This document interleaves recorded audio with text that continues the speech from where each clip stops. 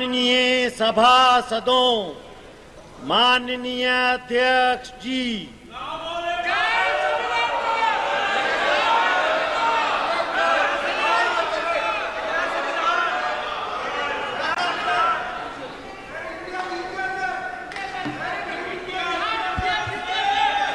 माननीय सदस्यगण, अत्यंत दुख के साथ मुझे सभा को अपने पूर्व साथी के निधन के बारे में सूचित करना है। श्री पी.एम. सुब्बा सिक्किम संसदीय निर्वाचन क्षेत्र से 7वीं लोकसभा के सदस्य थे। श्री पी.एम. सुब्बा का निधन 86 वर्ष की आयु में 27 जून 2024 को गंगटोक, सिक्किम में हुआ।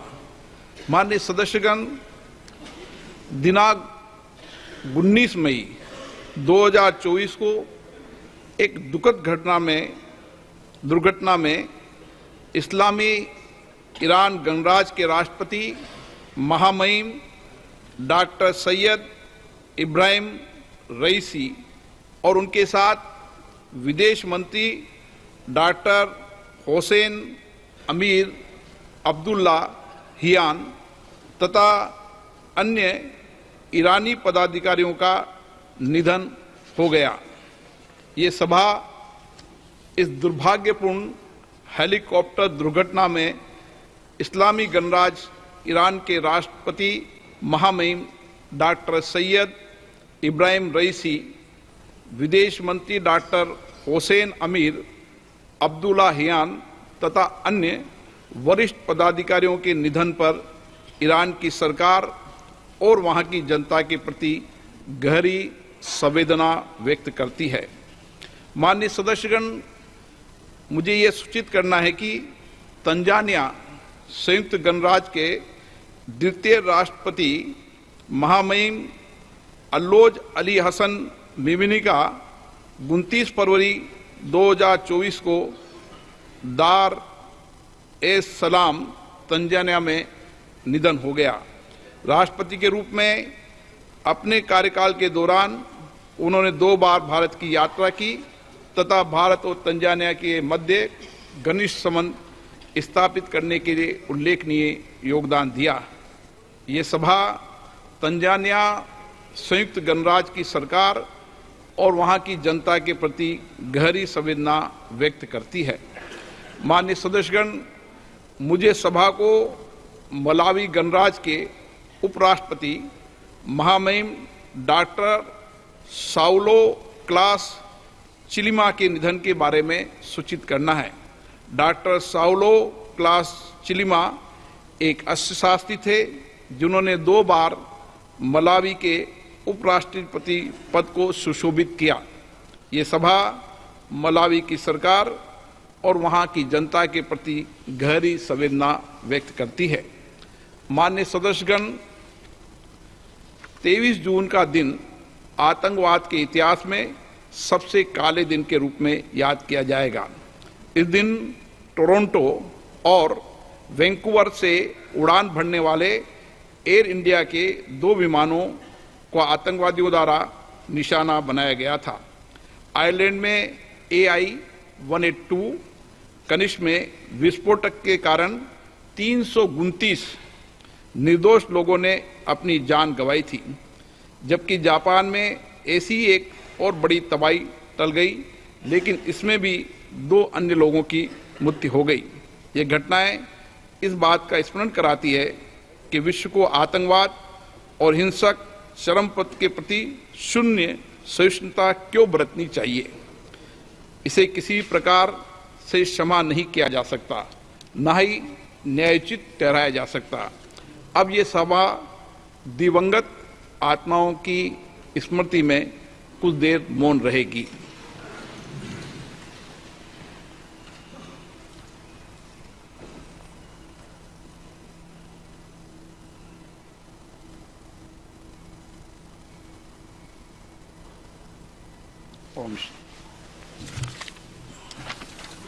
माननीय सदस्यगण, मुझे आपके साथ साझा करते हुए अत्यंत प्रसन्नता हो रही है कि भारतीय पुरुष क्रिकेट टीम ने 29 जून 2024 को बारबाडोस वेस्ट इंडीज में T20 क्रिकेट विश्व कप जीतने में सफलता प्राप्त की है।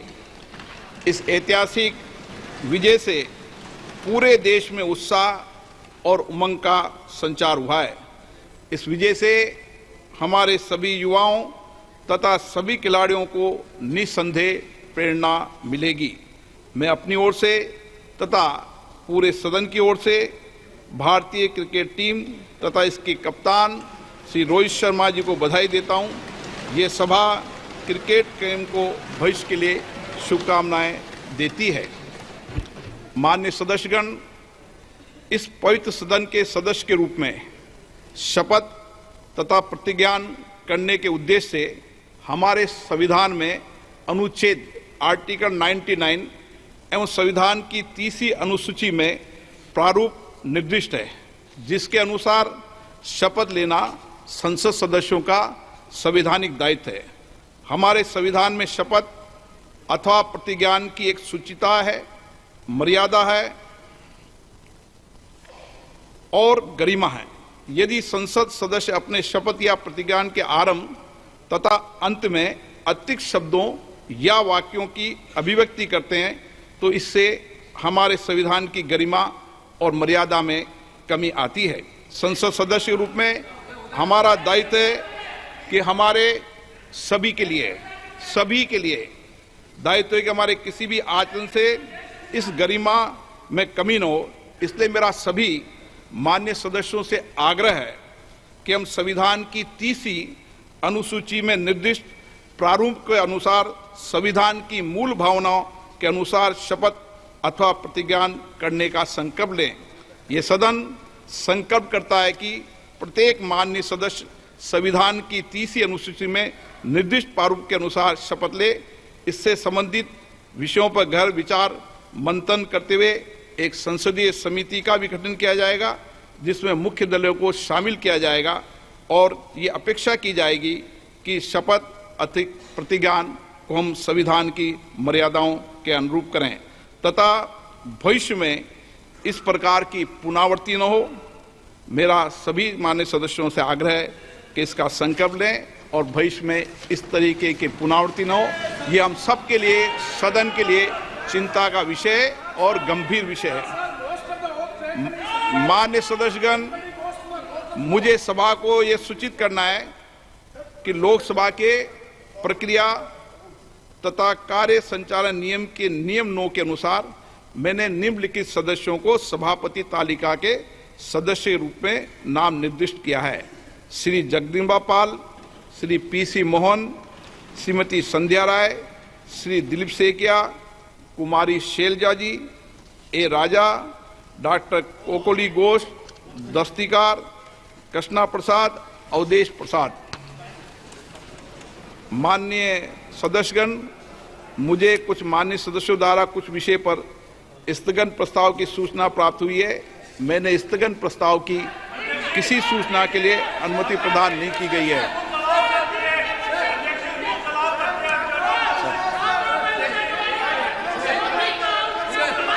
माननीय सदस्य नियम अलाउ करते हैं, लेकिन अध्यक्ष ने व्यवस्था दे चुके हैं और अध्यक्ष का निर्णय अंतिम होता है। माननीय वरिष्ठ वकील हैं। ओके। सभा पटल पर रखे जाने वाले पत्र आइटम नंबर 2 श्री अर्जुन राम मेघवाल। आदरणीय अध्यक्ष जी, मैं आज की पुनरीक्षित तारीख सूची में मेरे नाम के सामने क्रम संख्या 2 पर उल्लेखित कागजात पत्र हिंदी और अंग्रेजी में सदन के पटल पर रखता हूं। धन्यवाद। एक बार बैठेंगे? हाँ, एक बार प्लीज एक विषय। माननीय सदस्य प्लीज माननीय सदस्य, माननीय सदस्यगण, एक विषय मेरे लिए गंभीर चिंता का विषय है। अब सदन भी इस पे चिंता व्यक्त करें।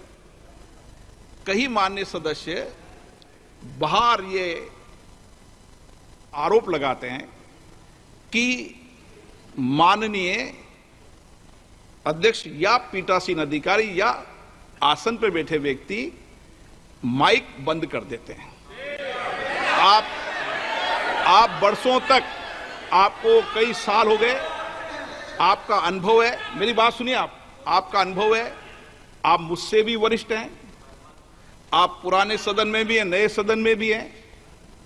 आसन से एक व्यवस्था रहती है, जिसका नाम पुकारा जाता है वो अपनी बात कहता है। आसन व्यवस्था दे देती है दूसरा नाम, तो दूसरा पुकारा जाता है। आसन से व्यवस्था के अनुसार माइक का कंट्रोल चलता है। माइक का कंट्रोल रिमोट कभी भी आसन पे बैठे वाले व्यक्ति पे नहीं होते। आसन पर आप भी बैठते हैं, सब दल के व्यक्ति बैठते हैं, और सभी दल के सभापति तालिका के सदस्य इसी तरीके से सदन चलाते हैं, चाहे किसी भी दल का सदस्य हो। और ये आसन की हमेशा मर्यादा रही है। इसलिए मेरा आग्रह है, आप कभी भी, कोई भी व्यक्ति सभापति तालिका पर आसन पर बैठे हैं, इस तरीके का आक्षेप नहीं करेंगे तो उचित रहेगा। संविधान की मर्यादा के अनुसार रहेंगे। माननीय सुरेश जी भी बैठते हैं, सुरेश जी ने कभी किसी का माइक हाथ में, क्या आपके माइक कंट्रोल है क्या? कंट्रोल है क्या? नहीं है ना? फिर बोला नहीं है। सुरेश जी ने कहा नहीं है कंट्रोल। आप सुरेश जी की बात नहीं मानते? No.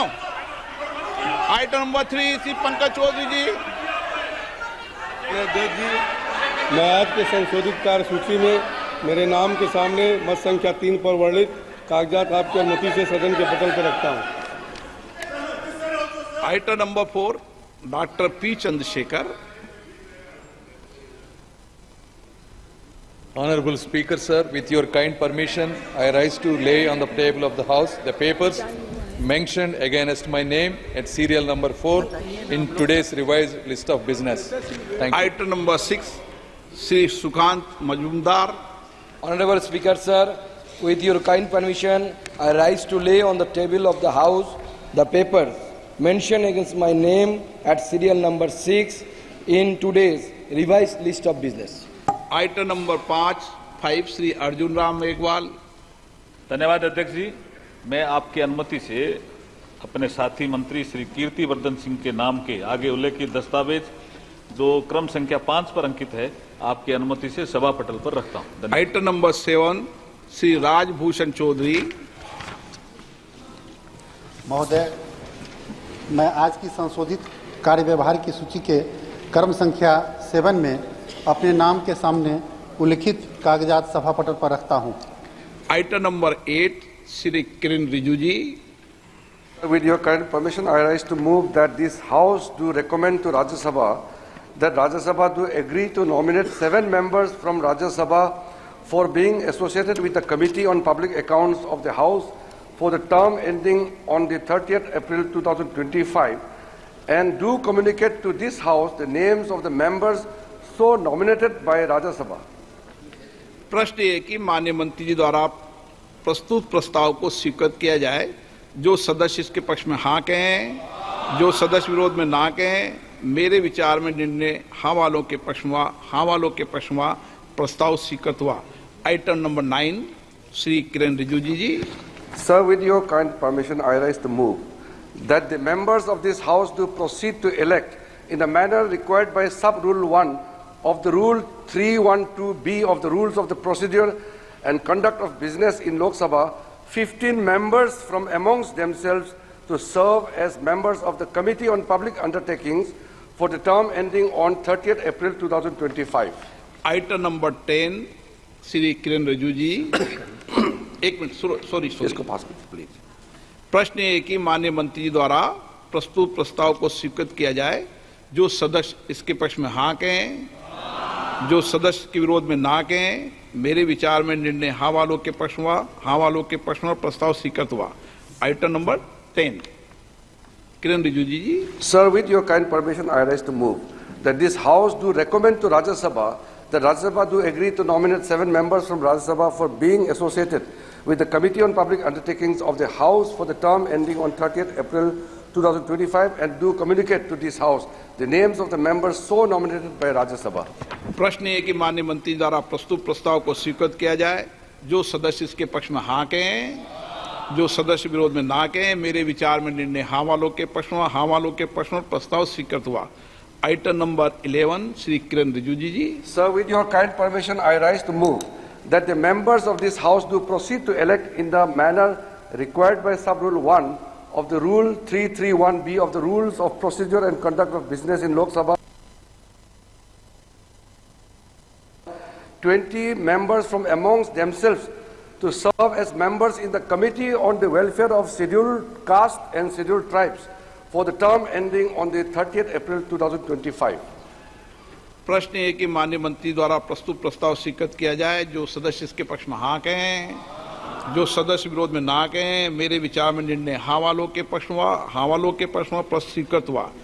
Item number 12 Shri Kiren Rijiju ji. Sir, with your kind permission, I move that this House do recommend to the Rajya Sabha that Rajya Sabha do agree to nominate 10 members from Rajya Sabha for being associated with the Committee on Welfare of Scheduled Castes and Scheduled Tribes of the House for the term ending on 30th April 2025 and to communicate this House the names of the members so nominated by Rajya Sabha. प्रश्न है कि माननीय मंत्री द्वारा प्रस्तुत प्रस्ताव स्वीकृत किया जाए। जो सदस्य इस पक्ष में हाँ कहें, जो सदस्य विरोध में ना कहें, मेरे विचार में निर्णय हाँ वालों के पक्ष में, हाँ वालों के पक्ष में प्रस्ताव स्वीकृत हुआ। Item number 13 Shri Kiren Rijiju ji. Sir, with your kind permission, I rise to move 1A that a committee of both houses to be called the Committee on Welfare of Other Backward Classes be constituted, consisting of 30 members, 20 from Lok Sabha and 10 from Rajya Sabha, to be elected in accordance with a system of proportional representation by means of single transferable vote. B, that a minister shall be eligible for election as a member of the committee, and that if a member, after his or her election to the committee, is appointed a minister, he or she shall cease to be a member thereof from the date of such appointment. C, that the chairperson of the committee shall be appointed by the Speaker from amongst the members of the committee. 2, that the functions of the committee shall, clause 1, to consider the report submitted by the National Commission for Backward Classes under Article 338B of the Constitution and to report to the both houses as to the measures that should be taken by the Union Government in respect of matters within the purview of Union Government, including the administrations of the Union Territories. B, to report to the House, both the houses, on action taken by the Union Government and administration of the Union Territories on the measures proposed by the committee. 3, to examine the measures taken by the Union Government to secure due representation of other backward classes, particularly the most backward classes in services and the posts under its control, including appointments in the public sector undertakings, statutory and semi-government bodies and in the Union Territories, having regard to the provisions of the Constitution. 4, to report to both houses on the working of the welfare programs for other backward classes in the Union Territories. 5, to consider generally and to report to both houses on all matters concerning the welfare of other backward classes which fall within the purview of Union Government, including administrations of Union Territories. 6, to examine such matter as may be deemed fit by the committee are specifically referred to it by the House or the Speaker. 3, that the members of committee shall hold office for a period of 1 year from the date of first meeting of the committee, which shall be reconstituted thereafter for 1 year at a time, according to procedure described in para 1 above. 4, that in order to constitute a sitting of the committee, the quorum shall be 10. 5, that in all other respects of the rules of procedures of this House relating to parliamentary committees shall apply with such variations and modifications as Speaker may take. And lastly, 6, that this House do recommend to the Rajya Sabha that the Rajya Sabha do join in committee and communicate to this House the names of members elected amongst the members of Rajya Sabha to the committee as mentioned above. Thank you. प्रश्न है कि माननीय मंत्री द्वारा प्रस्तुत प्रस्ताव को स्वीकृत किया जाए। जो सदस्य इसके पक्ष में हाँ कहें, जो सदस्य विरोध में ना कहें, मेरे विचार में निर्णय हाँ वालों के पक्ष में, हाँ वालों के पक्ष में प्रस्ताव स्वीकृत हुआ। नियम 377 के अधीन मामलों को सभा पटल पर रखा जाए। जिन सदस्यों को नियम 377 के अधीन मामलों का आवाज उठाने की अनुमति दी है, उन्हें सभा पटल रखने इच्छुक हैं, वो अपना सभा पटल पर निर्धारित प्रारूप में रख सकते हैं। माननीय सदस्यगण, अब फ्राइडे हो चुका है सर, तब भी सदन अब राष्ट्रपति के अभिभाषण पर चर्चा के रखेगा। आरंभ करने के पहले चर्चा के लिए समय निर्धारण करना है। यदि सदन सहमत हो, चर्चा के लिए 16 घंटे निर्धारित कर दें।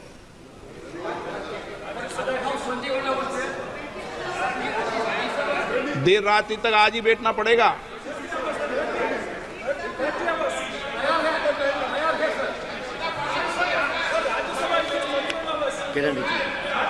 सर, मैं एक मिनट सर, आपने जैसे कहा, अभी मुझे अच्छा लगा कि हमारे ऑपोजिशन के प्रमुख दल सब तैयार है चर्चा के लिए, और हम लोग ने पहले दिन भी अपील किए थे। समय सर, आपने जो प्रपोज किया है सरकार की तरफ से बिल्कुल सहमत है, और मैं अनुरोध करूंगा, क्योंकि एक दिन हमारा नष्ट हो चुके हैं, पहला दिन। आज के दिन और कल के दिन को हम लोग जितना हो सके उपयोग करें। अगर देर रात तक चलाना भी हो, आप तो सर पहले भी सारा नए मेंबर्स को बोलने के लिए आपने पर्याप्त मौका दिया है। इस बार में कई नए मेंबर चुन के आए हैं, कांग्रेस पार्टी से भी बहुत नए मेंबर्स आए हैं, अन्य दलों का भी नए मेंबर्स आए, हमारा भी आया, तो सब लोग बोलना चाहेंगे। राजद, एक मिनट, नहीं ओके, नो स्टेट, वो ऐसे वो नहीं होगा ना? वो तय है सर। मेरा सिर्फ इतना ही रिक्वेस्ट है कि क्योंकि सब मेंबर्स, खास करके नए मेंबर्स को बोलने के लिए मौका बहुत अच्छा, ये एक हमारे लिए हाथ में है। हम तैयार है, आप देर रात चलाने से भी हम तैयार हैं। ओके, माननीय सरकार ने भी ये अपनी भावनाओं को व्यक्त किया है कि सदन में सार्थक चर्चा संवाद हो, अच्छी डिबेट चर्चा हो, मर्यादित तरीके से डिबेट हो, लेकिन डिबेट और चर्चा देर रात तक चले, ताकि आप माननीय सदस्यों को चुनकर भेजाए, एक देश में एक सकारात्मक संदेश जाए कि संसद में हमारे विषयों पर चर्चा संवाद माननीय सदस्य करते हैं।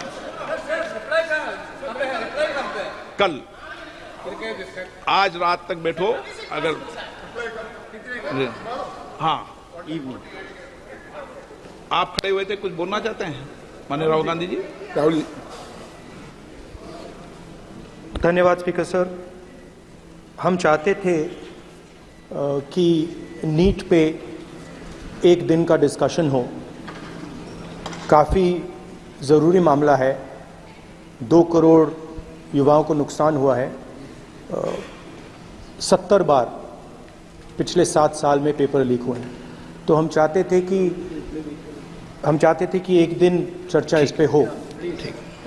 तो अगर आप मौका दे सकें।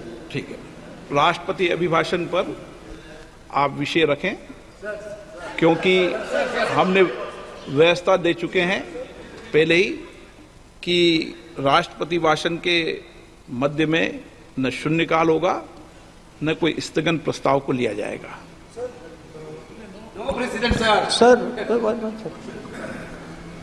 प्रेसिडेंट तो जो अध्यक्ष बनाता है वही प्रेसिडेंट होते हैं वेणुगोपाल जी। सर, पार्लियामेंट से माननीय फिर सभापति बता देंगे, ये प्रेसिडेंट होते हैं ना साहब।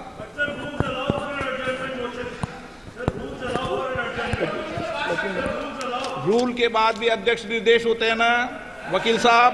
चलिए, आपको बोलने दे रहे हैं आपके नेता लोग, आपको बोलने दे रहे हैं लोग। सर, पार्लियामेंट से देश को मैसेज जाता है, ठीक है, और हम स्टूडेंट्स को मैसेज देना चाहते हैं कि जो नीट का इशू है वो पार्लियामेंट के लिए जरूरी है। ठीक है, इसलिए मैसेज देने के लिए हम चाहते थे कि एक दिन पार्लियामेंट चर्चा करे। मैं देखता हूँ, ठीक है। हाँ,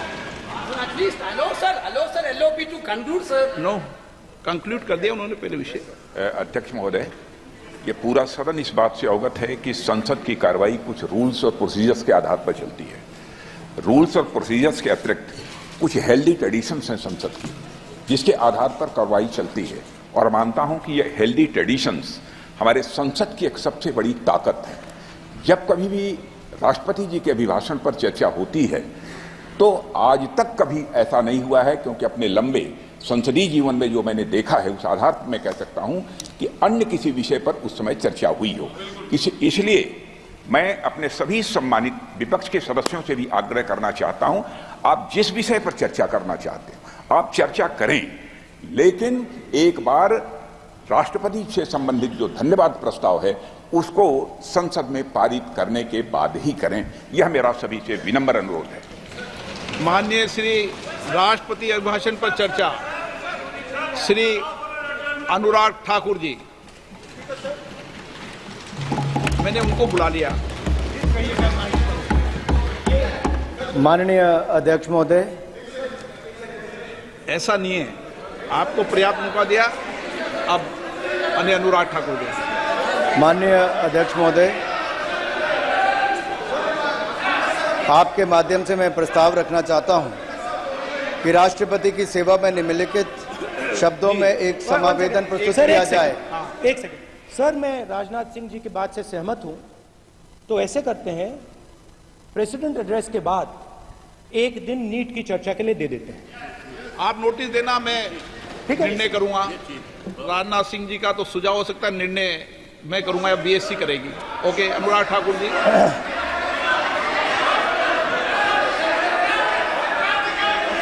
माननीय अध्यक्ष महोदय, आप नोटिस दे दें। मैं प्रस्ताव करता हूं कि राष्ट्रपति की सेवा में निम्नलिखित शब्दों में एक समावेदन प्रस्तुत किया जाए कि इस सत्र में संवेद लोकसभा के सदस्य राष्ट्रपति के उस अभिभाषण के लिए जो उन्होंने 27 जून 2024 को एक साथ संवेद संसद की दोनों सभाओं के समक्ष देने की कृपा की है, उनके अत्यंत आभारी हैं। माननीय अध्यक्ष जी, मैं आपका आभारी हूं कि आपने इस अवसर पर मुझे बोलने का अवसर दिया। मैं खुद को सौभाग्यशाली समझता हूं कि इस 18वीं लोकसभा में माननीय राष्ट्रपति श्रीमती द्रौपदी मुर्मू जी के अभिभाषण के धन्यवाद प्रस्ताव पर सर्वप्रथम मुझे अपने विचार व्यक्त करने के लिए मेरी पार्टी ने और माननीय प्रधानमंत्री जी ने मुझे अवसर दिया है। मैं हृदय की गहराइयों से माननीय प्रधानमंत्री जी का बहुत बहुत आभार प्रकट करता हूं, धन्यवाद करता हूं। माननीय स्पीकर महोदय, आप एक बार फिर निर्वाचित होकर हमारे सदन के स्पीकर बने हैं। मैं आपको पूरे सदन की ओर से बहुत बहुत बधाई और आपके इस कार्यकाल के लिए शुभकामनाएं देता हूं। बड़ी संख्या में नए सदस्य 18वीं लोकसभा में चुनकर आए हैं। बहुत सारे पुराने भी आए हैं। नए वालों को भी और पुराने वालों को भी सदस्य चुनकर जो आए हैं, संसद के सदस्य बने हैं, आपको भी ढेरों शुभकामनाएं और बहुत बहुत बधाई देना चाहता हूं। माननीय अध्यक्ष जी, 2024 का ये चुनाव नीति, नियत, निष्ठा और निर्णयों पर विश्वास का चुनाव है और जनता ने इस पर मोहर लगाई है। फिर एक बार मोदी जी के नेतृत्व में एनडीए की सरकार बनाई। देश का ये चुनाव ऐतिहासिक जनादेश हमारे यशस्वी प्रधानमंत्री श्री नरेंद्र मोदी जी के पिछले 10 वर्षों के सेवा, सुशासन और गरीब कल्याण के महानुष्ठान पर मोहर है। देश को जरूरत थी एक स्थिर और निरंतर सरकार की, और देश ने एक स्थिर, निरंतर और प्रभावी सरकार को फिर चुना है और मोदी जी को फिर देश का प्रधानमंत्री चुना है। ये जनादेश विकसित भारत के संकल्प की सिद्धि के लिए है। ये जनादेश मोदी जी के नेतृत्व में तीसरे कार्यकाल में भारत को विश्व की तीसरी बड़ी अर्थव्यवस्था बनाने के लिए है। ये जनादेश विपक्ष के भय, भ्रम और भ्रष्टाचारी राजनीति पर तमाचा है। ये जनादेश मोदी जी द्वारा चलाए जा रहे सामाजिक न्याय पर समाज की मोहर है। यह जनादेश देश को तोड़ने की नहीं, जोड़ने की राजनीति चलेगी, इस पर मोहर है। यह जनादेश संविधान विरोधियों को लगातार तीसरी बार विपक्ष में बिठाने के लिए जनादेश है। यह जनादेश भारत की सेना, सरहद और सनातन की सुरक्षा का है। यह जनादेश ये भी बताता है कि प्रधानमंत्री नरेंद्र मोदी दुनिया के सर्वाधिक लोकप्रिय नेता हैं, सर्वाधिक लोकप्रिय नेता हैं। और मैं ही नहीं, अब तो दुनिया भर के अनेकों देशों ने सर्वोच्च सम्मान अपने देश का किसी को दिया है तो हमारे प्रधानमंत्री और देश के लोकप्रिय नेता मोदी जी को दिया है। मोदी जी कैसे नेता जिनको यूएस कांग्रेस में एक बार नहीं 2-2 बार अपनी बात रखने का अवसर मिला है। माननीय अध्यक्ष जी, ऐसी अनेकों बातें, लेकिन ऐसे ही कोई मोदी नहीं बन जाता। इसके लिए तपना पड़ता है, खपना पड़ता है, जीवन व्यतीत करना पड़ता है। और मोदी जी ने तो अपने जीवन का हर क्षण हर पल देश के लिए जिया है, मां भारती के लिए जिया है। और मैं इसलिए भी कहना चाहता हूं कि हम सबको ज्ञात है कि 2001 में जब वो गुजरात के मुख्यमंत्री बने तो तब से लेकर अब तक 23 वर्षों में एक दिन की भी छुट्टी अपने लिए नहीं ली, अपना जीवन जनता के लिए समर्पित किया है। इससे बड़ी बात क्या होगी कि अगर किसी के जीवन में दुख का क्षण आता है जब अपनी मां से बिछड़ते हैं, और जब आदरणीय प्रधानमंत्री जी की माता जी का स्वर्गवास हुआ तब भी उन्होंने उनकी चिता को अग्नि देने के बाद मात्र 2 घंटों के अंदर ही देश के लिए काम करना शुरू कर दिया। इससे बड़ा समर्पण भाव क्या हो सकता है। माननीय अध्यक्ष जी, मोदी जी के दिल में जो गरीब और जरूरतमंद के लिए पीड़ा है, हमने वो कोविड के समय देखा है। उनकी नीतियों में, कार्यक्रमों में, सब में नजर आता है कि वो गरीब के लिए कितने चिंतित रहते हैं। और मैं आपको याद करवाना चाहता हूं आपके माध्यम से सदन को, अगर आप 2014 में देखें, मोदी जी जब सांसद बने, देश के प्रधानमंत्री पद की शपथ ली, उसके बाद संसद आए तो पहला शीश कहीं पर झुकाया तो संसद की पहली सीढ़ी पर झुकाया और दुनिया के इस महान लोकतंत्र को, मदर ऑफ डेमोक्रेसी को नमन करते हुए अंदर आए। और अंदर आकर भी अगर शीश कहीं झुकाया तो बाबा साहब अंबेडकर के संविधान पर शीश झुकाकर उन्हें कहा था, मेरी सरकार सबका साथ सबका विकास करेगी, मेरी सरकार गरीब की, वंचित की, शोषित की, पीड़ित की होगी। और पिछले 10 वर्षों में आपने देखा कि सारी योजनाएं उस दिशा में चली और जो पुराने नारे देते थे, गरीबी हटाओ, गरीबी हटाओ, इनके नारे ही रह गए। लेकिन मोदी जी की सरकार में 25 करोड़ गरीब गरीबी रेखा से बाहर निकल कर आए। मल्टी डायमेंशनल पॉवर्टी इंडेक्स के ये बड़ा आंकड़ा देखने को मिलता है। और मैं आपसे कहना चाह रहा था कि जो कोविड के समय हुआ, पिछले 100 वर्षों में दुनिया ने सबसे बड़ी त्रासदी तब देखी। भारत ने भी संकट को झेला और मैं भी उस समय सरकार का हिस्सा था।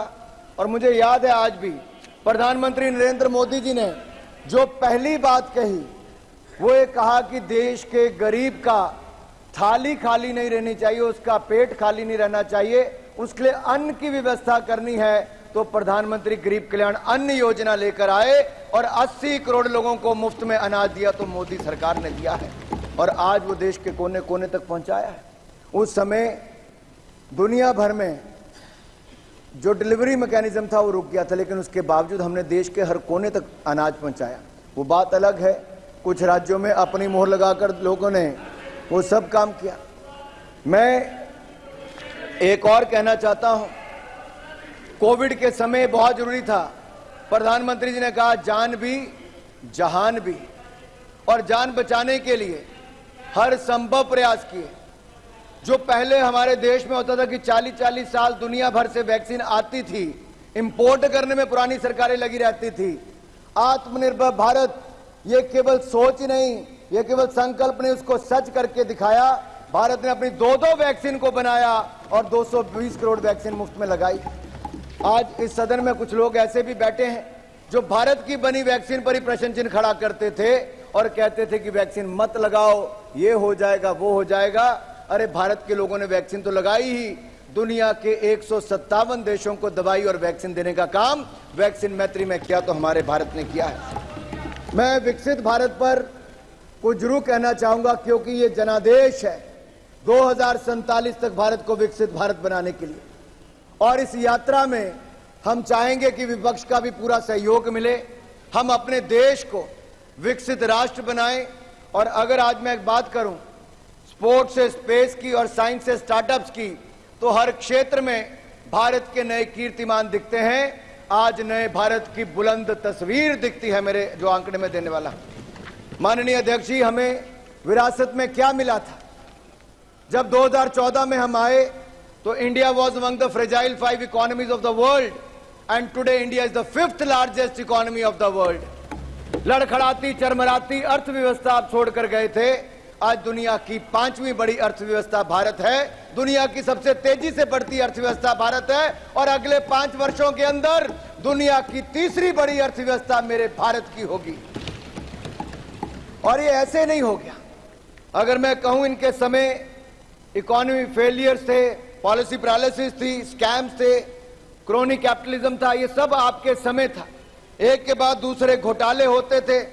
लेकिन आज अगर मैं आंकड़े देखकर बताऊं, पिछले 10 वर्ष मोदी सरकार के कोई भ्रष्टाचार का 1 रुपए का आरोप भी नहीं लगा पाया, ईमानदार सरकार दी है तो नरेंद्र मोदी जी ने दी है। जीडीपी ग्रोथ रेट 4.6% थी। अगर मैं Q3 की बात करूं पिछले साल की तो 8.4% है। आज दुनिया में सबसे तेजी से बढ़ने वाला देश भारत है। CAGR इन्फ्लेशन की बात करूं तो आपके समय 8.7% था, आज वो कम होकर 4.8% रह गया। FDI $36 बिलियन थी इनके समय, हमारे समय $72 बिलियन, दुगनी है। एक्सपोर्ट इनके समय $466 बिलियन था, आज $770 बिलियन है।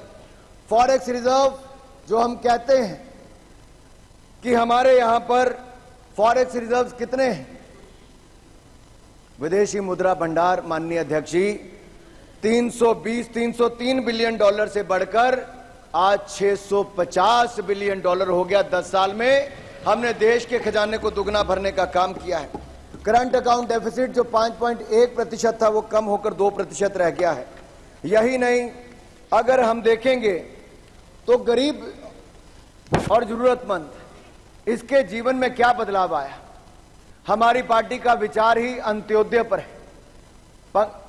पंक्ति के अंत में खड़े व्यक्ति के जीवन में सुधार कैसे लाया जाए, ये पंडित दीनदयाल उपाध्याय जी की सोच को आगे बढ़ाकर जमीन पर लागू करने का काम नरेंद्र मोदी जी की सरकार ने किया। जहां देश में गरीब जरूरतमंद के पास शौचालय नहीं था, पक्का मकान नहीं था, बिजली का कनेक्शन नहीं था, स्वास्थ्य की सुविधाएं नहीं थी। माननीय अध्यक्ष जी, क्या बदलाव आया 10 सालों में? पिछले 10 सालों में 4 करोड़ पक्के मकान बनाकर गरीब और जरूरतमंद को दिए तो नरेंद्र मोदी जी की। और मैं एक बात और कहना चाहता हूं, 12 करोड़ शौचालय बनाकर दिए। पहले मात्र 3 करोड़ घरों को नल से जल आता था, हमने 11 करोड़ और नए घरों को नल से जल देने का काम किया, जल जीवन मिशन में किया है। हमने लगभग हर घर तक बिजली पहुंचा दी, हर गांव तक तो बिजली पहुंचाई दी, हजारों गांव को विद्युतीकरण करने का काम किया है। और यही नहीं, आज देखा जाए तो जल जीवन मिशन के अलावा स्वच्छता अभियान के अंतर्गत जहां वॉश हम कहते हैं, वाटर सैनिटेशन और हाइजीन, इस क्षेत्र में बहुत काम किया है जो सस्टेनेबल डेवलपमेंट गोल के साथ जुड़ा है। लेकिन स्वास्थ्य के क्षेत्र में गरीब को लगता था कि वो अपना इलाज कहां करवाए, उसके पास पर्याप्त धन नहीं होता था। आयुष्मान भारत योजना नरेंद्र मोदी जी की सरकार लेकर आई और 60 करोड़ लोगों को 5 लाख का इलाज बिल्कुल मुफ्त में देने का कार्य किया तो मोदी सरकार ने किया। और अब 70 वर्ष से ज्यादा की उम्र वालों को 5 लाख रुपए का इलाज बिल्कुल मुफ्त में मिलेगा तो एनडीए की सरकार ने देना शुरू कर दिया है। माननीय अध्यक्ष जी, एक नहीं अनेकों ऐसे उदाहरण हैं जिससे गरीब के जीवन में बहुत बड़ा बदलाव आया। और जब मैं कहता हूं कि 25 करोड़ लोग गरीबी रेखा से बाहर आए तो ये उन लोगों के लिए संदेश है जिन्होंने 60 साल राज किया, गरीब को और गरीब किया, लेकिन हमने 10 सालों में वो करके दिखाया, क्योंकि गरीब मां के बेटे को आज देश के प्रधान सेवक के रूप में काम करने का अवसर मिला तो उन्होंने उनको गरीबी रेखा से बाहर निकालने का काम किया। जब गरीब गरीबी रेखा से बाहर निकलता है तो उसकी क्रय शक्ति और बढ़ती, खरीदने की शक्ति बढ़ती है, उससे डिमांड और जनरेट होती है, उससे प्रोडक्शन को और बल मिलता है और कारखानों में रोजगार स्वरोजगार के अवसर मिलते हैं, हमारी अर्थव्यवस्था को और बल मिलता है। यही नहीं, हमारे देश में ईज ऑफ डूइंग बिजनेस और ईज ऑफ लिविंग के क्षेत्र में कैसे बदलाव हुआ। जन विश्वास एक्ट की मैं बात करूं तो हमने 183 प्रोविजंस को डीक्रिमिनलाइज किया है, 42 सेंट्रल एक्ट्स में इनको बदलाव करके व्यापारी को, आम जनमानस को काम करने में वो जो डर होता था जेल जाने का, उसको खत्म किया है। और ईज ऑफ डूइंग बिजनेस में मैं कहना चाहता हूं 63,000 के लगभग कंप्लायंसेस देश में होती थी, 39,000 कंप्लायंसेस के बर्डन को खत्म कर दिया है और आगे निरंतर प्रयास जारी है कि हम इसको और सुधार करेंगे और जनता को काम करने में और अवसर मिलेंगे। कंस्ट्रक्शन परमिट में हमारा रैंकिंग 184 था, आज 27वां है। बिजली प्राप्त करने में 137वां हमारा स्थान था, आज 22वां है। माइनॉरिटी इन्वेस्टर्स की प्रोटेक्शन में 13वां स्थान था, आज वो 25वां है। और ये सारे कदम हमने उस दिशा में उठाए और देश के युवाओं में नरेंद्र मोदी जी का विश्वास, ये एक आंकड़ा मैं आपके सामने कहना चाहता हूं जो बदलाव दिखाता है। स्टार्टअप हमारे देश में मात्र 350 थे, हम दुनिया में कहीं खड़े नहीं थे। आज वो 350 से बढ़कर 1 लाख से ज्यादा स्टार्टअप हो गए।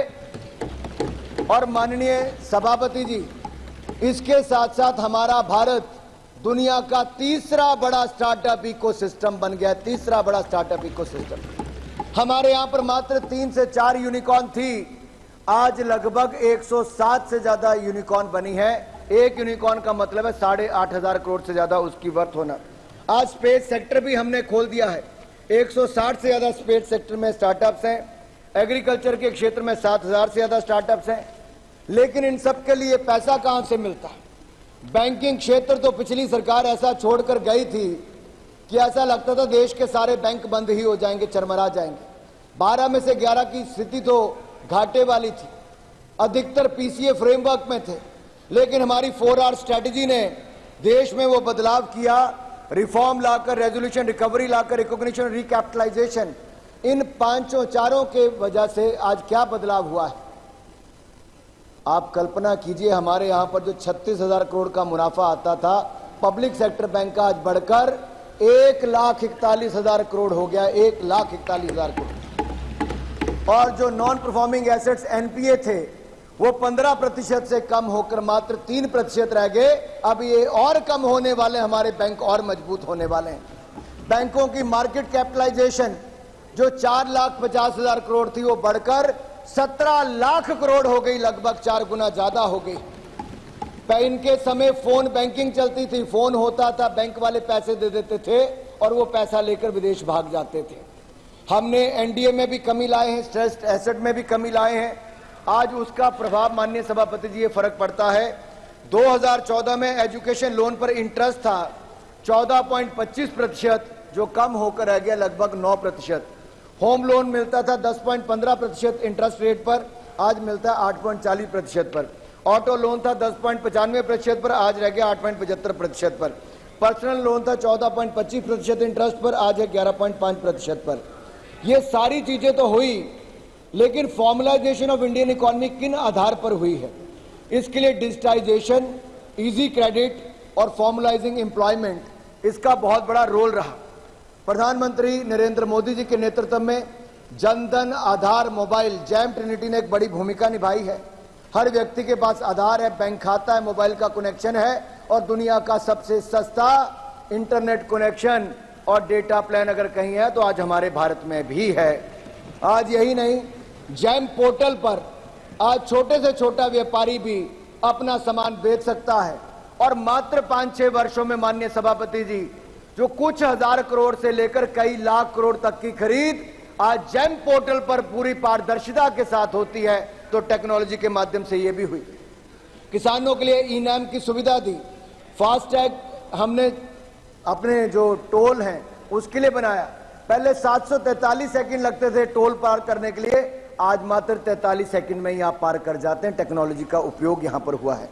जहां तक मैं इजी क्रेडिट की बात करता हूं तो मुद्रा योजना एक ऐसी है जहां लगभग 43 करोड़ मुद्रा लोन दिए गए और लगभग 34 लाख करोड़ रुपया देश के लोगों को मोदी जी की गारंटी पर मिला और उन लोगों ने अपने कामकाज की शुरुआत की है। आपके समय तो बैंक खाता खोलना भी मुश्किल हो जाता था, 2 लोगों को साथ में लेकर जाना पड़ता था। आज 50 करोड़ से ज्यादा बैंक खाते लोगों के घर पे जाकर भी खुलवा दिए। ये सरकार आपके घर द्वार, ये मोदी सरकार ने करके दिखाया है। और यही नहीं, SC ST वुमेन के लिए और हमारे SC, ST और वुमेन, इन तीनों के लिए आज स्टैंड अप इंडिया योजना मोदी सरकार लाई, जिससे हमारे अनुसूचित जाति, जनजाति और महिलाओं को एंटरप्रेन्योर बनने की सुविधा मिली है। पीएम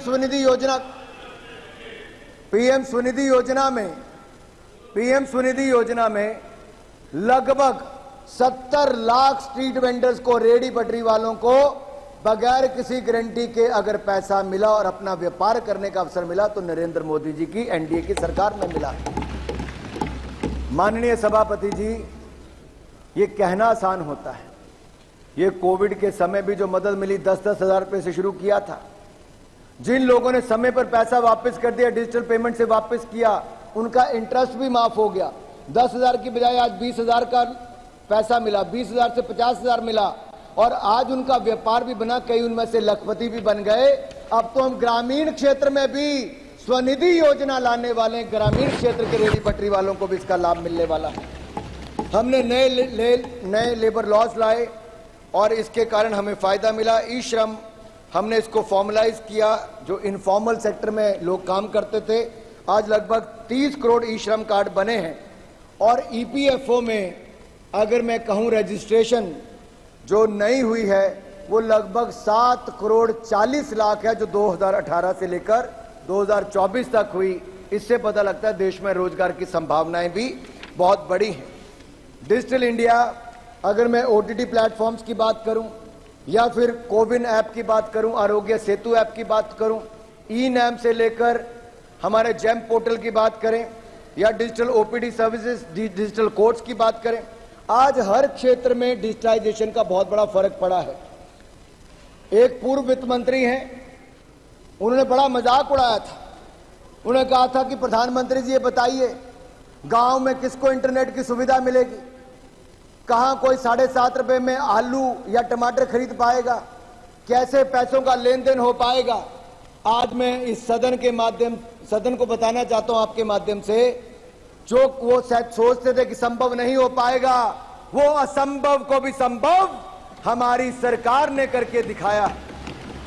आज भीम यूपीआई, भीम यूपीआई आज दुनिया भर में सबसे ज्यादा डिजिटल पेमेंट्स, आज दुनिया की 40% डिजिटल पेमेंट कहीं होती है तो हमारे भारत में होती है।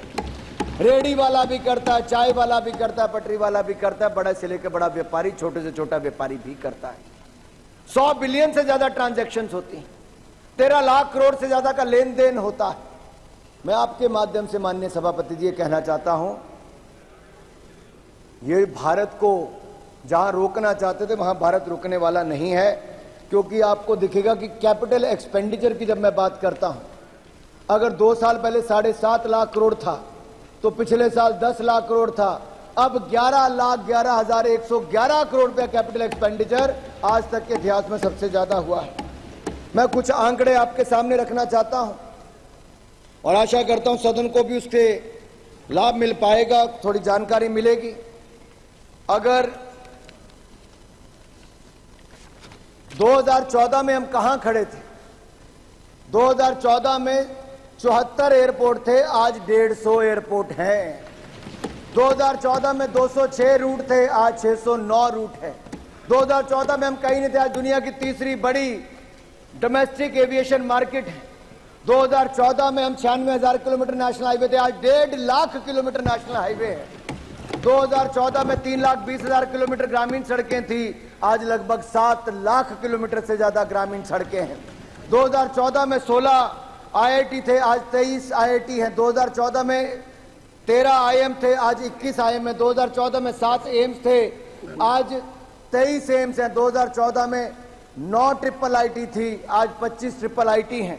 और यही नहीं, उस समय 387 मेडिकल कॉलेज थे, आज 706 मेडिकल कॉलेज हैं।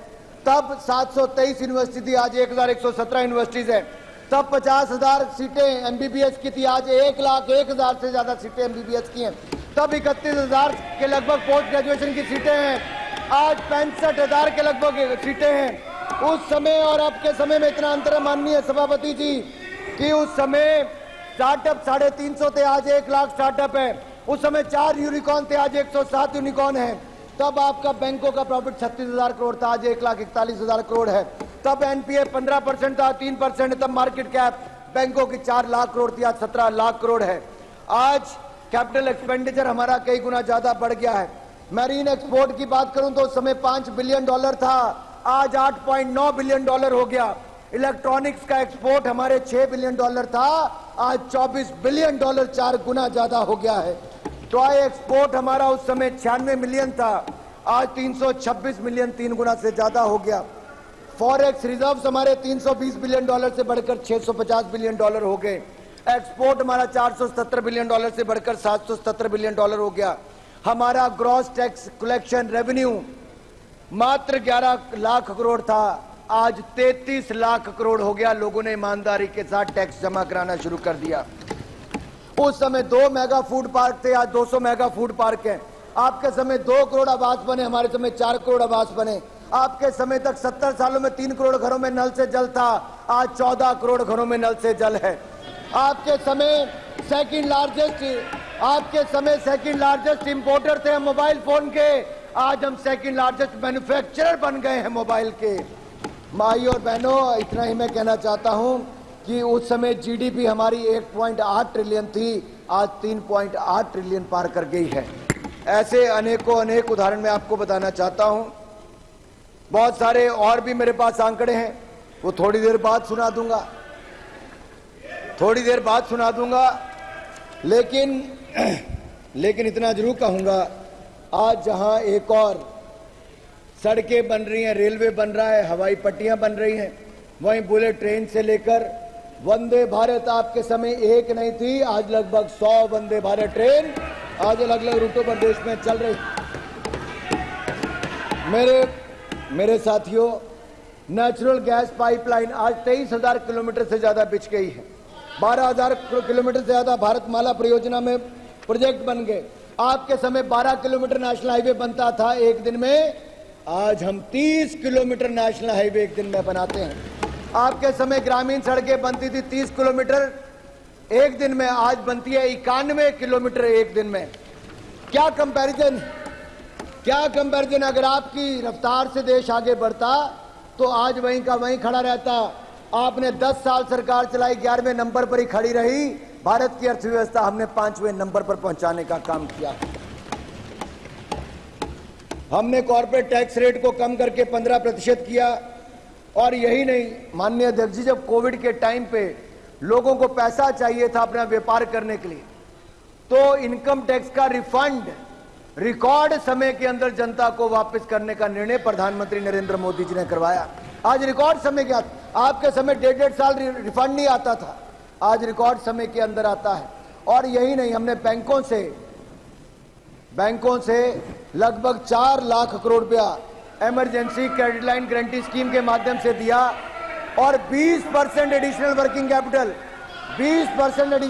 कैपिटल महाराज जी आप जैसी कई कंपनियों को दिया है, तो भारत सरकार ने बगैर किसी गारंटी के दिया, जो किसी सरकार ने नहीं दिया था। और यही नहीं, पीएलआई स्कीम की मैं बात करूं तो पीएलआई स्कीम में 8 लाख करोड़ रुपए के लगभग 8 लाख करोड़ के इंक्रीमेंटल सेल्स देखने को मिलती है। और यही नहीं, हमारी सरकार में विकास तो हुआ, विकास भी विरासत भी, ये हमारी सरकार की पहचान है। एक मिनट माननीय सदस्यगण, आप बैठे बैठे कमेंट्स नहीं कह रहे और सीनियर लीडर महाराज जी की तो आदत पड़ गई बैठे बैठे कमेंट्स करने की। राष्ट्रपति का अभिभाषण हो तो कमेंट्स करे, तो कमेंट नो, गलत नो। धन्यवाद अध्यक्ष जी, क्योंकि मैंने विकास भी और विरासत की बात भी की, तो दयानिधि मारन जी का चिल्लाना तो सही था, क्योंकि इनके नेता वहां पर बैठ कर कहते हैं कि सनातन धर्म बीमारी की तरह, इसको जड़ से मिटाना है। इनके नेताओं ने वहां पर कहा है, इनके नेताओं ने कहा है। शर्म आनी चाहिए, माफी मांगनी चाहिए देश से। अगर ये मुझे चाहते मेरा भाषण उस दिशा में जाए तो मुझे करने में कोई आपत्ति नहीं, लेकिन ये शब्द जो इन्होंने कहे, सनातन धर्म को जो नीचा दिखाने का प्रयास किया, सनातन धर्म को आपने एडब्ल्यूएचवी के साथ जोड़ने का काम किया, इनके पार्टी के नेताओं ने जो कहा, ये मंजूर नहीं है। अरे मुगल आए, आकर चले गए, अंग्रेज आए आकर चले गए, सनातन था, सनातन है और सनातन रहेगा।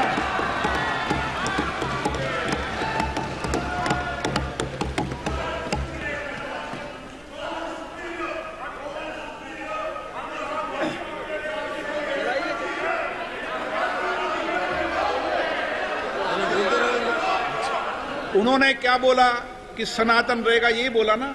आपको आपत्ति है सनातन रहने पे? चलिए। अध्यक्ष जी, हम सबके जीवन में जो 500 साल तक हमारी पूर्व की पीढ़ियों के जीवन में भी जो समय नहीं आया, हम सौभाग्यशाली, हम कोविड से भी बच गए, और जो 500 साल में किसी को अवसर नहीं मिला, वो हमारी आंखों के सामने भव्य और दिव्य राम मंदिर का निर्माण भी हुआ।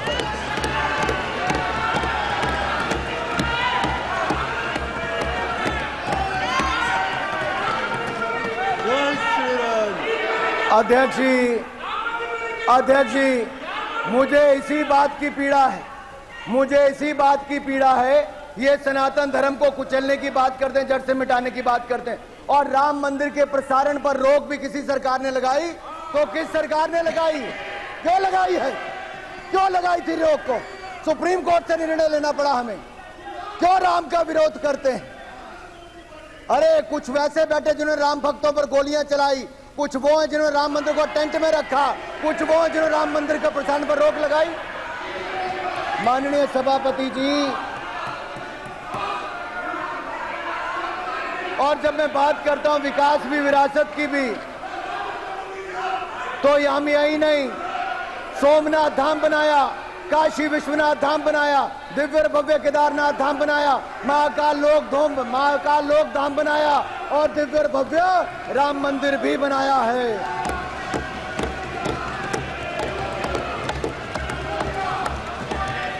हमने बौद्ध सर्किट भी बनाया, करतारपुर कॉरिडोर, करतारपुर दा लांगा भी खुलवाया, जो कोई नहीं करवा पाया।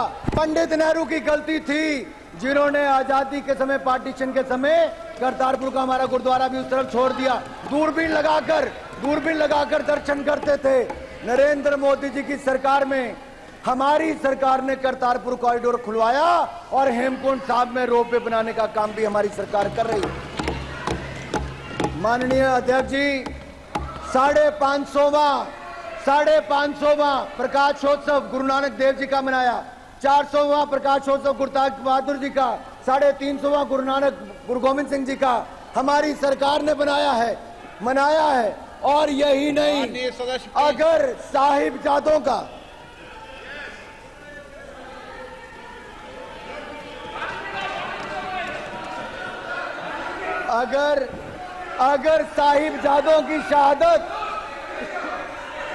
साहिबजादों की शहादत पर भी अगर पूरे देश ने वीर बाल दिवस के रूप में मनाया, तो ये भी प्रधानमंत्री नरेंद्र मोदी जी की सोच।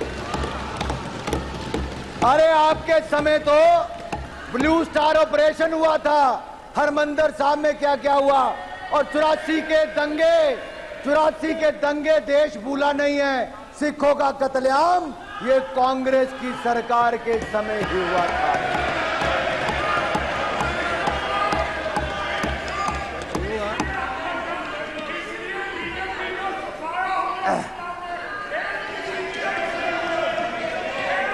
माननीय अध्यक्ष जी, भारतीय जनता पार्टी को समर्थन मिला पंजाब में कि हमारा वोट शेयर 3 गुना ज्यादा पंजाब की जनता ने बढ़ाया है। लेकिन मैं इन लोगों से ज्यादा अपेक्षा रखता भी नहीं। अरे इन्होंने चुनाव में भय भ्रम की राजनीति की, और इन्होंने यहां तक कि वो लोग जो प्रधानमंत्री जी के बारे में कहते थे बोटी नोच लेंगे, आपने उनको भी टिकट देकर सांसद बनाने का काम किया। क्या कहते थे? बोटी। मैं पूछता हूं साहब, क्या कहा? अरे किसको टिकट दिया? टुकड़े की सोच वाले, टुकड़े गैंग वालों को कांग्रेस में शामिल किया और उनको भी टिकट देने का काम भी किया। अरे जो अफजल गुरु की फांसी माफ कराने की बात करते हैं उनको दिया, जो भारत का नामो निशान मिटाने की बात करते हैं उनको कांग्रेस ने टिकट क्यों दिया? मेरा सवाल ये खड़ा होता है। मैं सवाल पूछता हूं सभा पटल से, ऐसी कौन सी मजबूरी थी कि राहुल गांधी जी को प्रतिबंधित? एक मिनट, सभा पटल से नहीं, सभा पटल के माध्यम से। पानी माननीय सदस्य को करेक्शन कर ले, सभा पटल से नहीं, सभा पटल के माध्यम। बिल्कुल, मैं क्षमा चाहता हूं अध्यक्ष जी, आपके माध्यम से करेक्ट कर दे। मैं यही बात दोबारा आपके माध्यम से कहना चाहूंगा अध्यक्ष जी, मैं आपका संरक्षण चाहता हूं। अगर मेरी बार में सत्य ना हो तो मुझे कोई भी खड़ा होकर टोक सकता है। ये क्या ये क्यों आप कह सकते हो टोक सकता है? आपको अधिकार दिया है क्या? कोई नहीं टोकेगा, सबको अपनी बात आपका कहने बहुत का धन्यवाद मौका। अध्यक्ष जी, आपका संरक्षण ऐसे ही मिलता रहे तो धन्यवाद प्रस्ताव पे चर्चा अच्छी हो जाएगी। अध्यक्ष जी, सवाल ये खड़ा होता है कि जिस सदन में हम बैठे हैं, घटना पुराने सदन की है, क्या देश का कोई भी व्यक्ति संसद पर हमला होना देखना चाहेगा? क्या आप में से कोई चाहेगा? तो जो उस हमले में शामिल थे, क्या उनको कड़ी से कड़ी सजा मिलनी चाहिए थी कि नहीं मिलनी चाहिए थी? अगर उनको कड़ी से कड़ी सजा देश के न्यायालय ने दी, फांसी की सजा दी, तो बचाने के लिए सड़कों पर जो उतरे उनके साथ आप समर्थन कर रहे हैं? उनके साथ आप उतर गए बचाने के लिए। अरे कोई और नहीं मिला 140 करोड़ भारत में? क्या मजबूरी थी इनकी? क्या मजबूरी थी? और अब आप चुनाव जहां से लड़ने गए,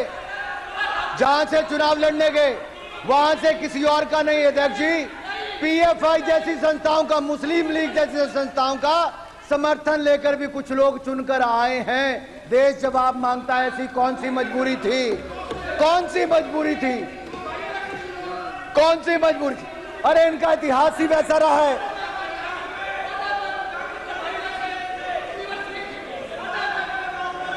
माननीय अध्यक्ष जी, बहुत सारी बातें चुनाव के समय और जो माननीय उल्लेख राष्ट्रपति महोदय ने भी जिस ओर किया, संविधान की ओर, मैं वहां पर भी आऊंगा, लेकिन उससे पहले थोड़ा कुछ और कहना चाहता हूं। इनका दर्द सामने नजर आ रहा है। इनका दर्द नजर आ रहा है। 3 बार प्रयास करने के बाद भी जो 100 के आंकड़े तक नहीं पहुंच पाया, 99 पर ही रुक गया। वो तो यही कहते हैं, दिल के अरमा आंसुओं में बह गए। इतनी नौटंकियों के बाद भी 99 पर ही अटक कर रह गए। दिल के अरमा आंसुओं में बह गए। तीसरी बार भी विपक्ष में आकर बैठ गए। माननीय अध्यक्ष जी, देवर इन द नर्वस 90s। ये नर्वस 90s में आकर इनके हाथ पैर फूलने शुरू हो गए। एक बात मैं कहना चाहता हूं, एक बात तो अच्छी हुई अध्यक्ष जी कि माननीय राहुल गांधी जी नेता प्रतिपक्ष बने हैं। मैं अपनी ओर से राहुल गांधी जी को नेता प्रतिपक्ष बनने पर बहुत बहुत बधाई और शुभकामनाएं देता हूं। राहुल गांधी जी का नेता प्रतिपक्ष बनना इसलिए भी महत्वपूर्ण है क्योंकि पिछले 2 दशकों में ये पावर विदाउट रिस्पॉन्सिबिलिटी एंजॉय कर रहे थे। ये मजा लेते थे, लेकिन अब इनको पावर के साथ साथ रिस्पॉन्सिबिलिटी भी लेनी पड़ेगी। इसलिए जो मोदी जी को कहते हैं कि मोदी जी की तीसरी टर्म अग्नि परीक्षा है, ये तीसरी टर्म मोदी जी की अग्नि परीक्षा नहीं, ये अग्नि परीक्षा विपक्ष की है, विपक्ष के नेता की है। क्या वो विपक्ष को एकजुट रख पाएंगे? क्या वो पहले की तरह जो 50% माननीय अध्यक्ष जी, जिनको लोकसभा बंक करने की आदत थी, 50% से कम हाजिरी थी, क्या वो सारा दिन लोकसभा में बैठ पाएंगे?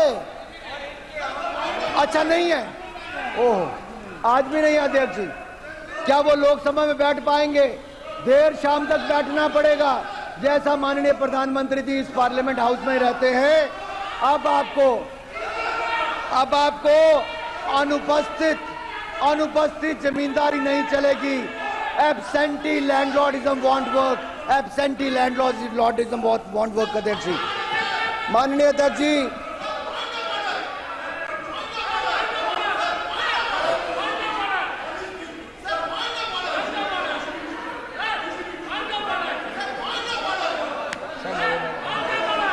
माननीय अध्यक्ष जी, माननीय अध्यक्ष जी, कुछ लोगों की बार बार, माननीय अध्यक्ष जी, एक और देश ने देखा है कि कैसे हमारे वैज्ञानिकों की मेहनत के कारण जो दुनिया का कोई देश नहीं कर पाया, वो चंद्रयान मिशन की सफलता ने करके दिखाया है। चंद्रमा के दक्षिण ध्रुव पर तिरंगे का मान सम्मान बढ़ाने वाला देश हमारा भारत दुनिया का पहला देश बना है, पहला देश बना। एक और चंद्रयान मिशन की सफलता, आदित्य L1 सोलर की सफलता, तो दूसरी ओर क्या राहुल यान फिर एक बार फेल हो गया है? क्या राहुल यान फिर एक बार फेल हो गया है? कांग्रेस और इनका इकोसिस्टम कुतर्कों के सहारे राहुल यान को सफल करने की बात करता है। मैं पूछता हूं अध्यक्ष जी, ये 4 जून से दिखाने में लगे हैं, ये 4 जून से दिखाने में लगे हैं कि 99 का आंकड़ा 240 से ज्यादा बड़ा होता है। अध्यक्ष जी, क्या 99 240 से ज्यादा बड़ा होता है? कांग्रेस की इस बार सीटें 99 आई हैं, एक और छोड़ के 98 रह गई। अपने आप में ये रिकॉर्ड तीसरी बार विपक्ष में बनाने का इन्होंने बनाया है, लेकिन इनका घमंड, अहंकार और तानाशाही सोच आज भी बरकरार है। ये मानसिकता, जब कांग्रेस का पार्टी मोड खत्म हो जाए तो इस पर आत्मनिर्भर और मंथन जरूर करना चाहिए। माननीय अध्यक्ष जी, मैं एक आंकड़ा देश के सामने रखना, एक तो चलो प्लीज बैठिए अपनी अपनी सीट पे। Sir, point of order 352. Rules to be observed while speaking. A member while speaking not refer to any matter of fact with a judicial decision is pending. Make preference, personal reference by way of making. Okay. Sir, please expurge. Please 352 के अनुसार बोलोगे, बोलो, तय करो सदन में, सब तय कर लो। 352 के तहत बोलोगे, मैं सदन 352 के तहत चला दूंगा। नाराज नहीं हो रहा, मैं नाराज नहीं होता हूं। मेरे को माननीय सदस्य रूल बता रहे हैं, तो रूल की किताब बता रहे हैं, तो मैं भी चाहता हूं रूल की किताब से चलो। तो 352 के रूल के अनुसार से सदन चलेगा क्या? चलाना चाहते हो? बताओ। Sir, I raised a point of judicial.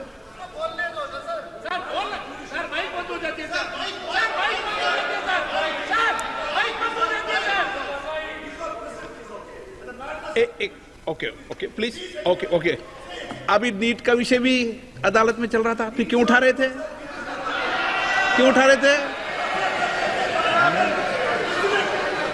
No, गलत।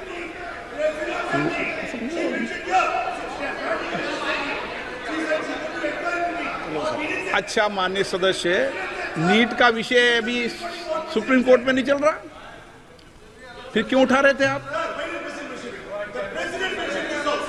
नो, अनुराग ठाकुर जी। माननीय अध्यक्ष जी, धन्यवाद। माननीय अध्यक्ष जी, मैं कह रहा था कि ये प्रयास कर रहे थे कि 99 सीटें ही 240 से ज्यादा होती हैं। अब इनका आंकड़ा इनको मुबारक। लेकिन मैं एक बात तो देश के सामने और आपके माध्यम से सदन को जरूर बताना चाहता हूं, कांग्रेस मात्र 328 सीटों पर चुनाव लड़ी थी। क्योंकि हमारे ऊपर प्रश्न खड़ा करते हैं, जब राष्ट्रपति भाषण में आया कि स्थिर और स्पष्ट बहुमत मिला तो उन्होंने बहुत हल्ला किया। मैं पूछता हूं, जब 2004 में आपकी सरकार बनी, 2009 में आपकी सरकार बनी, क्या आपको 240 सीटें भी मिल पाई थी? अरे आप उसके आसपास भी नहीं थे, तो 45 सीटें आपको मिली थी।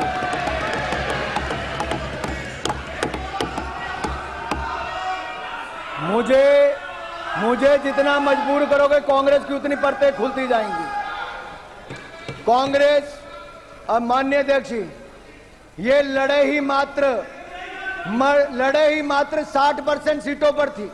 ये देश की सबसे पुराना राजनीतिक दल मात्र 60 सीटों पर चुनाव लड़ा, 60% सीटों पर, 328 सीटों पर, और उनमें से भी 70% सीटों पर कांग्रेस हार गई, जनता ने उनको नकार दिया है।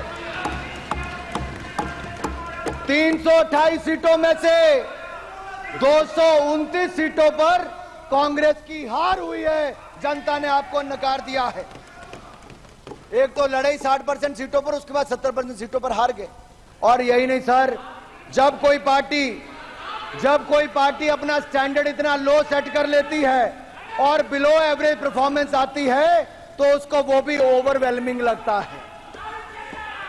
लेकिन मैं अपने कांग्रेस के मित्रों से कहना चाहता हूं, आप कुछ भी पालो पर गलत फहमी मत पालो।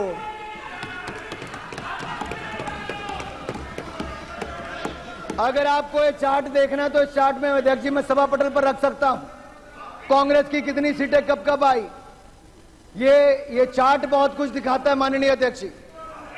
ये चार्ट में ये दिखता है कि यूपीए की जब आपकी पहली सरकार थी तो कांग्रेस की मात्र 145 सीटें आई थी और उस समय भारतीय जनता पार्टी की 138 सीटें थी, 7 सीटों का फर्क था। और आप में और हमारे में सिर्फ 7 सीट का अंतर था भाजपा और कांग्रेस में। सरकार आपने बनाई, हमने तो कुछ नहीं कहा, आपने 5 साल सरकार चलाई। फिर 2000 आपका उस समय वोट शेयर था मात्र 26.53%। 2009 में यूपीए की सरकार फिर आई, आपकी 206 सीटें आई, लेकिन आपके लिए वो स्थिर सरकार थी, आपके लिए वो कांग्रेस की सरकार थी, स्थिर सरकार थी। लेकिन नरेंद्र मोदी जी के नेतृत्व में भारतीय जनता पार्टी 282 सीटें जीतकर 2014 में 1984 के बाद पूर्ण बहुमत की सरकार किसी ने बनाई तो हमने भारतीय जनता पार्टी एनडीए की सरकार बनी। और 2019 में 303 सीटें केवल भारतीय जनता पार्टी ने जीती और हमारा वोट शेयर भी पहले से ज्यादा बढ़ा। और मैं कहना चाहता हूं माननीय अध्यक्ष जी, 31% vote share Bharatiya Janata party का 2014 में था और 37.36% वोट शेयर हमारा 2019 में था और कांग्रेस का वोट शेयर मात्र 19.39% था, मात्र 19.39%। और इस बार भी हमारा वोट शेयर 36.56% है और 240 सीटें जीतकर और गठबंधन को पूर्ण बहुमत और स्पष्ट बहुमत मिला है।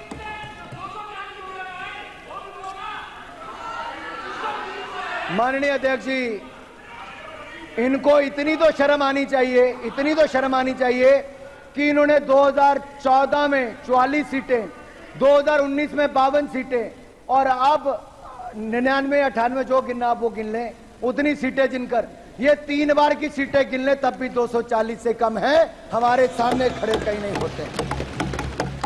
और सुनना रहता है, और सुनना है। मैं और बता दूं सर, जितने पूरे समूचे विपक्ष की सीटें हैं उससे ज्यादा अकेली भारतीय जनता पार्टी की सीटें।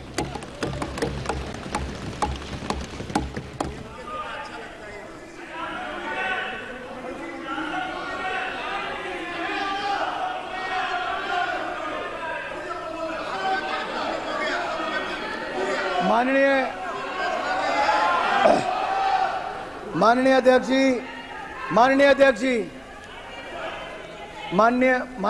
जी, जब ये भारतीय जनता पार्टी का या मोदी जी का मुकाबला 2 चुनावों में नहीं कर पाए तो क्या बनाया? एक ऐसा गठबंधन बनाया जो जेल वाले और बेल वालों ने मिलकर बनाया। कुछ जेल में थे, कुछ बेल पर थे, कुछ यहां पर भी बेल वाले हैं।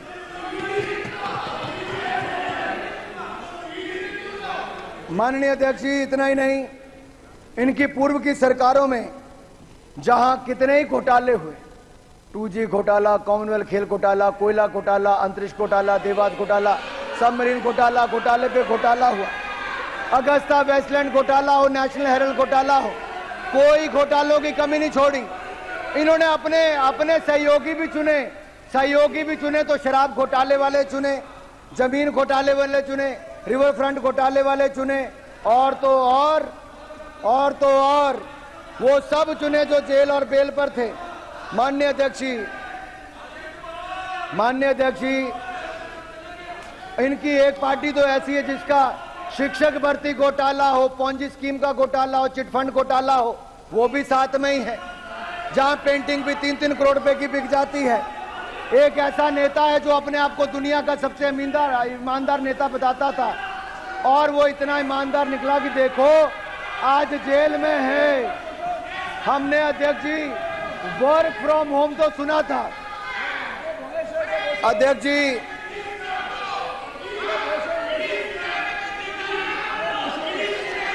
माननीय अध्यक्ष जी, हमने वर्क फ्रॉम होम तो सुना था, वर्क फ्रॉम जेल देखने का अवसर भी इन लोगों ने दिया कि जेल से सरकार कैसे चलती। अपने आप को सबसे ईमानदार बताने वाला आज कट्टर बेईमान कोई है तो आज जेल में है। और जो जेल से निकलकर आए थे, जैसे टिफिन ब्रेक, लंच ब्रेक लेकर चुनाव प्रचार करने, वो बैक टू पवेलियन नहीं, बैक टू तिहाड़ चले गए, बैक टू तिहाड़ चले गए। और खैर इनके गठबंधन की दुर्गति देखकर मुझे एक गीत याद आता है, सोचता हूं कि वो कितने मासूम थे, क्या से क्या हो गया देखते देखते। वो जो कहते थे गठबंधन करेंगे ना कभी, बच्चों की कसम भी खा गए भूलकर देखते देखते। गठबंधन भी किया तो किसने, एक राज्य में किया, दूसरे राज्य में नहीं किया। आज दिल्ली की जहां पर मैं खड़ा हूं वहीं की हालत देख लीजिए, चोर चोर मुसेरा भाई, सबने मिलकर गठबंधन की गुहार लगाई, लेकिन दिल्ली की जनता ने खाता भी नहीं खुलने दिया, सातों की सातों सीटों पर कमल का फूल खिलाने का काम किया है।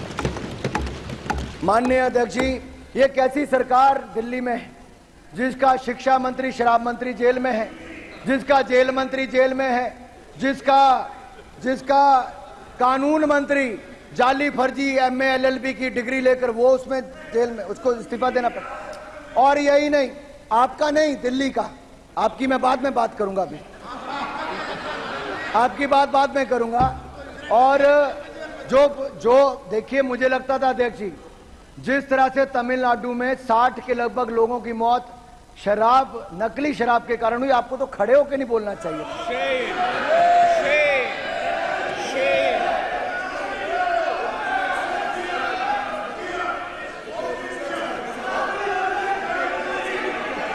अध्यक्ष जी जो खड़े हैं मैं समझ सकता हूं, जो बार बार खड़े हो रहे हैं वो 2G घोटाले के समय किस किस पर आरोप लगा, मैं नहीं चाहता कि उनका नाम मैं यहां पर लूं।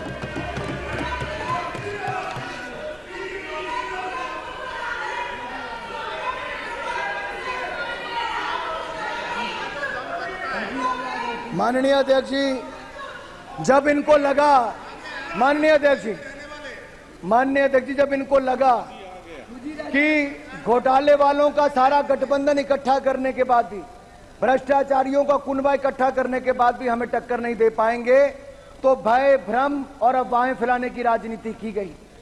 क्या क्या इस चुनाव में नहीं हुआ? और जिस और इशारा राष्ट्रपति जी के अभिभाषण में आता था, चाहे टेक्नोलॉजी का दुरुपयोग हो, चाहे वाले फैलाने की बात हो, ये आज नहीं, ये बार बार इनके प्रयास हैं। और विदेशी ताकतों का हाथ भी इस चुनाव में देखा गया कि किस तरह से हकराया गया। ये EVM पर भी आरोप लगाते गए, और बाकी बूथ कैप्चरिंग की तो मैं बात उस पर आऊंगा, सब पे अभी। माननीय अध्यक्ष जी, दुख इस बात का है कि इनके कुछ नेताओं ने हम हिंदुस्तान के लोगों पर नस्ल भेदी टिप्पणियां की हैं। जहरीले बोल सैम पिट्रोडा जो किसी के अंकल, फ्रेंड, फिलोसफर, गाइड है, और सर सैम पिट्रोडा का ये बयान, मैं पूछना चाहता हूं राहुल गांधी जी से, क्या सैम पिट्रोडा का ये बयान और कांग्रेस की सोच एक है? अगर ऐसा नहीं तो कौन सी मजबूरी है कि अंकल सैम को पार्टी में लेना वापिस जरूरी है? मैं केवल कांग्रेस से ही नहीं, मैं राहुल गांधी जी नेता प्रतिपक्ष से जिम्मेदारी लेनी पड़ेगी, राहुल गांधी जी को जिम्मेदारी लेनी पड़ेगी। क्या वो सैम पिट्रोडा के बयान से सहमत हैं कि नहीं सहमत है? क्या नस्लभेदी टिप्पणी ये भारत के लोगों को स्वीकार नहीं? मैं पूछता हूं, आप दक्षिण के भारत, उत्तर भारत, पश्चिम भारत, पूर्व भारत के लोगों को नस्लभेदी टिप्पणी करते हो, हमें स्वीकार नहीं, ये भारत के लोगों का अपमान है, हम कभी स्वीकार नहीं करेंगे। मैं पूछना चाहता हूं विपक्ष के नेताओं से, चाहे अखिलेश जी हैं, मारन जी हैं, राजा जी हैं, सुप्रिया जी हैं, बाकी सब हैं, सुदीप दा, बाकी सब लोग हैं, क्या आप सैम पिट्रोडा के बयान से और कांग्रेस की सोच से सहमत हैं? और मैं दूसरा पूछना चाहता हूं, कि यहीं सर यहीं नहीं रुके, इनके साथी वो भी चुनकर आए जिन्होंने इस पवित्र स्थल पर जय फिलिस्तीन का नारा लगाया है। ये जय फिलिस्तीन का नारा मंजूर नहीं है। क्या यही दिन देखना था अध्यक्ष जी? अरे जो मां भारती के लिए ना बोल सके, जो मां भारत माता की जय करने में जिनके मुंह में दही जम जाता हो, होंठ सिल जाते हो, वो जय फिलिस्तीन के नारे लगाएंगे? क्या हम उस दिशा में बढ़ रहे हैं? कभी ये लोग जय पाकिस्तान जय चीन भी बोलेंगे? ये दुर्भाग्य है अध्यक्ष जी, ये दिन। और मैं एक और कहना चाहता हूं, संविधान को बार बार हाथ में लहराकर क्या करना चाहते हैं? अगर नेता प्रतिपक्ष अपने आप को संविधान के रक्षक कहते हैं तो मैं चुनौती देता हूं कि वो सदन में आए और आश्वासन दें कि इमरजेंसी जैसी गलती कांग्रेस वापस कभी नहीं करेगी। आपको देश को कहना पड़ेगा। और मैं कहता हूं कि इमरजेंसी पर जब प्रस्ताव आया तो क्या उस प्रस्ताव पर आप सहमत हैं और उसको शामिल होंगे, उनका समर्थन करेंगे? और यही नहीं, माफी भी आपको देश से मांगनी चाहिए। सभापति जी, संविधान is being tossed around like the world secularism was, devaluating and demeaning it. That too by a party who has forever been acting against the ethos of both the words. इन्होंने पहले कभी धर्मनिरपेक्ष शब्द का और कभी संविधान का दुरुपयोग ही किया है, और भी अपने लिए किया है। सच्चाई यह है कि जिन्होंने देश को संविधान दिया वो बाबा साहब अंबेडकर को अपमानित, प्रताड़ित, पीड़ित और पॉलिटिक्स से बाहर करने का काम किया तो आप लोगों ने ही किया था। अरे गौरव जी, दर्द होगा आपको, गौरव जी, दर्द होगा कांग्रेस को, क्योंकि आप लोगों ने ही बाबा साहब अंबेडकर के खिलाफ जो रचा वो देश जानता है, इतिहास गवाह है। दूसरी ओर प्रधानमंत्री नरेंद्र मोदी जी ने जब शपथ ली तो उसके बाद संविधान के आगे माथा टेका, तब भी और इस बार भी संविधान को नमन किया और संविधान के अनुसार देश चलाने की बात की। और मैं एक बात और कहना चाहता हूं, बाबा साहब अंबेडकर के नाम पर पंच तीर्थ किसी ने बनाया तो भारतीय जनता पार्टी एनडीए की सरकार ने बनाया है। बाबा साहब अंबेडकर की जन्मस्थली, शिक्षा स्थली, चैत्य भूमि और शिक्षा भूमि, महापरिनिर्वाण भूमि, पांचों स्थानों पर नागपुर, मऊ, मुंबई, दिल्ली और लंदन में जमीनें लेकर वहां पर म्यूजियम, स्मारक और वहां पर उसको मान सम्मान देने का काम किया। पंच तीर्थ बनाया तो नरेंद्र मोदी की सरकार ने बनाया। मैं आप सबसे एक और पूछना चाहता हूं, कितने पन्ने होते हैं कॉन्स्टिट्यूशन में? कितने? ऐसा मोटा करके मत बताओ, पेज कितने होते हैं? हाँ, रोज लेके घूमते थे, कभी खोल के पढ़ो तो सही। अरे पढ़ते हो नहीं, लहराते फिरते हो। निकालो जेब से देखो, अरे निकालो जेब से देखो, नकल ही मार लो। बताओ कितने पन्ने होते हैं? अरे बड़ा संविधान करते थे। पहले संविधान बनाने वाले को उनको प्रताड़ित करते हैं, अब संविधान दिखाते, पढ़ते नहीं है। संविधान को कुचला किसी ने।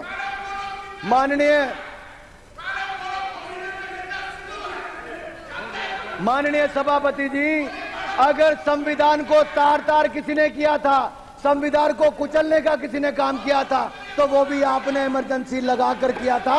देश आपको माफ नहीं करेगा। अरे 251 पन्ने होते हैं भाई साहब संविधान में, खोल के देख लो जरा। और माननीय सभापति जी, एक कहावत है, दादा आपको क्यों दर्द हो रही है? इमरजेंसी उन्होंने लगाई थी, आप ऐसे ही अपने उड़ता तीर ले रहे हो। बाद में मैं सभापति जी, मैं कांग्रेस की बात कर रहा हूं, ये तृणमूल कांग्रेस बीच में आ गई है।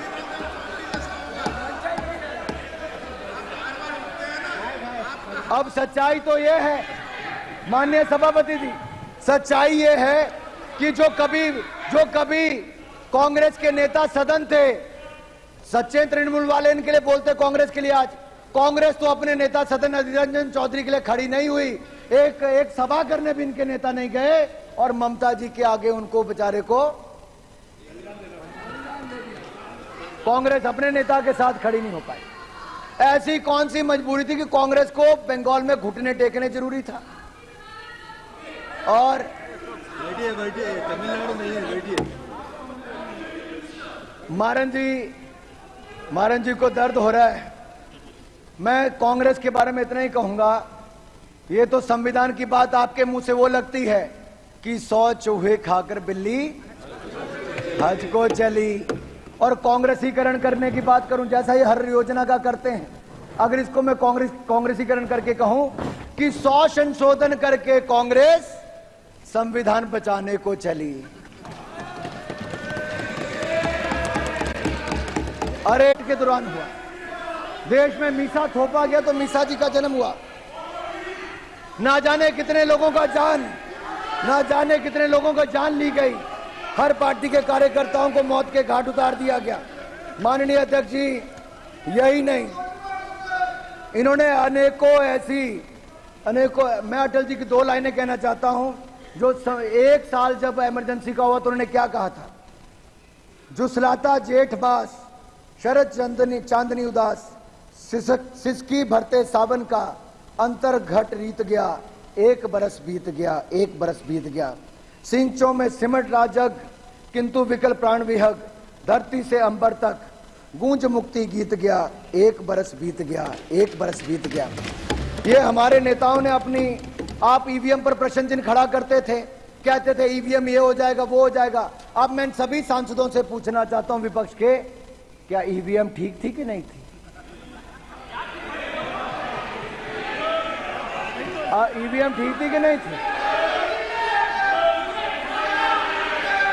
माननीय अध्यक्ष जी, इन लोगों ने जम्मू कश्मीर में चुनाव में इस बार 30% वोट पहले से ज्यादा पड़ा। ये लोकतंत्र की जीत हुई है जम्मू कश्मीर में, क्योंकि वहां पर अलगाववाद, आतंकवाद पर नकेल कसी गई। जो नेहरू जी की गलती थी धारा 370 देकर और पाक ऑक्युपाइड कश्मीर पर आकर कांग्रेस ने गलतियां की, उसमें सुधार, धारा 370 को सदा के लिए खत्म किया तो मोदी जी की सरकार ने किया। आज वहां पर रिकॉर्ड टूरिस्ट आ रहा है, रिकॉर्ड वोटिंग हो रही है, रिकॉर्ड निवेश आ रहा है, और अब तो अमरनाथ यात्रा भी शुरू हो गई है। जय अमरनाथ, जय भोलेनाथ। और माननीय अध्यक्ष जी, देश के लिए आर्थिक शक्ति और सैन्य शक्ति बहुत जरूरी है। हमारी सरकार बनते सशस्त्र बलों का आधुनिकीकरण मोदी सरकार ने शुरू कर दिया, और मैं कहना चाहता हूं आपकी सरकार के समय भारत को दुनिया का सबसे बड़ा इंपोर्टर आपने बना दिया था हथियारों का। लेकिन हमारी सरकार ने आपके समय 2014 में 1000 करोड़ से कम एक्सपोर्ट होता था। आज माननीय रक्षा मंत्री जी यहां पर बैठे हैं, 21,000 करोड़ का एक्सपोर्ट, लगभग 21 गुना ज्यादा किया। अरे उस समय चीन सबसे बड़ा इंपोर्टर होता था, आज वो मैन्युफैक्चरर बन गया है। और हमारा भारत भी, माननीय अध्यक्ष जी, हमने ब्रह्मोस मिसाइल, सुपरसोनिक मिसाइल आज फिलीपीन और अन्य देशों को बेचने का काम आज भारत को उपलब्ध करवाने का काम कर रहा है। आज 1 लाख करोड़ से ज्यादा का माननीय अध्यक्ष जी, आज 1 लाख करोड़ से ज्यादा का रक्षा उत्पादन हम खुद कर रहे हैं। रशिया से S-400 लिया, चिनूक हेलीकॉप्टर से लेकर बाकी सारे लिए, राफेल जेट हमने लिया, लेकिन भारत के अंदर हम ब्रह्मोस मिसाइल बना रहे हैं, तेजस एयरक्राफ्ट लड़ाकू विमान बना रहे हैं, INS विक्रांत भी किसी ने बनाया तो भारत ने खुद बनाया है। हमने अपनी ऑर्डिनेंस फैक्ट्रीज का निगमीकरण किया है और हमने देश की सुरक्षा को प्राथमिकता में दिया है। डिफेंस मैन्युफैक्चरिंग में आत्मनिर्भरता को आगे बल दिया है, आर्म्ड फोर्सेस को आधुनिक किया। आपने तो हमारी सेना को ना लड़ाकू विमान दिया, ना हथियार दिए, ना गोला बारूद दिया और ना ही बुलेट प्रूफ जैकेट दी। 10 साल में कुछ नहीं दिया। ये हमारी सरकार ने make in India bullet proof jacket देने का काम। माननीय अध्यक्ष जी, सुरक्षा के साथ साथ देश के अंदर आंतरिक सुरक्षा की मैं बात करूं, आज अगर देखा जाए नॉर्थ ईस्ट में 11 पीस अकॉर्ड हुए, इतिहास रचा तो हमारी सरकार ने किया। और यही नहीं, 76% कमी इंसर्जेंसी इंसिडेंट्स में आई है और 90% हमारी सिक्योरिटी फोर्सेस की जो कैजुअलिटी में कमी आई है, और 97%, 97% सिविलियन डेथ्स में कमी आई। ये अफवाह को भी हमने बहुत सारे कोनों से अलग अलग जगह से हटा दिया है। और यही नहीं, हमने सीए लाकर जिनको वर्षों से नागरिकता नहीं मिली थी, हमारी सरकार ने नागरिकता देने का काम भी सीए में किया है। आपकी सरकारों में अंग्रेजों की मानसिकता दिखती थी, दंड देने वाले कानून थे, हमने न्याय देने वाला कानून आज भारत को दिया है। अब नाबालिग से बलात्कार करने वाले को फांसी की सजा होगी, देश के खिलाफ सशस्त्र उठाने वाले को, विद्रोह करने वाले को जेल होगी, राजद्रोह की जगह अब देशद्रोह कानून होगा, देश के खिलाफ बोलना गुनाह होगा, व्यक्ति विशेष के खिलाफ बोलने पर जेल नहीं होगी। आपकी पार्टी और आपकी सरकारें तो कोई बोलता तो उसको गिरफ्तार करने के लिए भेज देते हैं, बम धमाके गैस अटैक करने वाले आतंकवादी जेल जाएंगे, मॉब लिंचिंग करने वालों को भी अब फांसी की सजा होगी और बालिग से रेप करने वालों को भी सजा होगी। आतंकवादियों को जेल से बाहर जाने के सारे रास्ते बंद कर दिए जाएंगे। माननीय अध्यक्ष जी, लास्ट लाइन बोल के मैं खत्म कर रहा हूं। मैं इतना ही कहूंगा, माननीय अध्यक्ष जी, मैं इतना ही कहूंगा कि आज मोदी जी के नेतृत्व में एनडीए की सरकार लगातार देश को आगे बढ़ा रही है। आप चाहे जितना मर्जी विरोध कर लें, आज आपने देखा होगा ऑपरेशन गंगा चलाकर भी, या दुनिया भर के देशों में कहीं आपदा आई हो, अगर फर्स्ट रिस्पॉन्डर कोई बना है तो मदद मांगने वाले से हटकर आज भारत मददगार देश बना है। हमने कोरोना के समय करोड़ों भारतीयों को ऑपरेशन चलाकर वापस लाए, और यूक्रेन से 23,000 भारतीयों को ऑपरेशन गंगा चलाकर देश में सुरक्षित लाई तो मोदी सरकार लाई। माननीय अध्यक्ष जी, हमारी सरकार, आखिरी में किसान पे बोल के अपनी बात को खत्म कर रहा हूं, ये कहते थे कि एमएसपी बंद हो जाएगा। एमएसपी बंद नहीं हुआ। 5.5 लाख करोड़ की खरीद आपके 10 साल में हुई थी, हमने 18,40,000 करोड़ की खरीद 10 साल में की है। आपके समय 27,662 करोड़ का बजट था, हमारे समय 1,25,000 करोड़ का बजट है। आपके समय प्रधानमंत्री फसल बीमा योजना में कुछ नहीं मिलता था, हमने 1,60,000 करोड़ रुपया प्रधानमंत्री फसल बीमा योजना में मुआवजा दिया है। आपके समय 7,30,000 करोड़ रुपया 2013-14 में किसानों को बैंकों से मिला, हमने 21 लाख करोड़ रुपया बैंकों से दिया है। आपके समय 6,000 करोड़ रुपया सिंचाई योजना पर खर्च हुआ, हमने 15,000 करोड़ रुपया खर्च किया है। आपके समय गेहूं की खरीद 2,40,000 करोड़ की हुई, हमने 12,40,000 करोड़ की। आपने गेहूं की खरीद 2,80,000 करोड़ की, हमने 5.5 लाख करोड़ की। आपने दलहन की खरीद 1,964 करोड़ की, हमने 85,000 करोड़ की खरीद दलहन की है। दलहन तिलहन पर भी आत्मनिर्भर भारत को बनाया है। भाई और बहनों, अंतिम बात खेलों की नहीं करूंगा तो करनी होगी। हमने world cup T20 world cup पुरुषों का भारत ने जीता है 13 वर्षों के बाद। अब भारत ने वर्ल्ड कप जीता है। अरे भारत की जीत के लिए ताली बजा दो, भारत के खिलाड़ियों के लिए ताली बजा दो। अध्यक्ष जी, इनके हाथ भारत की जीत के लिए नहीं चलते।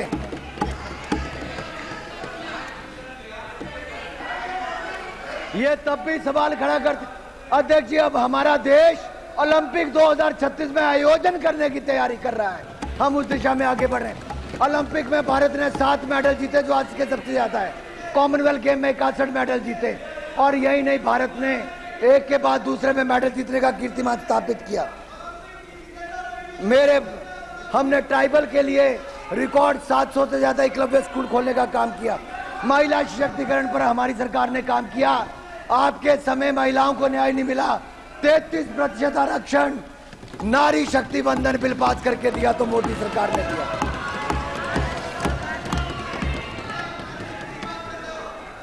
मैं इनमें इतना ही कहूंगा, दामन है दागदार फिर भी ठिलाकर चलते हो, जमानत पे है परिवार फिर भी सिर उठाकर चलते हो, बूझो कौन।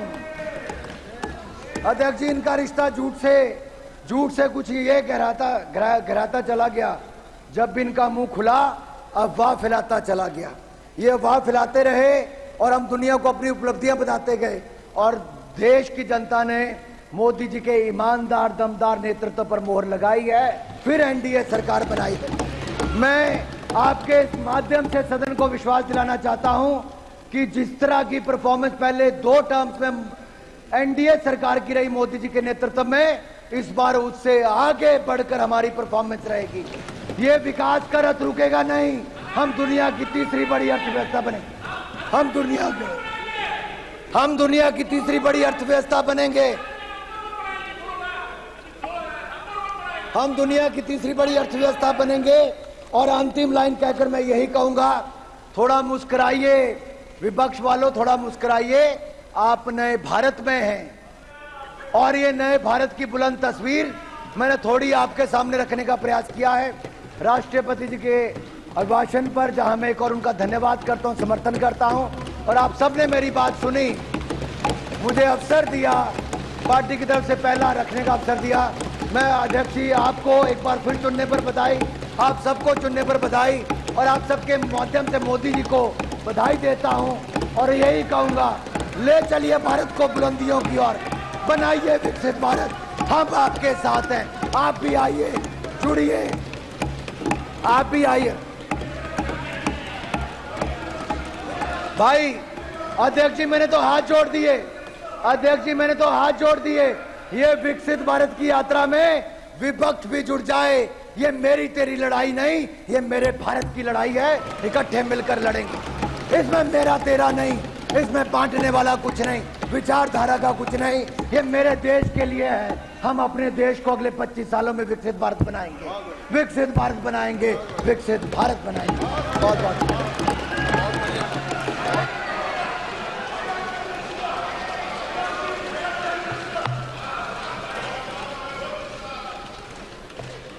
मान्य सदस्यगण प्रयास करें, जब कोई मान्य सदस्य बोला तो टोका टोकी नहीं करें। श्रीमती सुश्री बांसुरी स्वराज।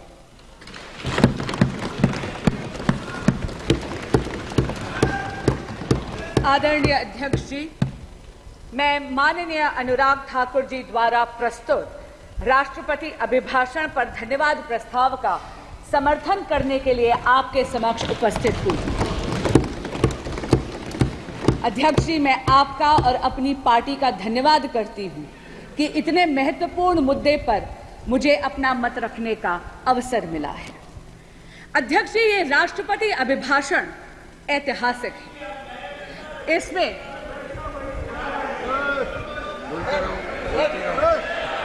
ये अभिभाषण ऐतिहासिक है और ये ऐतिहासिक इसलिए है अध्यक्ष जी क्योंकि इसमें 1 दशक के मोदी सरकार की अद्वितीय कार्यों का चित्रण ही नहीं बल्कि आने वाले स्वर्णिम काल यानी विकसित भारत के संकल्प का उद्घोष भी है।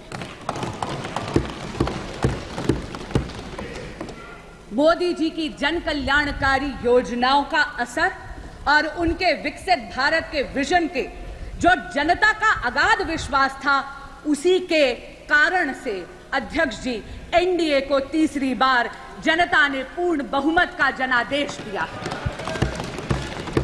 महामहिम राष्ट्रपति जी ने अपने अभिभाषण के पैराग्राफ 3 में जो कहा है, आपके माध्यम से समक्ष के पूरे सदन के समक्ष पुनः दोहराना चाहूंगी। 2024 का चुनाव नीति, नियत, निष्ठा और निर्णयों पर विश्वास का चुनाव रहा है। मजबूत और निर्णायक सरकार में विश्वास, सुशासन, स्थिरता और निरंतरता में विश्वास, ईमानदारी और कड़ी मेहनत में विश्वास, सुरक्षा और समृद्धि में विश्वास, सरकार की गारंटी और डिलीवरी पर विश्वास, विकसित भारत के संकल्प में विश्वास। मेरी सरकार ने 10 वर्षों में सेवा और सुशासन का जो मिशन चलाया है, ये उस पर मोहर है। अध्यक्ष जी, 1 दशक में ये पहली बार ऐसी सरकार भारत में आई है जिसकी कथनी और करनी में अंतर नहीं है। जो कहा वो किया। धारा 370 हटाई, जो कहा वो किया। भव्य राम मंदिर का निर्माण किया, जो कहा वो किया। CAA लेकर आए, जो कहा वो किया। 1 रैंक 1 पेंशन लाए, जो कहा वो किया। मेक इन इंडिया की नींव रखी, जो कहा वो किया। पिछले 10 वर्षों में मोदी सरकार ने भारत की अर्थव्यवस्था को इतना सशक्त करा है कि अध्यक्ष जी, हम 11वीं सबसे बड़ी अर्थव्यवस्था की जगह मात्र 1 दशक में विश्व की वैश्विक पटल पर 5वीं सबसे बड़ी अर्थव्यवस्था बने। और अध्यक्ष जी, ये असाधारण परिस्थितियों में हुआ है। पूरा का पूरा विश्व कोविड-19 की महामारी से जूझ कर निकला है।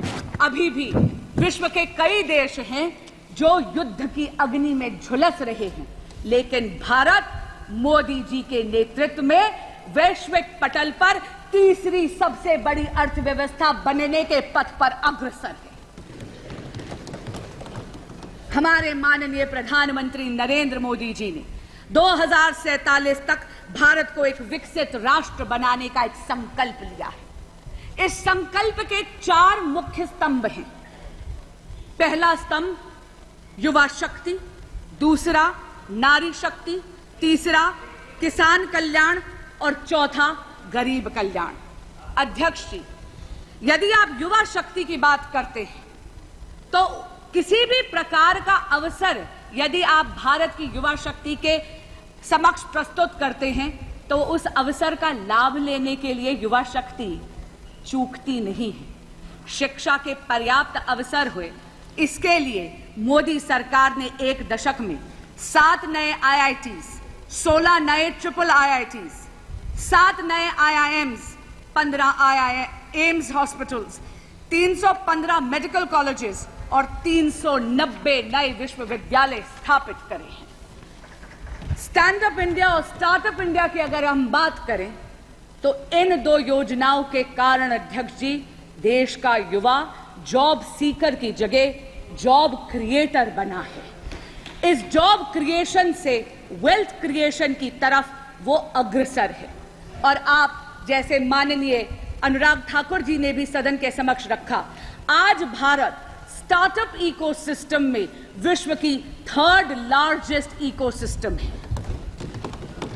अध्यक्ष जी, मुद्रा योजना में स्वरोजगार के लिए आप ये देखिए, 46 करोड़ युवाओं ने 26 लाख करोड़ रुपए का ऋण आसानी से लिया है।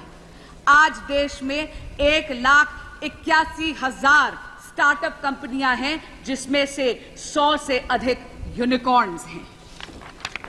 पिछले 10 वर्षों में Bharat ease of doing business के इंडेक्स पे 142nd पोजीशन से 63rd पोजीशन पे पहुंचा है। और पिछले 24 वर्षों में, यानी 2000 से 2024 में ही भारत में कुल $990.97 बिलियन का FDI आया है, जिसमें से अध्यक्ष जी 67% यानी $667.41 बिलियन मात्र पिछले 1 दशक में एनडीए की सरकार में आया है। Today, Bharat has become a leader in the world of manufacturing. चाहे इलेक्ट्रॉनिक्स हो, चाहे ऑटोमोबाइल हो, चाहे रक्षा उपकरण हो, भारत एक अग्रणी निर्माता के रूप में वैश्विक पटल पर उभर रहा है। और इस नई दुनिया में microchips are the new oil. Semiconductors और चिप मैन्युफैक्चरिंग की दुनिया में भारत कहीं पीछे ना छूट जाए, इसके लिए मोदी सरकार 1.25 लाख करोड़ रुपए का इंफ्रास्ट्रक्चर पहले ही उद्घाटित कर चुकी है। असम में 27,000 करोड़ का सेमीकंडक्टर का प्लांट भी बन रहा है। वो दिन दूर नहीं अध्यक्ष जी, जब चिप मैन्युफैक्चरिंग और सेमीकंडक्टर्स की दुनिया में Bharat will be a global leader. प्रधानमंत्री नरेंद्र मोदी जी के नेतृत्व में भारत में बहुत ही ट्रांसफॉर्मेटिव प्रोग्राम्स आए हैं, जैसे डिजिटल इंडिया, जैसे मेक इन इंडिया, जैसे स्टार्टअप इंडिया। इनके कारण भारत के युवाओं की एंटरप्रेन्योरियल स्पिरिट को बहुत ज्यादा प्रोत्साहन मिला। अब हम आते हैं विकसित भारत के दूसरे स्तंभ पर, यानी नारी शक्ति। अध्यक्ष जी, हम सब ने सुना है कि चूल्हे की रोटी का स्वाद बड़ा गजब है, लेकिन उस चूल्हे की रोटी के स्वाद के चक्कर में मेरे देश की मातृशक्ति के फेफड़े झुलस जाते हैं। पहले जाती है, लकड़ी काटती है या लकड़ी बींदती है, गठरी सर पर लेकर आती है, 20 से 25 मिनट लगते हैं चूल्हा सुलगाने में। लेकिन नरेंद्र मोदी जी ने 10 करोड़ से ज्यादा उज्ज्वला गैस कनेक्शन देके मातृशक्ति को धुएं की जिंदगी से निजात दी। हमारे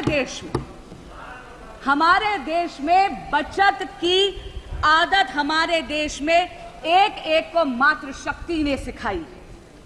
आप सबको याद होगा वो नानी जो रामायण के पन्नों में पैसे छुपाती, वो दादी जो चीनी के जार में पैसे छुपाती है। अरे उन चोरी के पैसों से कुल्फी फलूदा खाने की मिठास ही अलग है।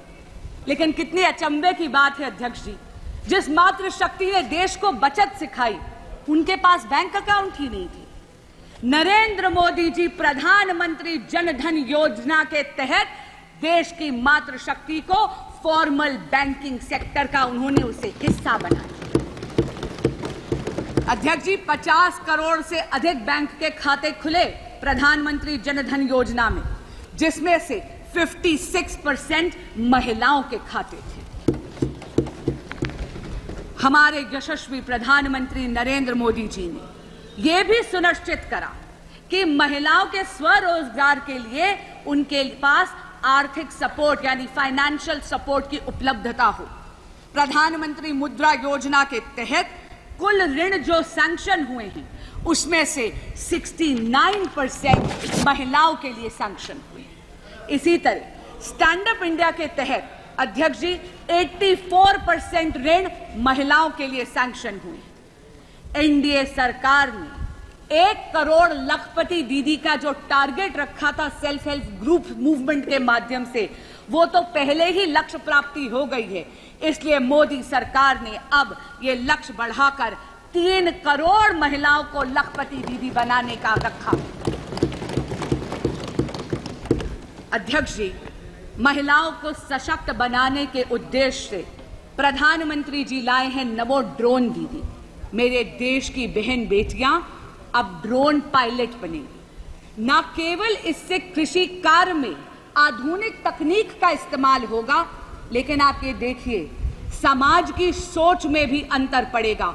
It is going to not only leverage technology for modernisation of agrarian economy of India, but also will ensure a tectonic shift in the psychology of the society. NaMo drone दीदी विकसित भारत के 2 पहलुओं को छूती है, कृषि कल्याण और महिला शक्ति। महिलाओं का लेकिन वास्तविक और असली सशक्तिकरण तब होता है जब वो नीति निर्माण में हिस्सा बनती है। अध्यक्ष जी, यहां पे कई सदस्य हैं, यहां पे आदरणीय हरसिमरत कौर जी भी बैठी हैं, वो तो स्वयं इस बात की साक्षी हैं कि 16वीं लोकसभा में तब की माननीय विदेश मंत्री श्रीमती सुषमा स्वराज ने राष्ट्रपति अभिभाषण के धन्यवाद प्रस्ताव के अनुमोदन के वक्त एक इच्छा प्रकट करी थी 33% महिला आरक्षण के लिए, ताकि महिलाओं का राजनीतिक सशक्तिकरण हो सके। अध्यक्ष जी, मेरा मन प्रफुल्लित हो उठता है ये कहते हुए कि प्रधानमंत्री नरेंद्र मोदी जी और उनकी सरकार ने 17वीं लोकसभा में ही ये स्वप्न हकीकत में तब्दील कर दिया। अध्यक्ष जी, 18वीं लोकसभा में सुषमा स्वराज की दी हुई ये आंखें नारी शक्ति वंदन अधिनियम को लागू होते इस सदन में देखेंगी और इस ऐतिहासिक पल की साक्षी बनेंगी। विकसित भारत का अगला स्तंभ है किसान कल्याण। अध्यक्ष जी, एनडीए सरकार के लिए अन्नदाता देवतुल्य है और इसीलिए एनडीए सरकार ने इन देवतुल्य किसानों के लिए 3,20,000 करोड़ रुपए पीएम किसान सम्मान निधि के तहत पहले ही वितरित कर दी है। नई सरकार जैसे ही आई पहला सबसे बड़ा निर्णय हमारे यशस्वी प्रधानमंत्री श्री नरेंद्र मोदी जी ने लिया 9.26 करोड़ किसानों को 20,000 करोड़ रुपए ट्रांसफर करने का। एनडीए सरकार ने किसानों की आय बढ़ाने के लिए एमएसपी में रिकॉर्ड बढ़ोतरी करी है। ऑर्गेनिक फार्मिंग, कोल्ड स्टोरेज, कृषि आधारित उद्योग, डेयरी और मत्स्य पालन में आधारित उद्योगों को भी प्रोत्साहित करा गया है। ग्रामीण सड़क योजना के तहत 3,20,000 किलोमीटर से ज्यादा सड़कें बनाई गई हैं। विकसित भारत का चौथा और सबसे महत्वपूर्ण स्तंभ है गरीब कल्याण। अध्यक्ष जी, प्रधानमंत्री गरीब कल्याण योजना विश्व में सबसे बड़ी सामाजिक कल्याण योजना साबित हुई है। इसमें 81 करोड़ से ज्यादा लोगों को मुफ्त खाद्यान्न की सामग्री यानी मुफ्त राशन देकर मोदी जी ने खाद्य और पोषण की सुरक्षा सुनिश्चित करी है। जब हम देश की अर्थव्यवस्था की गाथा गाते हैं तो वो रेहड़ी पटरी वालों के बिना अधूरी है। नरेंद्र मोदी जी ने पीएम स्वनिधि के तहत 70 लाख से ज्यादा रेहड़ी पटरी वाले यानी स्ट्रीट वेंडर्स को 11,000 करोड़ का ऋण बिना गारंटी के मुहैया करवाया है। अध्यक्ष जी, जिनकी गारंटी कोई नहीं लेता, उनकी गारंटी लेते हैं नरेंद्र मोदी। हर व्यक्ति का एक स्वप्न होता है कि अपनी पक्की एक छत हो। पीएम आवास योजना के तहत एनडीए की सरकार ने इस ख्वाब को हकीकत में बदला है। 4 करोड़ से ज्यादा पक्के मकान इस देश के गरीब को दिए गए हैं और अब पीएम आवास योजना के तहत 3 करोड़ और पक्के मकान बनाने का संकल्प लिया गया है। आयुष्मान भारत के तहत 55 करोड़ से ज्यादा लाभार्थियों को मुफ्त इलाज मिला है। लेकिन आने वाला जो भविष्य है वो बहुत ही स्वर्णिम है। अध्यक्ष जी, एक वक्त आता है हर युवा की जिंदगी में जब उस उम्र के पड़ाव में आपके माँ बाप आपके बच्चे बन जाते हैं और आप अपने माँ बाप के माता पिता। हर युवा को हर वक्त चिंता रहती है माँ बाप के इलाज की। आयुष्मान भारत में 70 बरस के हर वरिष्ठ नागरिक को और ट्रांसजेंडर कम्युनिटी को भी इसमें लाभार्थियों की श्रेणी में अब एनडीए की सरकार लाएगी। कितनी राहत की बात है, इस देश का युवा भी अब सांस ले सकता है कि 5 लाख रुपया सालाना माँ बाप की हेल्थ के प्रति सरकार मुहैया करवाने वाली है।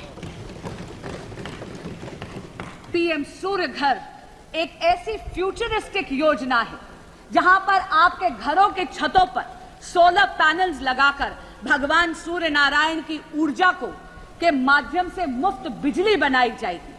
और अध्यक्ष जी, मुफ्त बिजली से भी बेहतर है कि वो जो बची हुई बिजली है, एक्सेस बिजली आप ग्रिड पर बेचकर एक नई इनकम का सोर्स, एक नया आय का सोर्स भी होगा। लेकिन मोदी सरकार अलग है। अध्यक्ष जी, केवल नीति निर्माण ही नहीं करती, केवल योजनाएं ही नहीं बनाती, केवल उन योजनाओं का लाभ जन जन तक नहीं पहुंचाती, लेकिन वो लाभ सुनिश्चित हो, लास्ट माइल डिलीवरी हो, उसके लिए विकसित भारत संकल्प यात्रा भी निकालती है। अध्यक्ष जी, मोदी की गारंटी की गाड़ी आपके दरवाजे आती है, जनता के दरवाजे आती है। सभी सरकारी योजनाएं एक ही छत के नीचे है। आपको आधार कार्ड बनाना है, काउंटर वही है। पीएम स्वनिधि चाहिए, काउंटर वही है। आपको उज्ज्वला गैस कनेक्शन चाहिए, काउंटर वही है। गुड गवर्नेंस के साथ साथ accessibility to that good governance Modi सरकार सुनिश्चित करती है। एक अच्छी सरकार जो आए आपके द्वार। अध्यक्ष जी, सरकारें आईं और सरकारें गईं। गरीबी हटाओ केवल एक चुनावी जुमला बनकर रह गया था, लेकिन यशस्वी प्रधानमंत्री नरेंद्र मोदी जी ने सुनिश्चित करा 25 करोड़ लोगों को मल्टी डिमेंशनल गरीबी की रेखा से उभार दिया। आज का दिन एक बहुत ही महत्वपूर्ण दिन है। अध्यक्ष जी, मैं स्वयं एक वकील हूं और खुद अपने व्यक्तिगत अनुभव से कहती हूं कि आज का दिन 1 जुलाई हम वकीलों की फ्रेटर्निटी में उत्साह का माहौल लाने वाली है, क्योंकि 1 जुलाई से भारत में भारतीय न्याय संहिता लागू हो रही है।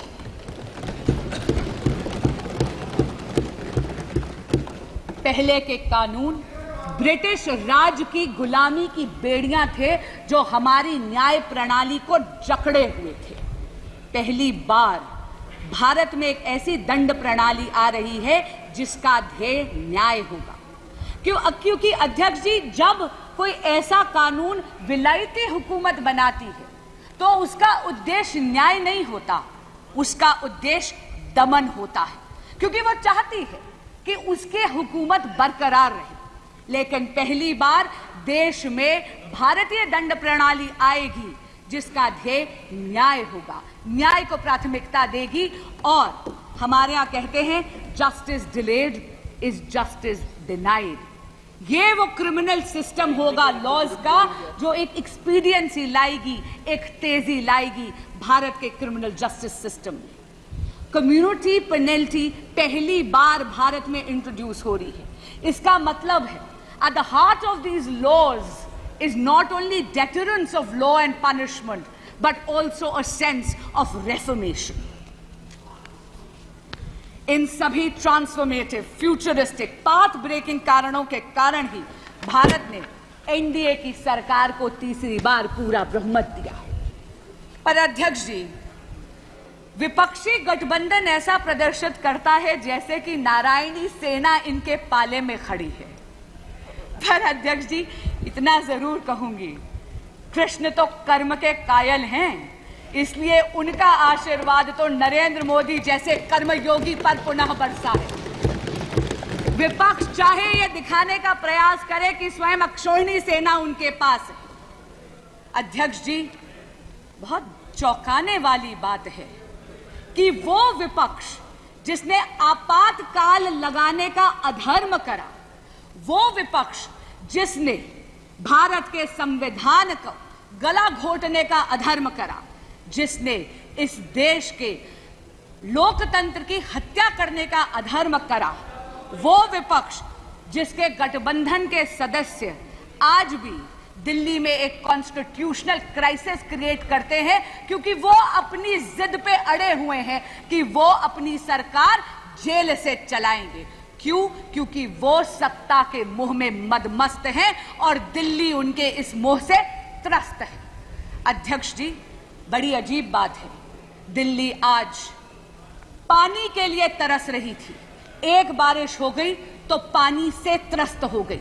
लेकिन ऐसा लगता है कि विपक्षी गठबंधन में या आम आदमी पार्टी में एक आपातकाल और एक अकाल पड़ा हुआ है कॉम्पिटेंस का और टैलेंट का। और इसीलिए माननीय मुख्यमंत्री अरविंद केजरीवाल जी मुख्यमंत्री की सीट को जकड़ कर बैठे हैं। मैं पूछना चाहती हूं, ऐसा विपक्ष जो पॉलिसी पैरालिसिस का अधर्म करता है, जो लैक ऑफ गवर्नेंस का अधर्म करता है, वो धर्म की बात कर कर इस सदन में कैसे आड़े आ सकता है जब ये सदन इमरजेंसी की रेजोल्यूशन पास करना चाहता है, इमरजेंसी का खंडन करते हुए। अध्यक्ष जी, मुझे एक प्रसंग याद आता है। महाभारत में युधिष्ठिर को जब अकर्मण्यता ग्रसित कर गई तो वो पितामह भीष्म के पास गए। पितामह भीष्म ने युधिष्ठिर जी को सुशासन के कई सूत्र दिए, लेकिन एक मूल मंत्र भी दिया, और वो मूल मंत्र था यतो धर्मस्य ततः कृष्णो, यतः कृष्णस्य ततो धर्मः। जहां धर्म है वहां कृष्ण है, जहां कृष्ण है वहां विजय है।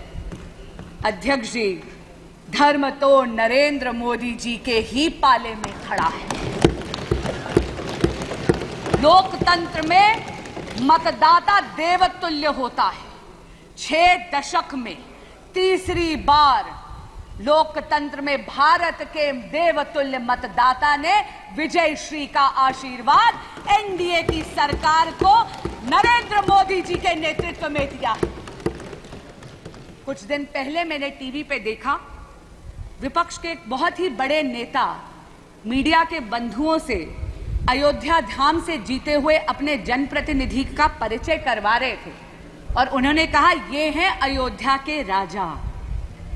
अध्यक्ष जी, ये विपक्ष की राजसी मानसिकता को परिलक्षित करता है। अध्यक्ष जी, हम तो सत्ता पक्ष में होकर भी सेवा परमो धर्मो वाले, राष्ट्र सर्वोपरि वाले हैं। हमारे तो यशस्वी प्रधानमंत्री भी अपने आप को देश का प्रधान सेवक कहते हैं। अध्यक्ष जी, हमारे तो राजा राम हैं, धर्म हमारा काम है, जपते तो हम मां भारती का नाम है। इसीलिए तो नरेंद्र मोदी के सामने फेल बाकी सारे तमाम हैं।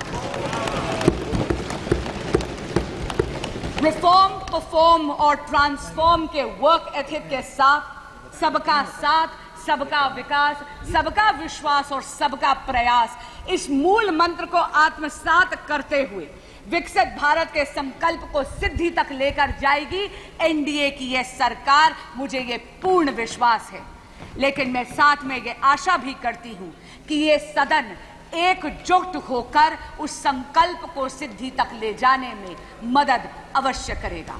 अध्यक्ष जी, आपने मुझे समय दिया और अपनी बात कहने का अवसर दिया, आपका बहुत बहुत धन्यवाद। मैं पुनः इस धन्यवाद प्रस्ताव का अनुमोदन करती हूं।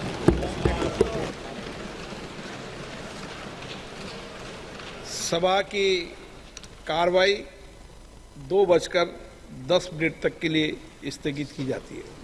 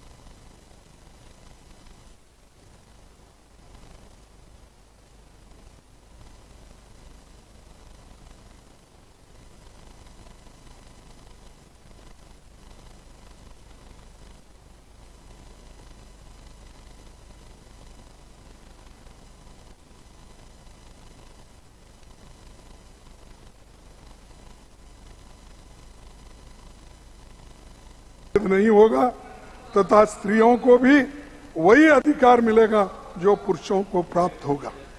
हमें मिलकर सोचना है कि राष्ट्रपिता के जो विजन रखा था उस दिशा में हम कितना आगे बढ़े हैं। आखिर में कि मैं केवल निवेदन करूंगा, अपनी बात खत्म करने से पहले पंडित जवाहरलाल नेहरू जी के बारे में बहुत बातें हमारे लखनऊ के नेताओं ने बताया, त्रिवेदी साहब ने बताया। मनमाने कानून पारित करे ये सब चीजें हैं, इसको ज्यादा मैं बोलने नहीं जाता। आखिरी मैं एक ही अपने बातों को कहूंगा। सर वो नेहरू जी का कोट, आपने नेहरू जी का कोट वही हाथ में लिया। सर इसी हाउस में बीजेपी के एक वक्ता ने, उनका नाम नहीं ले रहा हूं इसीलिए फिर वो उठ जाएंगे, इसी हाउस में बीजेपी के एक वक्ता ने क्या कुछ अपमानजनक बातें प्रथम प्रधानमंत्री और महान सेनानी नेहरू जी के बारे में कही, और प्रोसीडिंग में वो है। बीजेपी के लोगों ने अगर अटल जी को ही पढ़ लिया होता तो वो ऐसा जहरीला भाव नहीं दिखाते थे। 17 अगस्त 1994 को अटल बिहारी वाजपेयी ने कहा था कि नेहरू जी ने विपक्ष की मांग पर अपने सहायक यमोई मथाई को हटाने का फैसला तुरंत कर लिया था। नेहरू जी ने सदन में कहा कि जब सदन का एक महत्वपूर्ण हिस्सा, ये सुनिए साहब, महत्वपूर्ण हिस्सा यह महसूस करता हो कि कुछ न कुछ किया ही जाना चाहिए, तब बहुमत के लिए ये कतई उचित नहीं है कि सदन की इच्छा को दरकिनार कर दिया जाए। ये नहीं, नेहरू जी के निधन पर 19 मई 1964 को राज्यसभा में अटल जी ने जो भाषण दिया वो उनके दिल के निकली बातें थी और आपके जैसे जहरीली बातें नहीं थी। उन्होंने कहा था मानवता आज खिन्न है, मानवता आज खिन्न है, उसका पुजारी सो गया। शांति आज अशांत है, उसका रक्षक चला गया। दलितों का सहारा छूट गया, जन जन की आंख का तारा टूट गया। वे शांति के पुजारी किंतु क्रांति के अग्रदूत थे। मेरे नहीं वर्ड, वाजपेयी के, वाजपेयी जी के, अटल जी का, ठीक। वे अहिंसा के उपासक थे किंतु स्वाधीनता और सम्मान की रक्षा के लिए हर हथियार से लड़ने की हिमायत थी। वे व्यक्तिगत स्वाधीनता के समर्थक थे किंतु आर्थिक समानता लाने के लिए प्रतिबद्ध थे। अटल जी का ये लंबा भाषण है, मैं संक्षिप्त में चंद बातें आपके सामने करूंगा। वो व्यक्तित्व जो जिंदा दिली विरोधी को भी साथ लेकर चलने की वो भावना थी। पढ़ू साहब और एक बार पूरा, ये व्यक्तित्व जो जिंदा दिली विरोधी को भी साथ लेकर चलने की वो भावना, वो सज्जनता, वो महानता शायद निकट भविष्य में देखने को नहीं मिलेगी। और उनकी देशभक्ति के प्रति और उनके अटूट साहस के प्रति हमारे हृदय में आदर के अतिरिक्त और कुछ नहीं है। ये वाजपेयी के शब्द। और आपके प्रोसीडिंग अगर पढ़ेंगे तो आपको अटल जी का विचारधारा, नेहरू जी की सोच अलग थी, लेकिन आरएसएस लगातार निगेटिव चर्चा करके नेहरू जी की चरित्र हत्या का काम दशकों से करता रहा है। संघ के कई कार्यकर्ता जो संसद और सरकार में हैं, वे भी यही काम कर रहे हैं। नेहरू जी बेशक संपन्न परिवार में पैदा हुए, लेकिन आजादी की लड़ाई में वे 3259 दिन करीब 9 साल जेल में रहे। नेहरू जी 1929 में कांग्रेस अध्यक्ष बने तो फंडामेंटल राइट्स और इकोनॉमिक पॉलिसी पर उन्होंने काम शुरू की थी। कांग्रेस के कराची अधिवेशन में इस पर प्रस्ताव पास हुआ, लेकिन ये विजन आरएसएस को पसंद नहीं आया। दिसंबर 1947 में मुख्यमंत्रियों को पत्र लिखकर नेहरू जी ने चेतावनी देते हुए कहा कि हमारे पास दिखाने के लिए बहुत सारे सबूत हैं कि आरएसएस एक निजी सेना की प्रकृति का संगठन है, वह नाजी लाइन पर आगे बढ़ रहा है। और हालांकि उनके नेता खुले तौर पर कहते हैं वो एक राजनीतिक निकाय नहीं है, लेकिन उनकी नीति और कार्यक्रम राजनीतिक और अत्यधिक सांप्रदायिक और हिंसक गतिविधियों पर आधारित है। ये मैंने नहीं कहा, कि जवाहरलाल नेहरू जी ने जो चीफ मिनिस्टर को लेटर लिखी थी वो, और जो अटल बिहारी वाजपेयी जी नेहरू जी के बारे में जो बात की थी, ये भी बता दें, ये सब है। ये भी बता दें अटल बिहारी वाजपेयी जी का स्रोत क्या था? हाँ, अटल बिहारी वाजपेयी कौन से संगठन के थे, ये भी बता दें। वो ये भी बता दें। नहीं, जनसंघ के थे, लेकिन ये पूरा अरे तुम जरा चुप। अच्छा, इनके पास आरएसएस अटल जी के काफी भाषण है। नहीं, वाजपेयी के जैसे नेता अगर होते तो ये नौबत नहीं आती थी। मंगलसूत्र, भैंस लेना, जमीन लेना और लोग मुजरा, ऐसे शब्द नहीं आते थे। ये अलग है, वो अलग है। इसीलिए एक दूसरे को कंपेयर मत करो।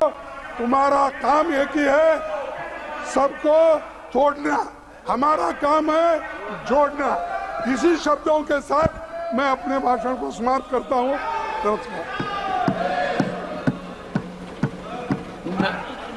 नहीं, पहले अश्विनी वैष्णव wants to make an intervention. नहीं, okay, you want to say something? दो तीन बार आया, मैं रिवर्स में जवाब देता हूं। सर, मैंने जवाहरलाल नेहरू जी के बारे में कोई जहरीली बात नहीं कही। मैंने जो बातें कोर्ट की, सर पूरा मेरी प्रोसीडिंग, सर पूरी बात सुनिए। सुधांशु जी, सर एक सेकंड, सर एक मिनट, पूरी प्रोसीडिंग निकाल के देख ले। मैंने सिर्फ 4 कांग्रेस के नेताओं को कोर्ट किया। सर सुधांशु जी, सर 90 मिनट के भाषण में प्रतिपक्ष के नेताजी ने बहुत कुछ बातें कही हैं, और उस बातों में एक खास बात है, इनके दिल पर एक ही बात छाई रही है, उन्होंने कही है। सही समय पर आप जवाब दीजिए। बस सर 2-3 लाइन में। नंबर 1, मैंने सिर्फ कांग्रेस के नेताओं को कोट किया। सर आरएसएस के बारे, सर जवाहर सरकार,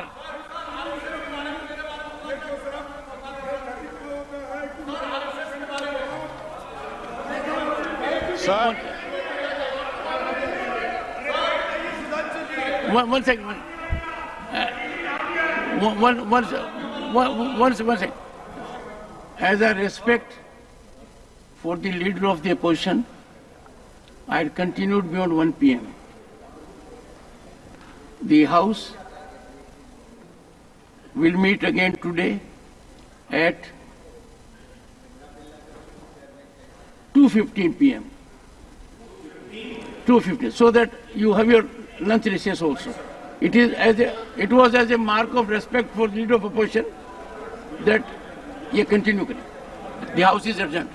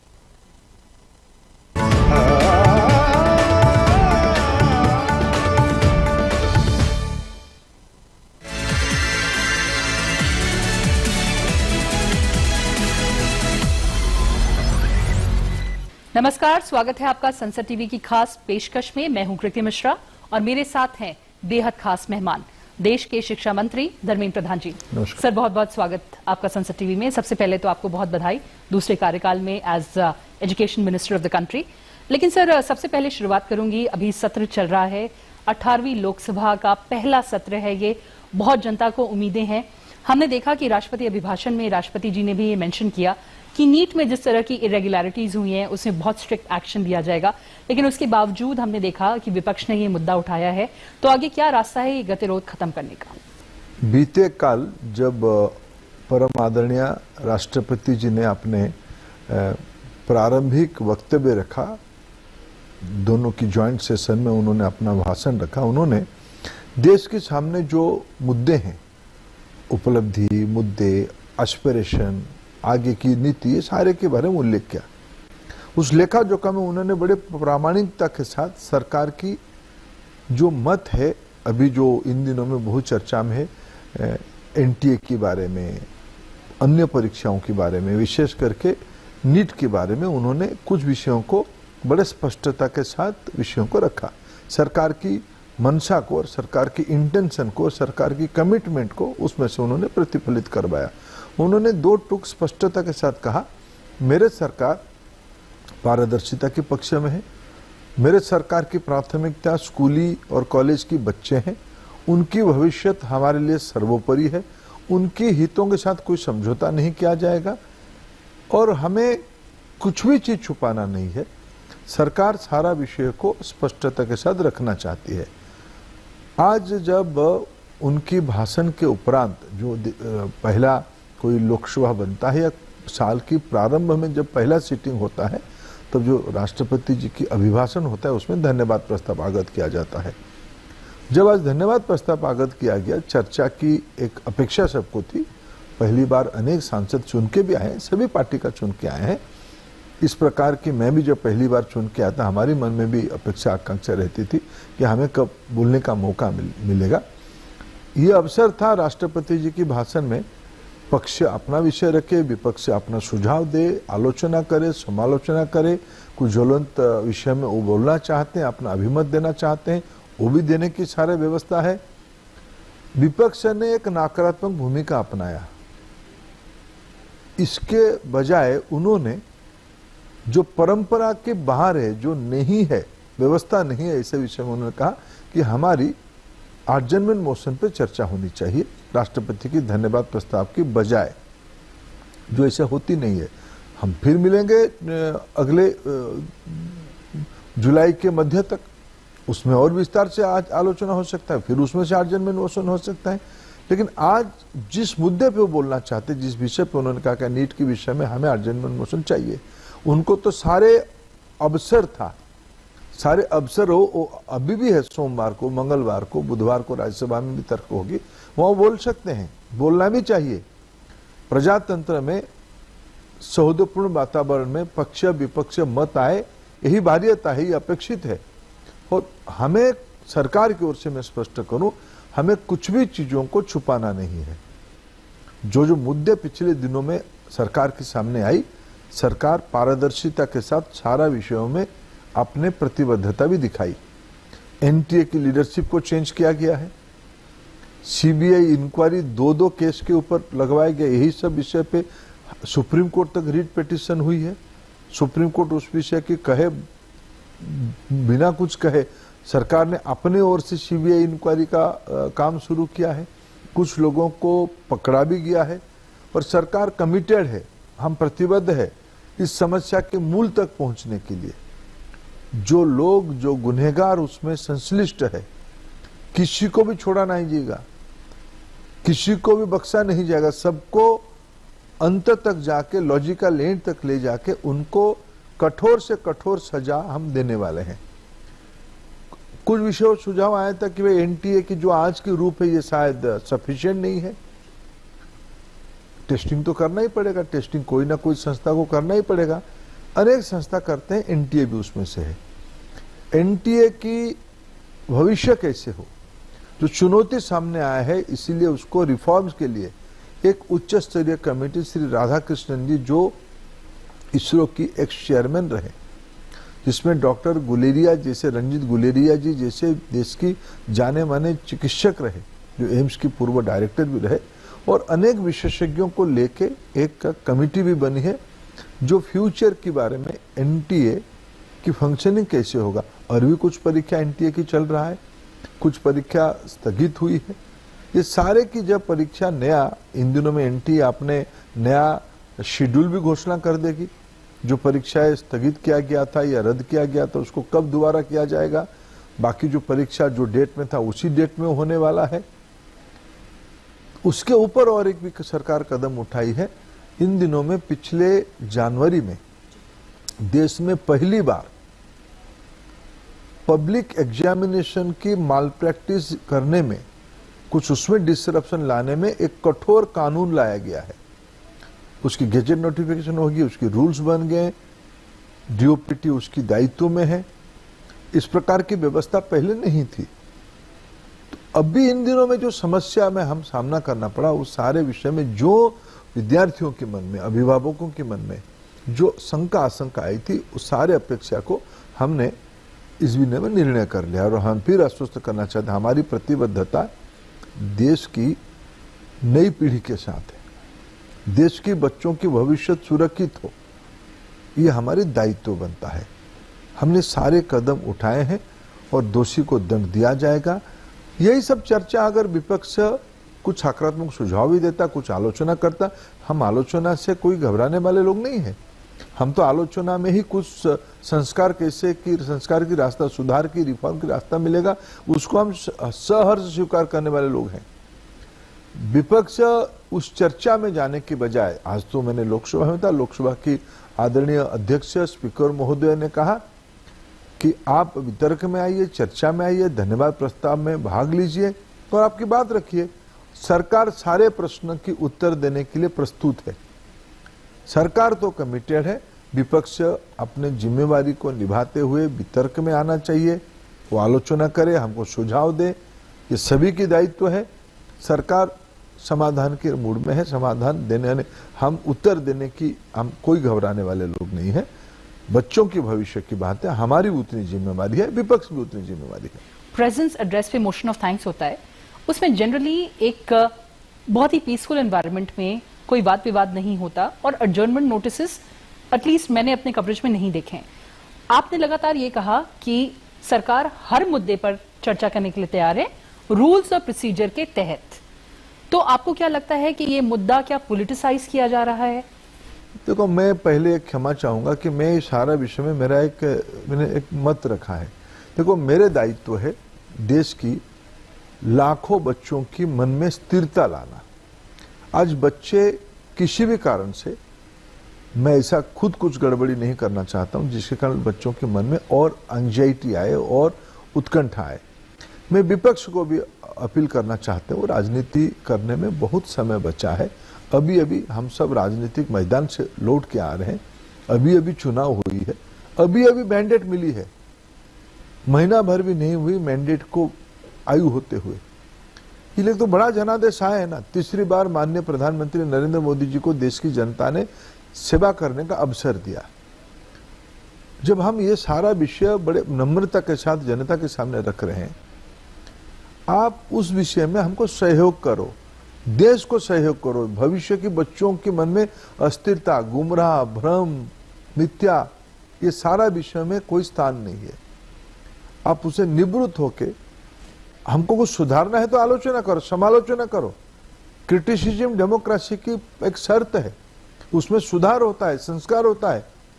लेकिन डिसरप्शन करना, बाधा डालना, मूल विषयों को भटकाना, सरकार चर्चा चाहती है, सरकार प्रस्तुत है उस चर्चा में भाग लेके सटीक बातों को सदन की पटल पे रखना। लेकिन आप चर्चा की बहाने डिसरप्शन करते हो तो ये आपकी कोई राजनीतिक रणनीति हो सकता है। हमारा रणनीति देश की भविष्य, बच्चों की भविष्य सुरक्षित हो। सर, आप देश के शिक्षा मंत्री हैं, लगातार अपोजिशन से डिमांड आ रही रीनीट की, लेकिन ऐसे में उन बच्चों का क्या जिन्होंने लगातार पढ़ाई की, अच्छे नंबर उन्होंने प्राप्त किए और मेहनत के बाद क्वालिफाई किया, उनका क्या? देखो, ये सारा विषय भी कोर्ट की संज्ञान में है। देश में 46 रिट पिटीशन हुए हैं, ये सारे क्लब होके सम्माननीय सुप्रीम कोर्ट की पास पहुंच चुकी है। सुप्रीम कोर्ट अपना एक निर्णय करने वाला है, हम सब उसके अंदर बंधे हुए हैं।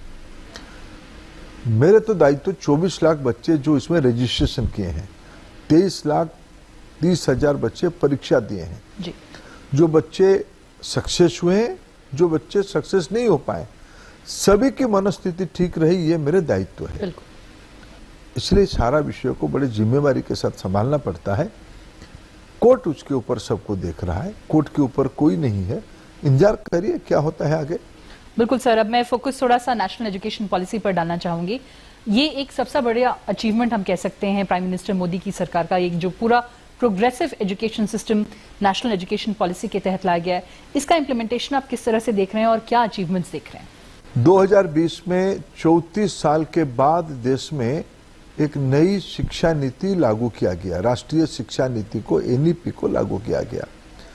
संविधान सभा में जैसे बहुत लोगों के साथ विमर्श करके, बहुत लोगों की भागीदारी से हमारी देश की संविधान बनी, वैसे ही 2020 नेशनल एजुकेशन पॉलिसी एक कंसल्टेटिव प्रक्रिया में बातचीत के आधार पे, संपर्क के आधार पे, अनेक सुझावों की आधार पे ये डॉक्यूमेंट बनी है, मसौदा बनी है। मैं मानता हूं 21वीं सदी में भारत को एक ज्ञान आधारित अर्थनीति में परिवर्तन करने के लिए जो बुनियादी पाथवे है, फंडामेंटल पाथवे है, उस फंडामेंटल पाथवे की नाम है राष्ट्रीय शिक्षा नीति। पहली बार देश में क्लास एज 3 से, आयु 3 से लेके आगे 15 साल की पढ़ने पढ़ाने का व्यवस्था होगा। आगे चल के स्किल एजुकेशन एक हमारी शिक्षा की स्थायी व्यवस्था होगी। पोषण एक प्रमुख एजेंडा रहेगा, स्किल डेवलपमेंट एक एजेंडा रहेगा, इनोवेशन एक एजेंडा रहेगा। भारत की शिक्षा व्यवस्था भारतीय भाषा आधारित रहो, ये उसकी प्राथमिकता है। भारत की शिक्षा व्यवस्था जड़ से जुड़े रहे लेकिन भविष्य को देख पाए, रूटेड बट फ्यूचरिस्टिक, ये उसकी एक साइलेंट फीचर है। ये सारे को जब हम आज आकलन करते हैं, धीरे धीरे एनईपी सर्वसम्मति से देश की शिक्षा संस्थानों के माध्यम से विद्यार्थियों तक पहुंचने का प्रक्रिया शुरू हो गया है और आने वाले 2-4 साल में ये और गति पकड़ेगी। तब भारत अपने संभावनाओं की और निखार होगी। भारत की वर्कफोर्स में स्किल, नॉलेज, कॉम्पिटेंसी ये बढ़े, इसलिए शिक्षा को मजबूत करना पड़ेगा। राष्ट्रीय शिक्षा नीति उसी दिशा में एक बहुत बड़ा पहल है। इस बार आने वाले 2-3 साल में एक सब्सटेंटिव और क्वालिटेटिव और क्वांटिटेटिव फर्क शिक्षा में इस एनईपी की इम्प्लीमेंटेशन में ध्यान में आएगा। बिल्कुल सर, और चलते चलते बेहद महत्वपूर्ण दायित्व है आपके पास दोबारा, मोदी जी की सरकार की तीसरा जो कार्यकाल है, शिक्षा मंत्री दोबारा आपके लिए ये है। क्या प्रायोरिटीज हैं, क्या आपने की अपनी प्रायोरिटीज मार्क कर रखी हैं कि इस कार्यकाल में ये पूरे करने हैं? भारत युवाओं की देश है। आने वाले 25 साल भारत एक यंग नेशन के नाम पे जाने जाएगा। आने वाले 25 साल में भारत विकसित होने वाला ही है। आने वाले 25 साल में भारत की अर्थनीति दुनिया की प्रमुख अर्थनीति में 1, 2, 3 के अंदर रहने वाला है। ये सारे तब संभव होगा जब एक कॉम्पिटेंसी, नॉलेज और एक रूटेडनेस उसमें ध्यान में आएगा। भारत की शिक्षा व्यवस्था, शिक्षा की दुनिया हजारों साल पुरानी है। उसको आज के समय में उस पुरानी जमे हुए चीजों को एक आधुनिकता के साथ जोड़ के न केवल भारत की आवश्यकता को पूरा करना, ग्लोबल रिक्वायरमेंट को पूरा करना।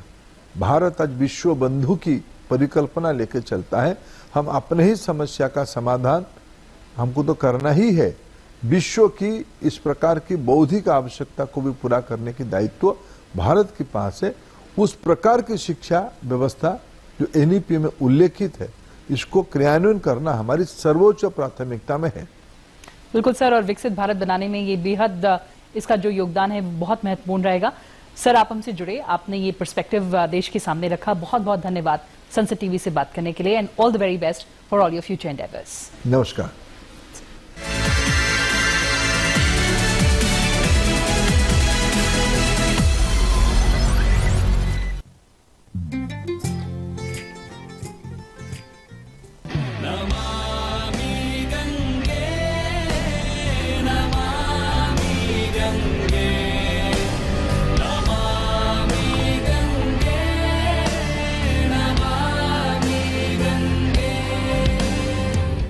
गंगा पर आस्था। इस वीडियो में गंगा की पवित्रता को दर्शाया गया है। इससे यह प्रमाणित होता है कि गंगा से जुड़े बहुरूपी आचार विचार लोगों की आस्था में व्यापक हैं। सभी अपने शरीर में 3/4 भाग पानी के साथ जन्म लेते हैं। माना जाता है कि जल उन 5 तत्वों में से एक है जिनसे सभी प्राणियों का निर्माण होता है। हम गंगा जल के विषय पर चर्चा करेंगे और गंगा जल के वैज्ञानिक प्रमाणों को खोजने का प्रयास करेंगे। श्रद्धालुओं के मन में गंगा जल की पवित्र छवि है। आइए गंगा जल के परिचय से शुरुआत करें। हिंदू सनातन धर्म में जल, विशेषकर गंगा जल के रूप में, कर्म चक्र की प्रक्रिया में महत्वपूर्ण स्थान रखता है। जन्म और मृत्यु, इन 2 प्रसंगों के कर्म चक्र की रचना होती है। हिंदू समाज में एक प्रबल धारणा है कि गंगा नदी में स्नान करने से मनुष्य के सभी पाप धुल जाते हैं और गंगा जल की मात्र कुछ बूंदों से ही मरणासन्न मनुष्य को मोक्ष प्राप्त हो जाता है। ऐसी कई मान्यताओं के कारण ही गंगा जल को हिंदू धर्म में पवित्र और शुभ माना जाता है। पर गंगा जल की रहस्यमयी शक्ति के पीछे कई वैज्ञानिक प्रमाण भी है। साधारण जल के विपरीत गंगा जल अपने चिरस्थायी स्वरूप के लिए प्रसिद्ध है। वैज्ञानिक शोध के अनुसार गंगा जल में स्वयं स्वच्छ होने की क्षमता होती है और इसका कई दबाव में भी प्रयोग किया जाता है। आप शायद सोचें कि आखिर ये कैसे हो सकता है। गंगा नदी में ऐसे जीवाणु पाए जाते हैं जो दूसरे हानिकारक विषाणुओं को खाकर उन्हें नष्ट कर देते हैं। अंग्रेजी में इनको बैक्टीरियोफेज कहा जाता है और इनके कारण ही गंगा जल में जीवाणु रोधी क्षमता होती है। ये जीवाणु भोजी मनुष्यों को कोई हानि नहीं पहुंचाते, अपितु ये जीव ऐसे कई जीवाणुओं से लड़ते हैं जो टीबी, निमोनिया, हैजा एवं मूत्र पथ संक्रमण जैसे रोगों को जन्म देते हैं। कैंसर जैसे गंभीर रोग के कई उपचारों में भी गंगा जल को उपयोगी माना जाता है। इन सूक्ष्म जीवों पर शोध के आधार पर वैज्ञानिकों ने फेस थेरेपी को विकसित किया है। गंगा जल को मुख्य घटक रखते हुए फेस थेरेपी के संशोधन से वैज्ञानिकों को कोविड-19 के उपचार में भी आशा दिखी है। राष्ट्रीय पर्यावरण अभियांत्रिकी एवं अनुसंधान संस्थान के शोध ने गंगा जल में लगभग 1100 प्रकार के जीवाणु भोजी जीवों की पुष्टि की है। हिमालय के स्थायी हिम भंडार में इन जीवाणु भोजियों का असीम संग्रह है। इसके साथ ही गंगा के तट पर पाई जाने वाली स्थानीय जड़ी बूटियां गंगा जल के रासायनिक संयोजन को उत्तम बनाती हैं। ये जड़ी बूटियां एवं अन्य खनिज पदार्थ हिमालय के ऊपरी भाग में नदी द्वारा निर्मित जलाशयों में पाए जाते हैं। ये गंगा जल की स्वयं स्वच्छ होने की क्षमता व चिकित्सीय गुणों को बढ़ाते हैं। अतः आश्चर्य की बात नहीं है कि गंगा जल की इस पवित्रता और शक्ति के कारण ही बड़े धार्मिक संस्कार करने के लिए हर वर्ष करोड़ों भक्त गंगा तट पर आते हैं। प्राचीन काल से ही गंगा तट पर धार्मिक संस्कार करने की परंपरा चली आ रही है।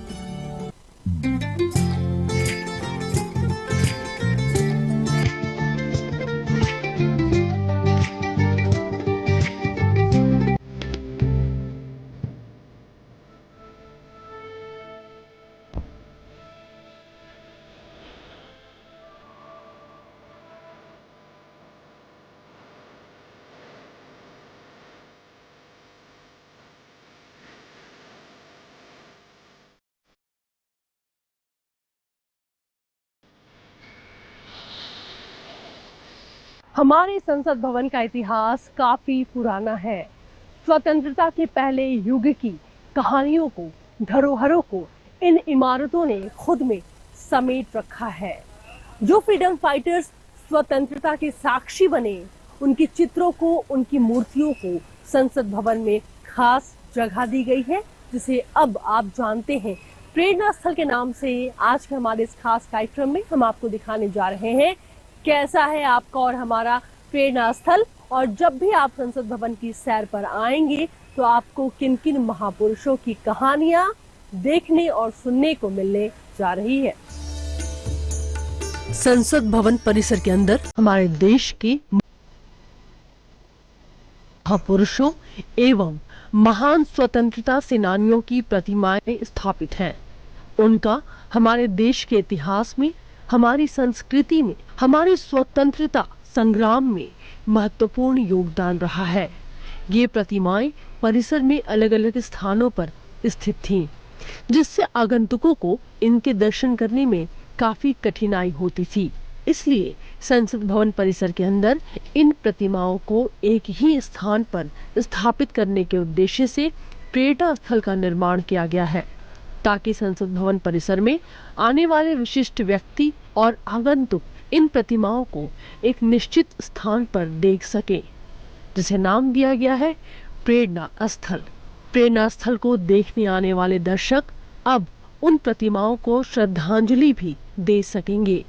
16 जून 2024 को उपराष्ट्रपति एवं राज्यसभा के सभापति, उपसभापति, लोकसभा अध्यक्ष, संसदीय कार्य मंत्री की गरिमामयी उपस्थिति में नवनिर्मित प्रेरणा स्थल का लोकार्पण हुआ था।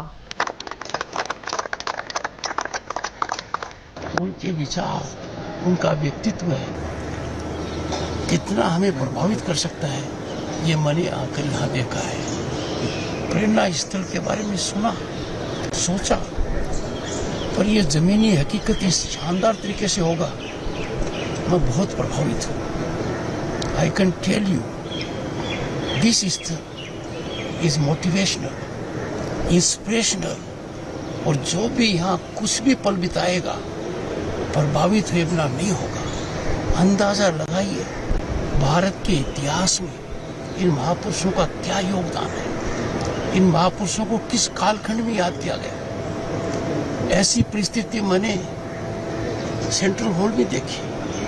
1989 में सांसद बना, उसके बाद उसका परिवर्तन निरंतरता से हुआ। आप अंदाजा लगाइए कि आजादी के कितने बाद डॉक्टर अंबेडकर को भारत रत्न मिला।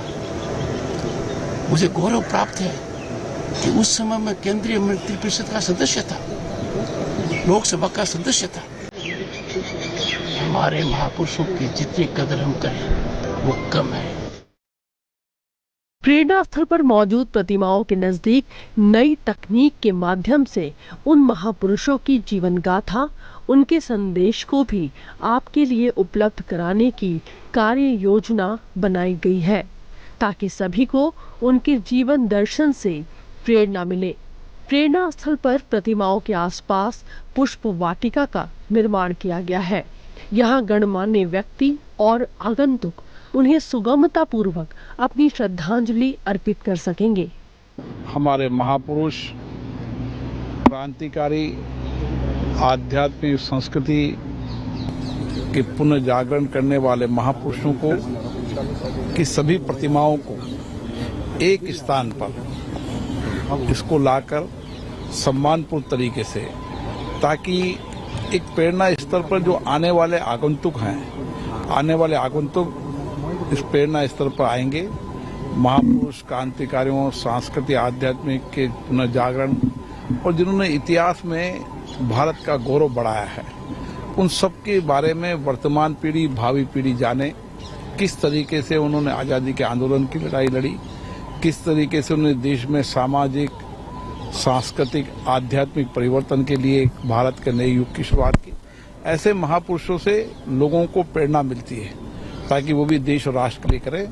मुझे लगता है कि प्रेरणा स्थल आने वाली पीढ़ियों को हमेशा प्रेरणा देता रहेगा। भारत के संसद के परिसर में यह ऐतिहासिक दिन है एक जगह प्रेरणा स्थल पर आज जिन महान लोगों की मूर्तियां हम देख रहे हैं, जिसका उद्घाटन भारत के उपराष्ट्रपति और राज्यसभा के चेयरमैन आदरणीय हमारे उपराष्ट्रपति जी ने किया और साथ में लोकसभा के हमारे स्पीकर आदरणीय ओम बिरला जी ने किया और भारत सरकार के वरिष्ठ मंत्री अनेक इस अवसर पे मौजूद रहे। यह स्थल हमेशा देश के लिए प्रेरणा स्रोत के रूप में काम करेगा। जिन महानायकों की तस्वीरें यहाँ लगी हैं, ये सारे नायक वो हैं जिन्होंने देश को आज इस बौद्धिक स्तर पर आज इस महानता के की श्रेणी में पहुंचाया है। इसलिए ये सदैव चिर स्मरणीय और देश के लिए प्रेरक स्मृति के रूप में याद रहेंगे। तकनीक के मामले में नई संसद भवन का कोई मुकाबला नहीं है और उसकी एक झलकी आपको प्रेरणा स्थल पर भी देखने को मिलेगी। आप जब भी प्रेरणा स्थल आएंगे तो आप QR कोड के माध्यम से उन महापुरुषों की जानकारी अपने फोन पर ले पाएंगे जिन्हें प्रेरणा स्थल में जगह मिली है। चलिए अब हम आपको पथ दर्शिका दिखाते हैं। इसका मतलब यह हुआ कौन है वो 15 महापुरुष और क्या है उनकी जीवन गाथा जिनके नाम से संसद भवन में प्रेरणा स्थल का निर्माण हुआ है। महात्मा गांधी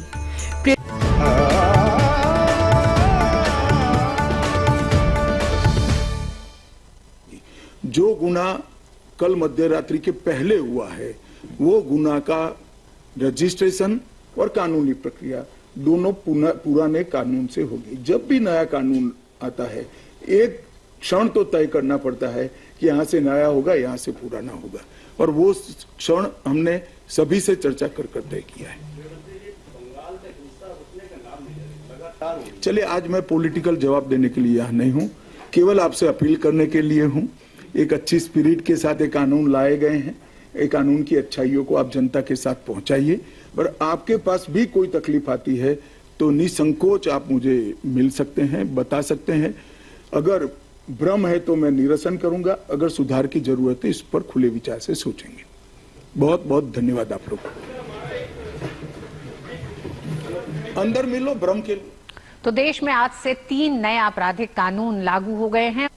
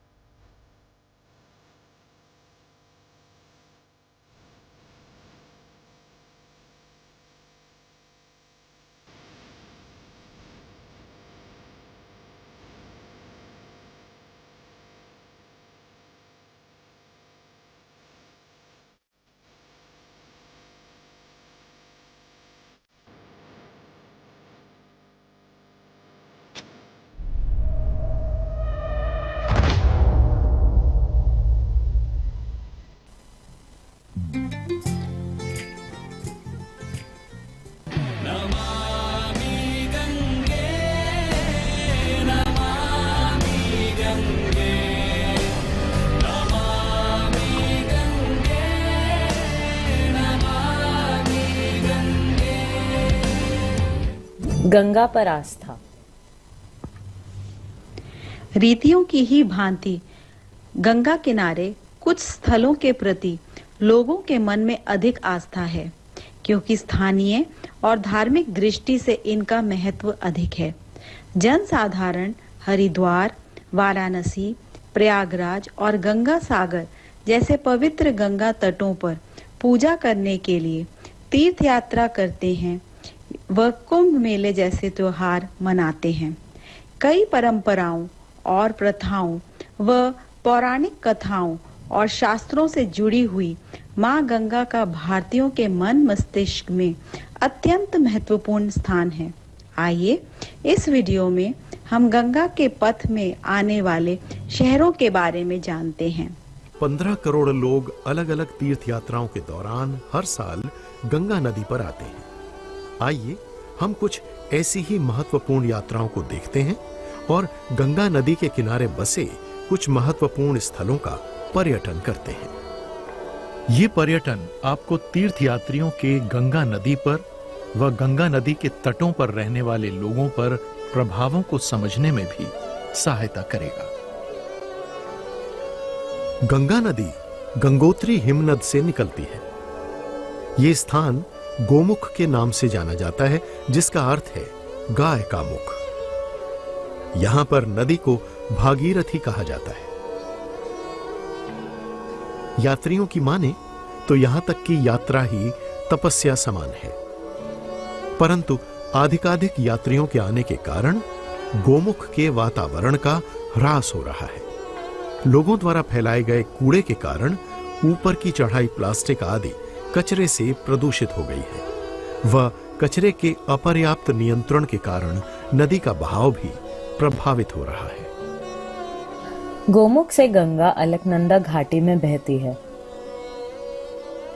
इस यात्रा में नदी बद्रीनाथ, केदारनाथ, गंगोत्री और यमुना घाटी में यमुनोत्री से होकर गुजरती है।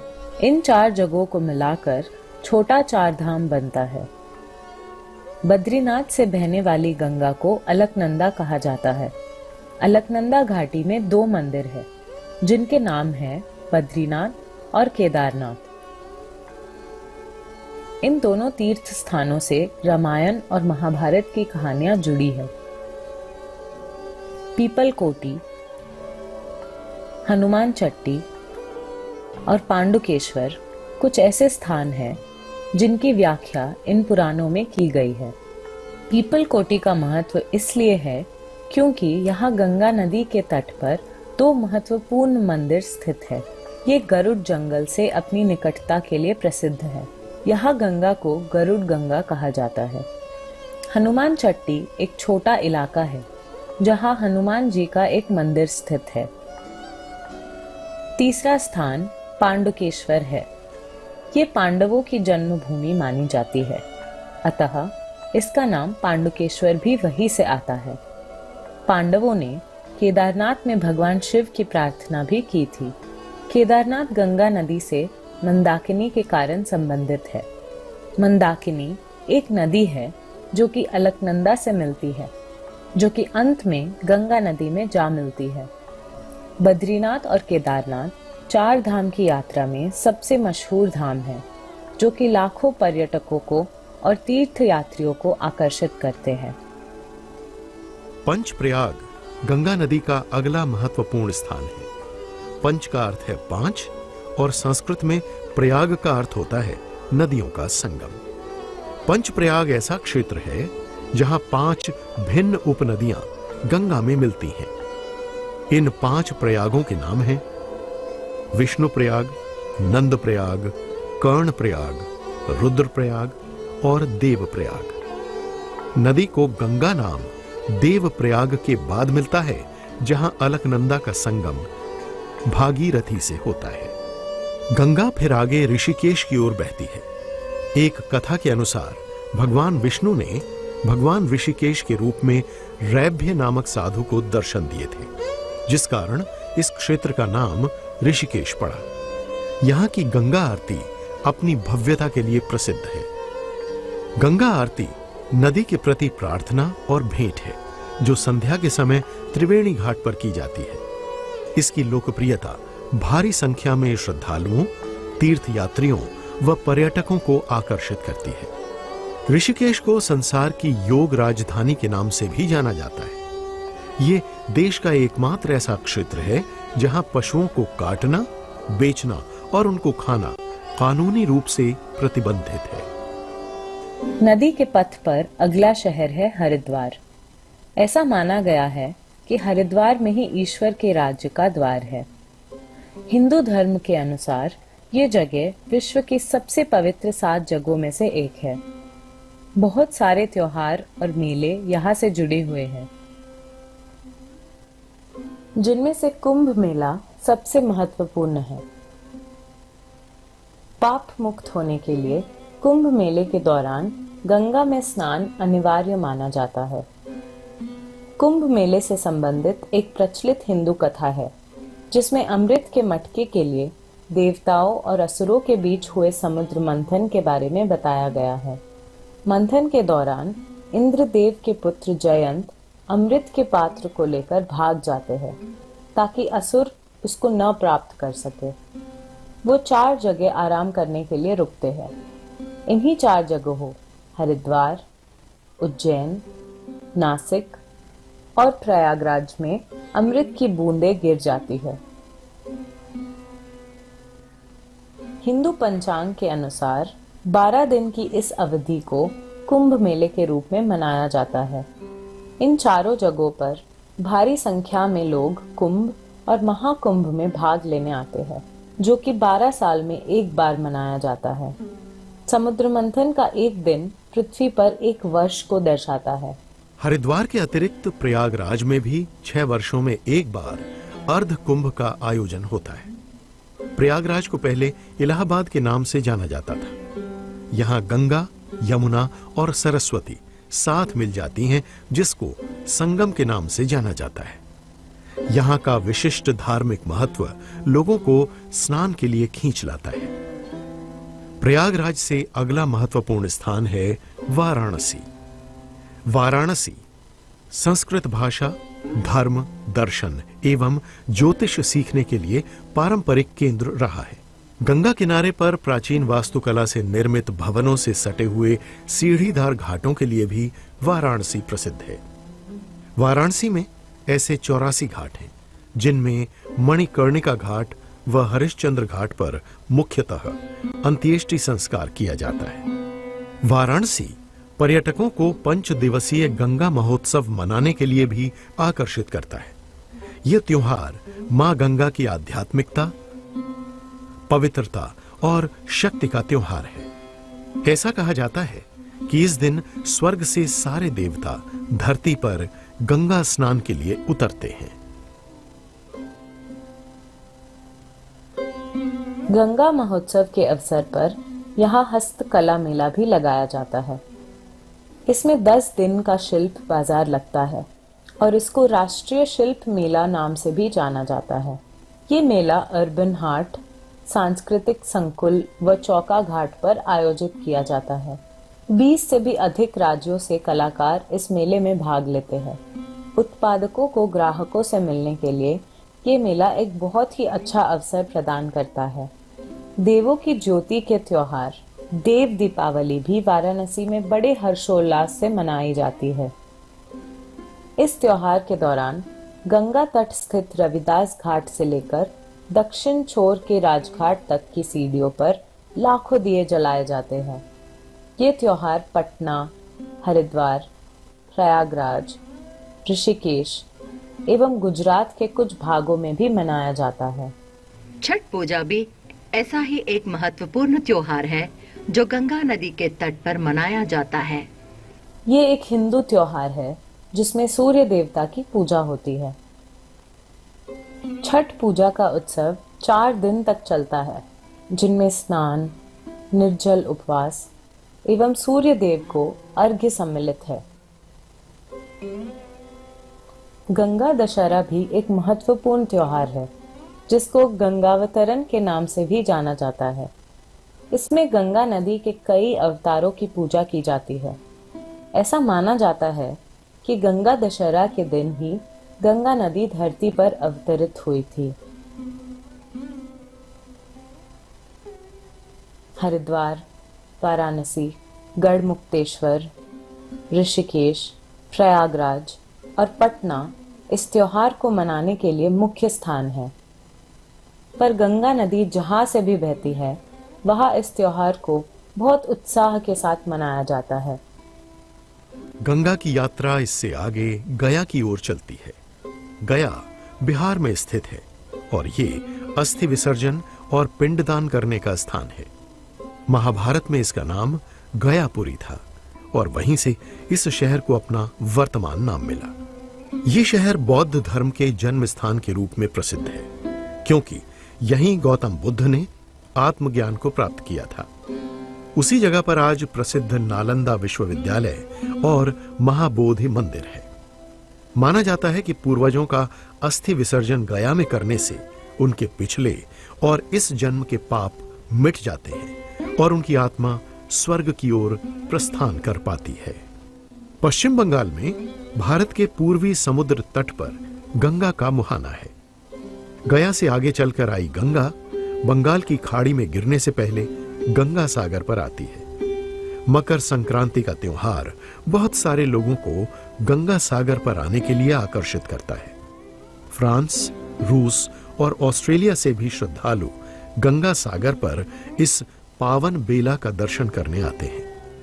त्योहार के दौरान लोग गंगा स्नान करने के पश्चात कपिल मुनि आश्रम के मंदिर में भी प्रार्थना करने जाते हैं।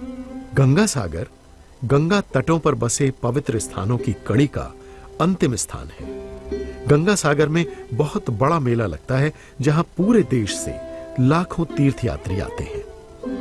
ऐसी आस्था को देखते हुए ये प्रत्येक भारतीय का नैतिक कर्तव्य बन जाता है कि वो गंगा नदी के संसाधनों का सचेत होकर उपयोग करें।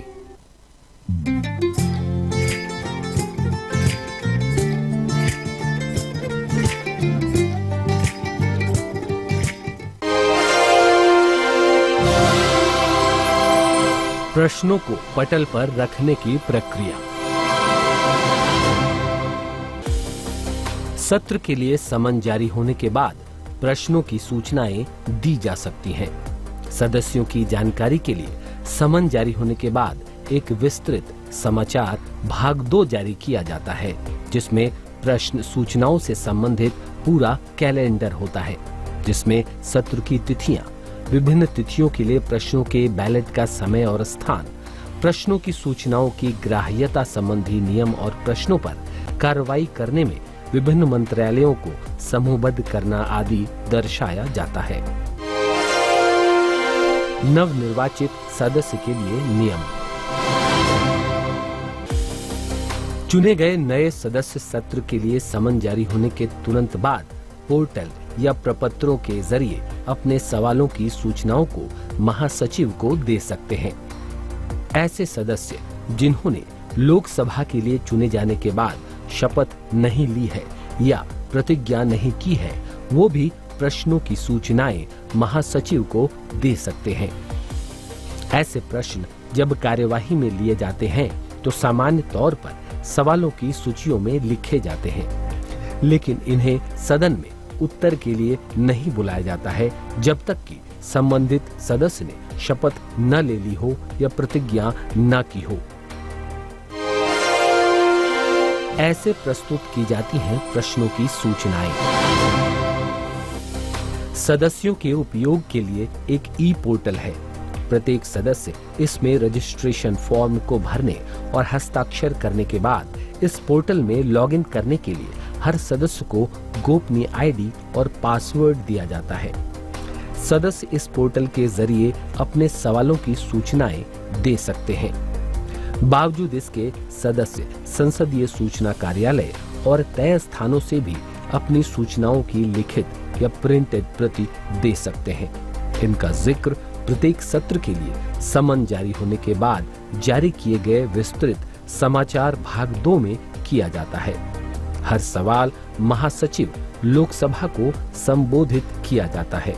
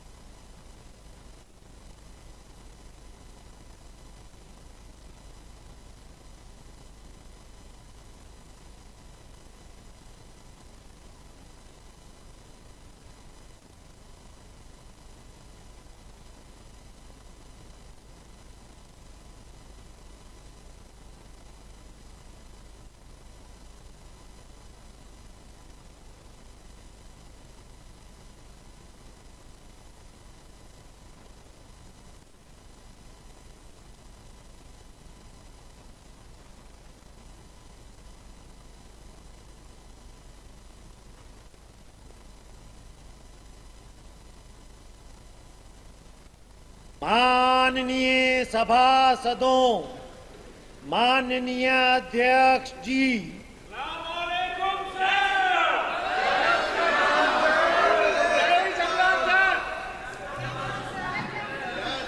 माननीय सदस्यगण, राष्ट्रपति के अभिभाषण पर जिन माननीय सदस्यों के संशोधन परिचालित किए गए हैं, यदि वे अपने संशोधनों को प्रस्तुत करने के इच्छुक हैं, 15 मिनट के भीतर सभा पटल पर अपनी पर्चियां भेज सकते हैं, जिनमें उक्त संशोधन की क्रम संख्या दर्शाई गई हो जिन्हें वह प्रस्तुत करना चाहते हैं। केवल उन संशोधनों को ही प्रस्तुत किया समझा जाएगा जिसके संबंध में पर्चियां निर्दिष्ट समय के भीतर सभा पटल पर प्राप्त होगी। इस प्रकार प्रस्तुत किए गए संशोधनों की क्रम संख्या को दर्शाने वाली सूची कुछ समय पश्चात सूचना पट पर लगा दी जाएगी। यदि सदस्य सूची में कोई विसंगति पाते हैं तो वह कृपया इसे तत्काल सभा पटल पर अपने सभा पटल के अधिकारियों को ध्यान में लाए। श्री राहुल गांधी जी।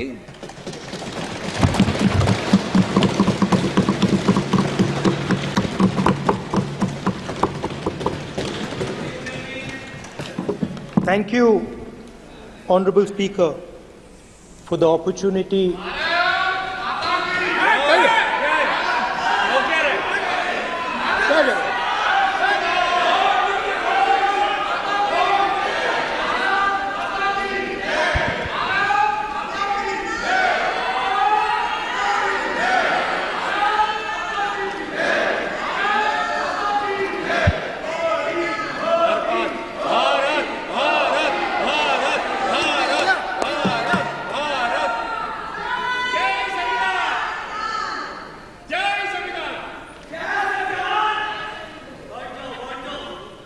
जय संविधान। कॉपी है उसकी?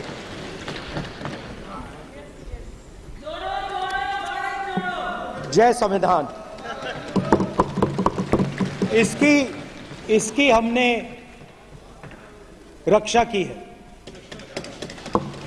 देश ने मिलकर संविधान की रक्षा की है और अच्छा लग रहा है अब कि हर 2-3 मिनट बीजेपी के लोग संविधान संविधान संविधान संविधान कह रहे हैं।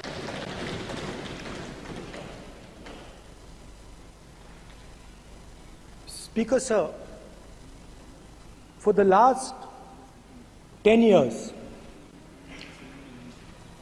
there has been a systematic attack on the Constitution, on the idea of India, and on anybody who opposed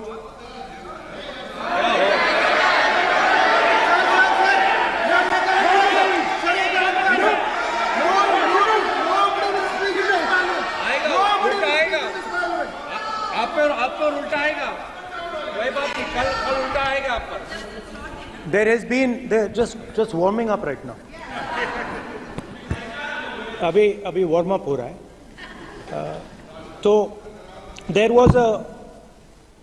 was a systematic, full-scale assault on the idea of India, on the Constitution, and also on millions and millions of people who resisted the ideas being proposed by the BJP, who resisted the attack on the Constitution. Many of us personally were attacked. In fact, some of our leaders are still in jail. One of our leaders has just recently been released. Another one is still in jail. And not only the opposition, but anybody who resisted the idea of concentration of power, of concentration of wealth, of aggression on the poor, of aggression on Dalits, minorities, tribals, was crushed. Violently crushed. People were put in jail. People were threatened. And I myself was attacked. Sir, ये संसद TV का नया format देखा है, आधा आधा, ये पहले हम देखा नहीं हमने. I myself was attacked by order of the government of India, by order obviously of the Prime Minister of India. 20 plus cases, 2-year jail sentence, my house taken away, no problem. Relentless attack in the media, 24/7, every single day, abuse, attack, abuse, attack. And then the most enjoyable and beautiful part of it, 55 hours of interrogation by the ED. No, which I really enjoyed. Because by the end of the interrogation, the officer off camera, he switched off the camera and then he asked me, Rahul ji, you've been sitting here 55 hours. आप पत्थर जैसे हो, आप हिलते क्यों नहीं हो? मुझसे सवाल पूछा उसने. तो जब ऐसा आक्रमण होता है, when there's an attack like this on you, you obviously need refuge, you need a place, or you need ideas that defend you. So today I want to start my speech by telling my friends in the BJP and the RSS about the ideas that we used, the entire opposition used, to defend the idea of India. Where these ideas come from and how they gave us the strength, all of us, anybody who opposed the regime, how they gave us the strength to fearlessly take any onslaught that was placed before us. So I'd like to start by showing an image of our refuge. Okay? Sir, Shiv ji की photo नहीं दिखा सकते sir? एक minute माननीय सदस्य. Sir, Shiv ji की photo मना है सर? एक मिनट. सर मना है तो रख देता हूं सर. नो, एक मिनट प्लीज. आपने सवाल उठाया, आपके माननीय सदस्यगण 353 का नियम बता रहे थे, 352 का नियम बताया. No, please, no. आपने कहा इस नियम प्रक्रिया से सदन चलना चाहिए. नियम प्रक्रिया में कोई भी प्ले कार्ड, कोई भी चिन्ह को सदन में नहीं दिखाया जा सकता. आपने कहा नियम से, ऐसा नहीं है. माइक दीजिए सर. जी सर, क्या इस हाउस में शिव जी की फोटो दिखाना मना है? माननीय सदस्य, आप बस ये बता दीजिए. माननीय सदस्य सर, मना है या नहीं? कोई भी चित्र को दिखाने के तो शिव जी का चित्र इस हाउस में दिखाना मना है. यहाँ पे दूसरी चीजों के चित्र दिखाए जा सकते हैं, मगर शिव जी का चित्र नहीं दिखाया जा सकता. अगर मैं कह रहा हूं कि हमें इनसे प्रोटेक्शन मिली और मैं समझाना चाह रहा हूं कैसे प्रोटेक्शन मिली, आप मुझे चित्र नहीं दिखाने दे रहे हो. इसके बाद मेरे पास और चित्र हैं, मैं सब दिखाना चाहता था. स्पीकर सर, ये चित्र पूरे हिंदुस्तान के दिल में है. पूरा हिंदुस्तान इस चित्र को जानता है, समझता है. Everybody knows this image. Speaker sir, why I got this image is because there are certain ideas in this image that we defend, that the opposition defends. The first idea in the image that we defend is the idea of confronting our fear, of never being scared. That idea is represented in this image, which you are not allowing me to show, by a snake that is placed right near the neck of Shivji. The idea behind that is never be scared of anything that you face. In fact, Shivji places death 1 inch from his neck. And that is the spirit with which we fought when we were in the opposition. From this idea of resisting, we are still in the opposition, I know. I know that. And I'm happy and proud to be in the opposition. Because for us, there is more than power. There is truth. For you, there is only power. That is the only place you want to be. For us, there is truth. And this is a symbol of truth. So when Shivji places the snake near his neck, what he is saying is, I will accept the truth and I will not back down from the truth, and that is what we have said. After that, a new idea emerges. And of course, I cannot show Shivji's picture, but all of you know it. Behind the left shoulder of Shivji is the Trishul. Now, I would like you to understand that there is a reason that the Trishul, a weapon, has been placed behind the left shoulder. The Trishul is not a symbol of violence. It is a symbol of non-violence, and that is why it is placed in a place where Shiva cannot reach it with his right hand. If it was a symbol of violence, it would have been held in his right hand like this. It is a symbol of non-violence. That is why it is placed behind his left shoulder. When we fought the BJP, we were not violent. When we defended the truth, there was not an ounce of violence in us.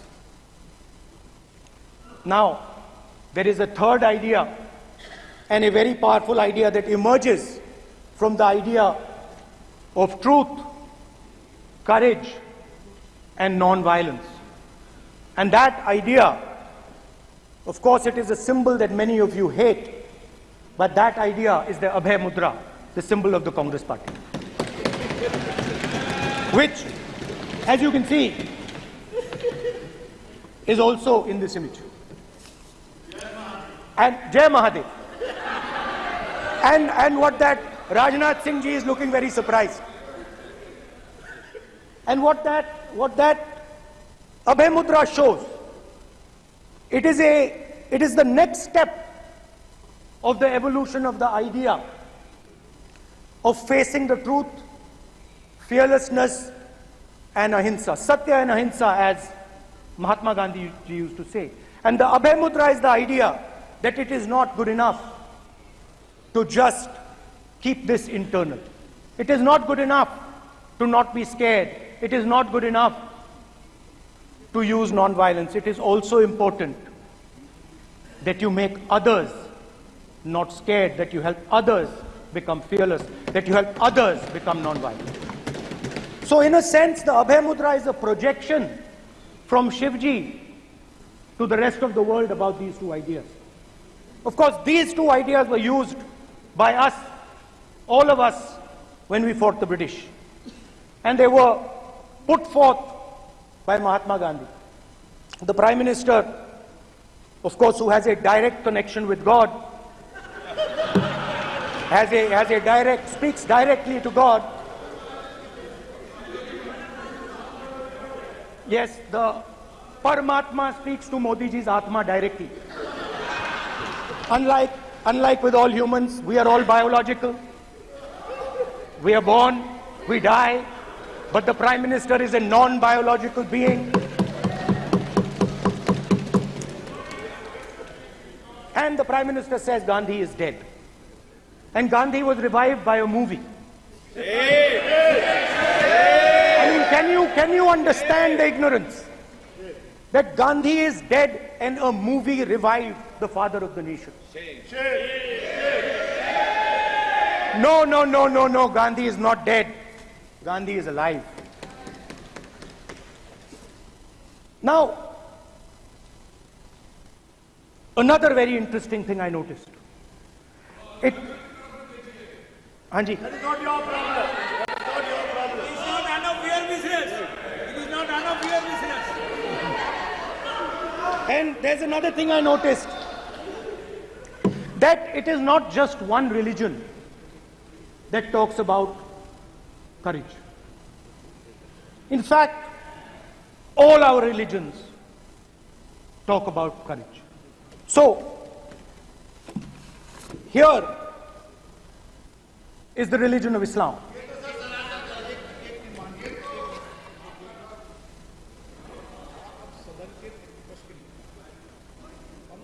आपसे अपेक्षा ठीक है, मैं दिखाऊंगा नहीं sir, कैसे करूं? मैं समझाना चाहता हूं, वो समझा नहीं पा रहा हूं। समझदार हैं यहाँ पर, सब चुनकर आते हैं, जनता बात ने नहीं बन सबको रही, चुनकर भेजा है, मजा नहीं आ रहा है। जनता ने सबको चुनकर भेजा, आप एड्रेस करें। जनता ने कांग्रेस पार्टी ने शिव जी की फोटो दिखा दी है, गुस्सा हो गए। अब देखिए, प्लीज मान्य सदस्य, प्लीज मान्य सदस्य, आप तो इस्लाम में भी कहा गया है, मैं पढ़ता हूं, एड्रेस इधर करें। He said, एड्रेस इधर करें मान्य सदस्य। हाँ जी, सॉरी, इस्लाम में भी लिखा गया है, कुरान में, the prophet peace be upon him said, he, God said, have no fear, I am with you, hearing and seeing। मतलब इस्लाम में भी कहा गया है कि डरना नहीं है। और जब इस्लाम में दुआ मांगी जाती है तो दोनों हाथ से, दाएं हाथ से अभय मुद्रा दिखाई देता है। उसके बाद गुरु नानक जी की ओर चलते हैं।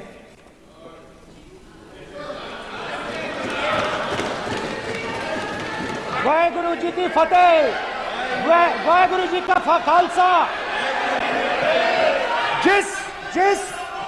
जिस धर्म पर आप हर रोज आक्रमण करते हो, गुरु नानक जी जो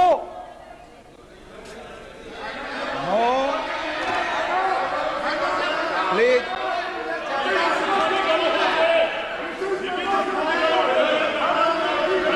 नो, प्लीज प्लीज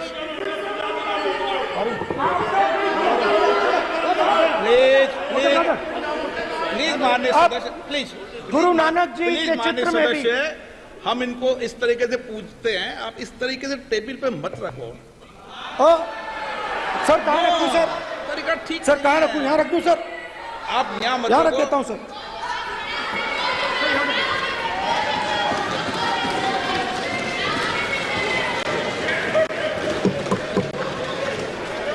सर गुरु नानक जी के चित्र में भी आपको अभय मुद्रा दिखाई देगा। गुरु नानक जी भी कहते हैं कि डरो मत, डराओ मत। और पंजाब से गुरु नानक जी मेक्का तक गए, थाईलैंड तक गए, अफगानिस्तान गए, श्रीलंका गए, किसी से हिंसा नहीं की, अहिंसा की बात की, सत्य की बात की, और किसी को उन्होंने अपनी जिंदगी में नहीं डराया। उसके बाद जीसस क्राइस्ट की इमेज देखिए, उसमें भी आपको अभय मुद्रा दिखाई देगा। जीसस क्राइस्ट की इमेज में भी अभय मुद्रा, डरो मत, डराओ मत। और जीसस क्राइस्ट ने कहा कि अगर आपको कोई थप्पड़ मारता है तो दूसरा गाल दिखा दो। उसके बाद बुद्ध भगवान, अभय मुद्रा।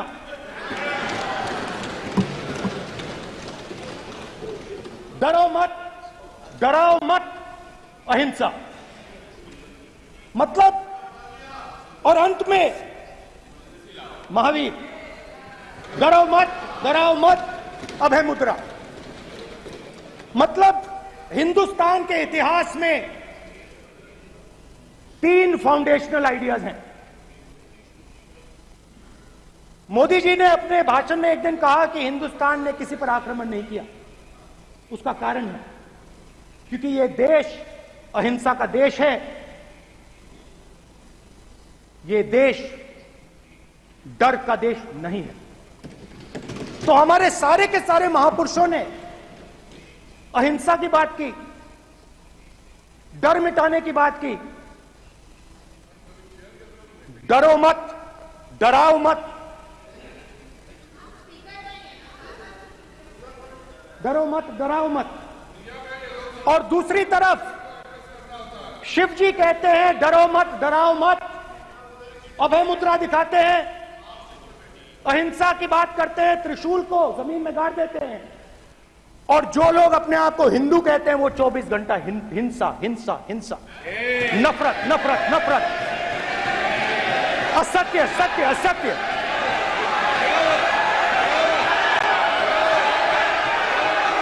आप हिंदू हो ही नहीं।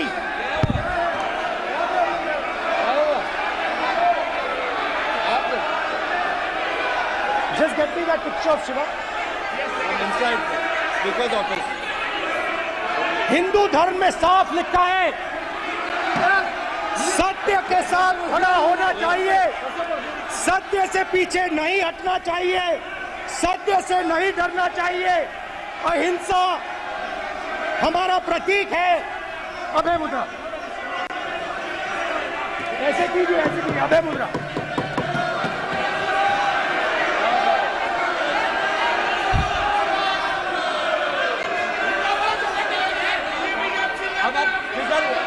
नहीं आएगा।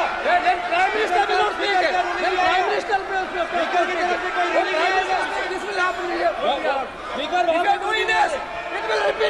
भाई भाई भाई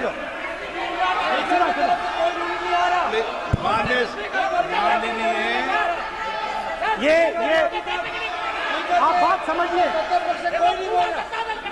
आप बात समझिए। ये इसलिए चिल्ला रहे हैं क्योंकि तीर जाके दिल में लगा है, दिल में जाके तीर लगा है, इसलिए ये चिल्ला रहे हैं। देखो चुप हो गए, देखिए स्पीकर साहब चुप हो गए सब।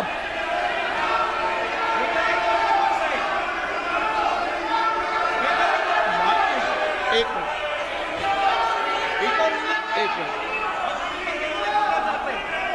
माननीय आप प्रतिपक्ष के नेता हैं, किसी की भावनाओं को ठेस नहीं पहुंचे।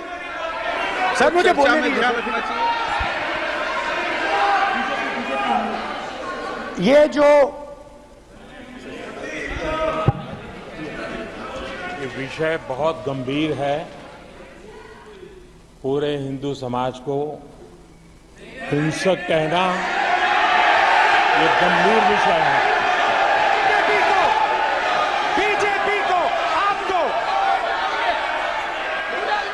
नहीं, नरेंद्र मोदी जी पूरा हिंदू समाज नहीं है, बीजेपी पूरा हिंदू समाज नहीं है, आरएसएस पूरा हिंदू समाज नहीं है।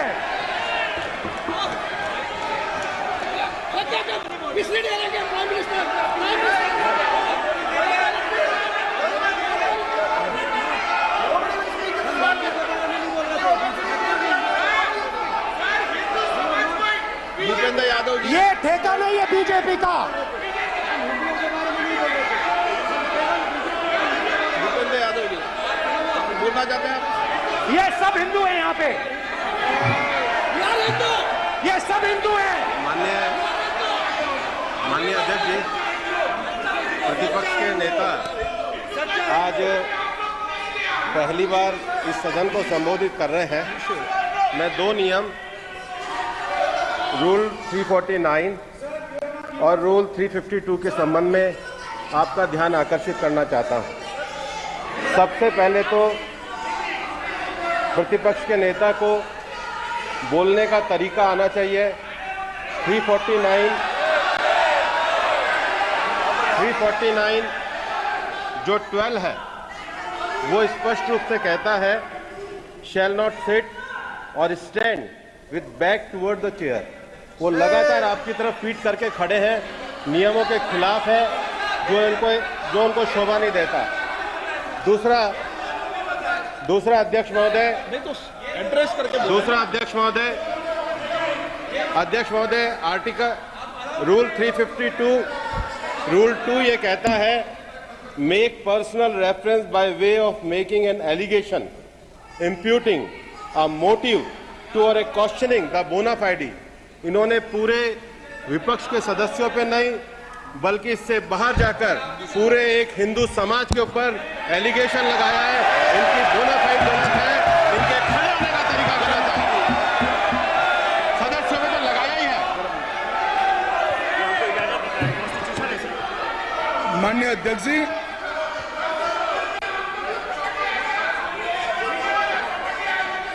गृह मंत्री जी, नो आर डिबेट में गृह मंत्री जी।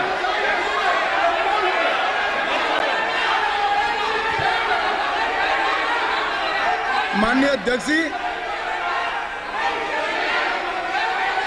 शोर शराबा कर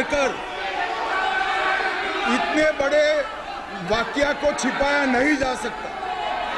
विपक्ष के नेताजी ने कैटेगोरिकली कहा है कि जो अपने आप को हिंदू कहते हैं वो हिंसा करते हैं।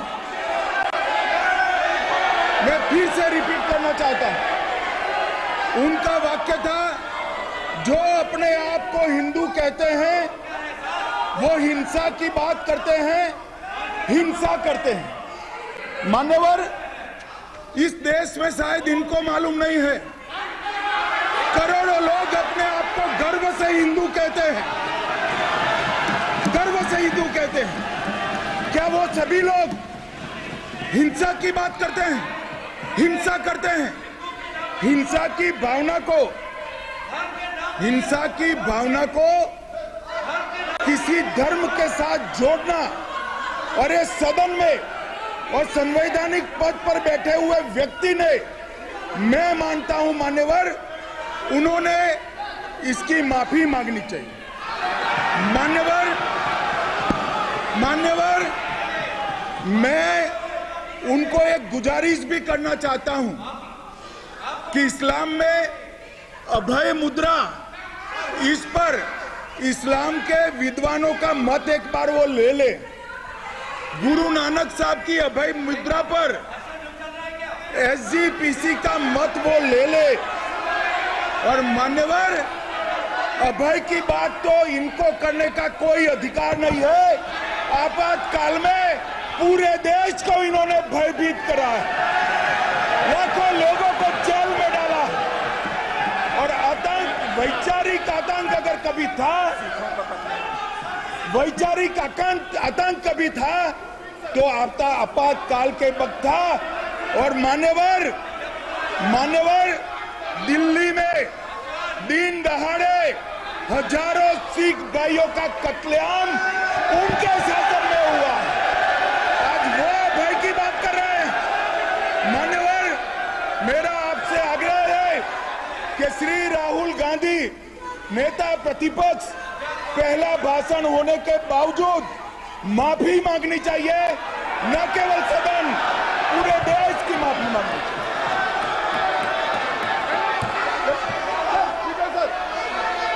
सर,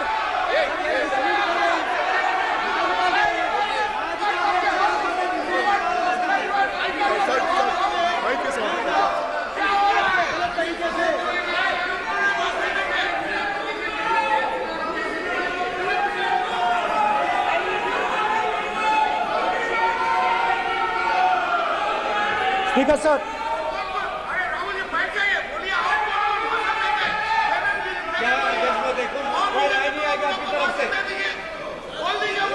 तो कल प्रधानमंत्री मोदी जी के समय भी सर आप ऐसे रहिए सर।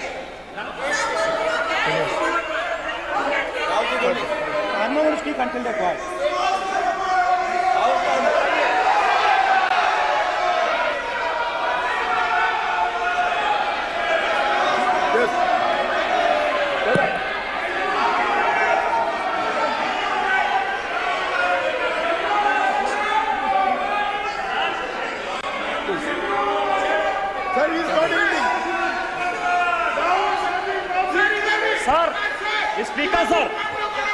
स्पीकर सर, ये संविधान की बात कर रहे हैं सर, और इसी संविधान का आर्टिकल 25 कहता है कि किसी भी धर्म के ऊपर कोई भी व्यक्ति किसी को हिंसावादी करार नहीं दे सकता है।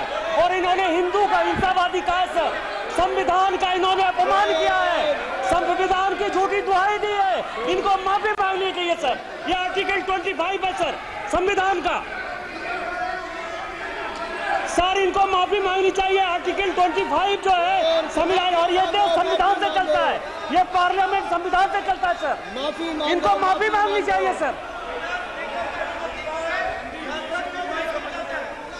ये संविधान से ऊपर नहीं है सर, कांग्रेस संविधान से ऊपर नहीं है। आर्टिकल 25 कल्याण मर्यादा जी बताए, आर्टिकल 25 क्या था? आप लोग का है क्या? पार्लियामेंट का आप लोग का है, आप लोग का जमींदारी है क्या? क्या समझते हो? पार्लियामेंट का आप लोग का जमींदारी है क्या? जमींदारी बिठा दी।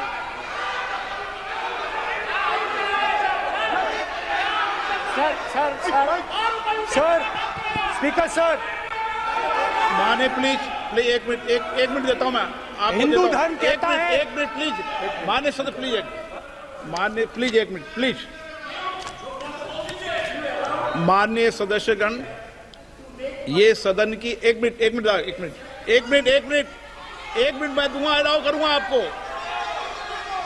माननीय सदस्यगण, इस सदन की एक गरिमा रही है और हमें संवाद चर्चा करते समय इस सदन की गरिमा को रखना चाहिए और ऐसी कोई भी आपत्तिजनक बात जो पूरे समाज के पर विषय हो, कम से कम प्रतिपक्ष के नेता को बोलते समय ध्यान रखना चाहिए। मैं इसको सीरियस तरीके से देखूंगा।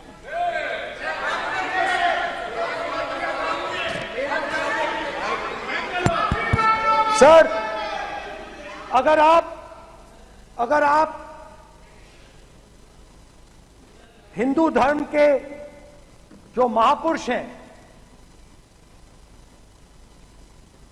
महापुरुष छोड़िए, अगर आप शिव जी को देखें तो क्या हो रहा है सर?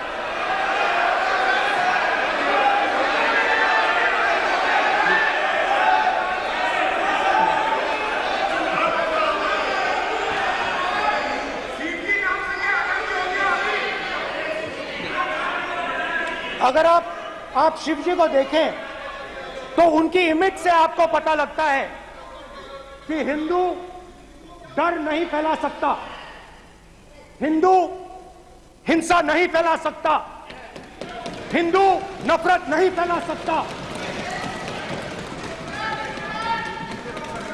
और बीजेपी 24 घंटा नफरत, हिंसा, नफरत, हिंसा, नफरत, हिंसा। स्पीकर सर, कहां तक इन्होंने डर फैला दिया है?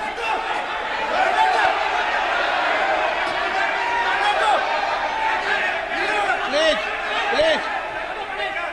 सर, कहां तक इन लोगों ने डर फैला दिया? मैं आपको अयोध्या से शुरू करता हूं। सर नमस्कार,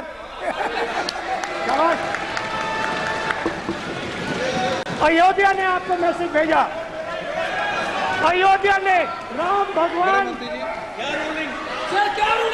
मेरा व्यवस्था का सवाल है।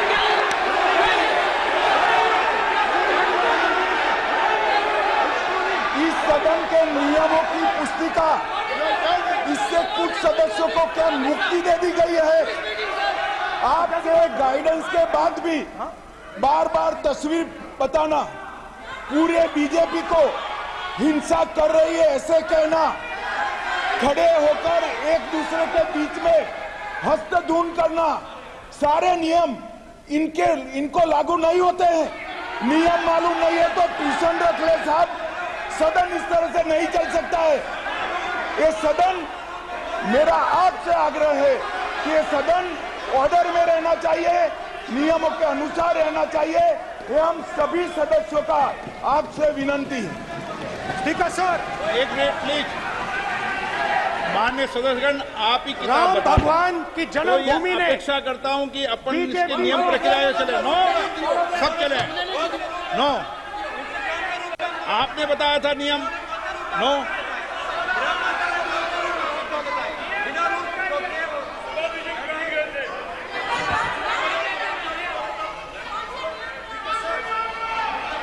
माइक दीजिए सर। हाँ सर, मेरा सवाल है सर, इस माइक का कंट्रोलर किसके हाथ में? प्लीज बैठिए सर, ये ऑफ होता है, प्लीज माने बैठिए प्लीज। ये बार कई बार विषय उठ गई और बहुत गंभीर और माननीय सदस्य, आप प्रतिपक्ष के नेता हैं, आप सदन के बाहर भी ये बात कहते हैं कि माइक बंद कर देते हैं। मैंने कई बार आग्रहपूर्वक किया कि आसन पर इस तरीके का आरोप नहीं लगाए। नो प्लीज बात सुनिए। आसन पर सभी दल के प्लीज, आसन पर सभी दल के लोग बैठते हैं और सभी दल के लोग सभापति तालिका पे हैं और सब जानते हैं कि एक व्यवस्था होती है, जिस भी माननीय सदस्यों को आग्रह किया जाता है बोलने का वो बोला जाता है और जिसको आग्रह नहीं किया जाता उसका माइक चालू नहीं होता। आप बोलने के लिए खड़े, आपका माइक कभी बंद नहीं हुआ, कभी बंद नहीं हुआ। आप अगर आसन में जो भी विराज रहे हैं वो अगर आपका नाम नहीं पुकारते हैं तब माइक चालू नहीं होता। ये व्यवस्था हमेशा इस सदन की रही है, पुराने में भी और नए में भी। कभी आसन पे व्यक्ति पर माइक का कंट्रोल नहीं होता। दूसरा, माननीय प्रतिपक्ष के आप नेता हैं और आपसे ये अपेक्षा की जाती है कि आप लोकसभा की प्रक्रिया का संचार नियम का पालन करें, संविधान की जो व्यवस्थाएं दे रखी है उसकी पालन करें और सदन में बोलते समय किसी भी धर्म को के ऊपर ऐसा आक्षेप नहीं करें जिससे पूरे देश के अंदर विषय पैदा हो। यह आपसे अपेक्षा की जाती है। सर, मैं बिल्कुल आपकी रिस्पेक्ट करता हूं स्पीकर सर, मगर मेरे भाषण के बीच में सच्चाई ये है कि माइक ऑफ हो जाता है। मैं क्या करूं, हो जाता है वो। अब आपने देखा मैंने अयोध्या शब्द यूज किया और माइक ऑफ हो गया। नो, अरे ये प्रधानमंत्री मोदी जी के टाइम में आधा आधा पैरा आएगा क्या? तो अयोध्या ने राम भगवान की जन्मभूमि, प्लीज ब्रदर, राम भगवान की जन्मभूमि ने बीजेपी को मैसेज दिया और ये आपके सामने मैसेज बैठे हुए हैं। मैंने इनसे पूछा, कल कॉफी पी, इनसे मैंने पूछा बताइए ये हुआ क्या? बीजेपी ने राम मंदिर का इनॉग्रेशन किया, बोलने दीजिए, राम मंदिर का इनॉग्रेशन किया। अरे भाई आप हार गए, उसको सहन करिए। नाम बोलने की कोई जरूरत नहीं है, मैं भाषण दे रहा हूं, आप नहीं दे रहे हो। मुझे बोलना है जो बोलना है, मुझे नाम लेने की कोई जरूरत नहीं, मुझे जो बोलना है मैं बोलूंगा। तो अयोध्या ने मैसेज दिया और मैंने इनसे पूछा कि हुआ क्या, और इनका जवाब आया। मैंने उनसे पूछा कि आपको कब पता लगा कि आप अयोध्या में जीत रहे हो, और आपने कहा पहले दिन से मुझे पता था। सही बात।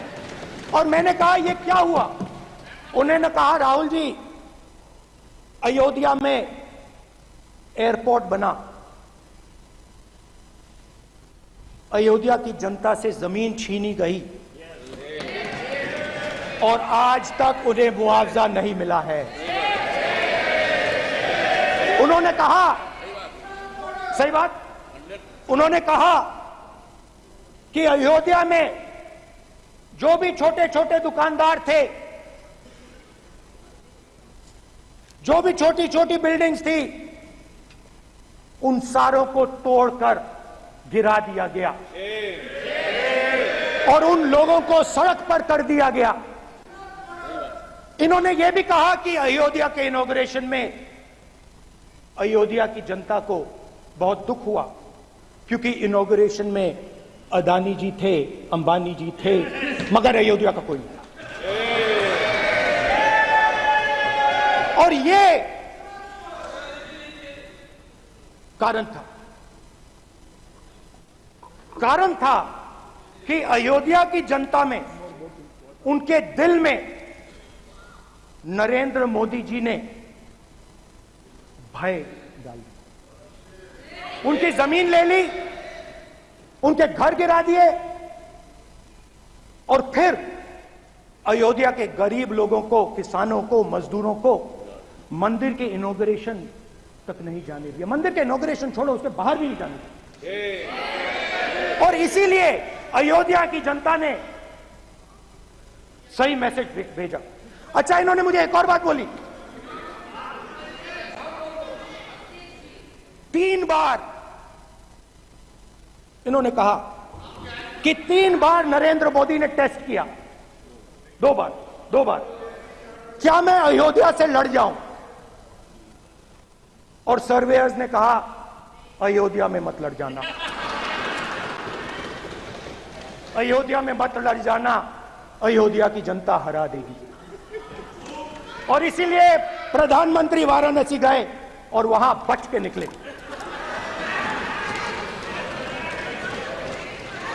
तो अयोध्या की जनता को डराया, पूरे देश को डरा दिया। मैं आपको बताता हूं, आज सुबह में आया, राजनाथ सिंह जी ने मुस्कुरा के मुझे नमस्ते की और मोदी जी बैठे हैं, मुस्कुराहट नहीं, सीरियस, नमस्ते भी नहीं करते, कहीं मोदी जी ना देख लें, प्रॉब्लम हो जाएगी। वही कहानी गडकरी जी की है, सच्चाई है। अरे भाई, अयोध्या की जनता को छोड़ो, ये तो बीजेपी वालों को डराते हैं।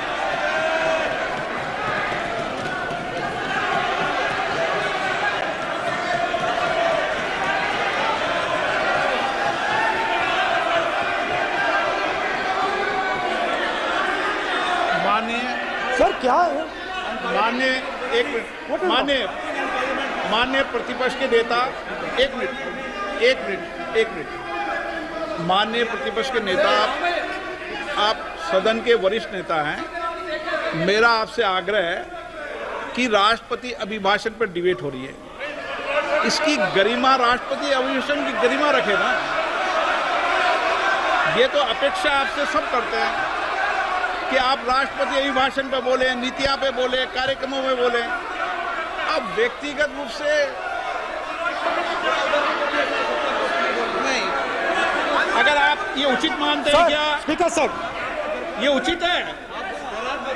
अगर आपकी पार्टी इसको उचित मानती है तो मुझे कुछ नहीं कहना। स्पीकर सर, माननीय अध्यक्ष जी, लोकतंत्र ने और संविधान ने मुझे सिखाया है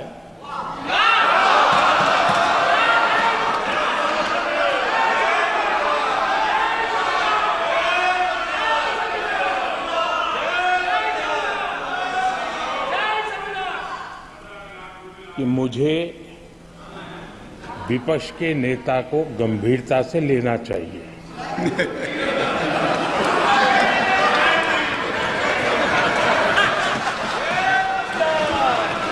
स्पीकर सर, आपने कहा कि डिबेट प्रेसिडेंट एड्रेस पे होनी चाहिए। ये जो मैंने किया है, अनुराग ठाकुर जी ने अयोध्या की बात की थी, अनुराग ठाकुर जी ने सनातन धर्म पर आक्रमण की बात की थी, इसीलिए मैंने ये किया है। मैं दिखाना चाहता हूं कि अयोध्या में क्या हुआ, अयोध्या की सच्चाई क्या थी। प्रेसिडेंट डिबेट में उन्होंने बात उठाई थी, मैंने बात बंद की। प्रधानमंत्री जी को अच्छी लगी अयोध्या के बाद अच्छी लगी, डर फैलाया और ऑपोजिशन का रिस्पांस एक साथ मिलकर भारत जोड़ो यात्रा, सारे के सारे ऑपोजिशन, पूरा देश एक साथ मिलकर कन्याकुमारी से कश्मीर तक चला। और जो आपने डर फैलाया उसके बारे में यात्रा में बहुत कुछ सुनने को मिला। अभी तक याद है, सुबह 7 बजे 7-8 बजे की बात थी, यात्रा में चल रहे थे, एक महिला आती है, हमारे साथ चलती है, मेरा हाथ पकड़ती है और घबराई हुई सी थी, तो मैंने पूछा क्या हुआ। वो मुझे कहती है मुझे मार रहा है, मुझे मार रहा है। मैंने पूछा कौन मार रहा है, कौन मार रहा है। बेटी बचाओ, बेटी की दुविधा सुनाई दे रही, बेटी का दर्द नहीं सुनना चाहते, भारत की महिलाओं का दर्द नहीं सुनना चाहते। मैंने पूछा कौन मार रहा है, कहता है मेरा पति मार रहा है। मैंने कहा क्यों, कहती है सुबह का खाना नहीं दे पाई। मैंने कहा क्यों, खरीद नहीं पाई, महंगाई है, महंगाई है, खरीद नहीं पाई, खाना नहीं पका पाई, इसलिए मुझे मार पिट रही है। मैंने कहा बहन क्या करूं, कैसे आपकी मदद करूं। कहती हैं आप कुछ मत कीजिए, आप कुछ मत कीजिए, आप सिर्फ ये बात याद रखिए कि महंगाई के कारण हिंदुस्तान में हजारों महिलाओं को सुबह पीटा जा रहा है। उसके शब्द हैं, मेरे शब्द नहीं हैं। गैस सिलेंडर, महंगाई, तो आपने गरीबों को, महिलाओं को डराने का काम किया। शिव जी कहते हैं डरो मत, डराओ मत। आपने हिंदुस्तान की महिलाओं को महंगाई से हर रोज डराया है। कुछ दिन पहले मैं पंजाब में अग्निवीर के परिवार से मिला, अग्निवीर के परिवार से मिला। छोटा सा घर था, छोटा सा घर था।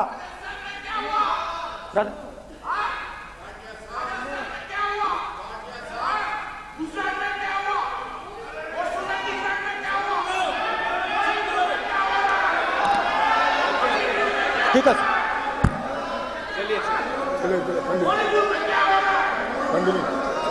छोटे से घर में अग्निवीर शहीद हुआ, लैंडमाइन ब्लास्ट में शहीद हुआ। मैं उसे शहीद कह रहा हूं, मगर हिंदुस्तान की सरकार उसे शहीद नहीं कहती है। नरेंद्र मोदी उसे शहीद नहीं कहते हैं, नरेंद्र मोदी उसे अग्निवीर कहते हैं। उस घर को पेंशन नहीं मिलेगी, उस घर को कॉम्पनसेशन नहीं मिलेगी, शहीद का दर्जा नहीं मिलेगा। और बेचारे बैठे हुए थे, 3 बहनें थी, एक साथ बैठी हुई थी, रो रही थी। आम जवान को पेंशन मिलेगी, जरूर दुख होगा, मगर हिंदुस्तान की सरकार आम जवान की मदद करेगी। मगर अग्निवीर को जवान नहीं कहा जा सकता। अग्निवीर यूज एंड थ्रो मजदूर है। और आप उससे कहते हो, उसको आप 6 महीने की ट्रेनिंग देते हो, 6 महीने की ट्रेनिंग देते हो। दूसरी तरफ चाइना के जवान को 5 साल की ट्रेनिंग मिलती है, राइफल लेकर उसके सामने खड़ा कर देते हो, उसके दिल में भय पैदा करते हो। एक जवान और दूसरे जवान के बीच में फूट डालते हो कि एक को पेंशन मिलेगी, एक को शहीद का दर्जा मिलेगा, दूसरे को नहीं मिलेगा। और फिर अपने आप को देशभक्त कहते हो। ये कैसे देशभक्त हैं?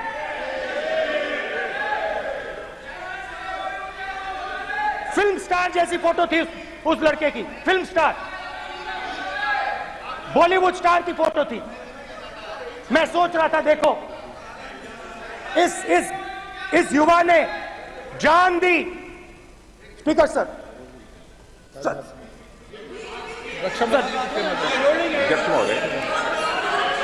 अध्यक्ष महोदय, एक आदमी सब पर भारी।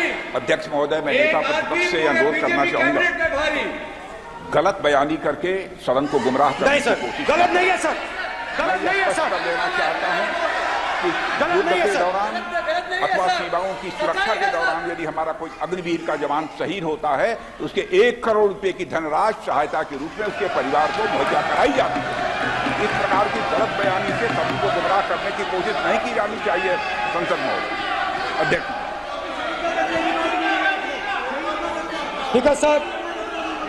स्पीकर साहब देखिए, स्पीकर साहब देखिए, राजनाथ सिंह जी की एक राय है, मेरी एक राय है। सच्चाई अग्निवीरों को मालूम है, हमें बोलने की जरूरत नहीं है। अग्निवीर को किस चीज का सामना करना पड़ता है, शहीद का दर्जा मिलता है या नहीं मिलता है, कॉम्पनसेशन मिलता है नहीं मिलता है, पेंशन मिलती है नहीं मिलती है, वो उसको मालूम है। पॉइंट ऑफ ऑर्डर है मान्यवर। अब सदन के सामने 2 स्टेटमेंट हुए, एक हुआ विपक्ष के नेता का, दूसरा हुआ माननीय राजनाथ सिंह जी का, रक्षा मंत्री जी का। ये कहते हैं कि 1 करोड़ रुपया नहीं मिलता है। श्री राजनाथ सिंह ने अधिकृत रूप से कहा कि मारे जाने वाले अग्निवीर को जो शहीद होता है उसको 1 करोड़ रुपया मिलता है। उनको फैक्चुअल पोजीशन सदन पर रखनी चाहिए मान्यवर। ये सदन झूठ बोलने की जगह नहीं है मान्यवर, यह सच बोलना चाहिए। और अगर ये नहीं रखते हैं तो उनको ये सत्यापन नहीं करते अपने स्टेटमेंट का, तो उनको सदन और देश से और अग्निवीरों से माफी मांगनी चाहिए माननीय।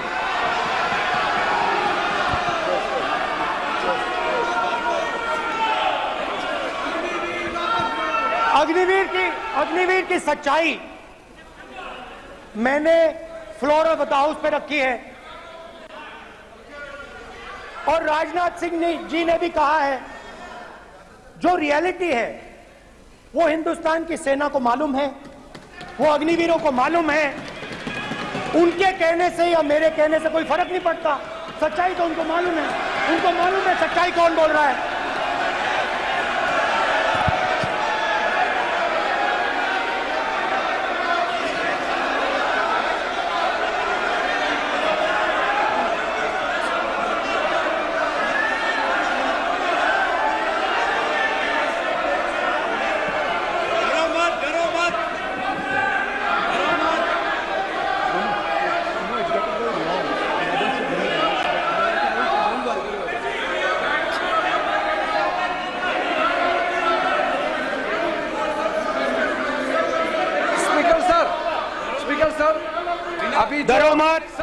मेरा छोटा सा अनुरोध है, क्योंकि सर ये विषय गंभीर है और अभी माननीय गृह मंत्री जी ने जो बात रखे हैं कि 2 स्टेटमेंट जो रक्षा मंत्री जी ने बताया सदन को और माननीय विपक्ष के नेता राहुल गांधी जी ने जो स्टेटमेंट रखा है, इसमें इन्होंने जो कहा है कि रक्षा मंत्री बोलने से क्या फर्क पड़ता है, इतना हल्का फुल्का कैसे स्टेटमेंट दे सकते हैं लीडर ऑफ ऑपोजिशन।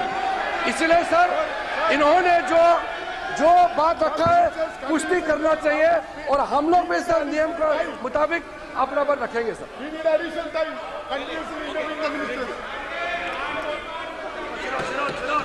और स्पीकर सर स्पीकर सर, देश की सेना जानती है, पूरा देश जानता है कि अग्निवीर स्कीम सेना का स्कीम नहीं है, पीएमओ का स्कीम है। और पूरी सेना जानती है कि स्कीम प्राइम मिनिस्टर का ब्रेन चाइल्ड था, स्कीम सेना का ब्रेन चाइल्ड नहीं था। जैसे नोटबंदी की गई वैसे ही आर्बिट्री तरीके से। अध्यक्ष महोदय, अध्यक्ष महोदय, मैं नेता प्रतिपक्ष से विनम्रता पूर्वक अनुरोध करना चाहता हूं कि कृपया वह सदन को गुमराह करने की कोशिश न करें। अग्निवीर योजना के संबंध में बहुत सारे लोगों से 158 ऑर्गेनाइजेशन के साथ सीधा संवाद स्थापित हुआ है, उनके सुझाव लिए गए हैं, तब यह अग्निवीर योजना लाई गई है। और बहुत सोच समझकर यह योजना लाई गई है। और मैं यह भी स्पष्ट कर देना चाहता हूं, इस प्रकार की योजनाएं दुनिया के कई देशों में है, यूएस में है, यूके में है, वहां पर किसी को कोई किसी प्रकार की आपत्ति नहीं है। अब बिना अग्निवीर योजना के बारे में समझे, बिना उस संबंध में कोई पूरी जानकारी हासिल किए इस तरीके से सदन को गुमराह करना, इसे कदापि उचित नहीं ठहराया जा सकता। महोदय, मैं तो आपसे ये अनुरोध करूंगा, इसे सदन की कार्रवाई से बाहर निकाला जाना चाहिए। आपको देखिए, सिंपल सी बात है स्पीकर सर, इनको अग्निवीर अच्छा लगता है, आप उसको रखिए, हम उसको बदल देंगे, हटा देंगे। सिंपल सी बात है, हमारी सरकार आएगी, अग्निवीर को हम हटा देंगे, क्योंकि हम सोचते हैं कि अग्निवीर सेना के खिलाफ है, जवानों के खिलाफ है, देशभक्तों के खिलाफ स्कीम है। हम इस स्कीम को नहीं चाहते।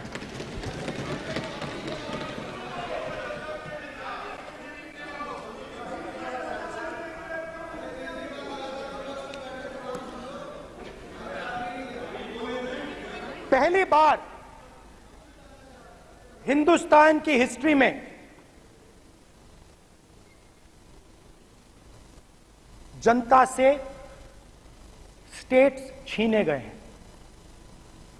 जम्मू कश्मीर लद्दाख से आपने पहली बार स्टेट छीना है। मणिपुर को आपने सिविल वॉर में डुबा दिया है। मणिपुर को आपने और आपकी योजनाओं ने, आपकी पॉलिटिक्स ने जला दिया है। और आज तक हिंदुस्तान के प्रधानमंत्री मणिपुर नहीं गए हैं। ऐसा लगता है कि मणिपुर हिंदुस्तान का प्रदेश नहीं है। प्रधानमंत्री के लिए मणिपुर स्टेट ही नहीं है। मणिपुर में सिविल वॉर हो ही नहीं रही है। और एक बार बयान दिया हमने, मतलब प्रेशर लगाया, हम गए, हमने प्रधानमंत्री से कहा एक मैसेज दे दीजिए, मणिपुर चले जाइए, जनता की वहां रक्षा कीजिए। नहीं,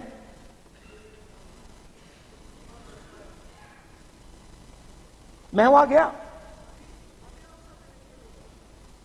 कुकीज और मेइतेई से दोनों से मिला। आज तक नहीं, आंसर नहीं मिलेगा, मिल नहीं सकता। मणिपुर इनके लिए हिंदुस्तान का प्रदेश ही नहीं है। मणिपुर है ही नहीं। मणिपुर है ही नहीं, ना होम मिनिस्टर के लिए, ना प्रधानमंत्री के लिए, है ही नहीं, एग्जिस्ट नहीं करता। वो है ही नहीं। ना प्रधानमंत्री जाएंगे बोलेंगे कुछ नहीं, जैसे कुछ नहीं हुआ वहां पे। मैं रिलीफ कैंप में गया, एक औरत कांपती हुई, रोती हुई मुझे कहती है कि मैंने अपनी आंखों के सामने, हाँ मैं औरतों की बात कर सकता हूं, एक भाई मैं कर सकता हूं, एक भाई एक कर्तव्य निभा रहा है। आप अपने संगठन में महिलाओं को नहीं डालते हो, मगर मैं औरतों की बात कर सकता हूं।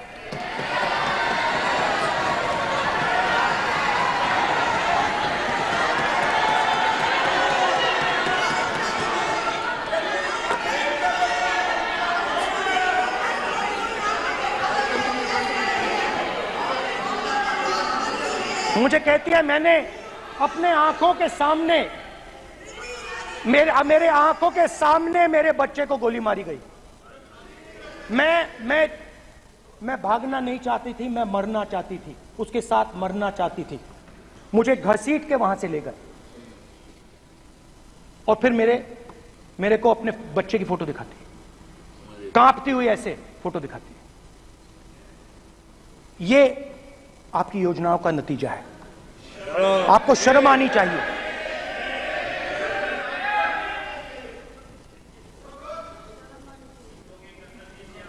एक दिन प्रधानमंत्री 8 बजे कहते हैं, पता नहीं फाइन ट्यूनिंग हो गई भगवान के साथ, डायरेक्ट मैसेज भगवान, सर ने बोला है, सर प्रधानमंत्री ने ये बोला है, ये मैं नहीं बोल रहा हूं, प्रधानमंत्री ने बोला है कि मेरा डायरेक्ट कनेक्शन है भगवान के साथ। मैंने नहीं बोला, मैंने नहीं बोला। You are social media chief also board. एक मिनट प्लीज, एक मिनट माननीय राहुल गांधी जी, एक मिनट, माननीय सुरेश, एक मिनट प्लीज, एक मिनट रविशंकर जी प्लीज, एक मिनट। माननीय सदस्यगण, आप वरिष्ठ नेता हैं, सदन के नेता होते माननीय प्रधानमंत्री जी, और हम सबको माननीय प्रधानमंत्री जी का सम्मान करना चाहिए। ये सदन में हमेशा उच्च कोटि की परंपरा मर्यादा रही है। नो सर, नहीं, गौरव अगर आपको स्पीकर सर, मैं पुरानी पार्टी है। गौरव स्पीकर सर, मैं रिस्पेक्ट कर रहा हूं। ये प्रधानमंत्री के शब्द हैं, मेरे शब्द नहीं हैं। ये प्रधानमंत्री जी ने कहा है, पब्लिक में, मीडिया को कहा है कि मैं बायोलॉजिकल नहीं हूं, मेरा डायरेक्ट कनेक्शन भगवान के साथ है। मैं नहीं बोल रहा हूं, प्रधानमंत्री मोदी जी ने बोला है। तो पता नहीं उस टाइम 8 बजे भगवान का मैसेज आया होगा हिंदुस्तान, वही मगर फिर श्री राम ने आपको दूसरा मैसेज दे दिया अयोध्या में। भगवान का मैसेज आया होगा, मोदी जी नोटबंदी कर दीजिए। नोटबंदी कर दिया,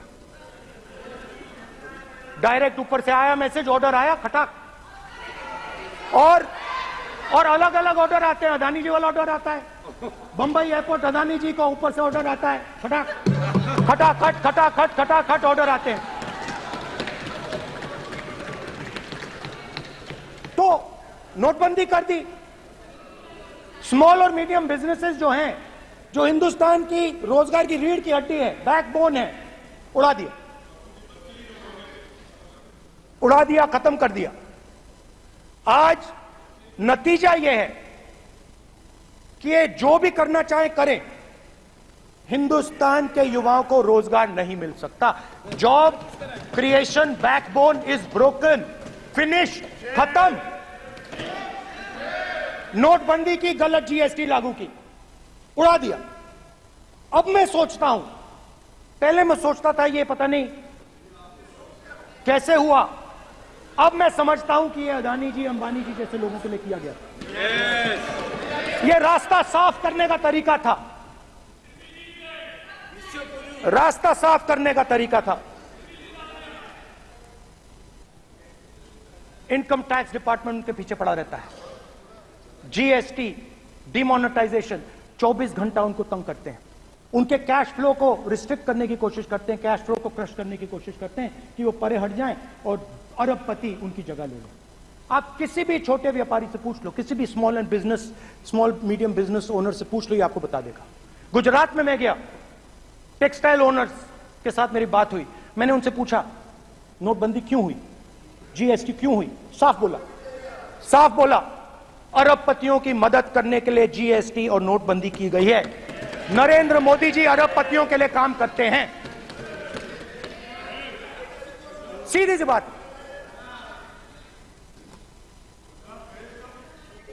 मैं जाता रहता हूं और आपको गुजरात में हराएंगे इस बार। आप लिख के ले लो, आपको ऑपोजिशन इंडिया गठबंधन गुजरात में हराने जा रहा है।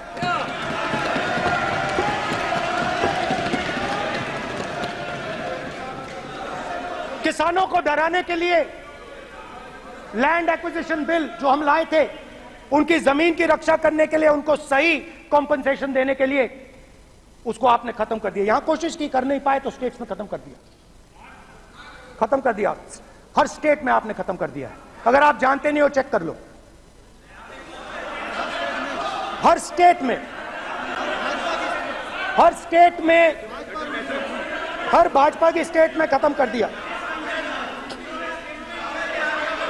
सर, हर भाजपा रूल स्टेट में खत्म किया है।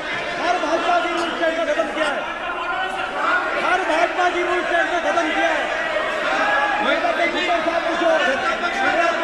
स्पीकर सर, कोई बात नहीं।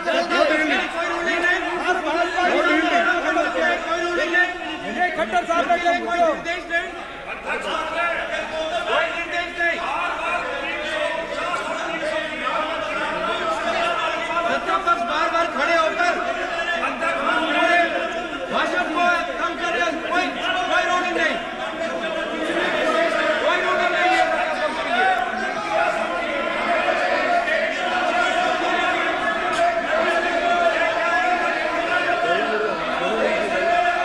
कोई रूलिंग नहीं है। इनको बैठने के लिए नहीं कहा जा रहा, इनको बैठने के लिए नहीं कहा जा रहा, इनको बैठने के लिए नहीं कहा जा रहा। सत्ता पक्ष डिस्टर्ब कर रही है सर। अध्यक्ष महोदय सत्ता पक्ष डिस्टर्ब कर रहे हैं। अध्यक्ष महोदय सत्ता पक्ष डिस्टर्ब कर रहे हैं। किसानों को ये देखिए सर, ये देखिए just give me a list of BJP states. आप किताब लेके क्यों खड़े हो? कानून बनाना चाहते हो? आप क्या बोलना चाहते हैं कानून से बताओ। स्पीकर का डायरेक्शन है सर, स्पीकर का डायरेक्शन 115 और वो ये कहता है सर, वो ये कहता है कि कोई भी मेंबर यदि अपनी बातें कहना चाहता है, जैसे अग्निवीर के बारे में उन्होंने कहा या स्टेट के बारे में कहा, उनको ऑथेंटिकेट करना पड़ेगा, नहीं तो माफी मांगनी पड़ेगी। ये आपका डायरेक्शन है 115(1) और 115(2). इसीलिए वो जो बातें कह रहे हैं उसको ऑथेंटिकेट करें, चाहे अग्निवीर के लिए चाहे वो किसानों के लिए कह रहे हैं सर। ये आपका डायरेक्शन है।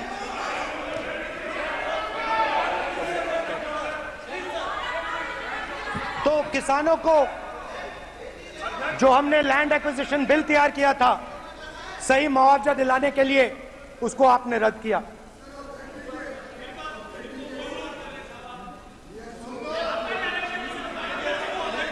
विल ऑथेंटिकेट कर देंगे, ऑथेंटिकेट कर देंगे। बैठ जाओ, कर देंगे हम ऑथेंटिकेट।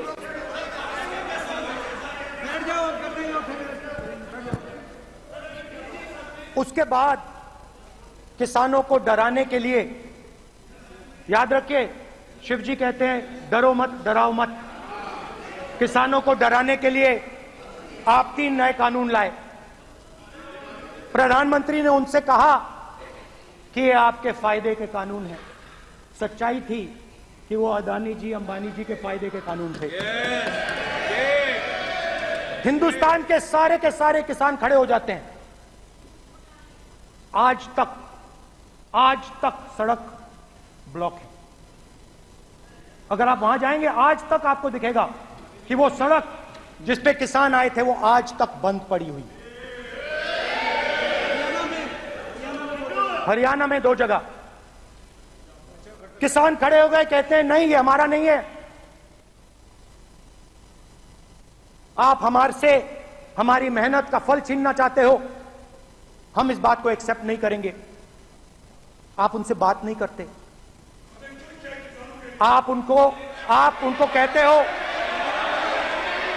आप बात नहीं करते।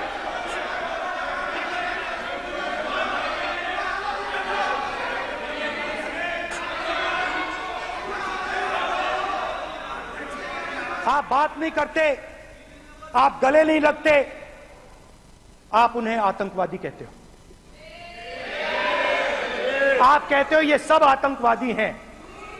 झूठ नहीं है, झूठ नहीं है, सच है, सच है। मान्यवर, मैं समझ रहा हूं कि विपक्ष के नेता नाते पहली बार बोल रहे हैं, मगर नियमों के पुस्तक के बाहर वो नहीं जा सकते।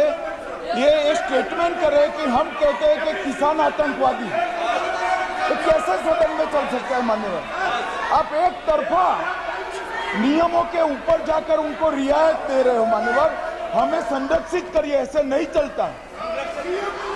700 किसान शहीद हुए।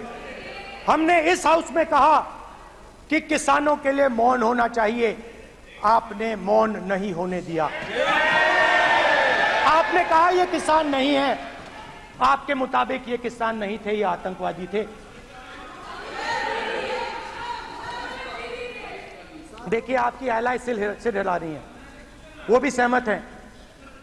कौर जी सहमत हैं। देखिए, हमारी जरूरत नहीं है, वो सहमत है आपसे, वो सहमत है। माननीय बोला नो, माननीय सदस्य, एक शब्द उधर नहीं सर। किसान क्या मांग रहा है सर? स्पीकर सर, माननीय सदस्य, स्पीकर सर, किसान क्या मांग, सॉरी, मेरा ये आग्रह है, आपकी पार्टी का समय नहीं बचेगा। दोगे पूरा?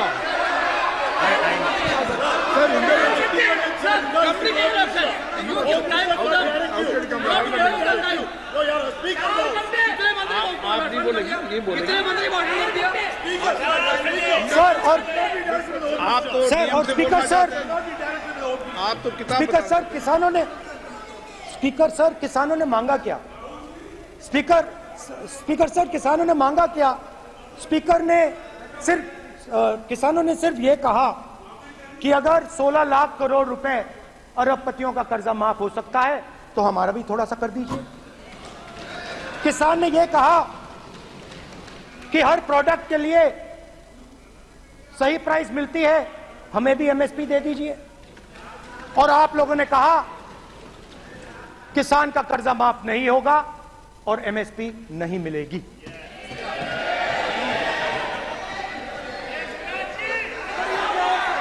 माननीय अध्यक्ष महोदय, ये गलत बयानी कर रहे हैं। एमएसपी सरकार दे रही है और ये मोदी जी की सरकार है जिसको उत्पादन की लागत पर कम से कम 50। माननीय अध्यक्ष महोदय, उत्पादन की लागत पर कम से कम 50% जोड़कर एमएसपी दी जा रही है और नहीं दी जा रही। ये सत्यापित करें माननीय अध्यक्ष महोदय, ये गलत बयानी कर रहे हैं, ये सदन को गुमराह कर रहे हैं, गलत बयानी कर रहे हैं। आज भी एमएसपी पर खरीद जारी है और अभी खरीद की फसलों के एमएसपी के रेट गारंटी ये बताए, जब इनकी सरकार थी तब एमएसपी कितनी, तब एमएसपी कितनी मिलती थी और उस समय खरीद कितनी होती थी माननीय अध्यक्ष? उस समय खरीद कितनी होती थी? आज भी एमएसपी पर खरीद जारी है माननीय अध्यक्ष महोदय, ये गलत बयानी कर रहे हैं। ये सत्यापित करें इसको कि एमएसपी पर खरीद नहीं हो रही, ये सत्यापित करें माननीय अध्यक्ष महोदय, ये गलत बयानी की जा रही है। देना चाह रहे, इनको नहीं बोलने देना चाह रहे।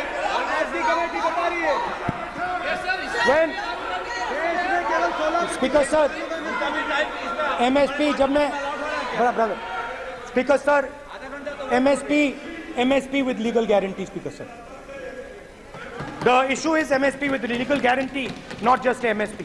MSP is being given, the issue is Kisans want MSP with legal guarantee which you are not ready to give them. तो किसानों में आपने डर डाला, भय डाला, महिलाओं में महंगाई, गैस सिलेंडर, सेना में अग्निवीर, हर व्यक्ति के लिए आप लोगों ने भय का कोई ना कोई पैकेज दिया, गिफ्ट दिया, तोहफा दिया। स्टूडेंट्स की बात करते हैं। जो आप 2000 साल पहले की बात करते हो, थोड़ी सी भविष्य की भी बात कर देते हैं, इंडिया के फ्यूचर की बात कर देते हैं। रोजगार तो आपने खत्म कर दिया, नोटबंदी, जीएसटी, जो आपने स्मॉल एंड मीडियम बिजनेसेस थे उनको खत्म करके, युवाओं को आर्मी में अपॉर्चुनिटी मिलती थी, अग्निवीर उनके लिए आपने दे दिया, वो खत्म कर दिया, रास्ता ब्लॉक कर दिया। पब्लिक सेक्टर को आप प्राइवेटाइज करते हैं, वो रास्ता बंद कर दिया। और अब एक नया फैशन निकला है, नीट।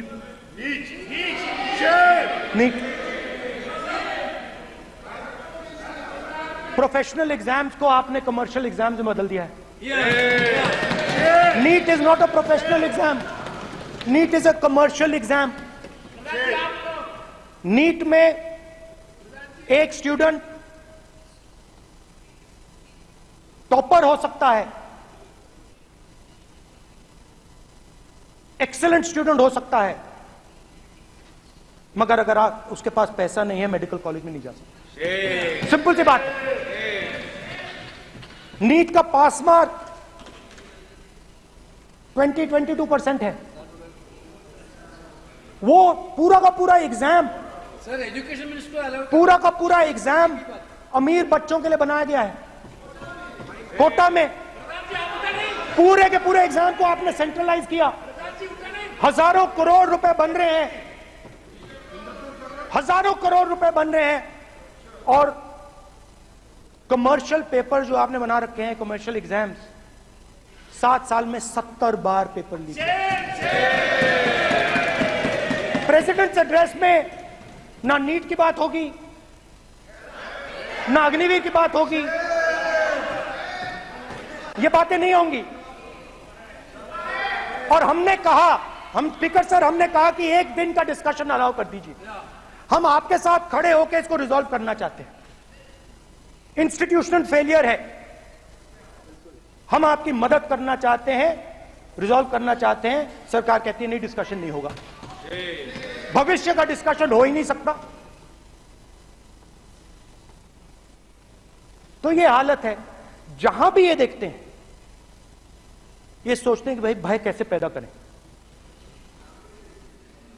माइनॉरिटीज को डराते हैं। नहीं, कांग्रेस नहीं डरती आपसे, आप कांग्रेस से डरते हो।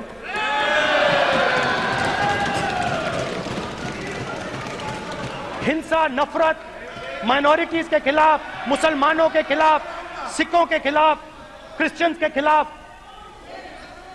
और माइनॉरिटीज ने क्या किया? माइनॉरिटीज ने क्या किया? हर स्फीयर में हिंदुस्तान को रिप्रेजेंट करते हैं, नाम रोशन करते हैं।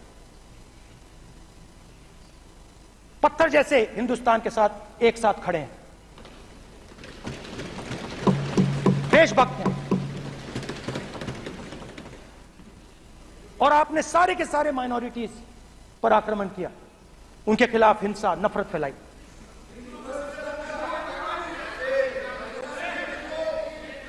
तो शिव जी कहते हैं, सर देखिए मेरा वो हटा दिया आपने सर, वो देखिए सर हटा दिया, कैमरा से हटा दिया। चेहरा देख, चेहरा देख। सर देखिए, देखिए वापस आ गया सर, हटाओ सदस्य। ये देखो, एक मिनट देखा सर आपने? एक मिनट, देखिए, एक मिनट। ये सर मैं प्लीज एक मिनट सर, मैं सर इतना कहना चाहता हूँ, माननीय सदस्य प्लीज। नहीं ये ठीक नहीं है। नो नहीं,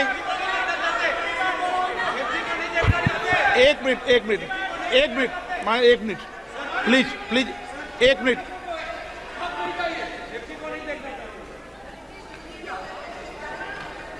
आप प्रतिपक्ष के नेता हैं और मैं आपसे अपेक्षा करता हूं कि सदन की गरिमा बनी रहे, मर्यादा बनी रहे, नियमों का पालन हो। आप खुद मानते हैं शिव जी को भगवान, और उनको बार बार इस तरीके से यहां पर चित्रित करना ये उचित नजर नहीं आता, मुझे लगता है। स्पीकर सर देखिए, रूल्स की किताब पढ़ोगे आप? रूल्स में है कि आप कोई भी चित्र को नहीं दिखा सकते सदन में, आप किसी बात का नाम नहीं ले सकते, आप नियम प्रक्रियाओं से नहीं बोल रहे हैं।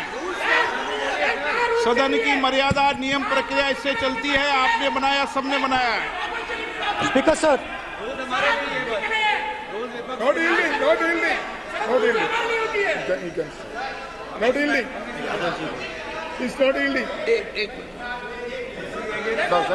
Speaker sir, this is not right.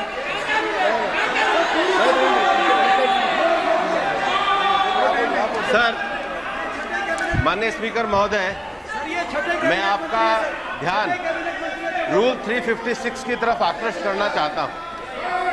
अगर कोई सदस्य स्पीकर साहब के ध्यान में लाने के बाद इररिलेवेंट और लगातार किसी विषय को बार बार दोहराता है तो आपके पास ये अधिकार है कि आप उस सदस्य को निर्देशित करके रोक सकते हैं।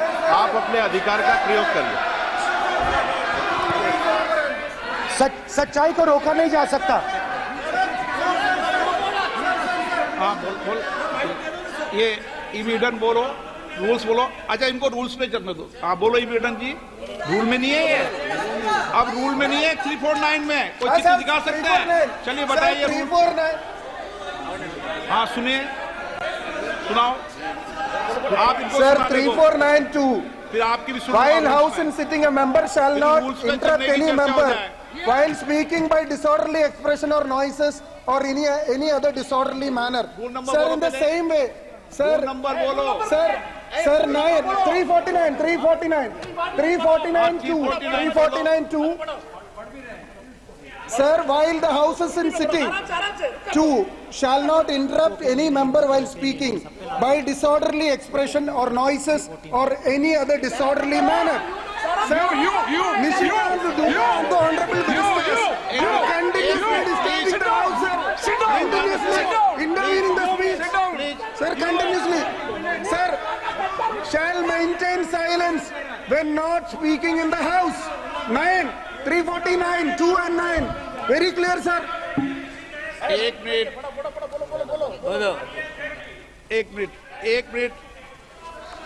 अब आप 1 मिनट। आपने बताया 349। ओके 1 मिनट इस पे आ जाए। सभा में झंडे, प्रतीक या कोई भी प्रदर्शित वस्तु प्रदर्शित नहीं करेंगे। मान्य प्रतिपक्ष के नेता, आप आपकी सदस्य का रूल की पालना कर लें, अच्छा है। तो नीट में तो सब जगह भय फैलाया। नियम बताया, उसकी पालना करने के लिए कह रहा हूं मैं तो।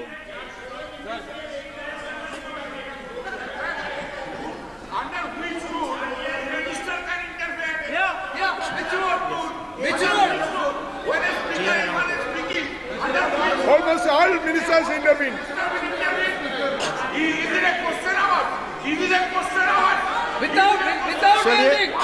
ओके प्लीज आप मान अधिवक्ता हैं, प्लीज बैठिए।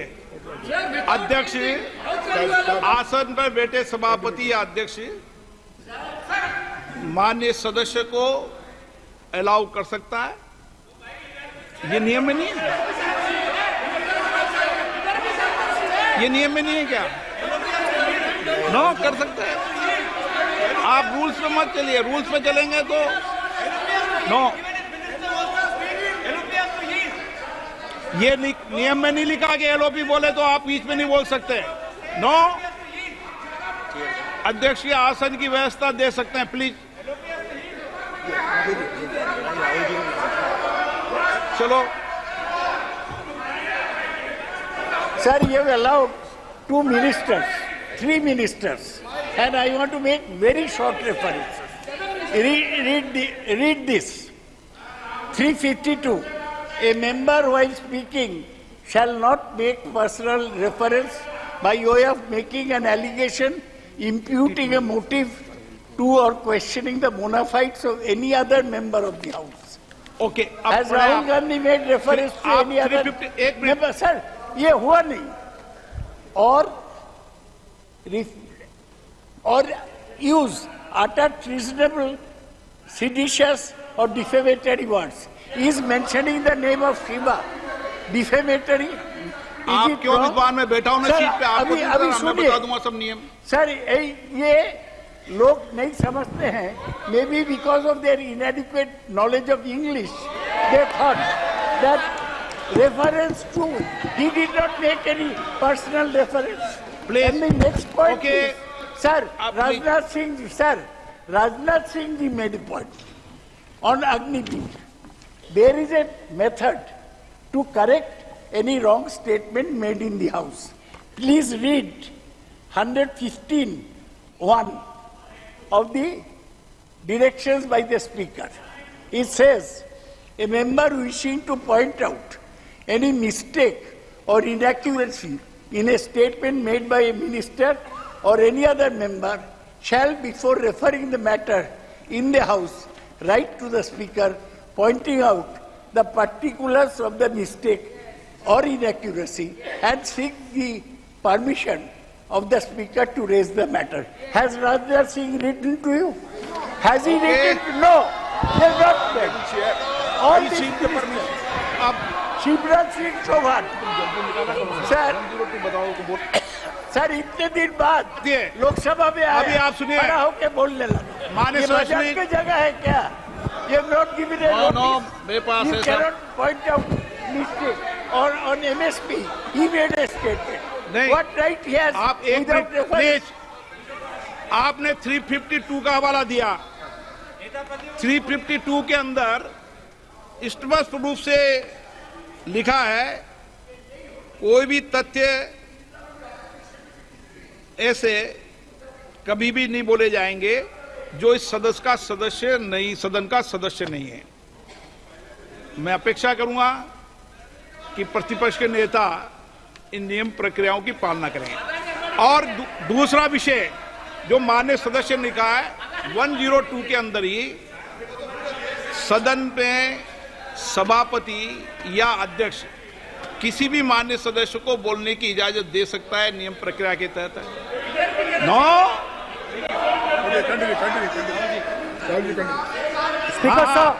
स्पीकर साहब मेरी परमिशन से किसी को भी अलाउ कर सकता हूं और मेरी बिना परमिशन के कोई नहीं बोला है। See, sir, Speaker sir, NEET students spend years and years preparing for their exam. Their family supports them financially, emotionally. And the truth is that NEET students today do not believe in the exam. Because they are convinced that the exam is designed for rich people, not meritorious people. I have met a number of NEET students, every single one of them tells me that the exam is designed to create a quota for rich people and to create a passage for them into the system and is designed not to help poor students. Now, इससे भी बहुत डर होता है। महीनों पढ़ाई करते हैं, ये पता नहीं कि भैया एग्जाम लीक हो जाएगा नहीं होगा, अगर पास भी हो गए तो पैसा कहां से आएगा। तो उधर भी इन लोगों ने भय डालने का काम किया। तो जहां भी ये देखते हैं ये भय डालते हैं। सेना में, युवाओं में, किसानों में, मजदूरों में, महिलाओं में, डिसेबल्ड में भी। और मैं ये भी कह सकता हूं कि सिर्फ बाकी हिंदुस्तान में भी नहीं मगर अपनी पार्टी में भी भय है। आपकी पार्टी में डर है, भय है, सच्चाई है। देखो अब आप चिल्ला नहीं रहे हो, अब आप शांत हो, अब बिल्कुल शांत हो, सच्चाई बोल दी, चिल्ला नहीं रहे, चुप। क्योंकि आपकी ट्यूनिंग डायरेक्टली प्रॉब्लम क्या है, आप चिल्ला भी नहीं सकते क्योंकि कनेक्शन नहीं। सर मैं बोल रहा हूं, सर समझा रहा हूं, स्ट्रक्चर बोल रहा हूं।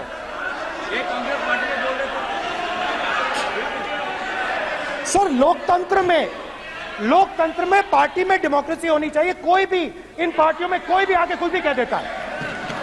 ग्रुप ऑफ 22, 23, 24, 25 सब जो बोलना है बोल देते हैं, मगर आपकी पार्टी में भय है।